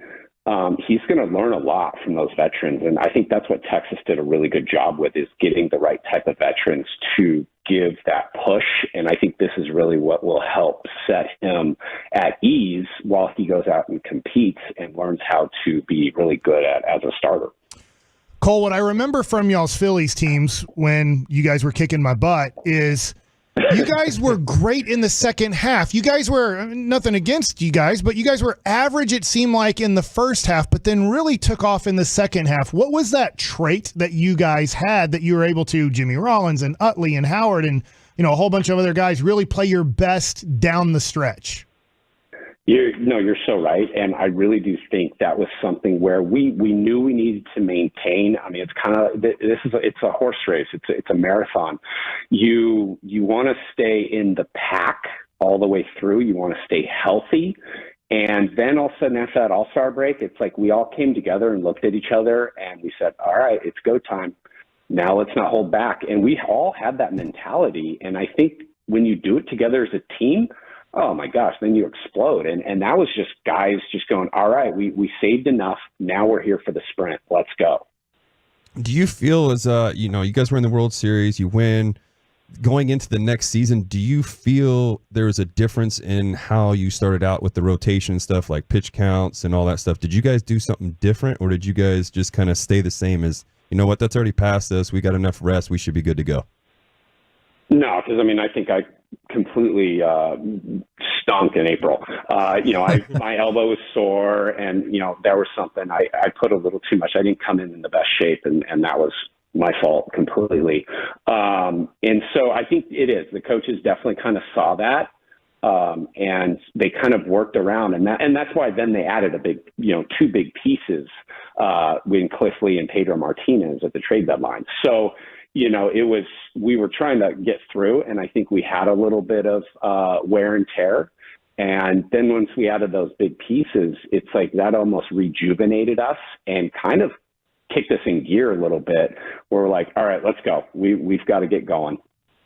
This quote from Carlos Beltran when he got traded from the Yankees to Texas always stuck with me, and it was, in New York, there's all the other stuff. In Texas, it seems like it's just about baseball. And you put on the jersey for some pretty storied franchises. What was the difference in Philly, Chicago than it was from Texas? I just think the division, being able to be in that Texas division, you're going out to, yes, I know it's hot in Texas, but I feel like all the other teams that you're playing in division it's either a dome or it's perfect California weather. So, it's you really got to just enjoy being at the baseball field and, not having the sort of big cities of Boston and New York and kind of that pressure. And so you really got to kind of come together in the clubhouse and enjoy yourselves off and just really kind of get into the baseball environment without having a lot of that extra added noise. And you got to work a lot more. And I think that's kind of what guys, just like you really got to focus more on baseball. We got to see Nathan Eovaldi get into some jams, but get out of them. And then we were listening to Randy Johnson recently talk about, hey, guys don't get that opportunity. A lot of times they'll just get pulled out of it. Yeah. And I don't want to talk too much about like the analytics part of it, but what did you learn about yourself whenever you got out of jams? And did you feel like you accomplished more from that? 100%. And Eovaldi came up when we were still allowed to get out of jams. I know that transition has kind of happened ever since probably, I want to say the 19 and 20 seasons is when things kind of really changed. You have to get in those situations. You have to, and the management has to trust you that, sometimes it is. We're not winning 162 games. I know you don't want to give them away, but if it's a valuable lesson that you feel, all right, this could go wrong, but you know what? He's going to learn something that, yes, if we do lose this game, he's possibly going to win 3 more games now because of this lesson, and he's going to win playoff games. And I'd rather take that over anything opposed to just always being scared. Could you say that last part one more time for my co-host who wants us to go 162? Yeah, I want to go 162-0, Cole. Sorry, if you want to bet on that in Vegas, good luck. I'll take that bet against you that you won't. All right, a gentleman's bet of $1. Yeah, exactly. It would be great, wouldn't it be? It would. Cole, I was having a good conversation with another former player, and we were talking about throwing to the glove because usually when I pitched, almost every time, now you have to flash a target late with a runner on second and move late, but I wanted to throw to the glove for the most part, but you see a lot of catchers now really not give a target because they're trying to work from the ground up, or they flash a target, then take it away because of how they want to frame the pitch and try to keep it in the zone and give the umpire the best look at it. Can you talk about, did you throw to the glove? Did you throw to a spot? Did you care at all if the catcher gave you a target? So I threw to kind of imaginary lines that I had in my vision, and that's what I would stand when I would stand out in the bullpen. not during my game time, and I was out on the mound, and I was looking. I wouldn't have a catcher there. I looked at the corner of the plates, and I had these visions of these lines, kind of like they would go up, and where I wanted to start it. And that's where my vision was of where I wanted the pitch to either run through it or start at it, and then it would either cut, drop, dive. And so I had this sort of vision that's what I had to practice so that I didn't have to focus on the catcher's glove all the time. And really, at the end of it, I tried to throw through the catcher. So, a glove or not, there was, like anything, there was sign stealing, there's location stealing. That was just part of the game. So we always had game plans where, hey, don't flash the glove too early, because then, the guy on second could give the inside or outside location. And, I don't want that. So give it a little late. And so I had to create these imaginary lines in my line of sight that I practiced in between games. And, it took a couple of years. God, this is what I'm talking about. I got 3 guys that pitch that I can really learn baseball from. This is amazing. And then I'm going to ask this question. All right, so when you would throw, when you would finish your pitch, you always stuck your thumb into your belt. It looked like you were kind of adjusting your belt. And I was just always curious, was that something that was just like a tick, or were you were you trying to fix your pants? What was going on there? Yes, because I was so skinny in the minor leagues, when I came up, my pants didn't fit. And so my belt, I had, because I was so tall, and, this is before really good customization of pants.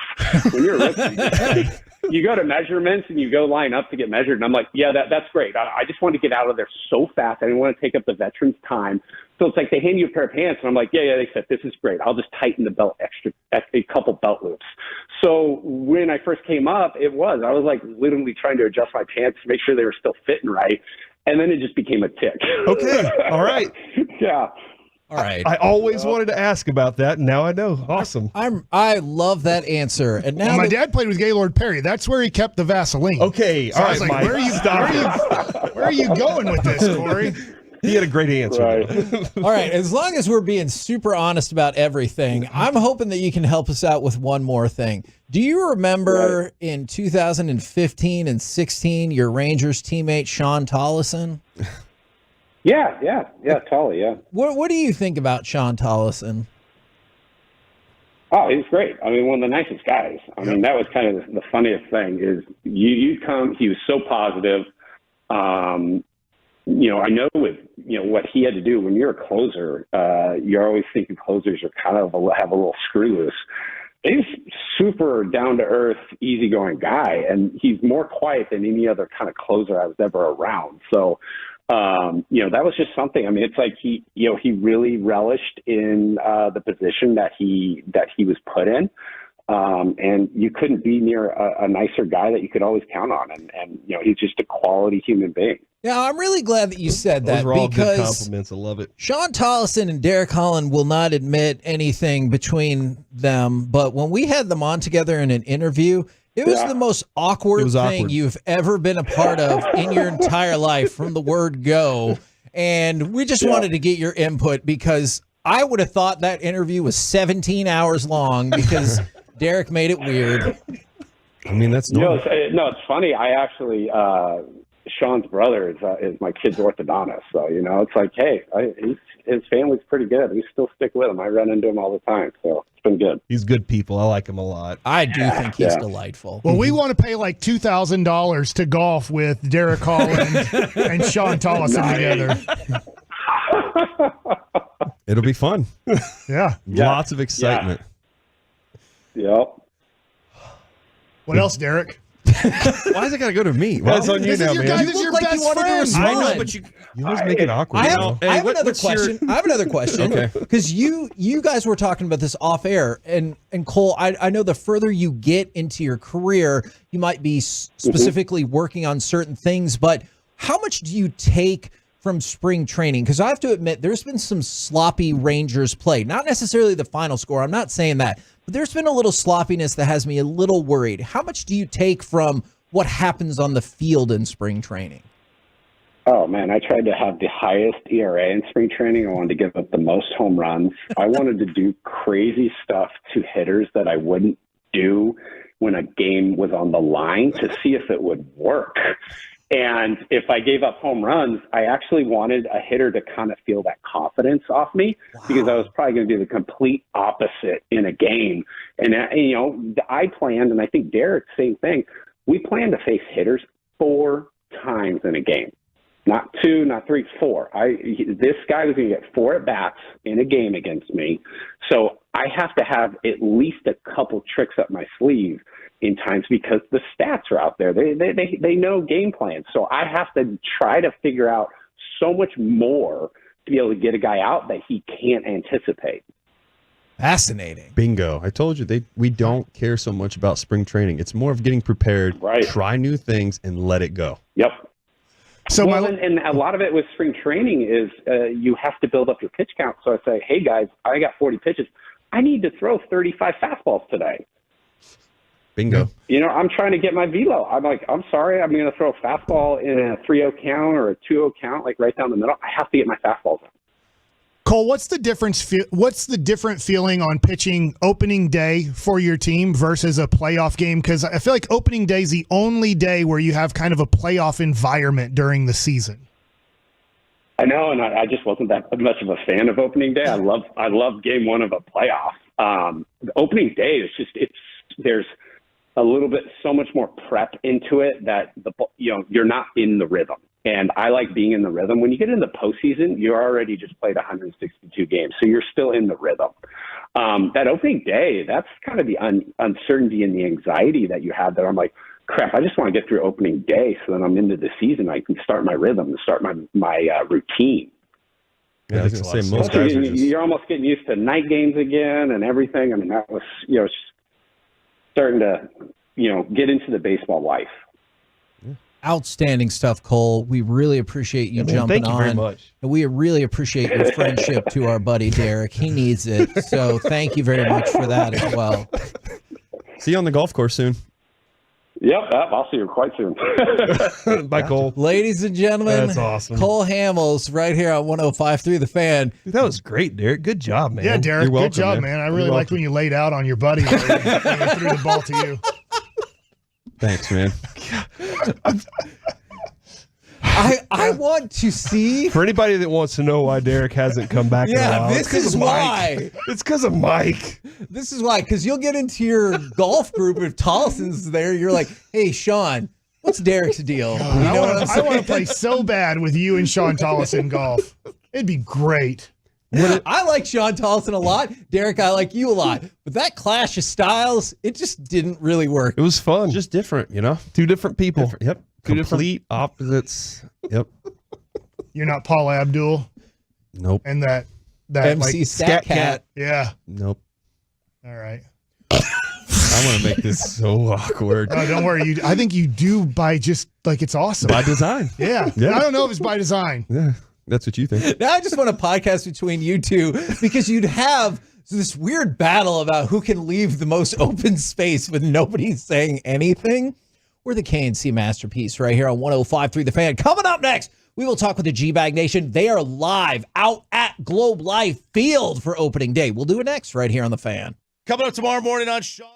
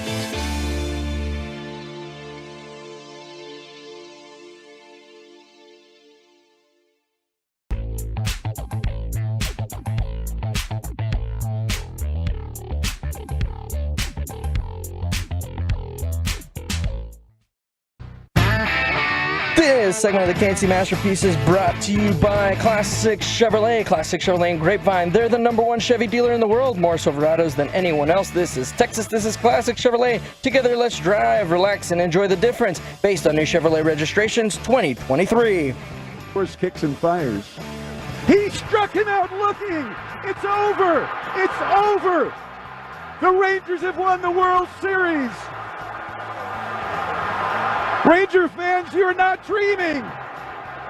The Rangers are the World Series champions. After 52 years in Texas, 63 years of the franchise. The wait is over, and the celebration has begun. Delightful, delightful K&C Masterpiece right here on 105.3 The Fan. We've been celebrating all day. Now we take you out, courtesy of D&M Leasing, to Globe Life Field to connect with those fellas from the G-Bag Nation. Gentlemen, how is ya? And what was the scene like getting to the ballpark? It was majestic, Hagee. It was a terrific experience. We're doing great. How the hell are you? I am doing fantastic. Awesome. We got to talk with Cole Hamels. We had Chuck Morgan. We had Jared in studio. Derek Holland's been in studio with us all day long. It's felt like a continuation of the Rangers party we had all last year. I've missed the foursome of all of you together, the baseball show of record. It's been a blast being able to drive around and listen to you. Chuck Morgan, when he got to introduce the World Series champions and gave Dutch number 45 some love there. It's awesome. That gave me some goosebumps as I was driving up to where we're supposed to park, and you see people on both sides of the road that are already tailgating. There is a line to get into the parking lot. Texas Live is crazy. This is a special, special day. I mean, it's just the feelings of almost parade day that are just coming right back into our baseball souls. Yeah, that's exactly what it was. That's how it felt whenever I was pulling up, because there are a ton of cars and there's tents and I guess some exclusive opportunities to be already tailgating for some individuals. So it's good to see the smoke in the air, and the beer has already been cracked. I mean, it is pretty lively out there, as you mentioned, right by Texas Live. So, and there's some new things about the ballpark that stand out. We are in the midst of a cool, brewery style picnic bar area here on the second level, where we usually are in the outfield. It's turfed out. There's great seating. I'm looking for some cornhole, but this is fantastic. And the Whataburger location looks badass. First time we got to see it. Now, it's not open yet. It'll be open for the Astros series, but it's going to be awesome. But, yeah, when you guys get to come out here for some day baseball, the Comerica backyard now is the setup where we're at. It's awesome. Day baseball and honey butter, man. It gets no better. You did say the beers have already been cracked. Does that mean our good friend Brian Broaddus has already started dipping into the cooler? Come on, No, Broaddus. I'm thinking about it right now. I was kind of looking forward to more rosin bag talk from you guys earlier. I think it was fascinating. Thank you. I learned a lot in that it was almost ask the pitchers, and I think the fact that you guys don't want to wear the bullpen jacket running, I think is a fascinating thing. Mike, have you ever been in one of the bullpen cars where they drive you out to the mound? Have you ever done that? No, I don't think. Didn't the Mets have a baseball bullpen car? Not in 0203. Oh, I know that they've brought them back. There are a few of them around Major League Baseball now. So you'll randomly see it now in Major League Baseball. Yes. But obviously that was a very cool thing in, I believe, the 70s and some in the 80s. Yeah, I think they need to bring that back, the big bullpen car. It's like a baseball with a hat, and let's let these guys running out to the hill. No, let's just drive them out there with these carts. I think they should bring it back. They could bring Bartolo Colon back as well. Maybe extend his career. Is that what's missing? Is the bullpen car would bring Bartolo back, you think? Bullpen car is missing, and pitchers that actually do want to wear their jackets when they're running the bases. I think that's a lost art. I'm really disappointed the guys I work with don't want to wear their jackets. Those are issued for a reason. Wear them, okay? They got to make the jackets cool again. Yeah. Freaking Brian's watchdogging the damn jacket. I just wish tonight, when it's 30 degrees outside, they make, I don't know who it is, Bobby Witt Jr. put on a jacket to run around the base. Mike, I think the jacket would help you. I think it would. That could be my excuse to be like, this is why I'm slow, guys. He's not really fast because he's wearing a big, heavy starter. It's wind aided, man. Yeah. The wind's catching the jacket right now. It's like a parachute on me. Look how puffy it is. That's why you can't leg out that infield single or whatever. Mike, and I'm a little disappointed that they're not going to give you quality gear. You know, they were giving the front office guys that sound like better gear than you.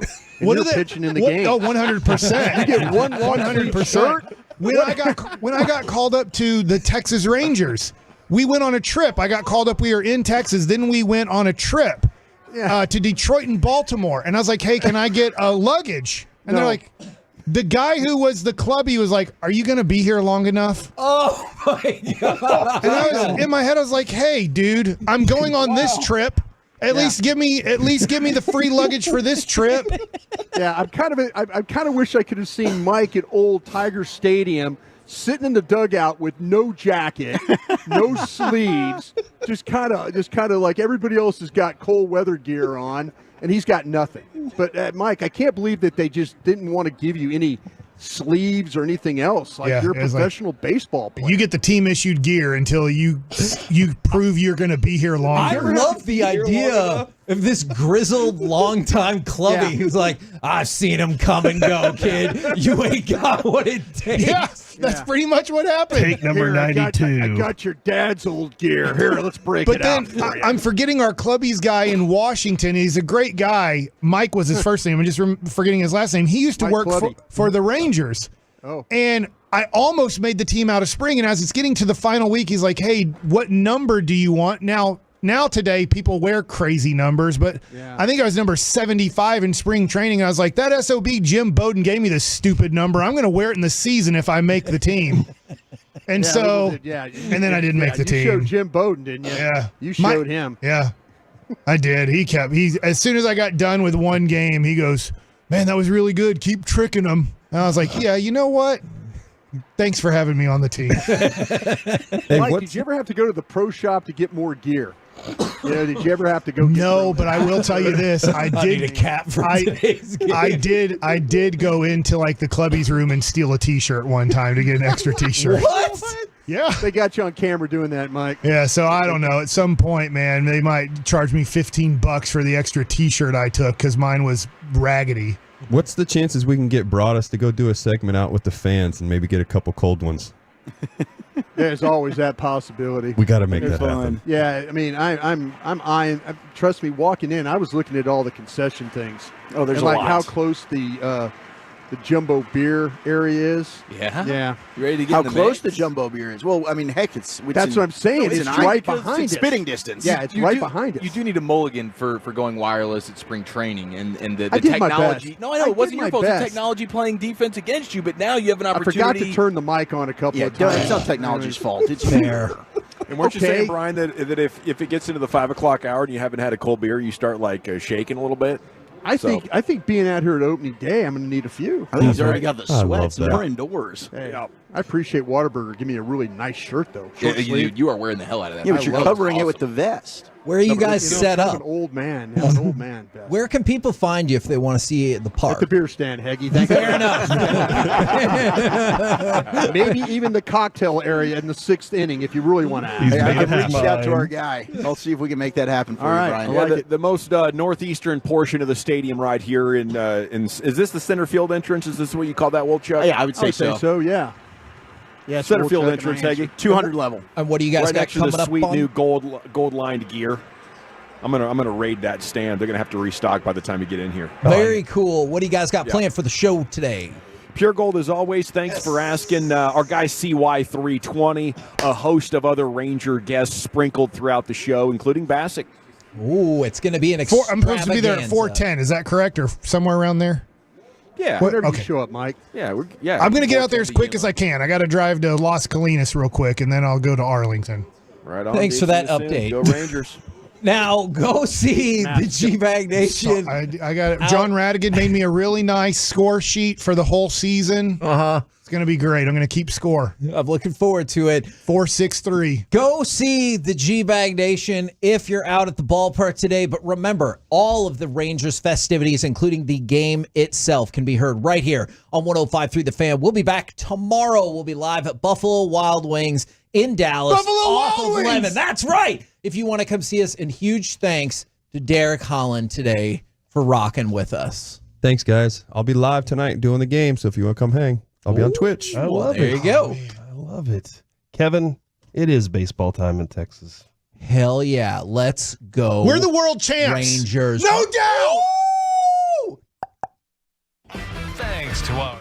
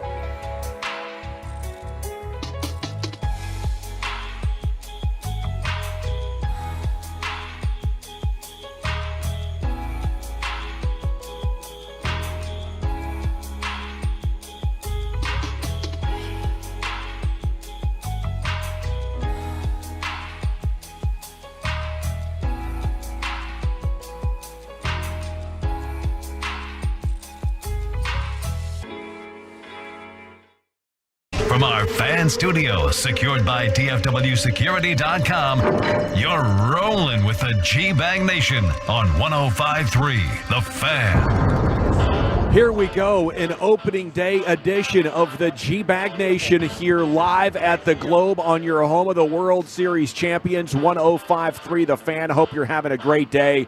We're getting pictures with the guys from Hurtado as we open up the show. It is brought to you by our friends at Whataburger. Curbside pickup or delivery. Use the app or visit Whataburger.com. The only bummer on what is a majestic day is that the Whataburger location is not open. It will be open, however, in time for the Silver Boot Series, and I'm going to absolutely feast when it does. General at your service, at ease. Happy opening day to you. There's Brian Broaddus, the former Cowboy Scout, NFL executive. You do have Chris Strong in for Lucius Alexander in the Pimp Cup back there at Master Control 75 in Fitzhugh. In matching Whataburger hoodies, it's your guys, Chiafalo and Wolchuk. Salute to you guys. Look at us, huh? Cheers, boys. Twinsies. Happy opening day. Happy Whataburger at Globe Life Field. Happy baseball. Hey, boys. Happy banners and beers. Banners and beers to open the 2024 season for your World Series champs. Should we get our first Let's Go Rangers chant on? I think we should. My body's ready. Should we get it going? Broaddus, is your body ready? Let's get the people going. Yeah. Are you freaking kidding me right now? I mean, security's ready to go with us at I'm any ready. moment. Yeah. Let's go Rangers. Let's go Rangers. Let's go Rangers. Let's go Rangers. It looks like it was a crowd of four, Wolchuk. It's all good. It's all good. As soon as those doors open and there is a line, people are ready. They're getting liquored up out there. They're getting boozing on. Why am I This is gonna be broadcasting awesome. with you cats? I need to be out there. You can go out there if you want to. I think I need to go out there. We'll try to Got get a lot of 5:30. guests today. I think I could kind of sit this one out today. You could if you'd like to. I mean, if be out Mardi there. Gras Broaddus needs to You make an never know. appearance, and then come by back in for the last couple hours. By all means. If you want to go do some booze smoozing and then come on back in and then, pop in I got and to be out, I think nice that's to the fine. people over here to let me in and out of the gate, though. That's what I got to do. I don't want to have to go all the way back around. Do they know who the hell you are? I wouldn't play that card, but I would play that card. Yes, you would. If I had to get back in. Super Bowl scout here. I got the Super Bowl ring on today. You just Doing flex that. championship vibes today, man. Dang right. Yeah. Doing championship. Play like a champion today. Soak in that championship energy. Maybe adorn yourself in some new Rangers championship gear. The World Series hat's still on sale. There's a lot of good times to be had. There is a new Q&A with Ray Davis that was just posted in the morning news, and I cannot wait to talk about this with you. So we're going to get to that in the opening segment. Of course, as we do every day at this time, we like to set the agenda on what's developed in the broadcast sports world since we last spoke with you. Big games coming up. And nothing bigger than opening day itself with the pregame at 6 o'clock and the first pitch at 6:30. We go to Zach Wolchuk with our opening day lineup, baby. Oh, my goodness. This is going to be fantastic. I cannot wait. Of course, we've got Nathan Eovaldi, who is going to be on the bump today, and it'll be Justin Steele for the Chicago Cubs. Pretty good pitcher. Pretty good. Oh, okay. And, not an ace, but close but to he's it. not Evo. He's not Nathan Eovaldi. Now, not our guy. the Rangers are still awaiting to give us their full lineup, but we do indeed have who has made the roster at catcher. You've got Jonah Heim and Andrew Kisner. First base, Ezekiel Duran and Jared Walsh, while Nathaniel Lowe goes ahead and waits to return from that right oblique strain. At second base, Marcus Semien. Shortstop, your reigning World Series MVP, Corey Seager. At third baseman, the Jungle Cat himself, Josh Young. Wreck 'em. Your outfielders, Adolis Garcia, the mayor of Houston, Albombi himself, Leody Taveras.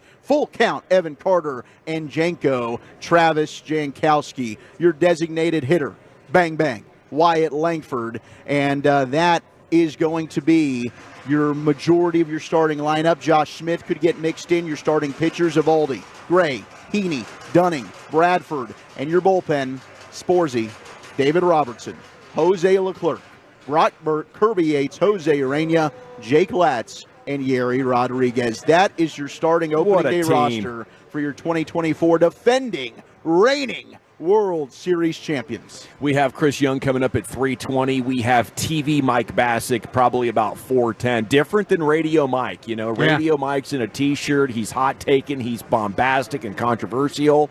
On TV, he's more serious baseball Mike.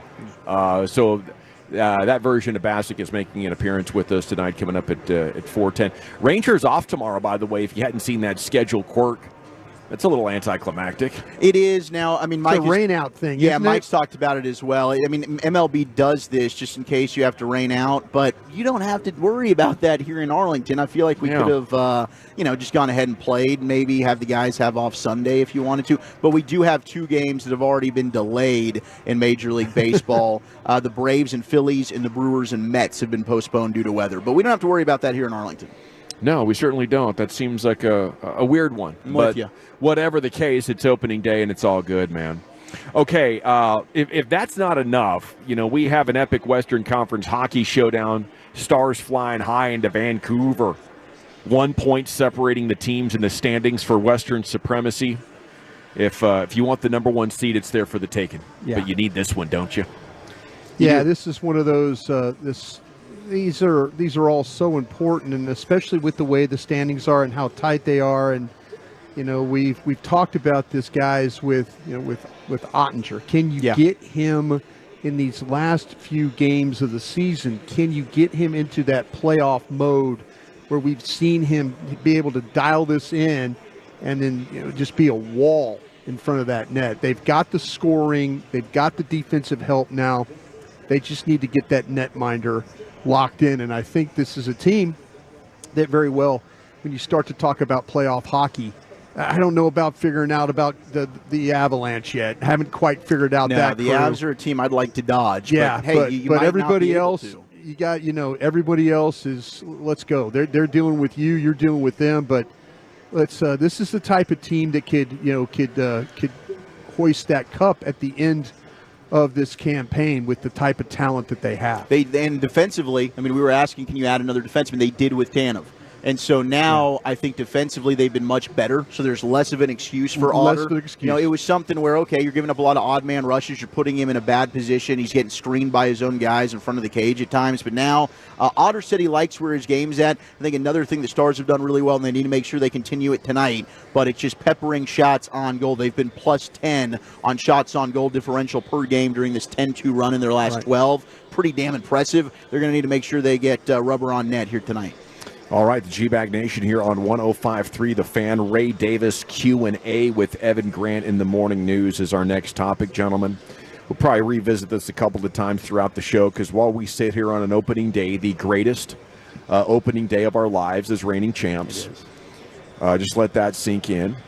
Obviously, before too long, the goal is going to turn into, can they do it again, right? Will they do it again? Are they committed to doing it again? Because you have a championship roster, you have a championship manager and a championship GM, right? But as Scott Boras said a couple of weeks ago, how teams react after the first one determines their legacy, right? Are they going to be one of those teams that got a World Series and their fans look upon that fondly? Or are they going to be, a team that tries to build a dynasty and unleashes, terror for the competition over, half-decade period of time, something like that? You got to sustain it. And we've wondered how committed is Ray Davis. We've had the TV situation. We've also had his cheapskate roots, really for the first 11 years. Other than going out and getting Prince Fielder and Shin-Soo Choo, he hadn't spent a lot. So where are we, Ray? This is Evan Grant. Had a moment to chat with him. And transcribed that, posted it on the morning news. First, a question we'll jump to, or it was posed to Ray as such. You've said it was so much fun you wanted to do it again. And Davis said, yeah, just like Bruce Bochy's granddaughter told him at the parade. So what's your perspective on how you go about doing that, about building a long-term championship caliber team? Here we go. Here's Ray's philosophy on sustaining the championship. He says it's a combination of things. We didn't do a very good job for many years of drafting and developing. We still haven't demonstrated we can develop pitchers. I love the honesty. That's honesty right there. That's the reason we've had to spend so much in free agency. The last 4 years, we've demonstrated we can draft and develop position players, which gives us currency to either help the big club or make trades or whatever. It's a combination of things of drafting, developing, and free agency. It's about having the necessary currency to do it. That may mean trades. It may mean free agency, but it's always got to be a combination.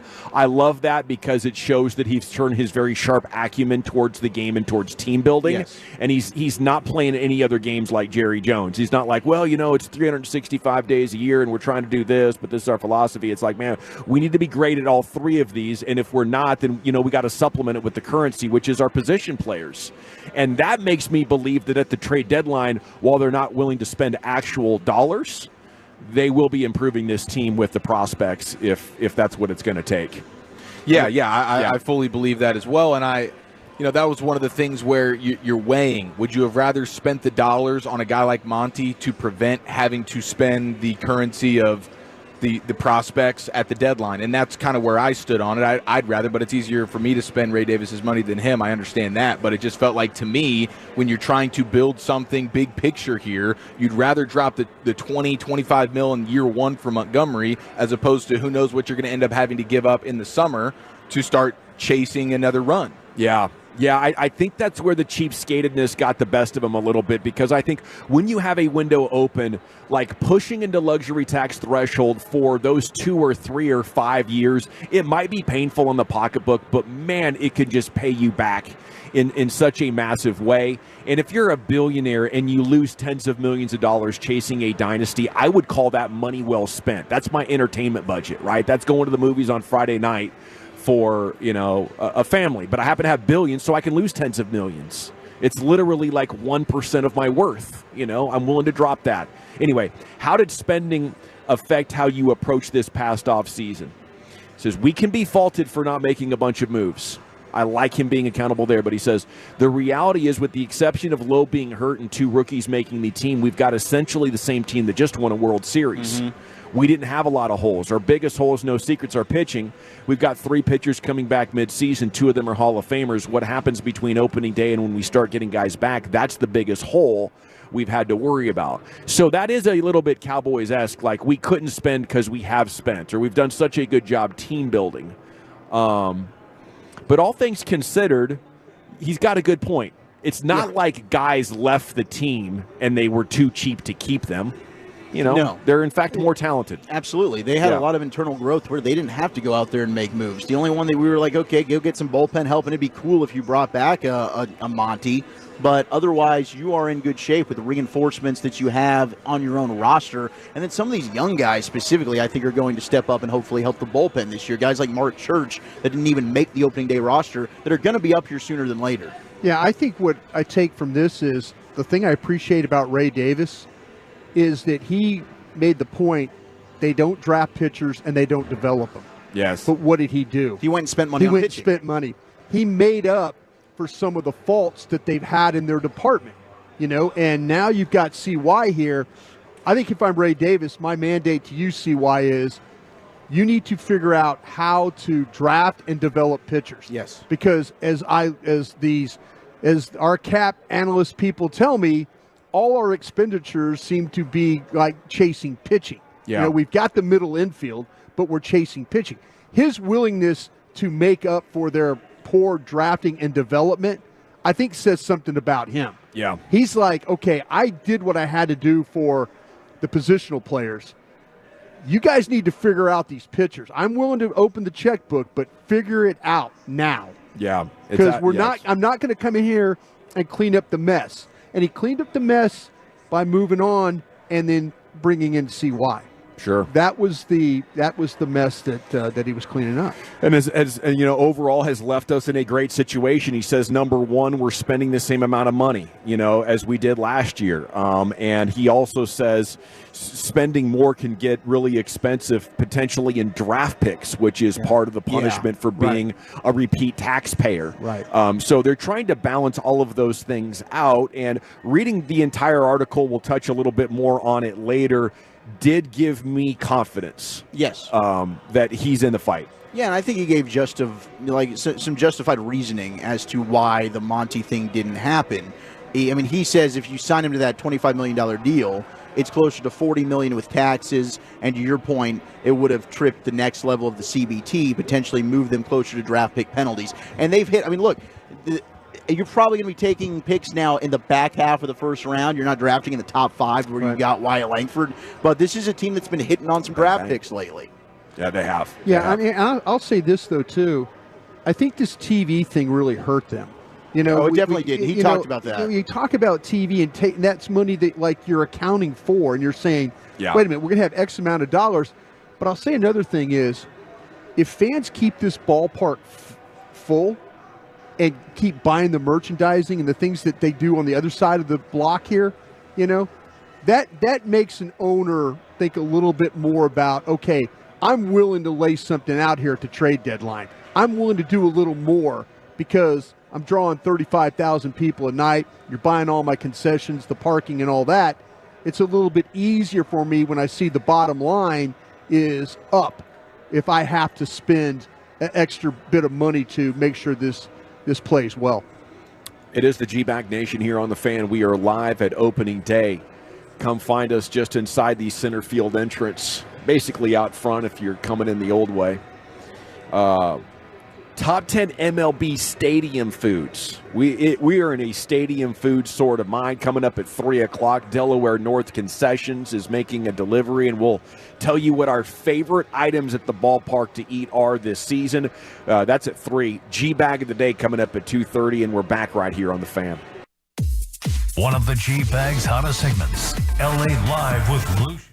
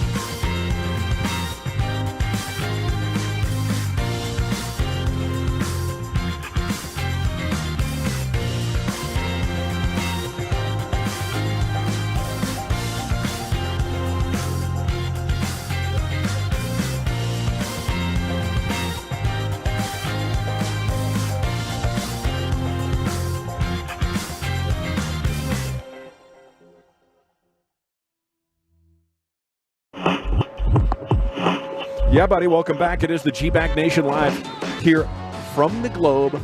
Opening day. If you're having fun outside, please come say hi when they open up the doors. We're going to sample all the food here coming up at 3 o'clock. Krusty's Corner, 2:40. G-Bag of the Day, 2:30. Right here, Wolchuk does have the top 10 stadium foods and a look at the lineup. Segment is brought to you by Cars for Kids. Donate your card today, carsforkids.org. And it's brought to you by the Frankels. Life is unpredictable. Accidents happen. Frankel and Frankel, the go-to attorneys for car and truck wrecks and DFW. If you or a loved one's been in an accident, contact the Frankels. For a free consultation, 214 or 817-333-3333. Go to frankelfirm.com. Here's the bully. We do have the official opening day lineup for your Texas Rangers, the World Series champion Texas Rangers. It will be Marcus Semien leading off at second base. Surprise, surprise. Corey Seager, your World Series MVP. I like the sound of that. Batting second at shortstop. Josh Young batting third and playing third base. MLB young boy. Yes. Adolis Garcia in the fourth spot, Legend. playing right field. Wyatt Langford. Bang, bang. Bang, bang. Hitting fifth and DHing. Jonah Heim will be hitting sixth and All-star. starting at catcher. Ezekiel Duran will be batting seventh and playing first base. Full count. Evan Carter will be batting eighth and playing left field. And Leody Taveras at ninth to end the lineup at center field. Of course, Nathan Eovaldi, the righty, is pitching. I wonder if Evan Carter moved a little bit down in the lineup because you have Steele, who is a lefty. But how about Wyatt Langford fifth, Josh Young at third, and then Wyatt Langford or Evan Carter hitting eighth? I mean, that is a very difficult lineup to navigate as a pitcher. Oh my gosh, yes, dude. Yeah, the lefty thing I think is exactly why Carter's down in the lineup right there. But the versatility that Bochy has to work with here is what is so exciting and intriguing about this particular team. And their offense was so good last year, but now you add these young bucks, and it's like, oh my gosh, dude, it really doesn't matter what the other team is running out there from a pitching standpoint. You have an answer for everything. Yeah, and so, Boch went ahead and just stacked it very righty heavy here in the middle. So, I mean, that's definitely a matchup versus Steele, and I think it's going to pay off for him. The Jungle Cat batting in the 3 spot. Does that surprise you a little bit? Yes. I was not expecting Is it that. only because we were all talking about where Wyatt Langford would bat? Yeah. And we were all penciling in third. We kept hammering that point. We heard them say it. Well, there's some data that your best hitters, you put them at 2 and 5. Okay. So, I mean, and this is something that I don't think this is a permanent thing. I think he has very much built this to go up against Steele, who's the starting pitcher for the Cubbies. But yeah, I mean, I did assume that Wyatt would be hitting third, but shout out to Josh Young, man. We've probably not given him enough love, him being out. But, I mean, that's a guy who should have been Rookie of the Year last year in the American League. Now we're talking about the other two guys. Yeah. So, Young also very deserving. I hope that pays off. No question. Any concern about some of the small spring training sample sizes for the guys that were injured coming in, with Garcia and Seager, Young? Any concern about slow starts getting off? I think that's a fair question. None of Seager. I think we've seen Seager have 0 minor league reps come off the IL and be amazing. But that was after getting the season going. It was, but I mean, his first game, the guy I think hits a double at his first plate appearance. So, I mean, for Seager, I just think the dude's built for this. Adolis Garcia certainly struggled in spring. He did. But that just might be a thing for him. He struggled last year in spring. The one thing about him is I feel like moments like these he's built for. Right. National stage, opening night, hanging the banner. Maybe we do see a slow start overall from Doley. I don't think tonight will be a factor for him. Josh Young, I think we could question. I can't recall when he came back from the broken wrist, like how quickly did he hit the ground running. So Josh Young with some limited bats, but I think he looked pretty solid in the exhibition time that he got. All righty, thank you, Wolchuk. It is the G-Bag Nation here live at the Globe on 105.3 The Fan. Let's do this. Let's jump into the G-Bag of the day right here. Krusty's Corner's coming up at 2:40. We got your Delaware North concessions at 3 o'clock. CY is now under 1 hour away. The pregame's coming up at 6 o'clock, pregame 6:30. Here's Chris Strong in for Lucius with your G-Bag of the day. Yo, yo, yo, yo, yo. What's up? Opening freaking day. Yeah, buddy. About that. Cheers. Dude, this is a dream just to be in this seat, filling in for Lucius Alexander on such a special day. Really grateful. And this is G-Bag of the Day for opening day, Thursday, March 28th, 2024. Our one-time winner was De'Aaron Fox. He really doesn't like media responsibilities. For quite a while now, you've come out and addressed like some of your bigger and maybe more difficult losses. Is this like something you're kind of making a point of doing for some reason in turn, just leading this team and kind of showing that accountability? And as far as talking to y'all? Yeah, just, I don't get out of that. I don't get nothing out of that. They ask me, I do it. But for the team, so it really doesn't mean anything in terms They don't of give a if I come up here and talk, I tell you that. But no, I mean, Michael asked me, I do it. Michael or Shannon asked me, I do it. Okay, well, they're good. I get no joy in this after a win or a loss. My team doesn't care if I come up here in a blowout win or a blowout loss. So sorry I brought it up. Yeah, I love it, man. Yeah, De'Aaron Fox, amazing player too. Oh man, dude, I think he's the closest thing to Kyrie. Yeah, he's extremely underrated. Yeah, being reintroduced to his game the other night, I was like, oh my god, right? Yeah, forget how good he is. I don't really pay a ton of attention to the Kings, to be honest with you. But watching him play the Mavs, he was definitely the best King on the field, which says something because Sabonis usually is.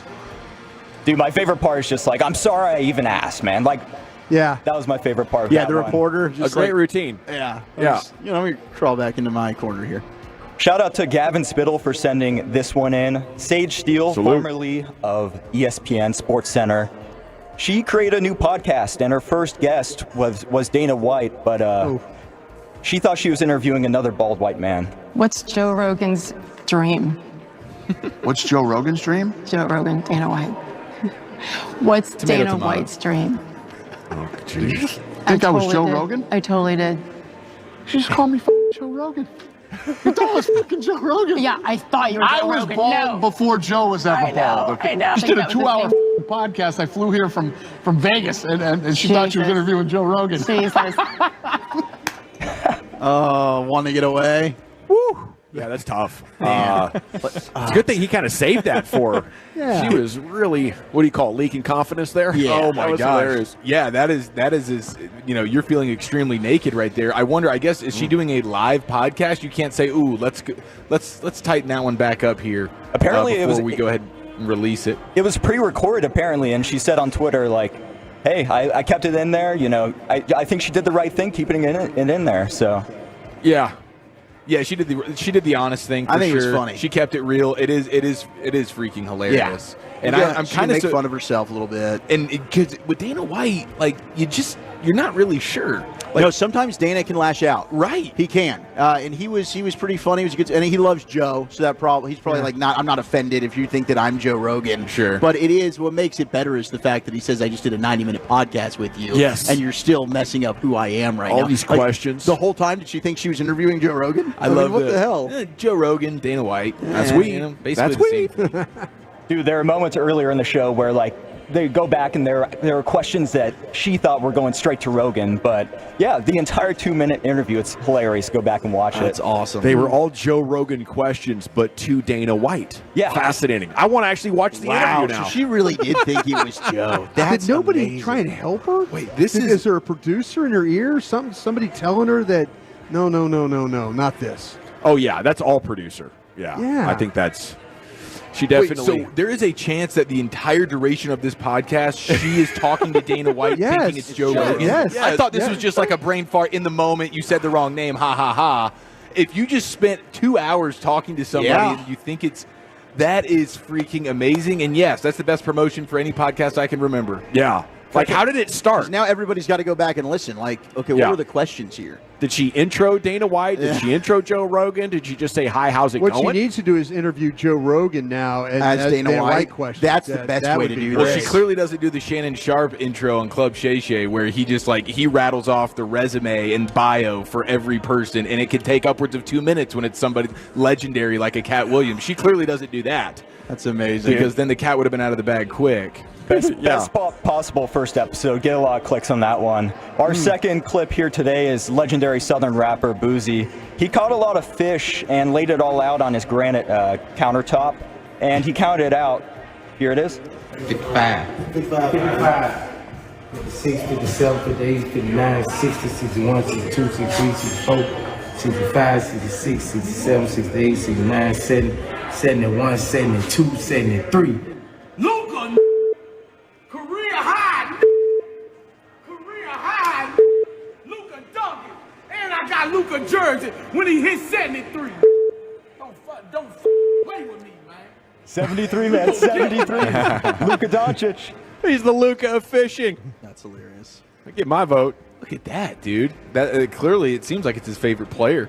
You know, Yeah. we've seen Luka do the thing where he honors Dirk, where he gets 41, and it seems very intentional. Yeah. Probably could have had 42 or 43. Going to go Yeah. ahead and keep it here, honoring my guy. That sounds like Boosie. If you're catching 73, you probably could have had 80. Yeah. But I need to go fish with him. Man, Yeah, you do. This 73, if you're wearing him out if you catch 73 fish. I wonder if he's using some whopper ploppers. He might be using the whopper plopper. Got to bring a lot of hooks. Yeah, A dude, lot I'm of like, hooks, a lot I'm of like, hook sets. how hard do you have to try to catch 73 fish? That's pretty unreal, but shout out to Luka Doncic as well there. Yeah. Okay, guys, we have an option here for the last clip of the day. This morning, Sean, RJ, they've been killing it. They had 2 songs, actually 3 songs out. We have Peyton's song, which is a version of Back to Back by Drake, but we do also have Bobby's song.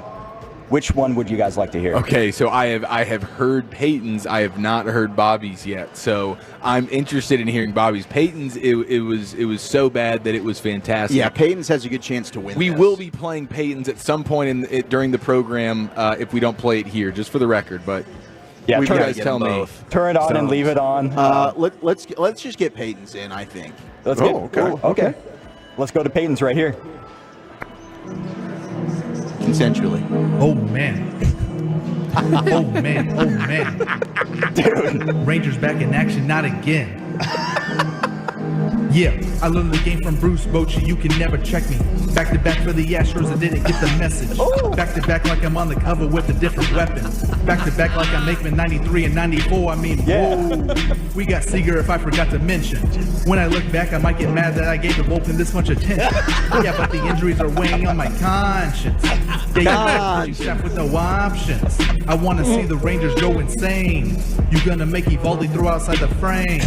Wyatt Langford definitely brings the fame. You gonna make Christian go out of his way. I waited off season for the champs. I drove here listening to Creed on the ramps. I'm not sure what it was that made Astros fans mad, but I guess this is what I gotta do to make y'all stop. I mean, whoa. Bars. Yeah, Jonas' fingers turn to dinger fingers.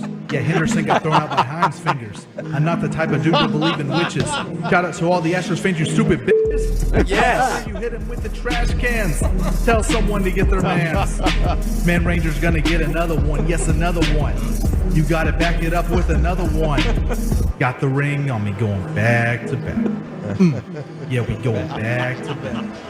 Hell yeah. Nice job, Peyton. Well done. I ran into Peyton coming into the studio yesterday. He was leaving, and he had been spending extra hours after the show putting that together. And I'm like, so how do you feel about it? And he was just like, oh, man, I don't know. He's like, I feel great about the lyrics. He's like, my writing's on point. He's like, but I don't know. I don't know if I got the cadence right. I'm like, I'm sure you didn't, and I can't wait to hear it. It was amazing. 817, Peyton's new nickname is Offbeat instead of Offset. It's I pretty like good. that. I like it. All right, is that it? We got a champ and 3 challengers. Is it De'Aaron Fox with reporter? Doesn't like it coming to the media, win or lose. Sage Steele with Joe Rogan, Dana White. You got Boosie, who caught 73 fish and had a tribute for Luka. Or is it Peyton Russell? Where with really Sean Tyler Smith and RJ? I'm going to throw out a vote for Boosie. How about you, Chief? Give me Sage Steele. Okay. I like Sage Steele today. Yeah, Sage Steele's for me. Okay. I'm going to go with Sage as well. Oh, man, gosh, that's tough. Peyton or Sage? Peyton or Sage? Peyton. Peyton. Brian? Peyton. By a score 2-2. We have a tie in the G-Bag of the day. Repeat, we have a tie in the G-Bag of the day. What do we do in that situation? We go to @GBagNation on X. We let you We decide. create an Insta poll, and we let you decide who the G-Bag of the Day champion is. This poll will go for 5 minutes only. @GBagNation on X. Please follow us when you get there. You can find all of us in the bio. And we're back with Krusty's Corner. Where are we going with that, sir? You know what? I'm going to look at a couple of mock drafts and who is the player that's taken the most for the Cowboys. We'll do that next. Coming up tomorrow morning.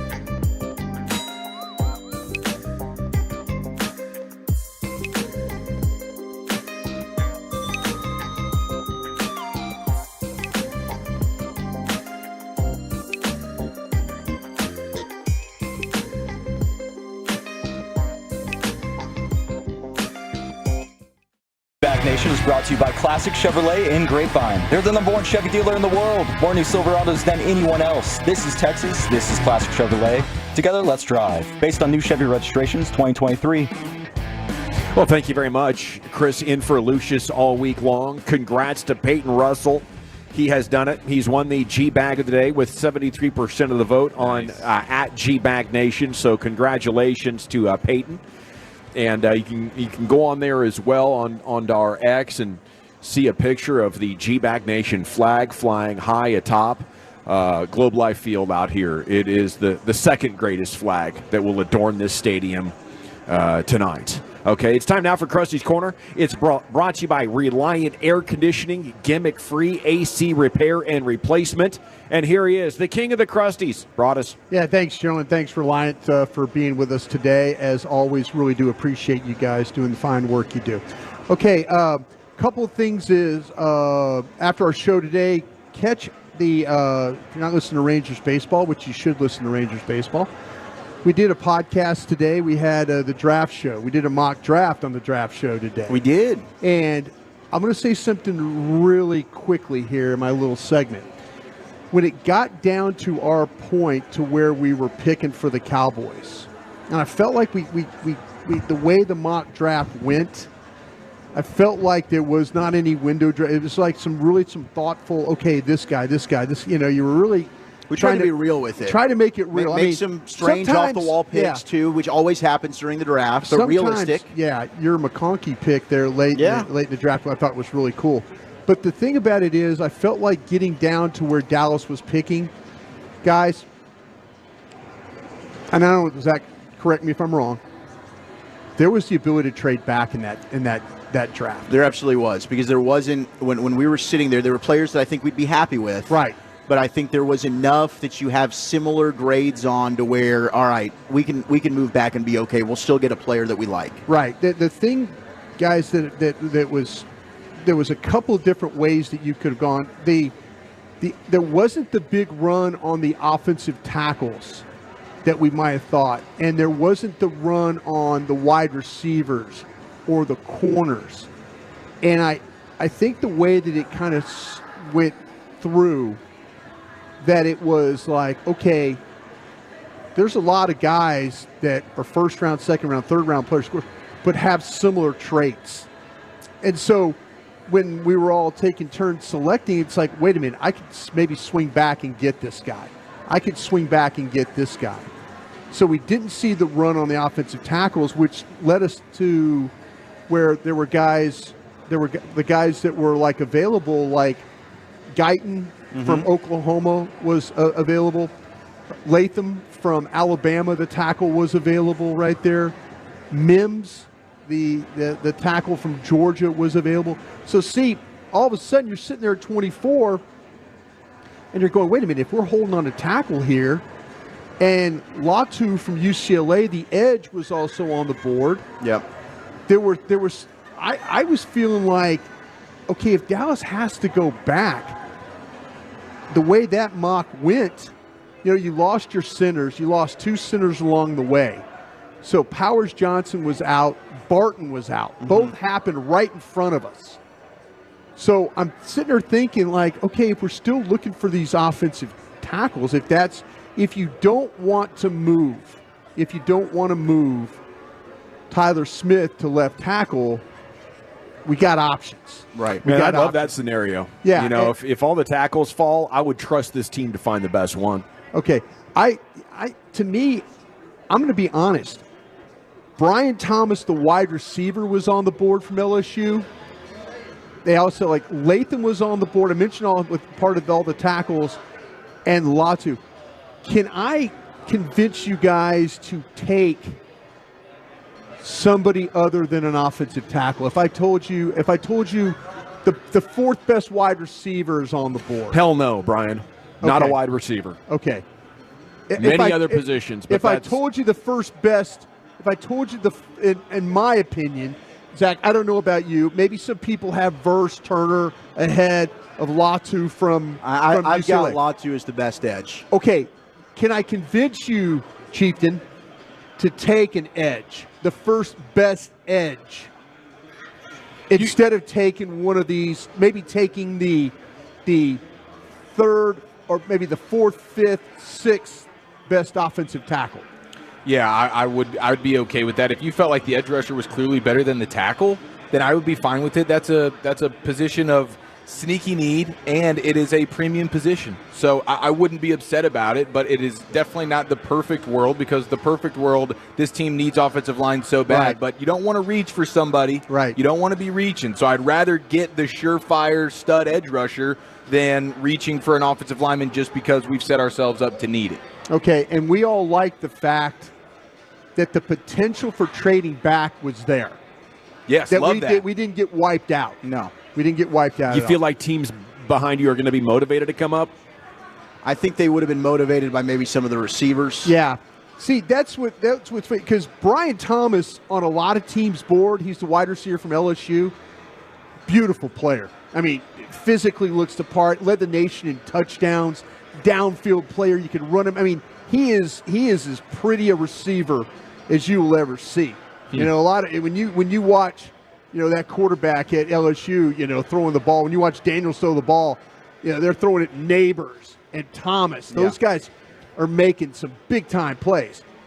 Could somebody want to come for the wide receiver, or are they going to sit there and say, you know what? It's a deep group. It's a deep group. You got Coleman from Florida State, Mitchell from Texas. That to me, I think the options of being able to trade back I like, but I'm trying to think who would they come for in that particular case. Yeah, I mean, maybe a Latham, because I don't know that the Cowboys would take a J.C. Latham from Alabama. He's a right tackle. I think he's a right side only tackle. You could kick him inside to guard, though. That'd be an interesting conversation. All right, Chief, can I interest you in a guy, like I say, with Latham? Could I interest you in a guy that scouts around the league, gang of 7 guys for Brian Broaddus are telling me Latham, Alabama, tackle, could be an all-pro guard. Could I interest you in taking a potential all-pro guard and kicking Tyler Smith outside? And he's a physical, nasty, Ron Leary type of play temperament as an offensive lineman. He is. You've done a heck of a sell job on that. When you attach all-pro to somebody like that. Well, that's gang of 7 guy. I know, but I had a guy ask me, can this guy play left tackle? And you've heard me say this.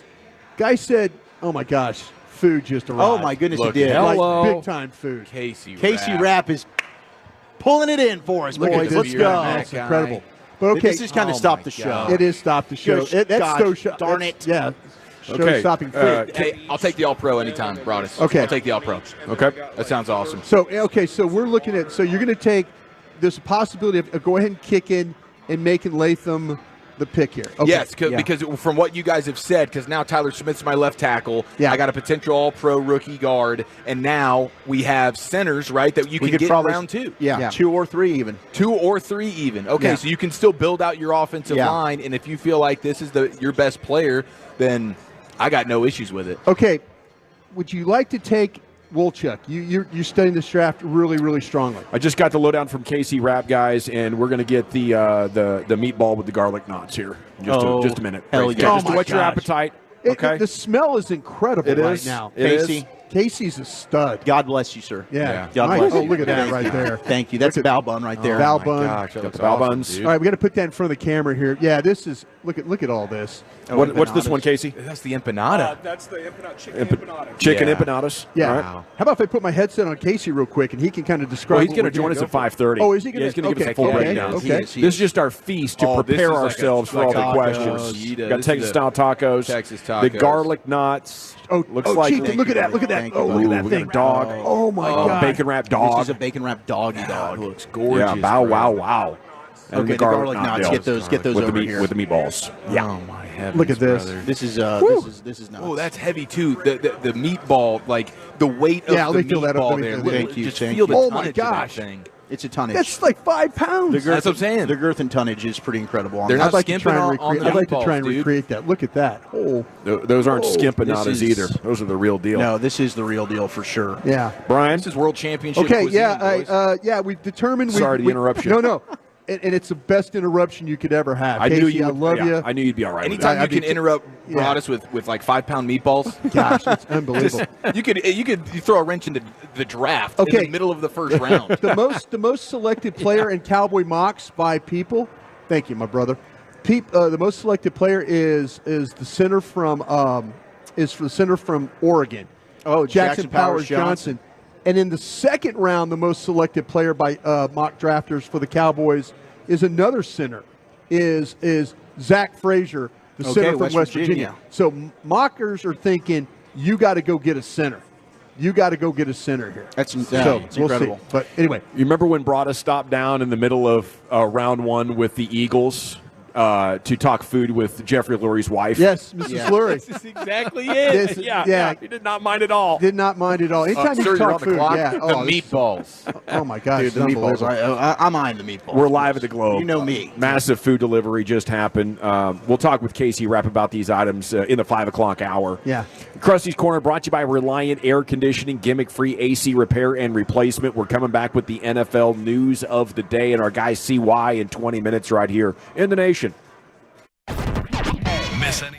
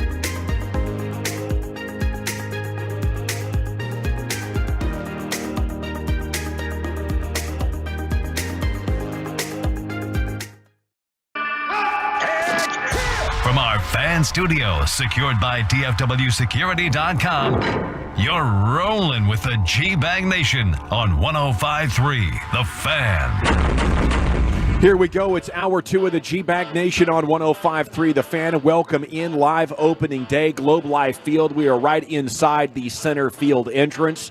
Our coverage all day long is brought to you by Whataburger. Use the app or visit whataburger.com. Just got the delivery from the Delaware North concessions folks.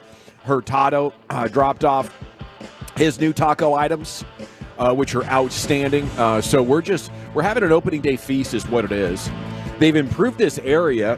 They created a little Comerica backyard scene here in the center field area, laid down some turf, put some picnic tables. It's a cool hangout, you know, and all the TV guys are up here doing their pregame shots and stuff, so it's a pretty cool deal. Our guy CY, your guy CY, the champion, the man who brought us glory in DFW for the first time in 12 years when the Mavs did it. He's going to join us coming up in 20. It's time now for your NFL News of the Day, Whataburger style. Here's Wolchuk. Thank you very much. We will get to all the happenings across the National Football League. I did see, since we're having our opening day party, Buster Olney putting out some stats from the Elias Sports Bureau. Marcus Simeon, last year, became the 5th player in the last 50 seasons to start every game of the regular season and playoffs for a team that won the World Series. Simeon started all 162 and then all 17 postseason games for the Rangers. 5 players have done that over the last 50 seasons. Simeon, Fred McGriff, Cal Ripken, Steve Garvey, and Pete Rose for the Reds. And then a nugget on Corey Seager. He had a 103.9 OPS batting as a shortstop last year, second highest since 1960. Top 3 with a minimum of 400 plate appearances. A-Rod with the Mariners, Seager, and then Nomar Garciaparra. Pretty incredible and great territory to be in there for Corey Seager. And he begins, I'm sure tonight he's going to go and maybe he leads off. Maybe he leads off with a home run tonight. I would bet on it. Yeah, it definitely wouldn't surprise me. The Prize Picks is going off tonight. It's Yeah, like it is. I want to just hammer everybody. People are tweeting us with their Prize Picks, and it's hard not to just go all Rangers on this thing. Yeah, and I knew obviously Seager had an unreal year last year, but that stat right there, a top 3. Unbelievable. We haven't seen a historic. My goodness, dude. I've been on fire on Prize Picks. I think I'm going big tonight. Dude, I just want to make it an opening day to remember. And it's addictive. It really is. And it's so fun, It's man. so much fun. I cannot get over it. Prize Picks needs to be the app downloaded on your phone right now. I literally think, I don't need the text app. I don't need my Google Maps anymore. I'll figure it out. If I have one app on my phone and that's all I can have, it's Prize Picks. Just give me the Prize Picks. I'm with you 100%. All right, let's get to our NFL News of the Day. And we're going to start with a little bit of a poopy situation. Okay, we've got Steve Smith, who was with Roman Wilson, who is one of the Michigan wide receivers. It's really, really good. And I think he's destined to be probably a Pittsburgh Steeler. Reminds me a lot of Hines Ward, the way he plays. Maybe a little bit of a better route runner, but physical, blocks his rear off. Definitely doesn't have a better smile. Not a better smile, but he's got a good smile. So Steve Smith Sr. was breaking down Roman Wilson, and he gets into an interesting story that, one, I know, Eric, you're going to love, because we've often talked about this and asked some of our guests, has this ever happened to them? Random question. Have you ever got hit that hard and you kind of maybe tooted? Nah. You be doing that? You said nah. No, I haven't, but I just want to ask. You bring it up if it's not even. Here's why. I play with a guy, Jeff King, against New Orleans Saints. A poor guy. He got hit running the seam route. Nah, that's crazy. Yes, and we call him King. Every time I see him, we call him King. Now, bro, he played, it was like a minute left into the half, and we were driving to kick a field goal. And so defense got a turnover, and we had to go back on the field. He played the remaining first half in poopy pants. Nah, that's gross. Exactly. And so when he got hit, everybody said, King, you all right? He said, man, on myself. I said, man, I bet you did. He said, no, I really did. We looked, he said, oh. That's amazing, dude. We need to figure out who the defender was. We need to go back and we need to isolate. We need to find that play. Yes, we do. need to see what this looked like. Like what does Jeff King? Hopefully they weren't in their road whites. Yeah, that's a good point. It's a bad look. I mean, yes, you got to find that defender. He literally knocked the bleep out of somebody. Yeah, he did. Yeah. Aren't you just getting off of? Aren't you getting off of the field here? Aren't you telling coach don't they tap their helmet when they're they need a breather or something? This is an all-time need a breather moment. We're gonna go ahead and I'm gonna hit the showers about 90 seconds early, coach. I'm sorry about that. I don't care if we're in the 2-minute warning. I don't care if we're trying to go hurry up here. Somebody else. We have other receivers on the roster. Okay, they can get out of here. Let them go get hit until they crap themselves. If your replacement is bad, you're playing for maybe a situation you're in it for a contract. I could see sticking it out. Those pants are sticking to you pretty good. You don't have to worry about a turd getting loose and rolling down your pant leg and hitting the field or anything. Yeah, you know what I'm saying? That's true. It's gonna be contained. And if you're the defenders, you're glad that you actually didn't know that this guy crapped his pants. Absolutely. Because you pull up. Yeah, he would look just like be Trayvon Diggs out there. He'd be looking like whoever that Packers tight end was, wide open, where there was no defender in sight for the touchdown. Man. It's yours, bro. You can have 7. Go ahead. We also have news on Xavier Howard, former Baylor Bear. Apparently the Chiefs have been in talks with free agent cornerback Xavier Howard. Well, he's possibly going to serve as a cheap and very serviceable option for them as they look to find a replacement for L'Jarius Sneed. We've also had the Lions and the Raiders go ahead and express interest in Xavier Howard as well. So his market starting to heat up a little bit. It was very weird to see this. CBS Sports put out Dak Prescott, 5 teams that could be potential landing spots for him in 2025. Not something I thought we'd maybe see. But it is a content gold mine. It could be clickbait, but I think they're going to start speculating. We got on the it. teams. Yeah. Arizona Cardinals are at 5.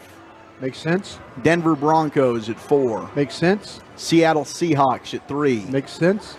LA Rams at 2. Makes sense. And the New Orleans Saints at number 1.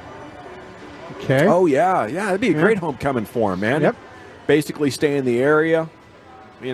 Who put that list together? CBS Sports. Good for them. Within striking distance. Yep. Makes a lot of sense. And a lot of those are kind of you'll see what happens with Kyler Murray, with Derek Carr, Matthew Stafford's 37. He might be kind of year to year. Yeah.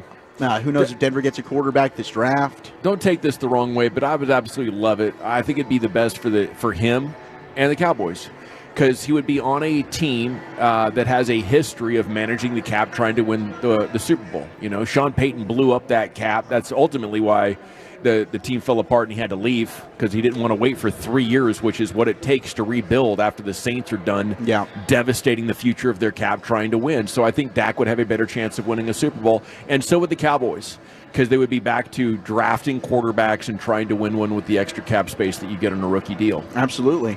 We also have free agent running back J.K. Dobbins, who we've talked about maybe as an option for the Cowboys. Banged up dude. He's been cleared by the doctors, but he is. I mean, he's coming off a torn Achilles. Yeah. Knee, Achilles. Yeah, he's played just 9 games out of the last 51 in the past 3 seasons. Missed the entire 2021 campaign due to a torn ACL. So this is a guy that he has had some bad injury luck, but he is going to meet with the L.A. Chargers. So he's starting to schedule some visits as well. So some more opportunities heating up for a couple of these guys, and some new uniforms that are being teased. So the Denver Broncos apparently are going to come out with some new unis that are going to be unveiled here soon. And the Detroit Lions, apparently, their team president has teased some new uniforms for 2024 and beyond. Didn't the Lions just in the last few I years thought so. They change their did something uniforms? different with the numbers. It's like the numbers are kind of racing. They're kind of, seems like they're kind like of NASCAR-ish? Yeah, they're kind of NASCAR numbers is what they got working. Yeah, on. I mean, the only update they gave us is they're honoring the traditional color with a little updating and twist. Gives a lot more options. We're going to introduce a couple different pant options that go with the jerseys. So it's going to give us different options to wear during the season. He does like the word option. Can we say option 3 more times in this he's release? an option guy when it comes to this. That's really what they're looking for. But the Lions had the black outline of the jersey in the rotation from 03 to 2016. So some fans are hoping that there's a return of that black outline. It makes it easier to watch on tape. It does. Those numbers are hard on that Honolulu blue. When the white number, you can't really see who. You're like, whoa, who's that? Yeah. So the black outline helps you be able to kind of identify players. Brandon Cooks tweeted out that he was probably in the Dak yard, I would assume, but either way, he's been working out with Dak. He said if you thought 4 was cooking last year, you had a different thing coming this year. Him and Brandon Cooks in the lab, they're working together. Maybe we can finally get Brandon Cooks going for like more than half the year. Yeah, no, I think there's gold in those hills. I hope so, because Brandon Cooks is a badass, and he's a friend of the show, and we love him. Patriots, Commanders, and others are set to meet with Jaden Daniels and his Venus elbow after his pro day. They went ahead and scheduled some appointments, so he's going to meet with the Commanders, as I mentioned, the Patriots. The Giants are going to meet with him. The Vikings are going to meet with him. There you go. Denver, those are all teams that are trying to move up, as well as the Las Vegas Raiders. So everybody's doing their due diligence on these quarterbacks, and some of these teams that are in the teens, like the Vikings and the Broncos and the Raiders, may be hoping to move on up. No disrespect, Brian. I don't think you can take a quarterback that just lacks the spatial awareness to avoid hits. I think that is a massive red flag for a lot of It very things. well could be, because you're not wrong. Even when he tries to slide, he gets hit.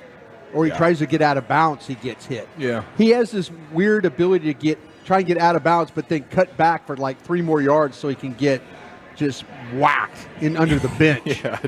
So but he's no who's the guy who Eric Hipple. Yeah, he's no Eric Hipple. Eric Hipple. He rivals him though a little bit. I tell you what though, he rivals Hipple with have just you ever seen a helmet? Did you think the man's head was flying off his body when he got hit? No, when that helmet went in the air. And you never see it come back down. Never see it coming back down. That thing just flies up right into the heavens. Eric Hipple. That dude was insane. But this guy, I feel like Jaden Daniels probably has done some Hipple tape watching. He knows he needs to prolong his career. He can't just be, I'm along the sideline, let me cut back and up the field and then just get destroyed. How old is he, by the way? What's his, is he? Hipple? No, not Hipple. Is Hipple still with us? Yeah, I was going to ask that too. He's definitely got CTE. Yeah, there's no doubt. Jaden, he's the post. Let's welcome back Eric Hipple. He's getting wheeled in. God, I'm surprised What are we doing? Stop! What did you do? They probably should. They should have offered him to us at the Super Bowl. I'm surprised they didn't. How old is? They roll in Hipple on a gurney at Radio Row, and he just bounces around from microphone to microphone where he just makes noises. It's awesome. No, but how old? I guess I could just Google. He's works. 23. Okay, thank you. He's 23. I got you. Transferred from Arizona State. Yeah, because I'm hearing like Arizona. Like, how many years had he played? Was he's not like Bo Nix level of like living in college like Van Wilder, but he's been around a little bit. I think 5. I think 5 maybe for Jaden Daniels. I think he was redshirted his. He was like freshman. Pac-12. I think he started immediately at Arizona State, so he yeah. could just be a 4-year guy. Yeah, four-year guy. His LSU coach Brian Kelly just said at his pro day he's going to get the ball out to his playmakers and make plays for Washington. He's already got him as a commander. Wow. Okay. So we've got these leaks. I mean, it's just like Mo Hurst. He's telling everyone they're playing in Brazil. Haha, spoiler alert. Now we know the first 2 picks in the draft. It's Caleb Williams and Jaden Daniels. Hey, but that'll be good for our Pluckers draft night party, dude. We're going to be starting off. We're going to start off 2 for 2. The drinks, the apps, the deals, the discounts. That's going to be a party. So if you pick the right, am I right about this? You pick the right guy, you win. Yes. If you pick it right, everyone at Pluckers then gets whatever their special is for that. Yeah. day. Anybody at Pluckers shows up and says, "I'm the general manager for this team." Boom. You put your name down. When they're on the clock, you come tell me who are they picking. If you nail it, guess what? You're the MVP for the next 15 minutes, and we're all getting fried Oreos for half the freaking price. Yeah. It's a pretty good deal. Strong Island. How do I get off draft coverage to be a part of that? Hey, dude. I'm telling you, you can handle just it. Dangle a fried Oreo in front of them on draft night, and Broadus will follow you anywhere. Can you dip that in some like Tito's while we're at it? I did put in a text to our guy Keith to try and get us some vodka sodas over here. Oh. So we'll see if Keith is comes through. Keith is a stud. Keith's we're not asking for anything. Now if there's an ability, we're not for Keith asking for anything here. We're not. if he wants to just be a bro and have a drink with us, then we're down for worked that. during last year the World Series. We're just saying. Well, Keith knows how to party. We see him every time in the post-game show there at the Miller Light Club, and Keith is beyond wine. And now that Toby Keith is no longer with us, this Keith is actually the number one seeded Keith in America right now. What are you doing? I'm just talking about facts. This is the numbers. You could look it up. It just is what it is. Q rating for Keith at Globe Life Field is #1 in all of America right now. I mean, He's right. You can't sense any lies there. It's very, very true. Just bring the bottle, Keith. Yeah, honestly, you can. You can. Eric and I would appreciate. We don't need the soda. Okay, Yeah. just bring the damn bottle. All right, we'd love that. A handle would be better. Yeah, go down back, Keith, and How about see what they got. How down about we there. check that thing at the ballpark? Let's just pull one from the bar over there. What's and get it this? over here. I don't know. Whoa, how did that get in there? Guys, the Eagles, we didn't get to this yesterday, but they're losing one of Howie Roseman's top assistants. That guy might have got fired. You think he was having some foul play issues? Did he get Well, boot camp? it's because Howie was like, hey, this guy deserves to go be a free agent. Why would you give up on a guy like that? You know? Yeah, that doesn't sound If somebody's like something saying to me, hey, this guy deserves to go do his own thing and be a free agent, Yeah. what do you're telling me that You either feel threatened by him, don't Yeah. like him, or Yeah. he's pulling a Dalrymple. Yeah. Oh. Whoa. Maybe he was name dropped He in might the, be. in the Diddy reports. It could be. Jake Rosenberg is set to depart. He's 48 years old. He served as the Eagles' vice president of football administration. Longtime friend and aide of Howie Roseman, That's and what I'm he's quietly saying. been his chief strategist in player signings and acquisition for years. This he a could be a cap guy? hit to their department. Good. I'm hoping good things here with this loss for the Eagles. Maybe they'll continue to stink after this. And we've got the Chiefs signing Luis Reese-Zammit, who is a rugby player. Rugby dude. He's going to play running back and wide receiver. I think this is badass. And if you look at his rugby highlights, Oh, yeah. Is he a hard pretty damn tackle? good. Yeah, he's pretty damn good. He gets the ball out What there. country? I don't know where he New Zealand? played. It wouldn't shock me if he's from New Zealand. Oh, yeah. Yeah, South he's got Africans can play rugby too. South don't they? Africa's good. Yeah. Australia's good. guy's- Japan's actually getting much better, but he's an ox, man. He's a big boy. He's got a nose, 2 years. nose for the end zone. Hey, he does. He does. So there's some of the NFL news That's today. called the touchline. We also did have an I arrest. think. I don't know. It is the touchline, maybe. Am I right? You could be right. It's not the end zone. He acted like I was right. It is the touchline. You put it down. You don't even have to cross, Yeah, go you fully in. You just put it touch down. Yeah, and that's where you're going to kick. And it's over. Do they have a Point. pylon? Point Do they have a scored. pylon? There's no pylons. No pylons. No. And you can also kick a field goal basically at any point. You can just pull up and kick it. Wow. It's like a drop kick, right? It's a drop kick situation. On the run. On the run. And they do this with crazy accuracy. We should actually go to rugby to get more of our kickers. Okay, so their kickers are actually legit players, unlike American football players. Well, everybody's a kicker, right? Everybody can Yeah. kick. Anyone can kick. Best at any position time. is called the hooker. Hooker is a great position. Yeah. The prop. It's a good spot. That would be you, Eric. You're the hooker. Am I? You're the hooker. I'm not going to be cheap. Not a win. Why The you sign hooker's by in the a Cowboys holdout. now? Not a cheap hooker. We have an ex-Jags employee that's been sentenced to Again? 220 years in prison. Yes, this is a different guy. Oh. He's a sex offender. Oh. And he geez. hacked the Jumbotron.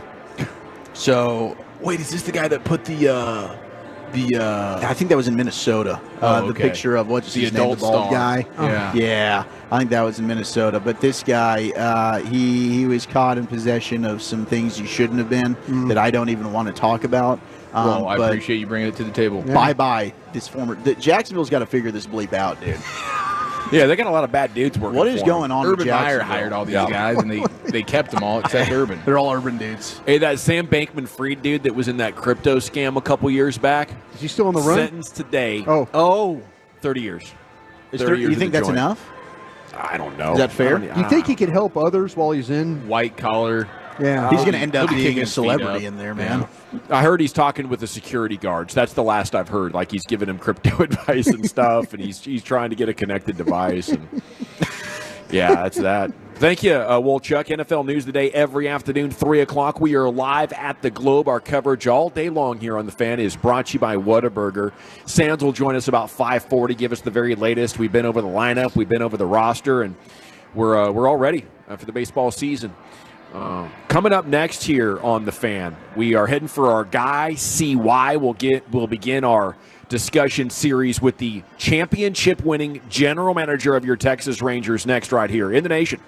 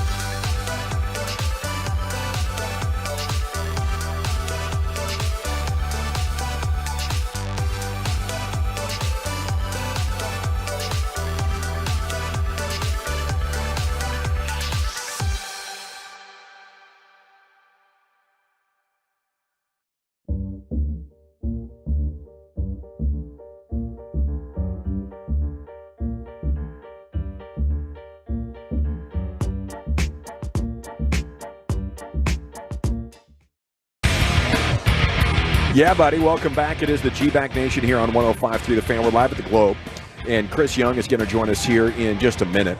Segment of the Nation is brought to you by the Frankels. Life is unpredictable. Accidents happen. Franklin the go-to attorneys for car and truck wrecks and DFW. If you or a loved one's been in an accident, contact the Frankels. It's 214 or 817-333-3333. Go online to frankelfirm.com. Get your free consultation when you're hurt. The doors have opened, ladies and gentlemen. Yeah, that is right. The fans are flowing. And so is the beer already. You could see some stumblers. You see that guy stumbling right there into the gate? They've been partying, man. I know the feeling there coming into a ballpark. This really is it's not quite to the same level, don't get me wrong, but it has that the parade vibe of Absolutely just everybody's in a fantastic mood. Oh, yeah. Everybody is ready to have an amazing time, and the looks on their faces tell me they've been having an amazing time for the last couple of hours on what is a beautiful day outside here, a beautiful baseball day. Yeah, and Texas Live has been popping next door. I mean, the crowd is huge. This is essentially the closing ceremonies of the World Series championship, the final chapter of the offseason of greatness, the greatest offseason of our baseball lives.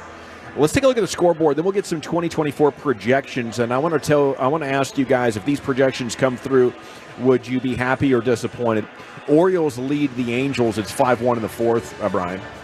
Yeah. Yeah, I'll tell you what, the thing with the Orioles, I'm kind of like, that's the team that I'm kind of like, everybody's talking about them as they're maybe a wild card team, maybe a wild card team, and then all of a sudden make the run to the World Series. Yeah, a lot of people are picking them. Crazy. Well, now you got new ownership. I mean, there's a belief that at the trade deadline they're going to be pumping some money into that thing if they need to make any moves. Corbin Burns, their new offseason acquisition, 7 Ks, 1 run, 1 hit across 4 innings. He's looking really good for them, and they've got a lot of good young talent. So, I mean, I can understand it, but not quite as good young talent as our Texas Rangers. No, sir. The World Series champions, as we're joined now by the general manager of your Rangers, Chris Young, has joined us each week for the last couple of seasons.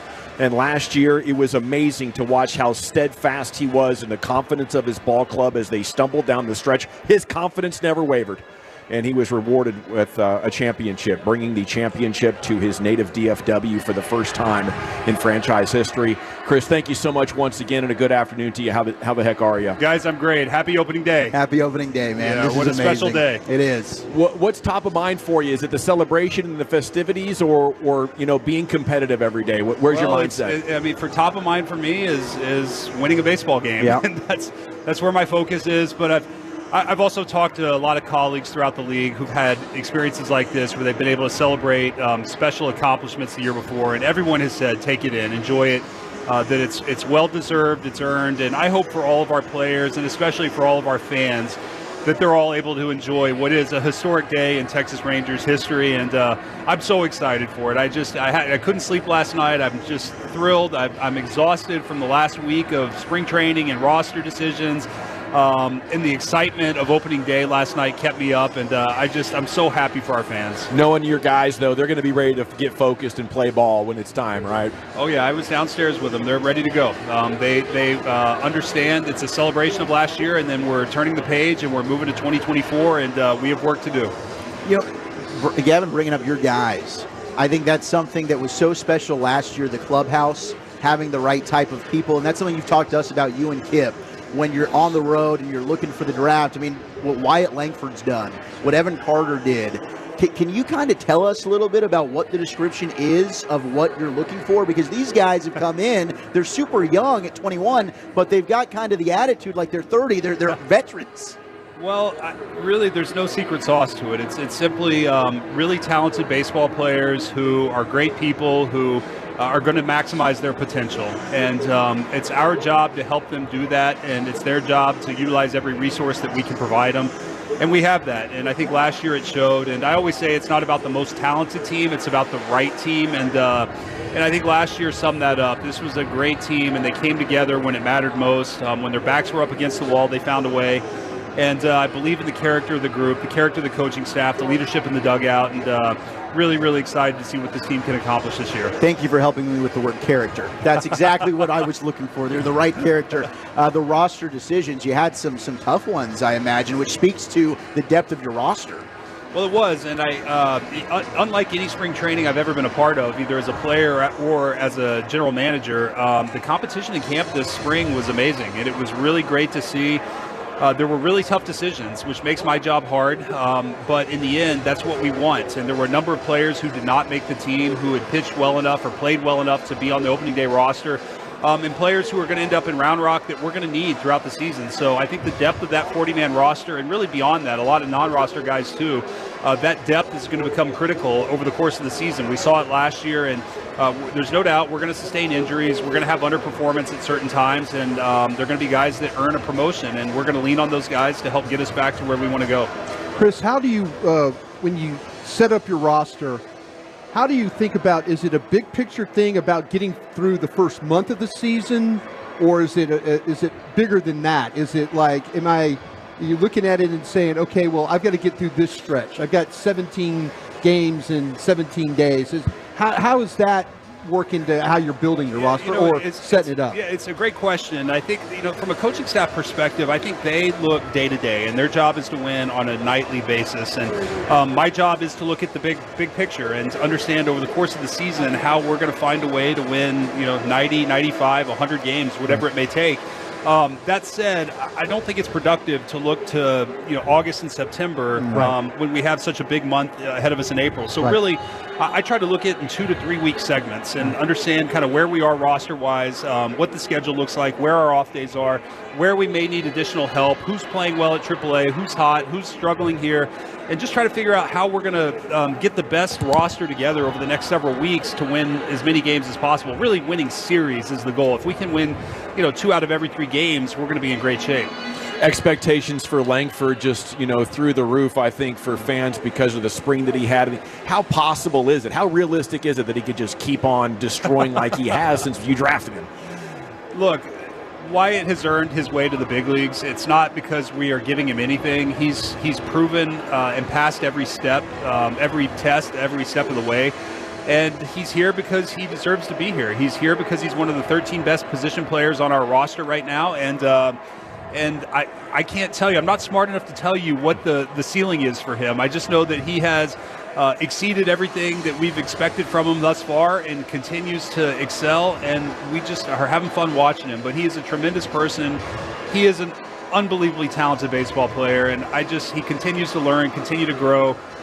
He's got that character and that makeup that we want to see, and I'm so excited for our fans to get to know him. Okay, so speaking of a ceiling, Ray Davis, Q&A in the morning news today.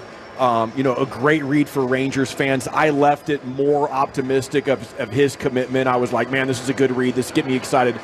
But it seems like we're at a spending ceiling. Ray talking about using other kinds of currency with prospects to enhance the team. How comfortable are you right now with the owner of this club and, how that all comes together with team building? Well, I think first and foremost, Ray deserves so much credit for everything that's happened here. I mean, you look at the state of this franchise and what we've been able to accomplish, the commitment that he's made financially to our fans. I mean, really, that's what it's all about. First, by walking in this beautiful building, this is the best ballpark in baseball, and Ray delivered this ballpark to our fans to give them the best in-game entertainment experience in terms of viewership there is. And so then you couple that with the payroll and what we've had and where he's taken it the last couple years. He's really set this franchise up to win, and he deserves all the credit for that because he's given us the resources, and it's paid off with the team we have on the field. It seems like he's really sharp on what it's going to take to win.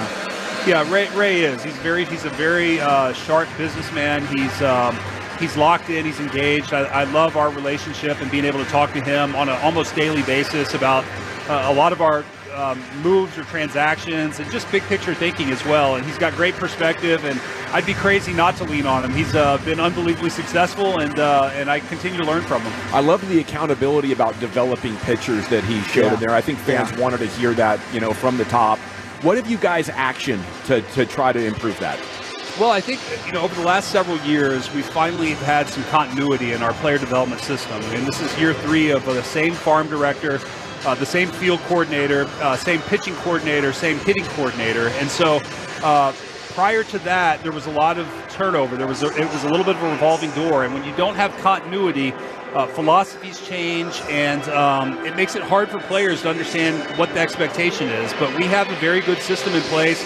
I think that's highlighted by the fact that we were Baseball America's Organization of the Year last year, that every affiliate played winning baseball, and several of them were playoff contenders, and then certainly the big league team benefited as well. So I think we're doing some things really, really well on the farm. There's always room for improvement, and our pitching development is a critical focus for us. But I think this year we're going to see the fruits of the labor in terms of some of the continuity and the philosophies and systems that have been put in place over the last couple of years. And, as I talk to my colleagues throughout the league, a lot of them who I think have pitching figured out will tell me there's no special sauce to this. It's just sometimes you get lucky, you get the right guys. Now, there is a developmental component to this, but I think with some of the arms we have coming, it's about to pay off.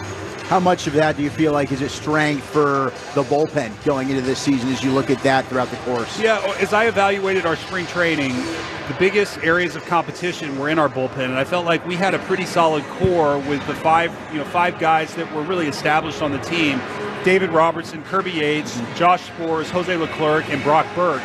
And then, for those last three spots, there was a ton of competition, and these guys, almost every single one of them, performed so well. It was amazing.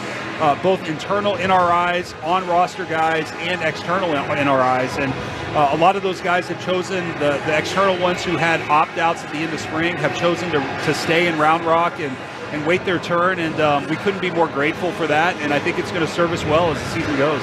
How different was the conversation when, say, 365 days ago when you walked into Bruce Bochy's office for opening day? How different was that conversation when you walked in and said, "Hey, Skip, checking on you, everything good?"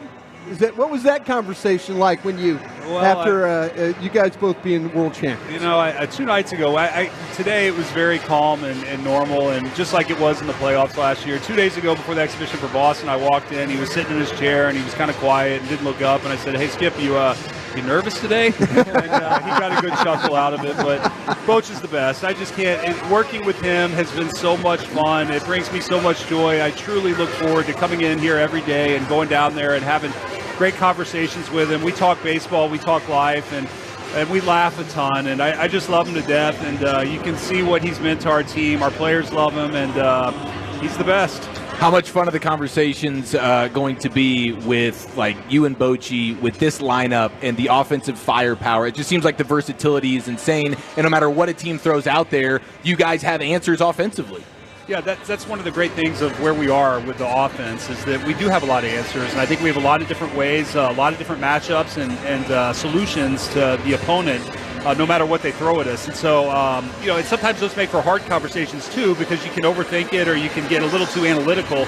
I think ultimately we trust our guys, we trust the talent, and we also trust their collective buy-in and their willingness to move up and down the order. I think Evan Carter's hitting 8th tonight, and he may be in the 2-hole tomorrow, the 3-hole tomorrow. So these guys don't have egos. They're about winning, and they're about trusting their manager, trusting the process, and it speaks to the character of the group. Well, congrats again on the success, and thank you so much for being generous with your time, man. We appreciate it so much. I love seeing you guys. Happy opening day. Let's get a win tonight, all right? Yes, sir. Yes, sir. Enjoy it. Drink to that, indeed. There he goes, General Manager Chris Young here on your home of the Rangers, 105.3 The Fan. I believe Chief has a hodgepodge or a rim session, something like that, coming up next right here. It's the G-Bag Nation live at the Globe. Coverage brought to you by Whataburger. You can use the app or visit Whataburger.com. I want to chat about my friends at D&M Leasing before we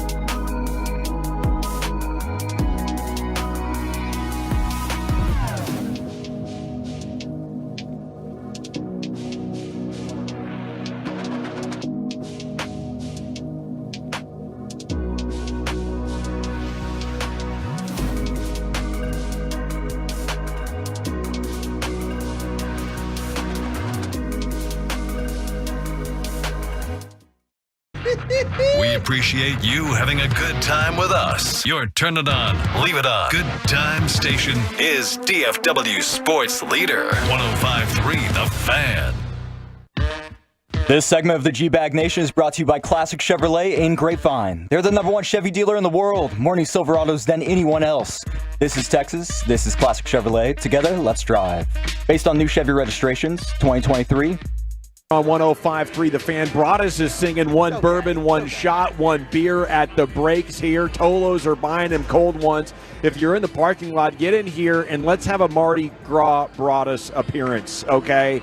It is opening day, and it's very, very festive. Salute to Rowdy. Rowdy has shown up. Rowdy C in the Five-time building. G-Bag of the Day champion. Rowdy with his rendition last ALDS. That did a hell of a Creed song, I believe, or a Bon Jovi song, something like that.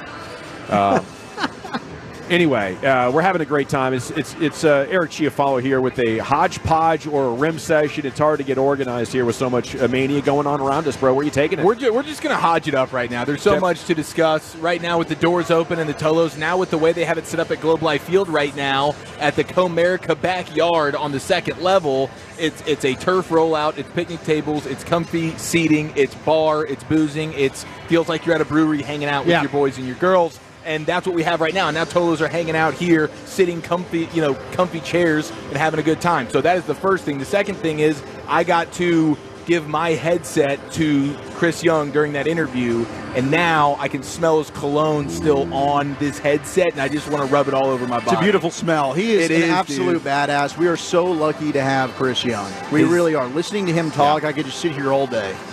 You know, he is not only the greatest winner, the greatest executive, but quite possibly the nicest guy as well. Yeah.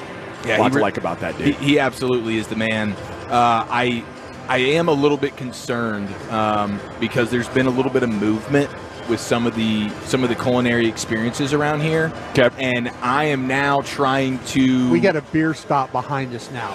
We didn't have that before. Right. Like that is... We're going to be out here a lot of Fridays. A lot of Fridays. I could see... See, I didn't want to be like Mardi Gras Brian while we're interviewing him. Understandable. I'm about to. I'm about to go. I'm ready. Turn up, Brian. I've been itching, dude. I missed out on spring training. I'm kind of ready. I'd rather start earlier than later. I'm going to have to go wonder home. if they leave an open tab for me over here. You think they'll leave an open tab? Yeah, I think they're just going to hand you a cocktail and say, "Have a day, sir. Have a day." I'm best friends with those bartenders. Yeah. All right. Yeah, we need to I make used to this truffle happen. shuffle with them on Saturday nights. All this is true.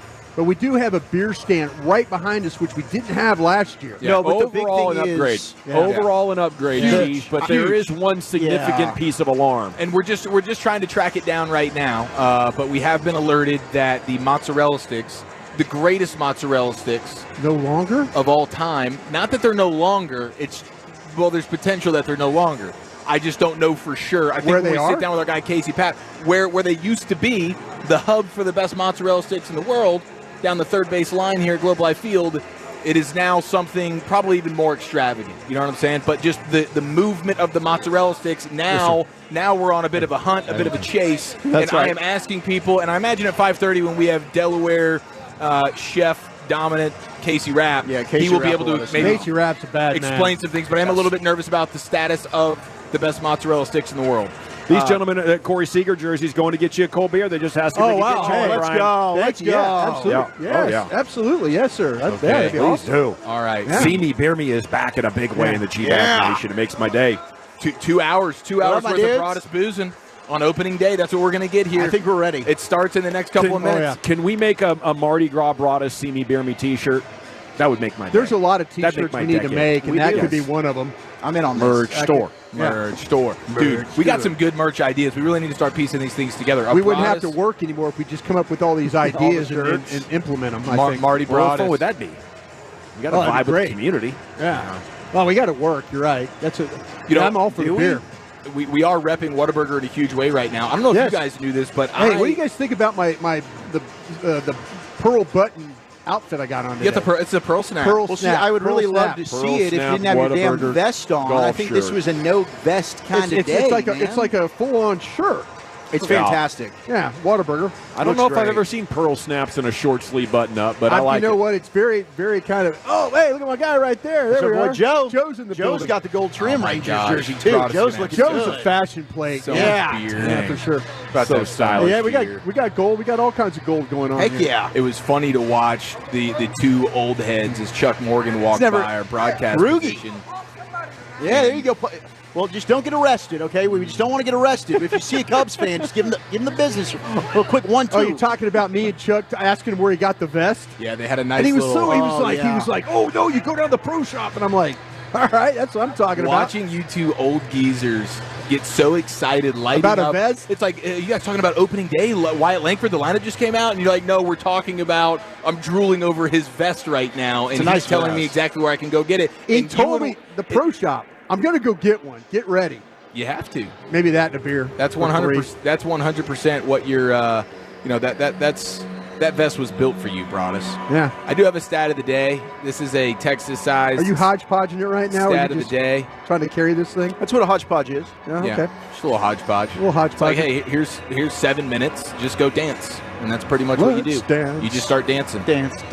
The Houston Rockets stat of the day, Texas size stat of the day. Thank you to Ruben Portillo for pointing me in this direction. The Houston Rockets and the Dallas Mavericks are a combined 11-0 since the hub was banned in the state of Texas.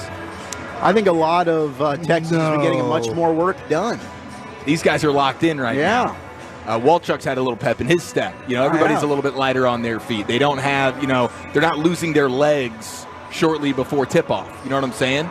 So now I don't know if things would change if Lamar Odom was still on the Mavericks, but the fact that he's not is affording the Mavericks and the Rockets, both Texas teams. Now, I don't know what's going on with San Antonio. They're just not good enough to hang with the big boys here. I think it's that old boxer philosophy that you got to have your legs, Yes. A lot of soccer coaches have employed that philosophy as well. Yeah, I mean, it's really should only be a last resort if you're trying to cut weight.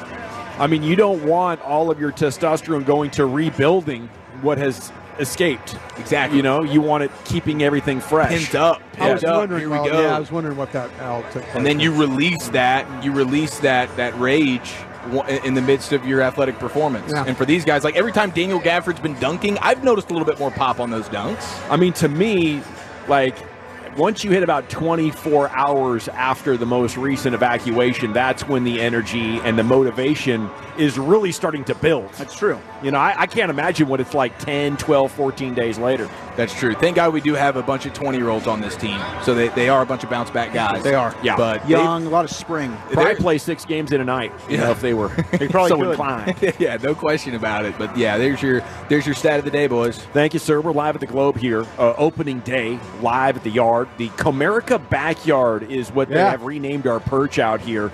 We're broadcasting. It feels just like, Game 1 and Game 2 of the World Series was yesterday, and we're back at it again, ready to defend this championship.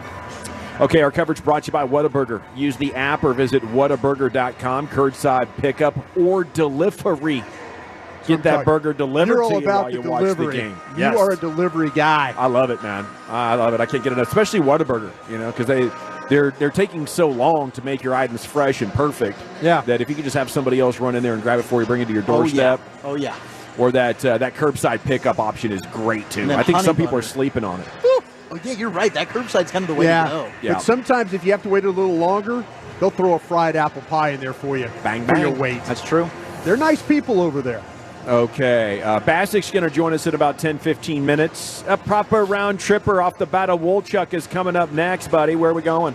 Yeah, we've got tons of predictions for opening day, and let's go through this Rangers roster, shall we? Do some tiers. That's next on The Fan. The Fan continues to grow because of you, our listener teammates. Thank you for turning it on and leaving it on. 105.3 The Fan and the Odyssey app. This is Jim Rome with an Odyssey Sports Minute, sponsored by Old Trapper Beef Jerky. Old Trapper, what's your beef? Well, Big Blue Nation, you can't always get what you want, especially when what you want comes with a $34.968 million price tag, especially when what you want is to throw down that much paper for the privilege of running your legendary Hall of Fame head coach into the wood chipper. Obviously a big reason why Cal is not going anywhere. I'm Jim Rome. Wooly Bully back with you, and as we talk about all the delicious foods that are offered here at the Globe, you need to go to Dallas and check out the Operators Club. It's one of the best restaurants available. Dallas.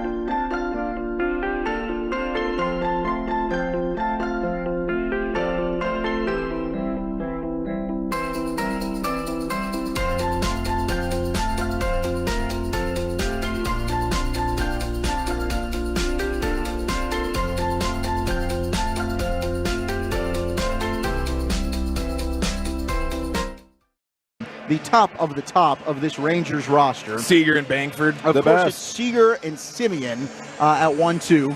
Nathan Eovaldi, the righty, is number 3 on those tiers. Then you've got an award contender tier. This is where you get Adolis Garcia. I think you could probably slide Corey Seager in there as well. He's going to be contending for the MVP. I want a dolly.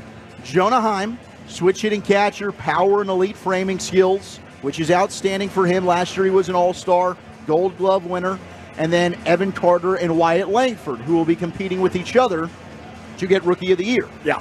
And tonight I'm putting in the call that Wyatt Langford, he could do it in the first at bat, but I'm saying second at bat, bang, bang, we get the Bangford. First of his career. Second at bat for Wyatt Langford, who will be hitting 5th I like tonight. that. Okay, so you're not saying first or second. Just the second. You're saying definitely the second. You're calling your shot. And you have Dutch calling his shot as the first at-bat of his career, potentially even his first pitch. I think Will Clark did that one time.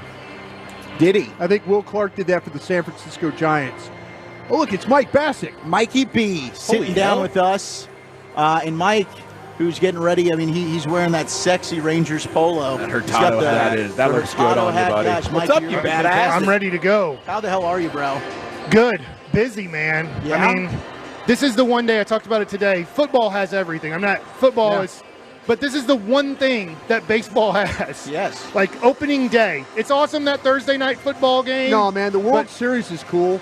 Yeah. I mean, seriously, being a part of the World Series and being part of the Yeah. Super Bowl, that World Series excitement, that was crazy. Yeah, but no other sport really has this for their opening first day. game. Yeah, You know, it's yeah. it's No. interesting that baseball has this, basketball, hockey, football. It's every game, right? There's only a few of them, but like it's really awesome that this is you get a World Series environment on opening day. My goodness, opening day is already a holiday, and you add the World Series vibe. So what all do they have you doing today, Mike? Not much. I was down in the dugout. Bochy was talking, but it's opening day. I don't know. There's 50 media around him. I can't hear him. Okay. The music's going. He's not going to raise his voice tremendously, so it's everybody that's packed into him, and I don't feel comfortable going into the pack. And I'm like, is he going to say, I love Boch. Is he going to say anything that important that I need to get in everybody and just pile in there to hear a few words he has to say? I felt the same way about Rick Carlisle. He called me out for it, though. Yeah. Rick's like, Brian, you got a question? So I bet you, Boch. Thank you, buddy. He's going to say, Mike, you got a question for me one he day. saw me in the way back, Yeah. just like, I Yeah. can't hear you, Boch. I don't know. Man, so did you in the clubhouse at all? No, I couldn't get here quick enough since it's a 6:30 game, and they were out early. I think the clubhouse closed at like 2:30, I think. What do you think about the lineup, dude? It's interesting. And I think that Boch has 3 spots that are going to stay the same all year, 1, 2, and 4. And I think Simeon, Seager, and Adolis batting fourth are going to stay the same pretty much every game. Sure. But I do think he's going to play around with 3 and then 5 through 9 and see where it takes him. And it's not a bad idea because all of a sudden you get later in the game and you have, hopefully they get on base. Yeah. Carter and Leote can fly. And so doubles are going to score both of them easy from first, and singles are going to score them both easy from second. So now all of a sudden, Simeon, who had 100 RBIs, your best hitter, Seager, has 2 guys, if not Simeon, getting on base that can really fly around the bases to create more RBI opportunities. But I don't expect Carter to bat 8 most games, Right. but he's starting off batting 8. Did you hear CY with us? I did not. What time was that at? It was at 3:20. It was great. But we asked him about this Q&A that Ray Davis has in the morning news that Evan Grant posted. He's talking about his, financial commitment and used the word currency. You can use dollars or you could use prospects. And then, he said we're spending the same as last year. It's not like we lost players. And by the end of it, Mike, by the end of reading that entire Q&A, I was more optimistic about his commitment level. It seems like he is passionate about wanting to win another championship, just trying to balance staying out of the luxury tax as much as possible so it doesn't end up costing them picks. I got to say hi to Ray Davis down there, and I think this. Does he know you by name? He's like, hey, Mike Bassick. So here's what I learned from my father. He calls you ballsack, right? Is I always introduce myself to people that I'm not really close to. I say, hey, how's it going, Ray? Mike Bassick. That was what my father taught me. Yeah, they always do that. It's a good plan. And I think that since you know Mickey Mantle, my dad said Mickey Mantle would do that, and my dad was like, Mick, like everybody knows who you are. Like, the whole world knows who you are. But I did it with Chuck Morgan. I said, Chuck, Brian brought us, and he's like, all right, Brian, and then we started talking about vests. I like your vest. Yeah, we started talking about vests. Where'd you get yours? But I do think that for Ray Davis, if Scott Boras, this is just the way, Scott Boras has lost a little bit of his sizzle, right? Yes. Everybody. Cody Bellinger, small, short-term, good money on it, but short-term contract with Chicago. Waited forever, couldn't get anything done. 48 hours ago, or a little bit more than that, Scott Boras put out to the media, somewhat through my former general manager, Jim Bowden, we got so many long-term deals. We got long-term deals on the table for Montgomery. He was trying to see if one of these teams on a short-term deal would finally go to 4 or 5 years, and nobody did. I'm just, with Boras, I think if Ray Davis, let's just say in December, would have known that Montgomery would take a 1-year deal at $25 million with a vesting option. If you stay healthy, you get 1 more year at $25 million. I do think the Rangers would have immediately done that. But from what I understand, Boras was, I want at least 5, and I really am hoping for 7. And so it played out to the end, but they had signed Michael Lorenzen. And then Boras was still saying, I got so many offers on the table with long-term deals. And I think that was really tough. And it's that's the agent's job. But I do think Boras did I'll be honest, I think he did a bad job with all his clients in the offseason. Wow, played his hand too strong. Okay, now that I got your GM hat on, one more serious question, and I wanted to ask this to see why. Maybe it's a question for another time, but would you regret at all bringing Mahle in, knowing that you weren't able to find a better starter with quality? By the end of free agency, essentially, you fired that bullet, bringing another injured guy in. I think, I hear what you're saying. I just wonder this. And this is where Broadus can come in, even it's in football, there's timing on all this. And let's just say you wait and you say, I'm not going to go down this path with Mahle. Mahle signs a week later with another team because his agent's like, I got to get this guy signed because he is injured and I want to get him guaranteed money. And then he goes off the board. And then you're like, we're going to wait. And then you're like, dang it. I'm sure if you knew how April 1st or March 28th was going to be, you'd be like, well, I could have got him and him and him. But the timing of it was probably, I'm not saying the Rangers panicked at all. It was like, we got to get somebody right now, and this guy fits our budget that I have right now. But to your point, if you could probably go back in time. I'm not saying Mahle's not going to be good or Lorenzen's not going to help out. If you could go back in time and go, I'll take those 2 guys off the board and have Montgomery on a 1-year, $25 million contract. But it's just the timing of it. I think you'd probably get nervous. I'm assuming brought us on. If I don't do it now, I might be off. I might be just totally off the board. Yeah, I was talking to guys around the league last year before the trade deadline, and when CY went out and got Chapman, everybody was like, whoa, wait a minute. He went early. That's sometimes you have to be that way aggressive to make sure it happens. Mike, I was listening to you this afternoon on your show. You were talking about the stretch of where you think the Rangers are maybe in the first 10. Would you be happy with a 5-5? Just give you some thoughts about that. And the schedule appears much more daunting than it was this time last year. Yeah, it's out of your first 30 games, 22 of them are against a winning record. Obviously, you play series, but out of your first 30 games, 22 of them, those teams finished 82 wins or better. So this is a tough first 30 games. In these first 10 games, because Lorenzen isn't ready to pitch yet, and they need to go to a 6-man rotation. They mentioned that today already. They're going to have to go to a 6-man rotation in the month of April. If I get through Chicago, Tampa, who went 13-0 last year to start the year, so they're a team that gets off the hot starts. They have for a long time. So if you go to Tampa, let's just say you take 2 or 3 here, you go to Tampa and you get 1 back end of your rotation. And then you come back here against Houston and you split, and you're 5-5. It's early in the year, a whole bunch of games, but I'd be like, hey, that's good. Anything better than 5-5, I think is a really good start to the season. Do you think that the schedule makers did them no favors? Usually if you're a championship team, it feels like that they would give you a little break here, but they really didn't. And I think the tough thing is now there's not as many teams tanking. I can remember, Gavin, working with you, and it was just half of the teams that felt like in Major League Baseball, like, we're tanking, and it was at the time like, why don't the Rangers just go all in on tanking to get all these top picks and move the needle faster? And I'm sorry, I'm forgetting all the names, but they'd sign 3 Tommy John guys in one offseason and say this could work. And then they all just weren't really ready to pitch at a high level. And then you saw these teams tanking, and then they improved faster. Example, Toronto. Yeah. You're in the same spot they were in 2016. They said, we're going all out. We're trading all of our guys, Donaldson, Encarnacion, Batista. We're just going down. And one of my buddies is Ross Atkins, their general manager. I played with them in the minor leagues, and it's like, we're going to kind of tank to then get better quickly. And then they got Vladimir Guerrero Jr., Bo Bichette. Then when they started improving, they go get George Springer from the Houston Astros. And the Rangers wouldn't do that. But now, because of the lottery system, and if you tank for a 3 or 4 year period, they don't allow you to have anything better than the 7th pick. You can have the worst record in baseball. Too bad, you got the 7th pick. You've been tanking too long. And so you don't have as many teams tanking right now to get like a really favorable schedule. You'd love to have Oakland, Colorado, Chicago White Sox. Like, those are 3 bad teams that are probably going to lose 100 games this year. You'll eventually get them.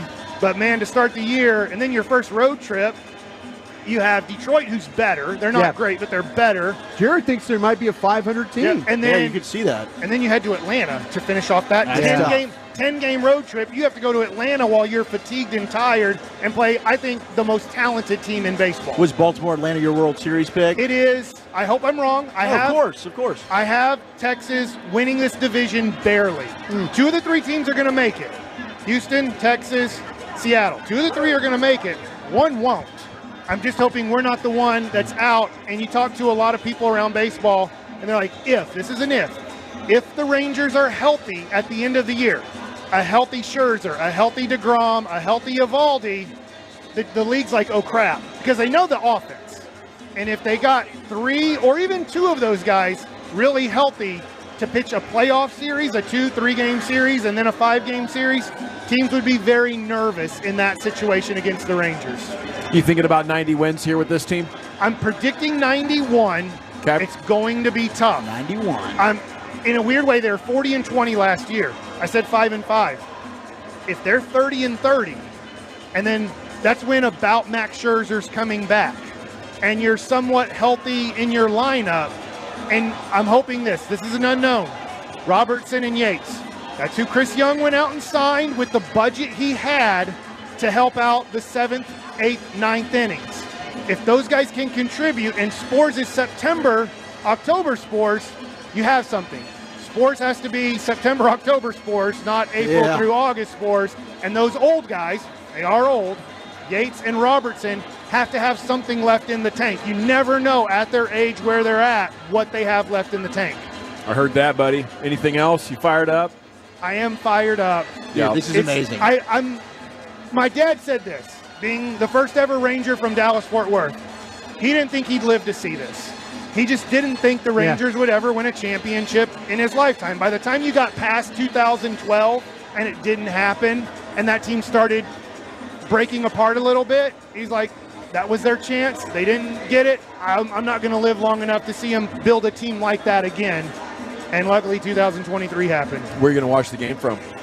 Probably up in the media area. I need to see it on television.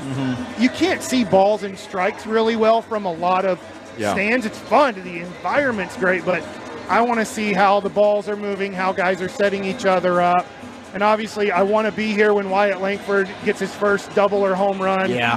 Probably knocking in 2. 2 out, 2 on. First inning. Yes. Well, this lineup, my gosh. I mean, being a starting pitcher, would you be terrified going up against this lineup? Yeah. There's not an easy pocket. Can you imagine? Because teams don't have to go to Atlanta and L.A. That's the death sentence in the National League. But you're never going to have a trip Atlanta and L.A. The death sentence for a lot of teams is, I hate saying it, but the death sentence is the 2 best offenses in the American League are Houston and Texas. And you have to play those teams most likely 6 times on a road trip, and that's not fun for a lot of teams. So hopefully Texas can take advantage of teams going to Houston and the teams just mentally the pitchers just being mentally beat up from these 2 lineups. Thank you, buddy. Have a great night. Thanks, Mike. All right, Mike guys. Bassick from the KMC Masterpiece and now television as well. Hell yeah, he is. He'll have the play-by-play throughout the season along with Dave Raymond there in that TV booth. Okay, of course, our pregame's coming up at 6 o'clock with Jared Sandler. Eric Nadell is on the turf here at the Comerica backyard. He and Matt Hicks and Sands coming up at 6. Okay, when we come back, do we have time for a top 10, Wolchuk? Yeah, we can get into the top 10 MLB stadiums for food. Where is Globe Life Field on this list from the USA Today? That's next. Sounds wonderful. You know what else sounds wonderful, though, is Diamonds Direct. It's one thing to get a good price on something, but at Diamonds Direct, you get a lot more than that, And for those important things in life, you need to know you can count on the people that you're buying from. I don't know of any company that stands behind their product more than Diamonds Direct. You have zero risk with them. You get no questions asked, money back guarantee any purchase. You get a nationwide price guarantee. Yes, nationwide. And you also get a free lifetime warranty. So when you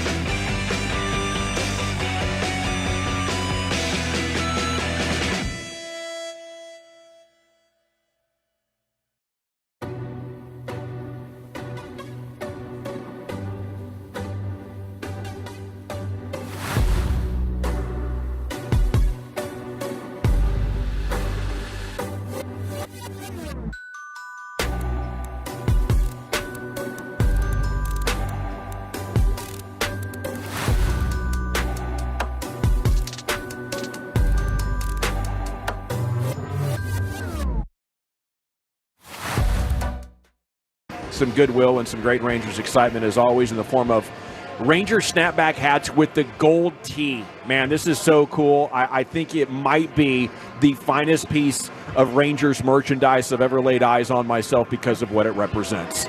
This segment of the G-Bag Nation is brought to you by the Frankels. Life is unpredictable. Accidents happen. Franklin Frankel, the go-to attorneys for car and truck wrecks in DFW. If you or a loved one's been in an accident, contact the Frankels for a free consultation, 214 or 817-333-3333. Go online to frankelfirm.com. Our opening day coverage is brought to you by Whataburger.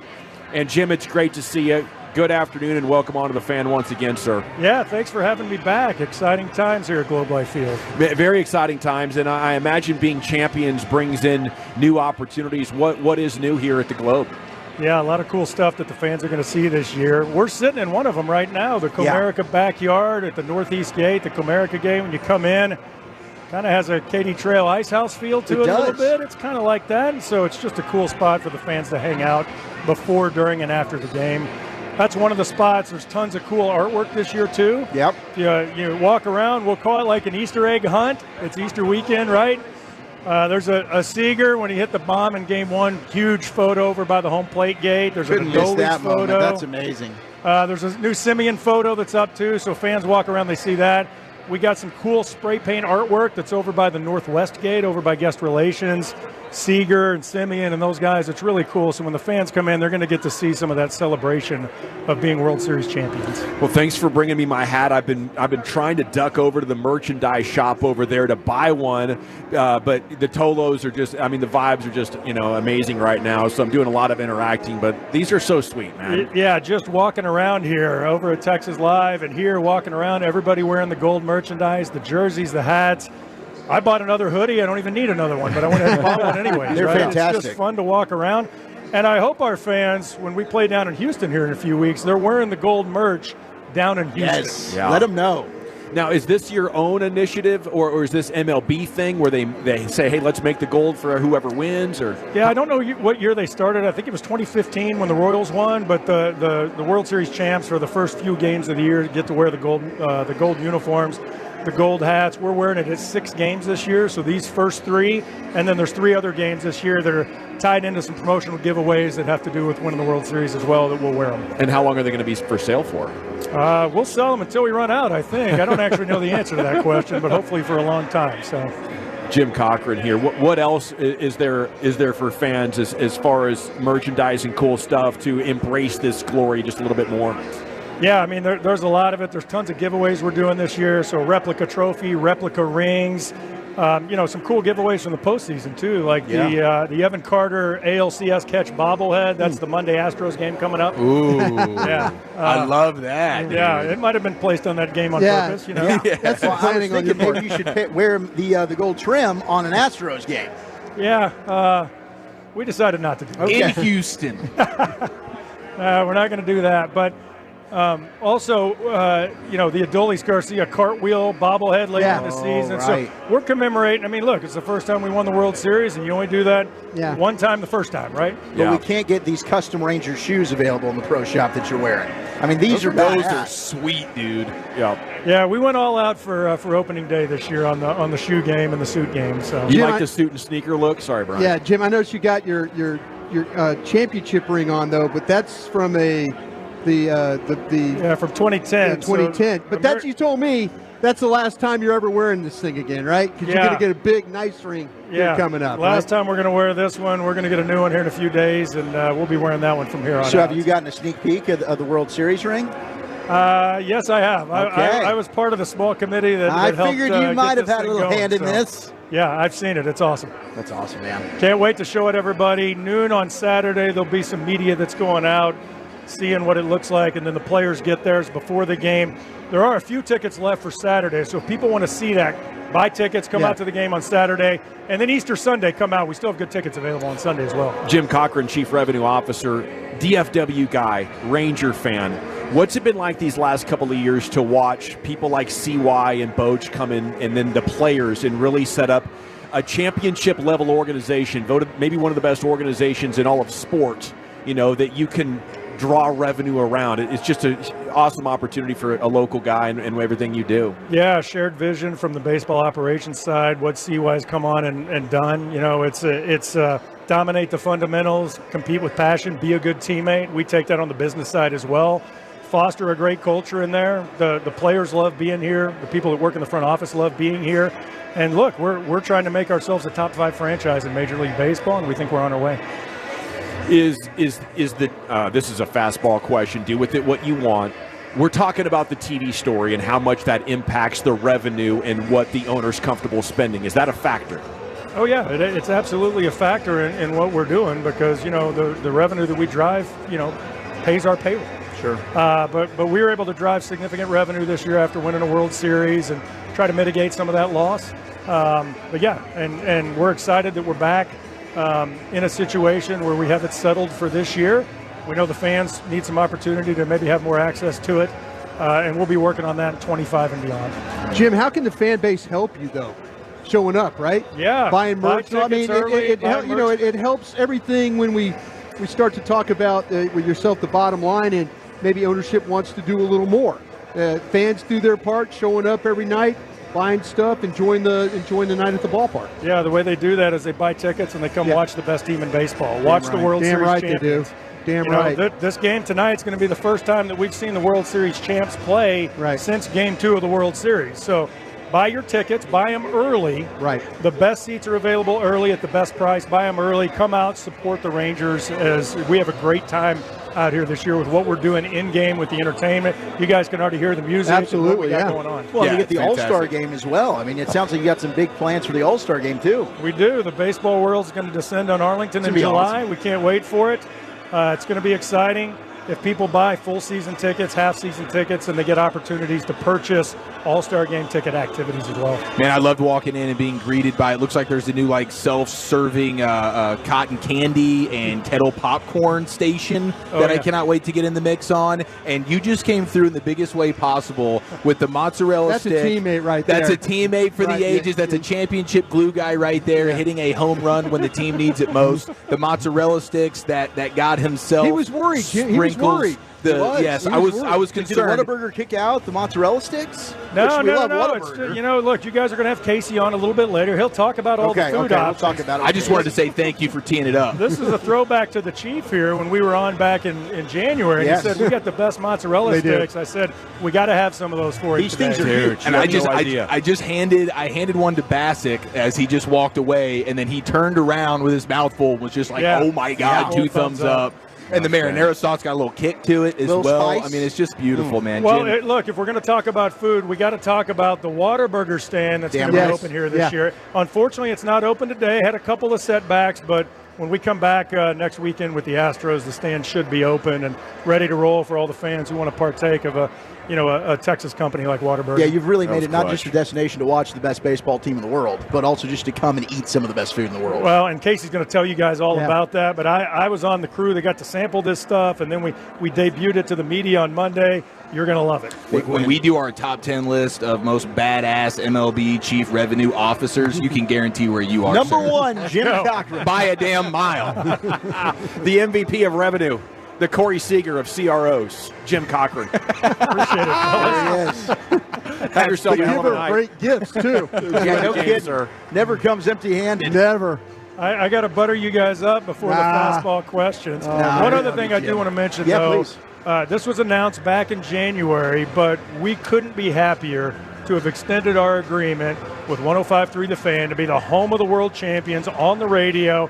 Brian Purdy, Gavin Spittle, the great work that they do. We're locked up with you guys for years to come, and we're excited about that. Cheers. Man. Thank you. I love it, man. Thank you so much. We are just ecstatic to be the home of the Rangers. That's how we respond to that, Jim. Have yourself a great night. Enjoy the game, and we'll see you soon. All right. Appreciate it, fellas. Have fun tonight. Okay? Jim Cochran, CRO of the Rangers, local guy, and just badass an absolute 10. Is what he is. An absolute 10. Okay, we got Wolchuk's top 10 on the other side. It's the G-Bag Nation live at the Globe in the Comerica backyard, and we're back to tell you more about it after I munch on these Mott Sticks here in the nation. Coming up on the next KNC Masterpiece, we'll be live at Buffalo Wild Wings off of Lemon in Dallas. If you want to come see us, we'll make sure you have a good Friday, and the Rangers have officially begun their quest but is it tougher to repeat in baseball than any other sport? Throw in Masterpiece of the Week, and you got to tune in or come see us 10 to 2 right here on The Fan. Donate to Junk for Joy. Donate to Junk for Joy.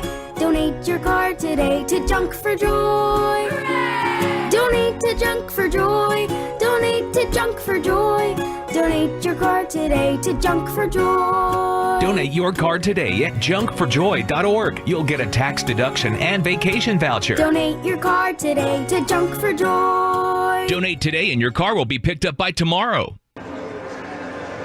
Wole Bole back with you to tell you about my friends at State of the Art Weight Loss. No more waiting, no more procrastinating. Let go of all the fat that's making you sick with Soda Weight Loss, because when you do, you'll feel healthy, happy, and more energized than you have in years. It's like finding the fountain of youth. Go check out my friends over at State of the Art Weight Loss. They helped me lose 80 pounds, and I'm telling you, it's an amazing feeling when you're walking around. People are telling you just how damn good you're looking. And you can have that same type of success. Don't make any excuses. Make a life-changing decision. If you're too busy, you're like, man, I can't get to one of their 7.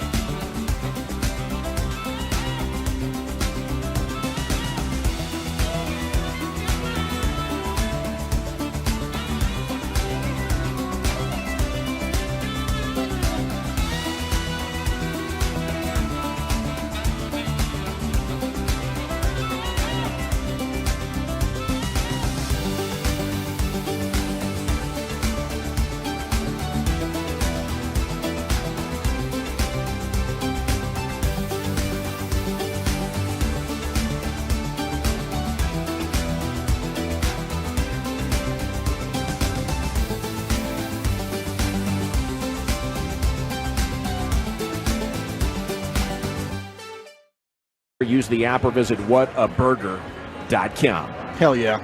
Here's Bully with your top 10. Zach with an H. Thank you very much. The top 10 best stadiums for food in Major League Baseball. Now, this is fresh off the press. USA Today went ahead, pumped this one out. Where is Globe Life Field? Of course, number one. It is definitely part of this.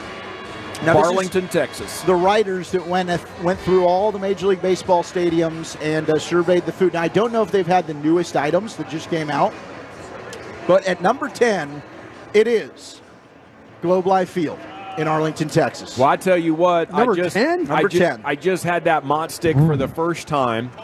Chiafalo was 110% not overselling it. It is the single greatest Mott stick. It does remain at Globe Life Field. So I would say I appreciate 10, but I think it's a little underrated. And I did discover, Chief, because I don't like the marinara with my Mott sticks. Okay. That spiciness is actually in the cheese. Oh, are you serious? It might be pepper jack. Yeah. You know what? I think he's right thickens. because Yeah. I had one Jalapeno dip. or pepper jack. I've ever had one, but my guess, if he's tasting spicy cheese, I'm saying it's probably the pepper jack. That makes sense, and that's probably why they stand out. Well, and the size. I mean, the size of them. They're big. And they're not skimping on the amount of cheese. How many times do you bite into a Mott stick and it's just an airy, fried nothing? Yeah. You know? Unless you're at Sonic. High quality cheese, high quality breading. 10 out of 10. They're very fantastic. They really are. But yeah, it comes in at number 10. It writes, of course, it's celebrating the flavors of the Lone Star State. Tex-Mex specialties. You got the brisket and ribs of Hurtado. Loaded nachos are highlights. Bold flavors, generous portions, a nod to Texas cuisine. Comes in at number 10. I'm not going to lie. I don't understand how there could be 9 better. I haven't toured the I feel like parts, we've got to They reserve have judgment. crickets or grasshoppers in Seattle. How? I don't know if Seattle. I mean, look, Seattle ain't on that list, are they? I think Seattle's not on here. No, right. Seattle's not on Thank here. God. There are others. I mean, I know number 1 I don't think is going to be a surprise because we've talked about some San of the Diego? awesome stuff they've pumped out with as well. No. Do either of the other 9 have a Whataburger or Hurtado inside? I don't know that. I have no idea. I highly doubt they've got a Hurtado or a Whataburger, but I don't know what else they've got inside. Like, we can't be like totally biased. We have not done the due diligence and the research. Don't tell me how to like fan. the USA Today has been. I'll double that, Chief. But I'm not telling you how to fan. I'm just trying to keep an open mind on this thing before I just Not when it crucify comes to people this that wrote ballpark food. I'm not keeping it. I got to open listen to mind. you telling me Max Scherzer shouldn't pitch. We gotta you pipe down over We got to there. respect the sanctity and the unbiased nature Did of I say Walchuk's that? top 10 list of the Yeah, day, you're guys. like, gosh, That's fair. Did I say that after a couple beers? No. This was Okay. yesterday. I think you're more open-minded to it with a couple of beers. You're more team shirts. I'll be open-minded towards this top 10 or your top 10, but I would also like to say, in my opinion, in my reality, there's no possible way they could actually be better. Speak your truth, Gavin I have Johnson. not Thank been you. to any of these other ballparks. I don't know how good the food is, but what they've done here at Globe Life Field is This might be the incredible. worst list you've ever done. You think so? It's kind of trending that way. Well, the USA You did Today. good on the mock draft this morning, though. Thank I'll you. give I you do credit appreciate for that. USA Today. You were drafting your balls off. This I top 10 was list, I don't drafting know my what's balls going on off. with you. But the USA Today, maybe they need to come back and sample the new Whataburger, sample the new Hurtado items, and then we'll bump back in there. Maybe they didn't try the Mott sticks. They didn't list the Mott sticks. Might be a misprint, or they inverse ordered it. You sure that that it's like a 1 with a period? You're reading that as a 0? No, it's definitely number 10, which I did find that's a bunch of disappointing. crap. Okay. Number 9 is Great American Ballpark in Cincinnati? Yeah. They have that worthless chili there. Well, they do have the chili. They've got a cheeseburger fry box, which is topped with nacho cheese, iceberg lettuce, onions, pickles, Thousand Island dressing, or you can get the Red Leg soft serve vanilla ice cream, which is flavored with fruit punch Kool-Aid and served in a mini Cincinnati Reds helmet. Number 8. Ice cream and fruit punch beat the Rangers. Okay, USA Today. Better than Bluebell, I guess. Maybe they didn't try Get the Jory Bluebell. Epstein on the phone. She's USA Today, right? Yeah, we need to get Jory on here. Number 8 is Guaranteed Rate Field in Chicago. They're triple Wait a play. minute, Old Comiskey? Yeah, Old Comiskey. They're doing bits. I think They're doing a Walchuk's sausage dog with kraut. Is he getting butt cracked Barbecue on this one? sandwich with Vienna beef, smoked brisket, barbecue Vienna pulled beef. pork, jalapeno cheddar sausage, sweet pickles on a Kaiser roll. You also can't go wrong with the classic Italian beef sandwiches. Hey. Okay. True little words. better. There we Deep go. dish pizza from Beggar's Pizza Pub. Number 7 is Petco Park, in San Diego. That seems like a healthy park to me. I've actually been there. Fish tacos. It's supposed to be gorgeous. I bet you they got. Oh, it's a beautiful place. It's beautiful. The elote Mexican street corn supposed to be awesome. Fish tacos. The Mexican-style grilled corn with fuego sauce. The cheese, the tagine. Don't they got the barrio dog over there? They do have the barrio dog. That is, yep. They've got Okay, it's a bacon wrapped hot dog. It's the barrio dog, and we've actually got something close to that over here now. That maybe they're trying to mimic a little bit. Might be better. Number 6 is Progressive Field in Cleveland.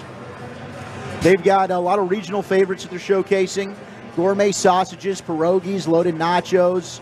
The slider dog, which is topped with Fruit Loops, bacon, and pimento mac and cheese, has become one of the staples of that ballpark. Dawson, you're not a pimento cheese guy, right? Well, Fruit Loops on a hot dog does not sound great.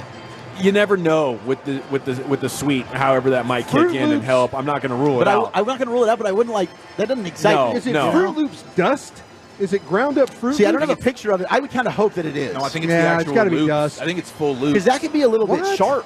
I think it's actual loops. You usually want to let the Fruit Loops soggy up a little. Over the dog? I believe so. Okay, interesting. From the way I understand it. But I love hearing like all these people with their nachos and their loaded nachos. Like I mean it when I tell you the most eye-opening experience for baseball fans across the country when they come here for All-Star Week will be trying the Hurtado Ballpark nacho and then just having their minds completely blown in a way that will prevent them from ever ordering their nachos again at their whatever stadium. It'll move this to number 1. How does Cleveland have better nachos than us?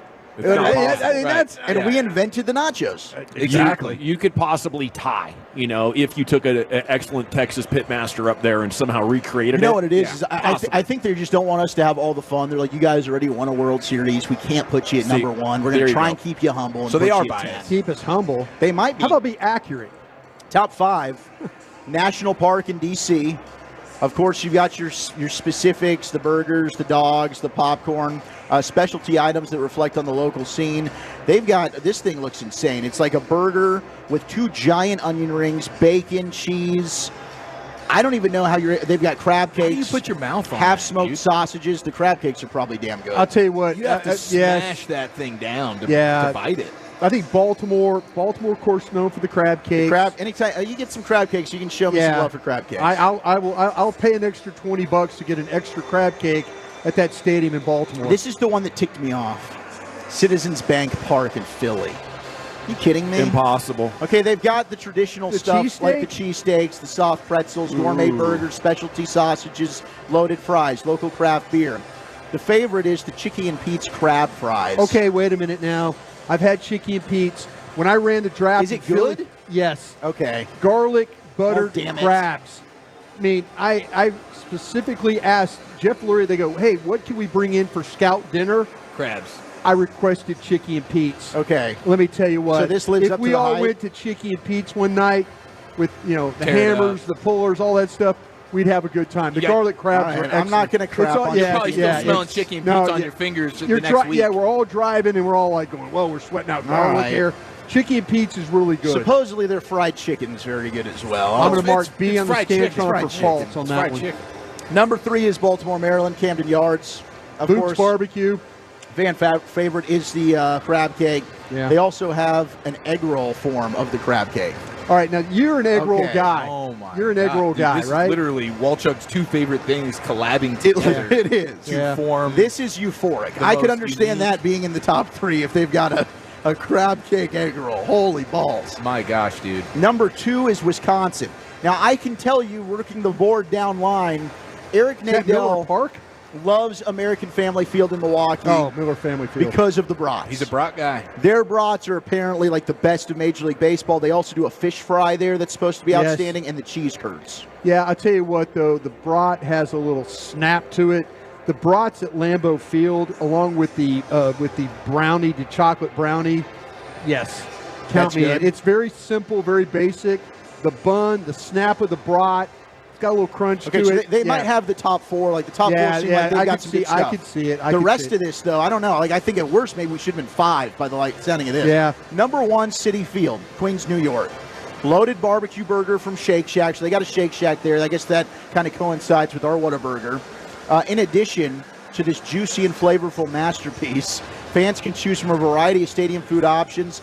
New York style hot dogs, soft pretzels, pastrami sandwiches, cheesesteaks, nachos, and then of course they've got this new cookie egg roll that they're doing. Every year they also do cool stuff like we do here at Globe Life Field. But I have heard Citi Field in Queens. I've been there. It's good. It's pretty damn good. Like that lives up to the hype. I can see that. But I'm thinking at worst we should have been number 5. At worst. Yeah. I think top 3. And I'm not going to fight you. If you want to put us at 1, and then we'll just move everybody else down, that's fine with me. Yeah, the Chicky and Pete's thing got my attention. I'm interested. I figured Chicky and Pete's would have been. No, the garlic crabs are seriously. We'd have a blast. The Scout, we just punished that thing. Chicky and Pete's, great crabs. Thank you, Wolchuk. A little late. Sorry. No, you're good, man. You're good. Hey, I love a ballpark crab. Too much. I know it's tahine, all right, but I like saying tagine. I don't know. It's just more pleasurable. How do you say jalapenos? Jalapenos. Jalapenos, yeah. 2 years.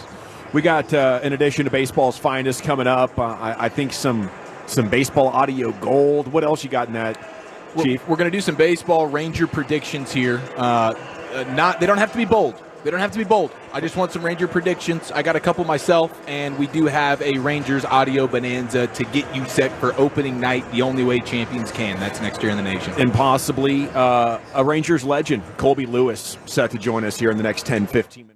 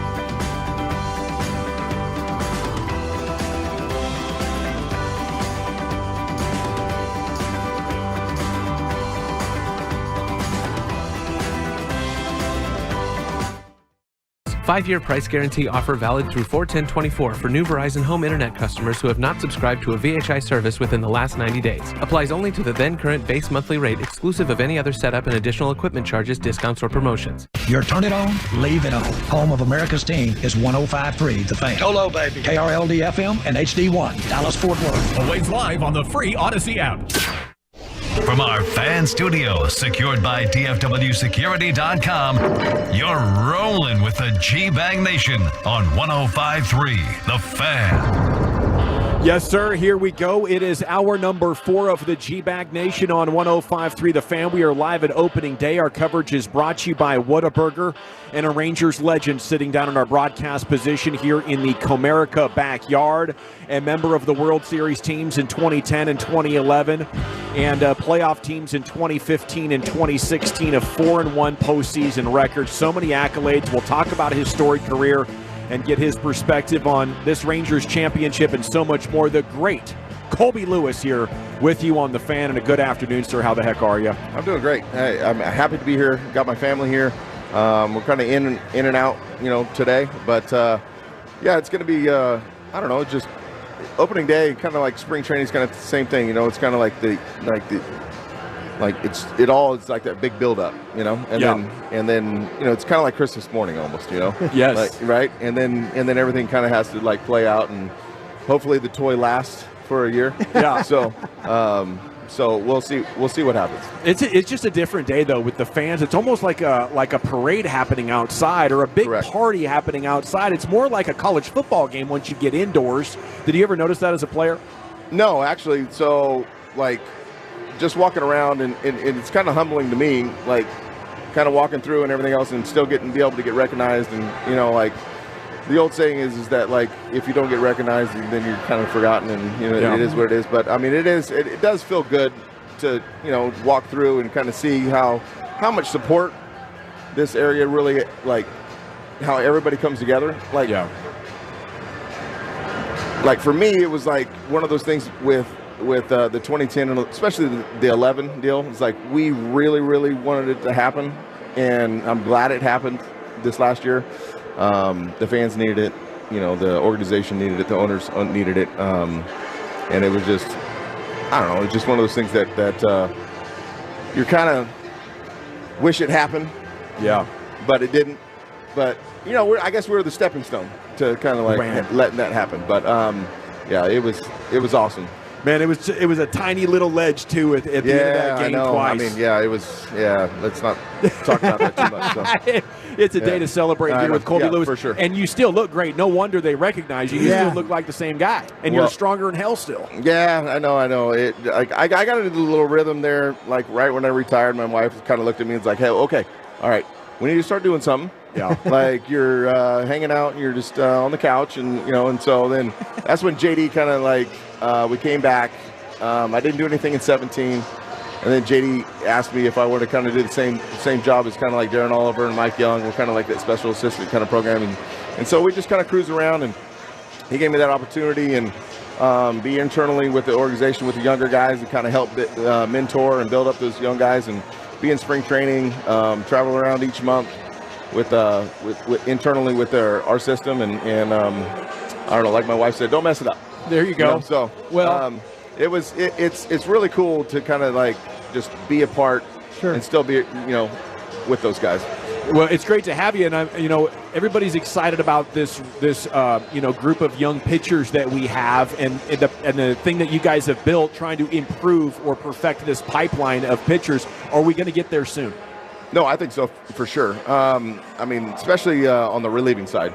I think we got a lot of young arms that are going to be able to step up. When guys kind of especially that June, July kind of lull, where you kind of move some guys around and eat up some innings and get ready for that little push and that run. We definitely have the guys ready and locked in. So as a roving instructor, have you found anybody that's as tough as you and is as a badass as you when it no took chance to taking no that chance. ball? I mean, I just remember watching you pitch and sweat everywhere and just battling, grinding every pitch, just oozing out. Is it hard for somebody like yourself that pitched that way to work with young guys and say, you could be this way or you could be this way, but your toughness was just so prevalent every time you went to really. Yeah. Well, I think there's been certain situations with some younger guys that you have to sit down and talk to them and be like, hey, this is your job. Yeah. Like, there's nothing else you're going to do. Like, you can't, like, you kind of like have to tell them, like, you want to give the money back or you go home.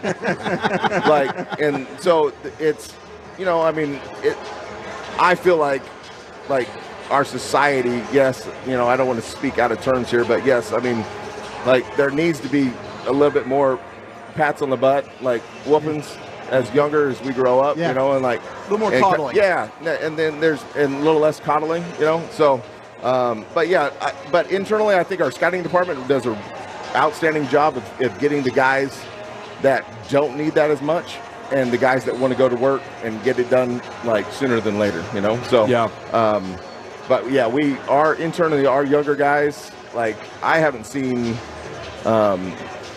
too many guys that are going to be like, all right, hey, take them to the side and really kind of pat them on the butt and all kind of stuff. Our group of coaches that we have in the minor leagues really get on guys. Danny Clark is one of them. He's kind of a rover guy and just really kind of like locks in on those young guys. So it's like I'm not worried about it one bit.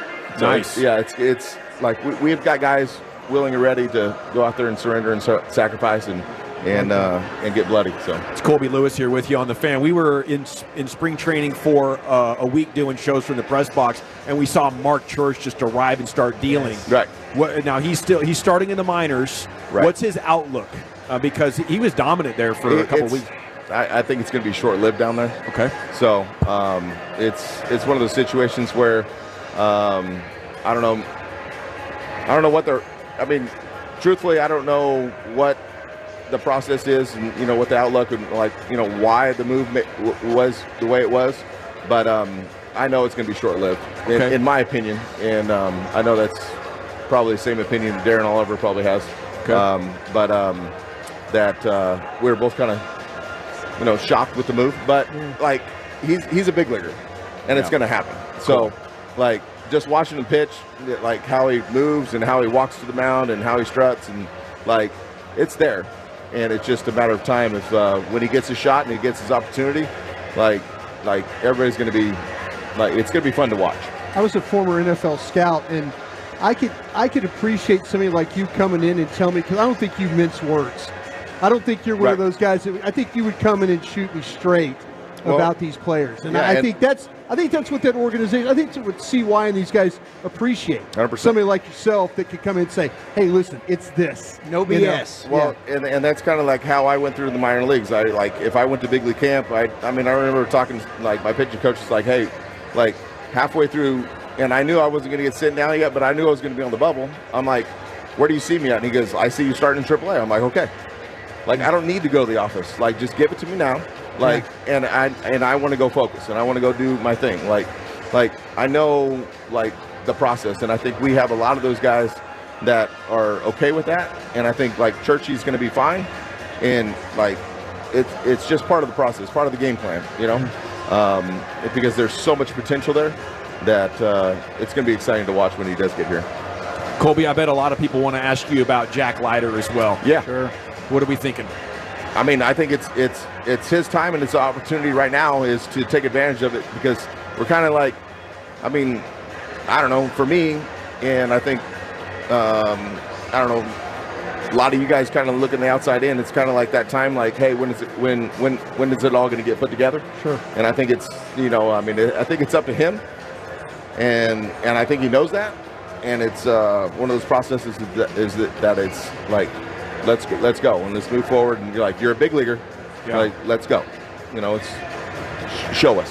When is let's go time for DeGrom as far as his continued recovery? When's going to be the bullpen or the game of catch or whatever it is that you guys are looking for as an indicator? Yeah, I think that's kind of like with him being a veteran and all that kind of stuff, it's going to be a slow process.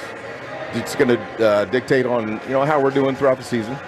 I mean, if we're out there dominating and everything else, it's going to be more of a slower process. We don't have to get him in there as quick. It's also a situation in on how he feels each time he goes out. So that's more of a medical staff type push for us. Kind of the same thing with Scherzer.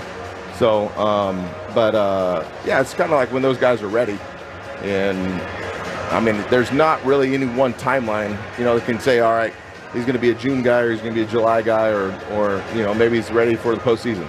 Like, it could be like, where he goes out and plays catch and everything goes good and everything just transfers and it happens super quick. So, yeah, I can't tell you, if it's going to be 6 weeks or 8 weeks or 10 weeks or, but it's basically, I've gone through it. You guys saw it, all the injuries and all that kind of stuff. It's just a matter of time of when everything feels 100. And a lot of times nothing ever felt 100% for me, but you find a way to get it done. And so it's whether those guys want to push through and come back early or wait. Is there a balance to that, though? Because I know obviously you're trying to get back as quickly as possible. And we saw that with Scherzer in the postseason. He seems like a wild animal. He's always ahead of schedule, but you almost have to protect himself from himself in a way. You don't want to rush it. Correct. And kind of like the same thing situation where I was, I felt like I not to be cocky in a sense, but I felt like the team was better when I was standing on the mound. Right. So in Scherzer and DeGrom and those guys feel the same way. It's like if they push themselves and they get their back earlier, like an 80% DeGrom, is he better than a guy getting called up? Probably, right? So it's because he knows and the atmosphere and everything else, like an old story, like Johnny Oates with talking with Rusty Greer. He's he wanted a day off, right? And Rusty goes in the office and he's like, hey, I need a day off. And he's like, well, how do you feel? He's like, well, I'm I don't know, maybe 80%. He's like, well, I'll take an 80% Rusty over the backup, left fielder at the time, So it's like that's the situation where these guys got to think how much do I want to push it, or is it gonna, if I get in too early, is it gonna backstep me for September, So it's all their kind of decision and kind of the front office and the medical staff kind of coming together and figuring it out. So Kobe Lewis with us here on The Fan. How's a guy like Nathan Eovaldi feeling right now? These guys that pitched so deep into the season last year and then boom, short off season. What's the approach like, and how do you feel at this point if you're ready to go? Ready to go. I did it. I went through it. And there's no you don't feel tired. You don't feel down. It's opening day. I opened up opening day in 12 and there's not it gives me goosebumps thinking about it right now. So there's on the biggest damn forearms I've ever seen in my life. That's the feeling that he's feeling right now. It's there's no hey, I'm tired, I need this or I need that. Will there be a situation we jump out early and we limit him? And he only throws 90 pitches in over 6 innings and we get him out there and we're winning 6-0?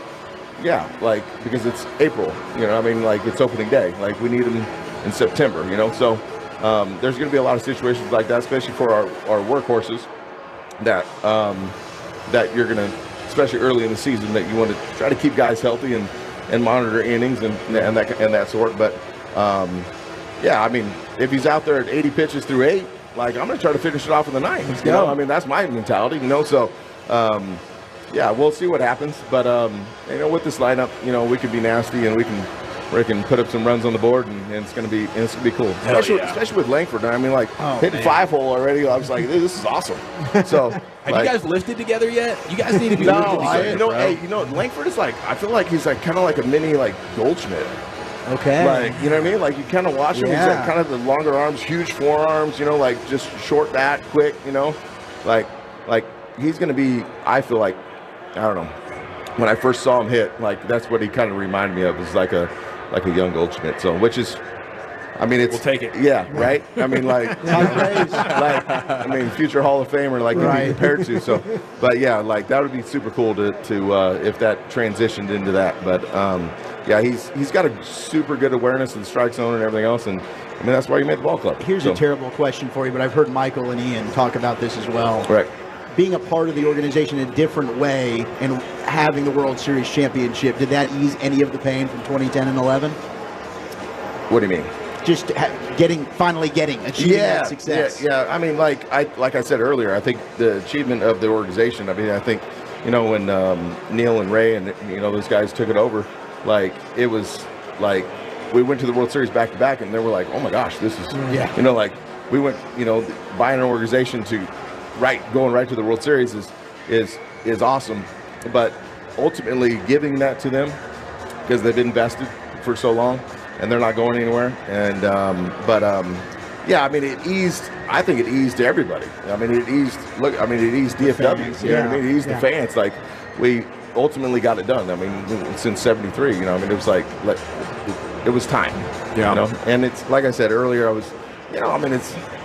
you're jealous because you wanted to be the guy to get it done first, but ultimately we got it done. So it was. And I'm glad to be a part of the organization that's still a part of it. So. And you're working with it, so it is yours. You know, But 2012 opening day, a big day, and of course you were dialed, weren't you?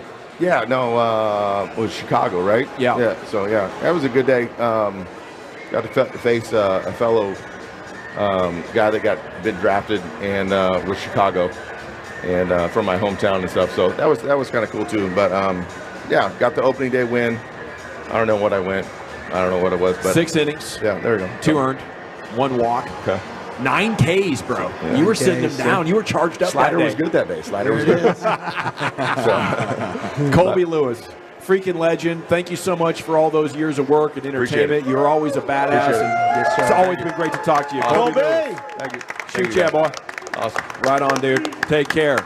The Expressway coming up next. We'll take you commercial free to the top. Jared Sandler is going to join us. We'll have Casey Rapp, the GM of all the concessions here, tell you where to go get the best stuff. And we have a Battle of the Morning Show Ranger songs as well coming up next right here. It is the G-Bag Nation on your home of the Rangers, 105.3 The Fan.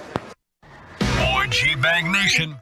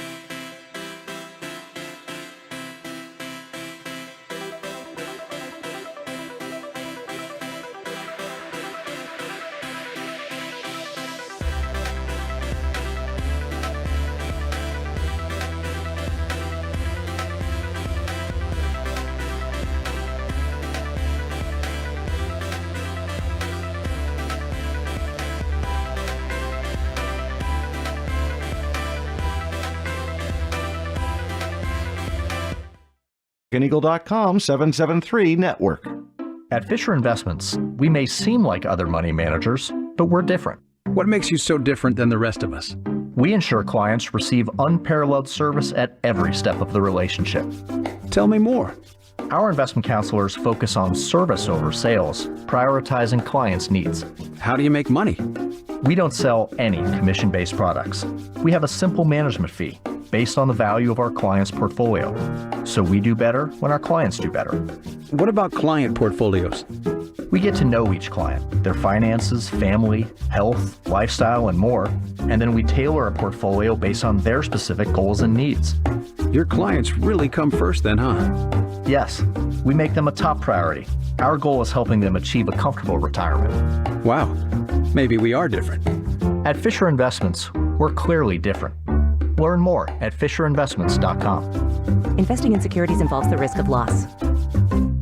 This segment of The Fan is brought to you by Platinum Ford. Hit up Fuzzy's Taco Shop to try their new authentic Baja Fish Taco. And when you order that or any Primo Baja item, get a famous OG taco for only $1 for a limited time. Awesome tacos, fresh ingredients, and a stellar dollar taco deal. That's Fuzzy's Taco Shop. Welcome back, G-Bag Nation. We are live at the Globe here. Opening day. Pregame is coming up at 6 o'clock with Sands. Jared's going to join you in about 20 minutes. We'll preview the biggest stories of opening day. And, of course, Matt Hicks, Eric Nadell in the booth. The first pitch shortly after 6:30. It is time now for the Expressway. Expressway is brought to you by Cars for Kids. Donate your car today, carsforkids.org. And it's brought to you by the On-Time Experts. Mardi Gras Broadus is threatening to make an appearance here. A salute to Jim Cochran, CRO, brought us over some snapback Ranger hats. He's a freaking legend for that. And our next guest, Casey Sapp, has brought you some World Series cups, bro. I'll tell you what, man. I'm going to dance at Casey's wedding. Yes, he knows how much you like those cups. Yeah. I've been collecting cups since the 1980s. Okay, they're not all yours, okay? They're all mine. These are going home with me. I'm pulling a Bennett and I'm taking one. No, but Casey, thank you so much. And yeah, I got the World Series. See, I was going to buy a drink for Eric just to get the cup. And we were sitting there and we were like, I'm like, here, Eric, I'll buy the drink, just give me the cup. And they ran out of cups. No way. And I thought, Eric, you're a liar. You just didn't want to get the cup. But they honestly ran out of cup. Which is possible. Casey, being the Tolo that he is. Man, that's right. He heard me talk about it, and lo and behold, I got cups. Let's go. I got championship cups, and now I got a World Series cup, and I got an opening day cup. That's awesome. And I got I got to put my ice cream in the little mini helmet here. That's awesome. Do that. And what else? We got some pins. I got some pins. My man, he's like my brother. I mean, he's got everything. Look at this. Cookies. Cookies. Cookies. Oh my gosh, I saw those on the parade day. Yep. Oh my Eric, look, we got cookies. Eric, we got you're a cookie guy. You saved that for after Dawson's a Lent. cookie guy. Oh my! Look at this. Opening day cookie. Okay, he is. That's badass. He is the GM of Delaware North Concessions. He's the badass of Delaware. Yes. Casey Rapp joining us now on 105.3 The Fan, and a good afternoon to you, sir. Thanks for having us here at the Globe once again. Well, thanks for having me on. This is exciting. I am a Tolo. You are. I was listening in spring training when you talked about the cups and knew I had to come on. Man, that is so great. And I want to congratulate you for doing so many great things at this ballpark over the years, and just the way that you've redefined what food is in a stadium experience. And, I think it's just something that makes coming to the game just that much better. Yeah, I mean, I think we offer everything, right? I mean, who would think in Texas that we would have vegan items? We're all about beef and brisket. We got that. Yeah. Whataburger's new this year, Golden Chick, Pluckers, and technology as well with Amazon and Mashed Gin. So we're trying to speed people through the line so they can get back and see the World Series champs. We're so excited about what you guys have done with Whataburger. They're our presenting sponsors today of our opening day coverage, Whataburger.com. How'd that whole thing come together? I guess it's just about giving the fans what they want. We love our Whataburger. It's been 3 years in the making. It's taken a long time, but it's going to be a great partnership. You can get a single, a double, or triple cheeseburger, onion rings, a Dr. Pepper shake, You're damn straight or French you can. fries. Yep. Wow. So 3 years. How hard was that to keep a secret? It was very hard. many nights. I couldn't even tell my wife, who was here later. But eventually it came out. I mean, even when the sign came out, I don't know if it was you guys or Evan Grant saw it and posted it on Twitter. Probably Evan. Yeah. Evan's usually on top of that. No, we broke that first. You broke I that? saw the All right. lady. I saw our girl Hannah. She was in the building for whatever was going on a little while back, and she was like, "Whataburger sign?" And then we brought it in real time onto the air. Like, oh my gosh, boys! It looks like we have some whispers. We might be getting a Whataburger That's extravaganza at Globe Life Field. So what else is new? Like, what are the items that you think are going to blow up and be popular? Well, hopefully you got to try them a little bit earlier, but the garlic knot sliders has been so far the most popular. The meatballs are fantastic. You guys did not skimp on the meatballs. Those are legit homemade. Yeah, you they're can a good tell size. there's a density to them. There's a tonnage. Very, very delicious. Yep. So I'm really into that. And then, Brandon, with Hurtado's Top 50 Barbecue, you can't beat that. No. All his regular items are great, but the new one this year with the taco, I think he brought that up to you guys He sure as well. did. It was interesting. Fire. It was very good. The sauce, what did you think about that? The sauce, I think, made the taco. Yeah. Honestly, that's what set it off. Now, I will say the Golden Chick, we're talking the waffle, almost like a taco, like a waffle fried chicken taco thing. Yeah, so I just brought those up. So they good. made that just for Did you try us. it? Yes. If it goes What the well hell? here, they're going to put it in the store all across the You're state. just hoarding all the food. The bacon bits in there. You're just hoarding all the food. Is there a little spice